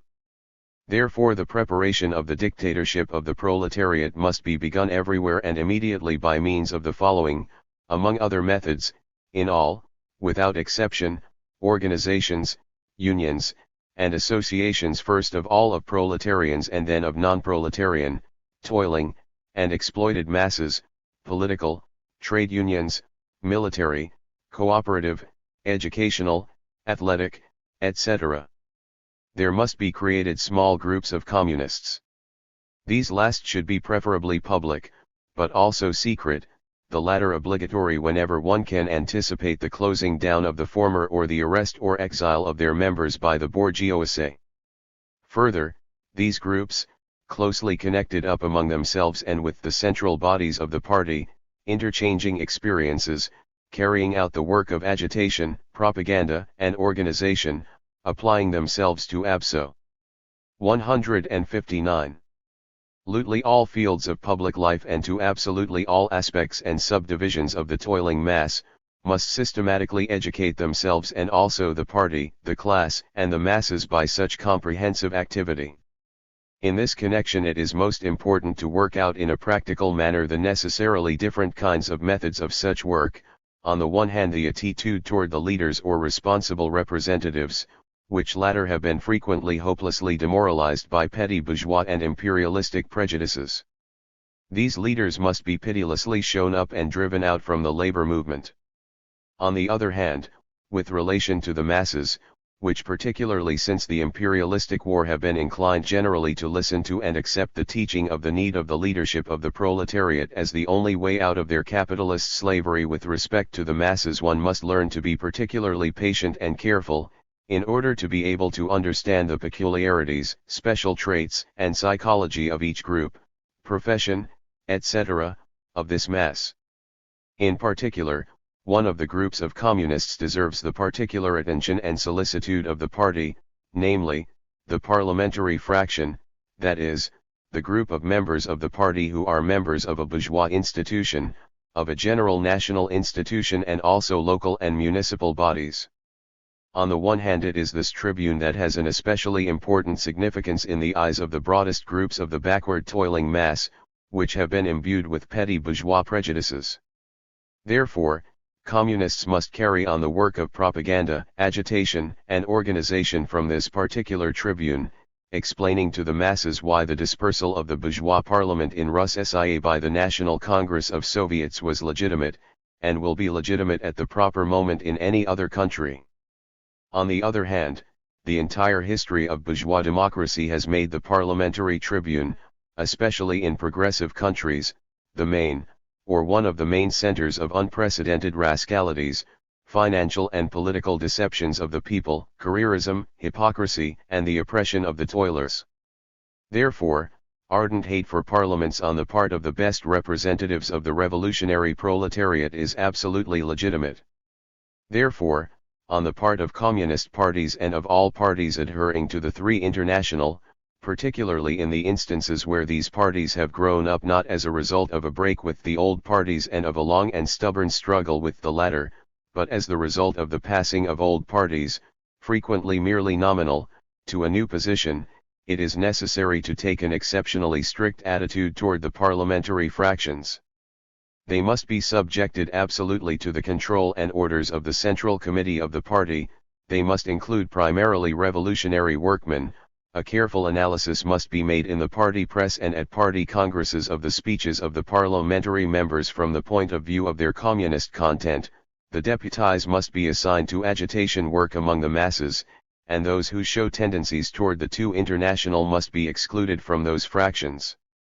One of the main causes retarding the revolutionary labor movement in various capitalistic countries is the fact that capital, thanks to colonial possessions and to the surplus profits of financial capital, has been successful in singling out a comparatively wide and important group of a small minority of the Wernians aristocracy. The latter enjoys the best conditions of wages and has been imbued with the spirit of caste, and with petty bourgeois and imperialist prejudices. This group represents the real social support of the Two International, and of reformists and centrists. At the present moment this group is probably the main social support of the bourgeoisie. No preparation, even preliminary, of the proletariat for the overthrow of the bourgeoisie is possible without the immediate, systematic, extensive, and open struggle against this group, which undoubtedly, as has been clearly shown already by experience, will furnish large elements for the bourgeois White Guard after the victory of the proletariat. All parties that adhere to the Three International must at any cost carry out the slogan, deeper into the masses and a closer bond with the masses, understanding as masses any group of toilers and exploited, particularly the least organized and educated, and most exploited, and least touched by organization. The proletariat will become revolutionary only insofar as it does not enclose itself in the narrow framework of a guild, but comes forward in all manifestations and on all occasions of public life as the leader of all toiling and exploited masses. The realization of the proletarian dictatorship is impossible unless the proletariat is ready for, and capable of, the greatest sacrifices in order to triumph over the bourgeoisie. In this connection, the experience of Russia has enormous significance, both in principle and in practice, because here in Russia the proletariat would not have been able to realize its dictatorship, would not have been able to win for itself general respect, and the confidence of all toiling masses, had it not suffered itself the greatest sacrifices, had it not hungered more than all the other groups, and this during the very difficult moments of attack, war, and blockade from the world bourgeoisie.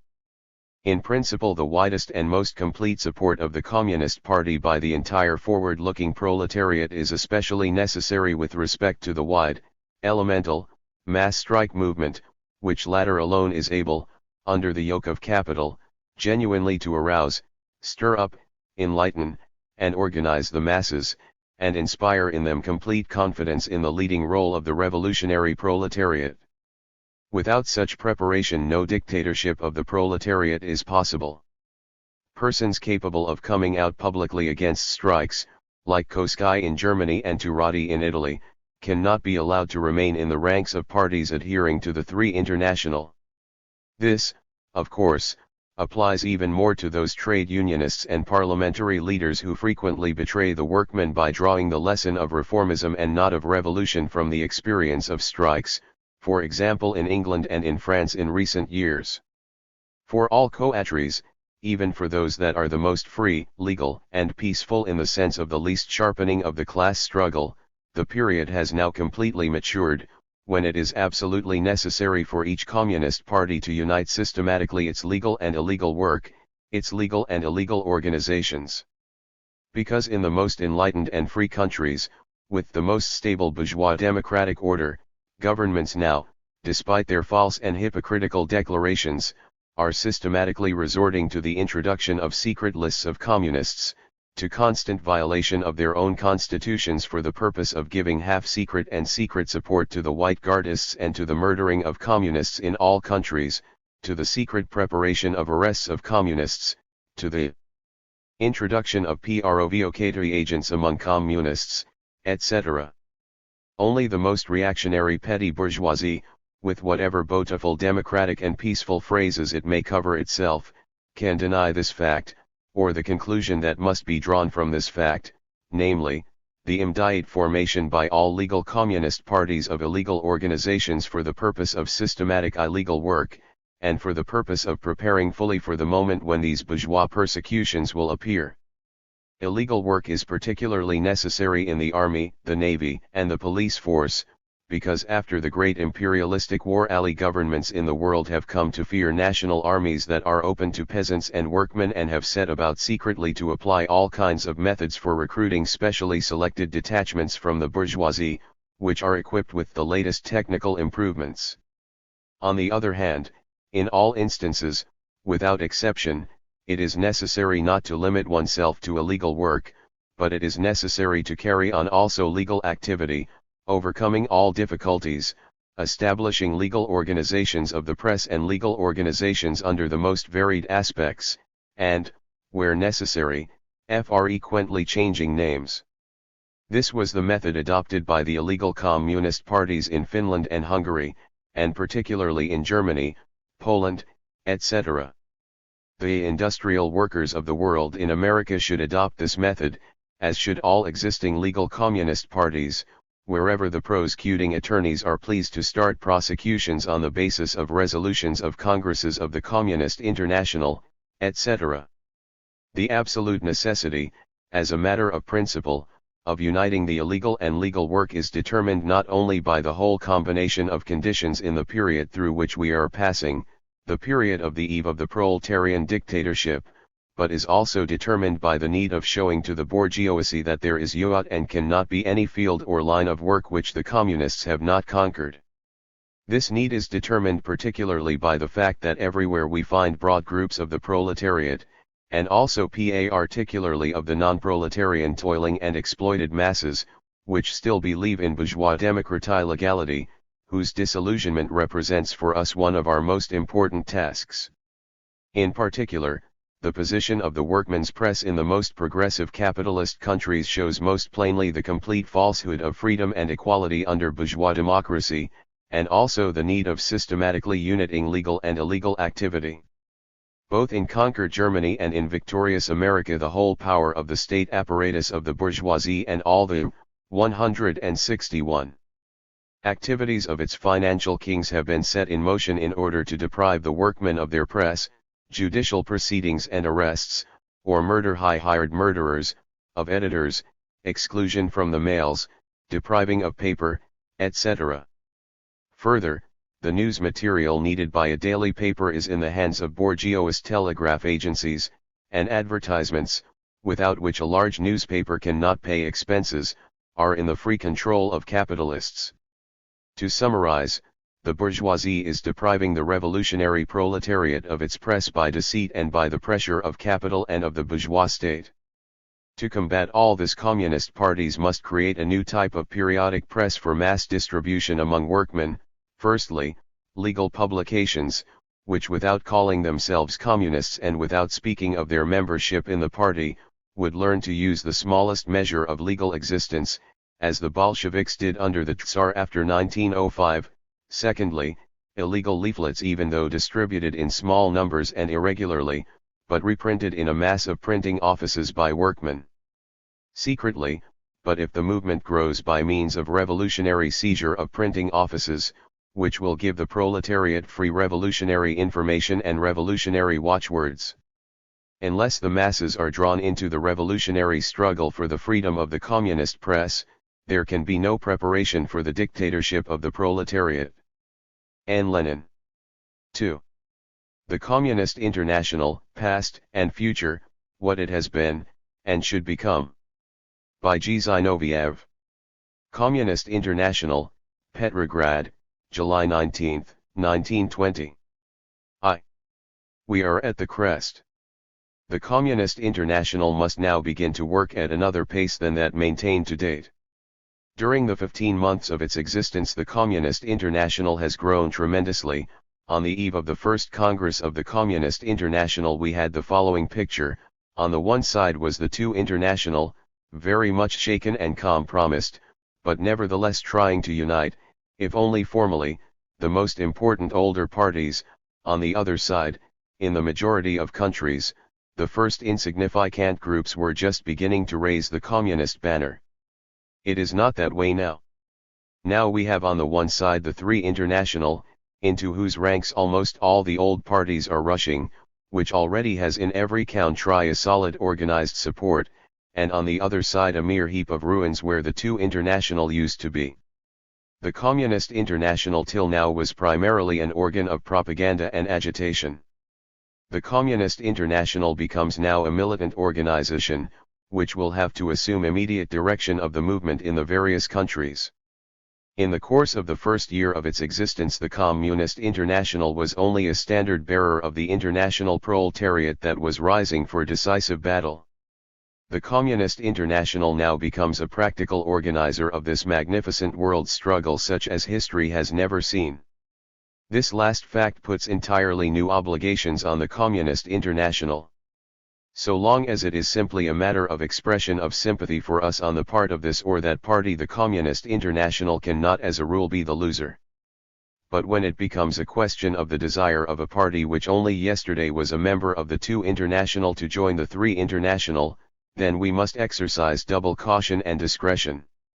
The immediate question before us is the attitude of the Communist International toward the Independent Party of Germany, the French Socialist Party, the Socialist Party of America, the Independent Labour Party of England, the Socialist Party of Switzerland, and several other groups, in a word, toward the entire tendency of the center, which is not standing at the crossroads between the 150-6020-11, 2 and 3 Internationals. The rank and file members of these parties, the workmen, are pushing these organizations into our ranks, and the leaders of the center now announce their more or less final decision to join the Three International as part of its organization. It is necessary, it seems to us, that the above-named parties should first of all explain to themselves clearly just what the Three International is now becoming and what obligations are imposed upon every party that joins it. The Communist International insistently asserts the necessity of a break with reformism and the reformists, even for those parties where supporters of our views are in the majority, for instance, in Italy, Sweden, Yugoslavia, and other countries. This condition should be read first of all by the representatives of the old parties mentioned above, who desire to enter the ranks of the Communist International. This is our first desire. The Communist International, of course, does not at all intend to fashion all parties on the same model. The Communist International has shown not only by words but also by deeds, that it knows how to evaluate all the differences in the conditions under which the various parties are living and struggling. The Communist International takes careful account of the fact that there is a field of local questions, where the decision belongs to the particular party. 2. The rapid revolutionizing of the heads of the labor class throughout the world had led to the creation of an instinctively revolutionary, yet theoretically quite undefined movement, of the shop stewards committees in England, of the industrial workers of the world in a number of countries, and of the revolutionary section of syndicalists and anarchists. The Russian Bolsheviks had to define their attitude toward revolutionary syndicalism some 15 years ago, when the revolutionary syndicalism in France was enjoying its honeymoon. The Russian Bolsheviks then attempted to separate the chaff from the wheat, and find the sound grain that could withstand the elemental protests of the working masses against opportunism as expressed in their sympathy with revolutionary syndicalism. It will be our duty to follow along the same line now. The First Constituent Congress of the Communist International noted this line of policy very clearly.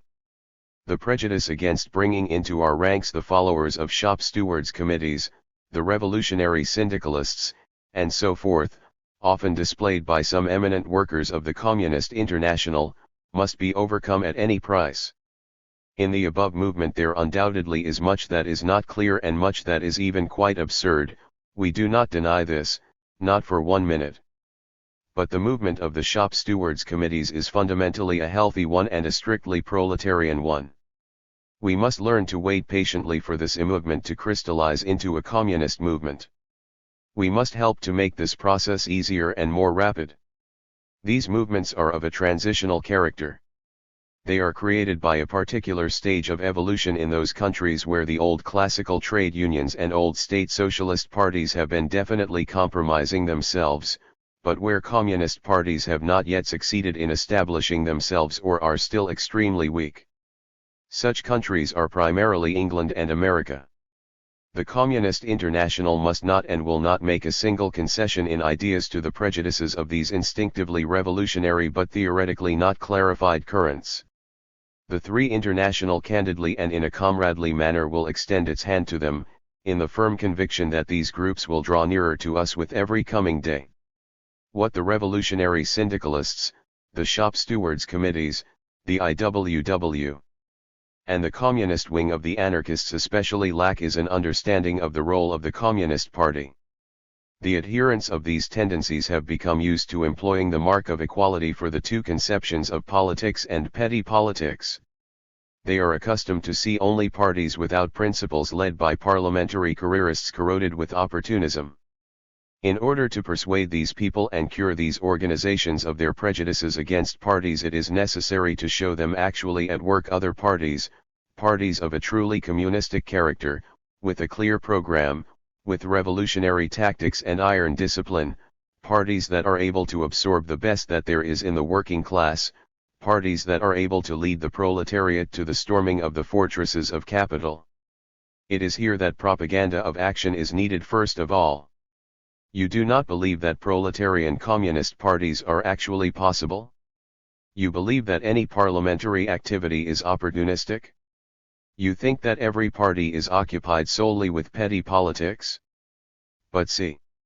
Here is the Russian Communist Party, that was capable of taking the lead of the entire working class of its country and to expropriate the bourgeoisie. Look again. There is the German Communist Party, that was able, in spite of obstacles, to unify within its ranks the flower of the working class. Again, in Italy, Bulgaria, France, England, and America similar parties are being created. Watch and learn and you will soon understand that by renouncing the Communist Party you really are forfeiting your own right hand. This is what we must say to the proletarians who join the above-named organizations. Then they will see that the Communist International is right. Then they will join us wholeheartedly and create a sound proletarian basis for the Communist Party in those very countries where this basis is still lacking. 3. The Communist International, we repeat, till now has occupied itself mainly with propaganda. It must now pass on to the organization of the direct struggle of the working class in various countries against the bourgeoisie. This, in its turn, raises a new problem for us. We must absolutely see to it that not a single mass organization of workmen remain in the hands of our adversaries. We must not forget that even though the two international is wrecked, an international movement of yellow trade unions was started in Amsterdam, which the two international is attempting to use for its support. For the Communist International as a whole the question cannot be seriously even raised as to whether or not the communists should leave the trade unions, a question raised by the left-wing communists in Germany, Holland, and England.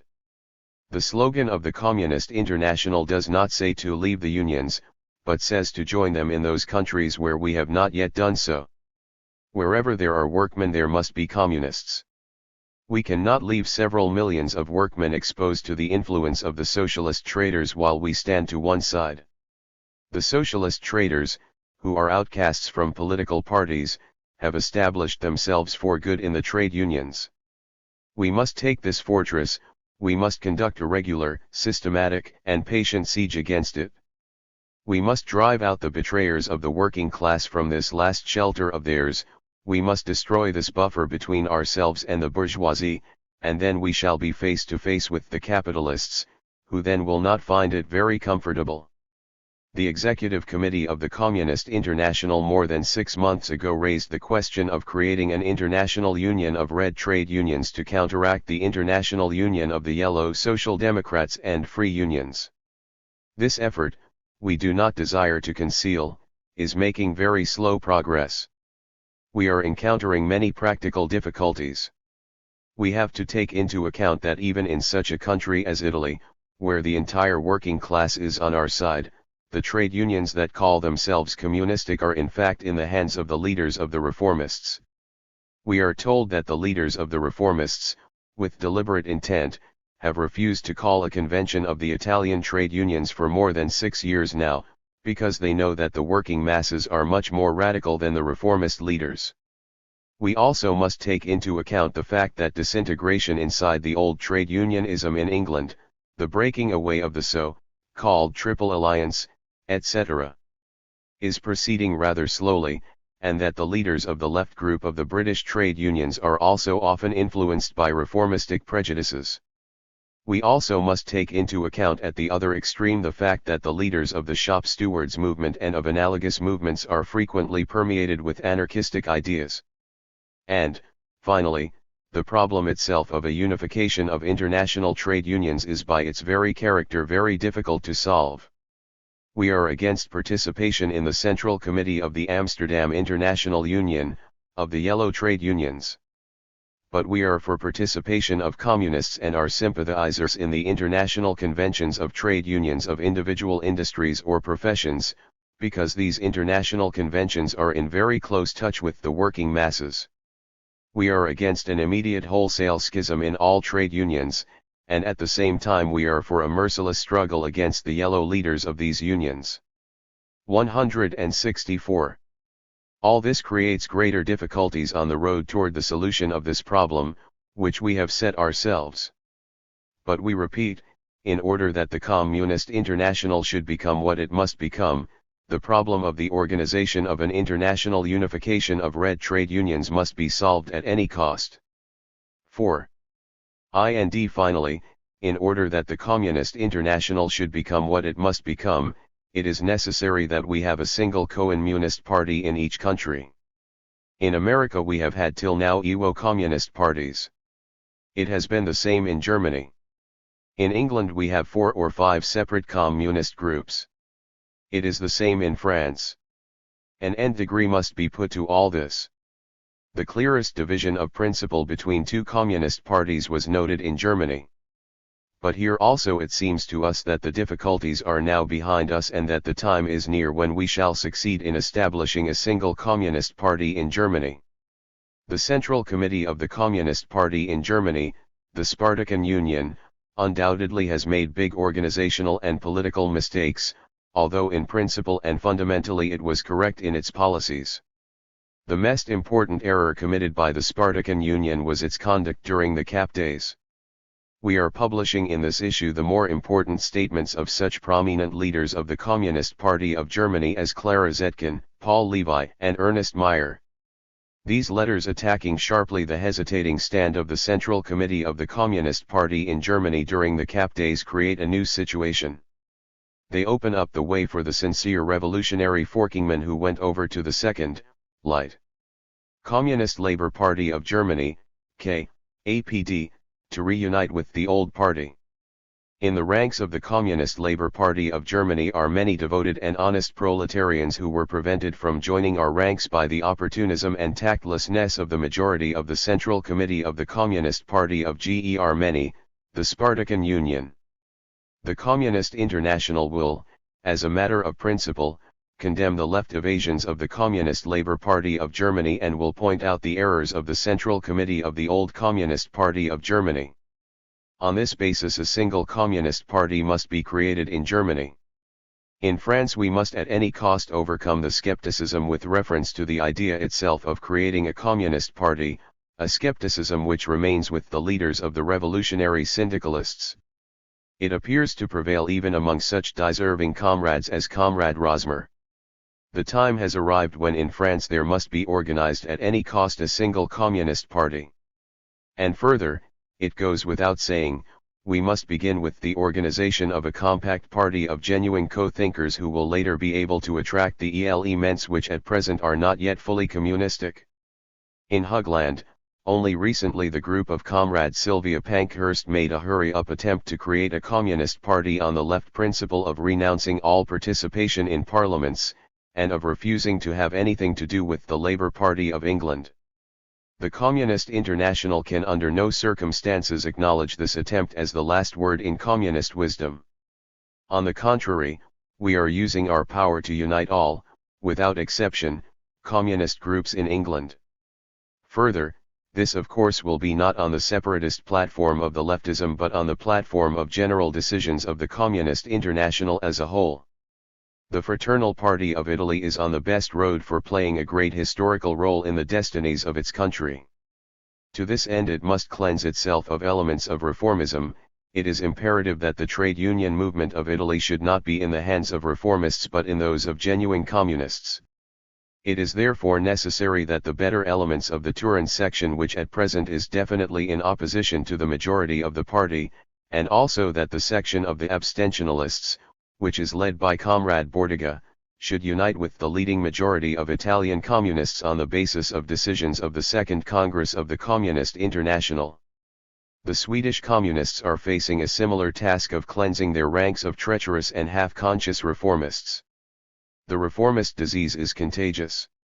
It has also touched some of the younger parties, as, for instance, our party in Yugoslavia. It has not spared even the old deserving Communist Party of Bulgaria. The business of communists is not to conceal from ourselves these weaknesses of ours from a falsely understood sense of party patriotism. Our business is to consider the facts as they are and to look the danger squarely in the face.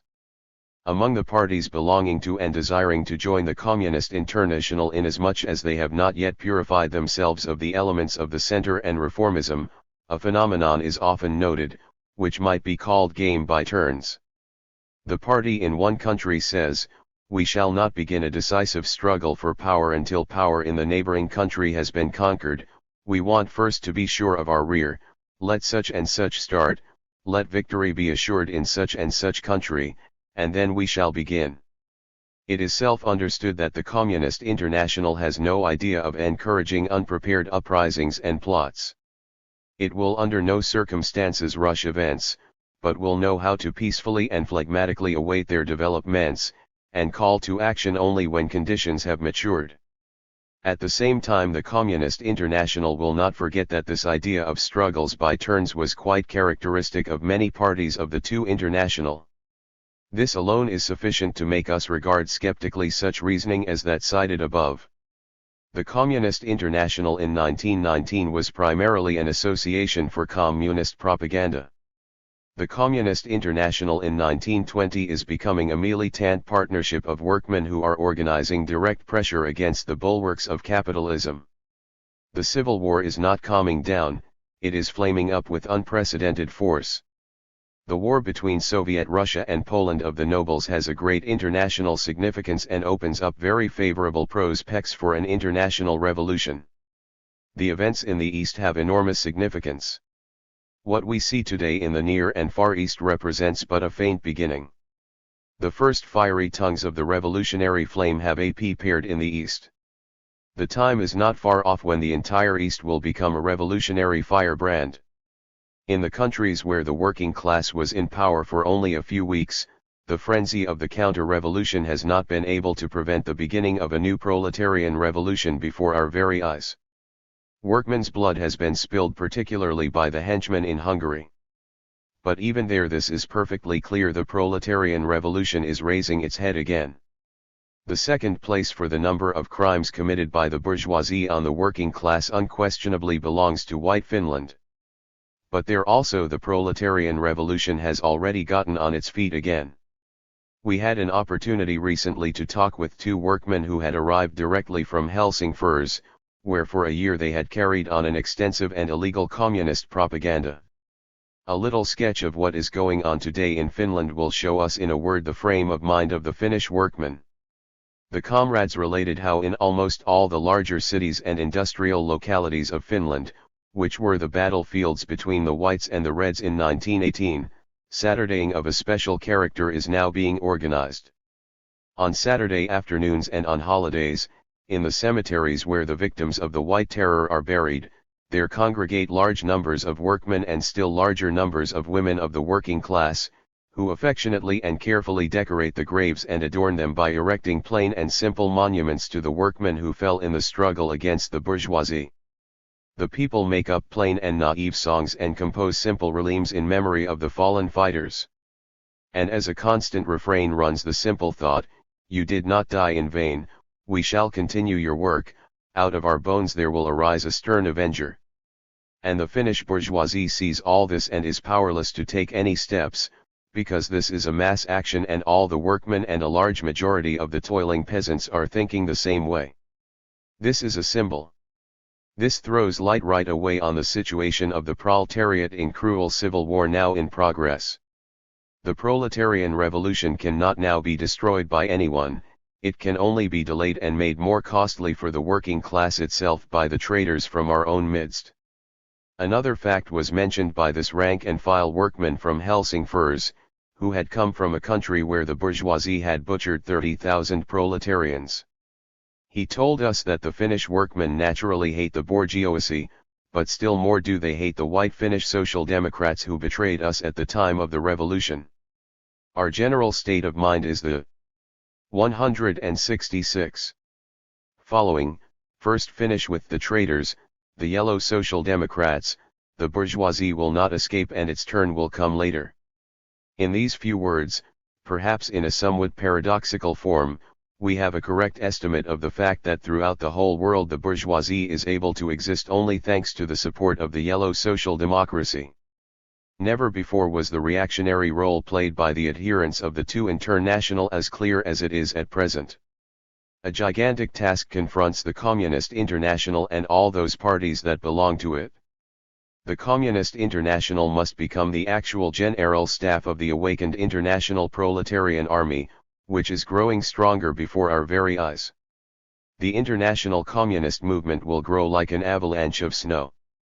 The international proletarian revolution is growing. The Communist International must be able to understand how to organize it and direct it. The task of the Communist International is not only to prepare for the victory and lead the working class during the period of conquest of power, it is also its task to direct the entire activity of the working class after the conquest of power. The Communist International either will become a united, disciplined, and centralized international militant organization, or it will not be able to fulfill its great historical mission. This is what the Communist International must be, what it undoubtedly will become. G. Zinoviev.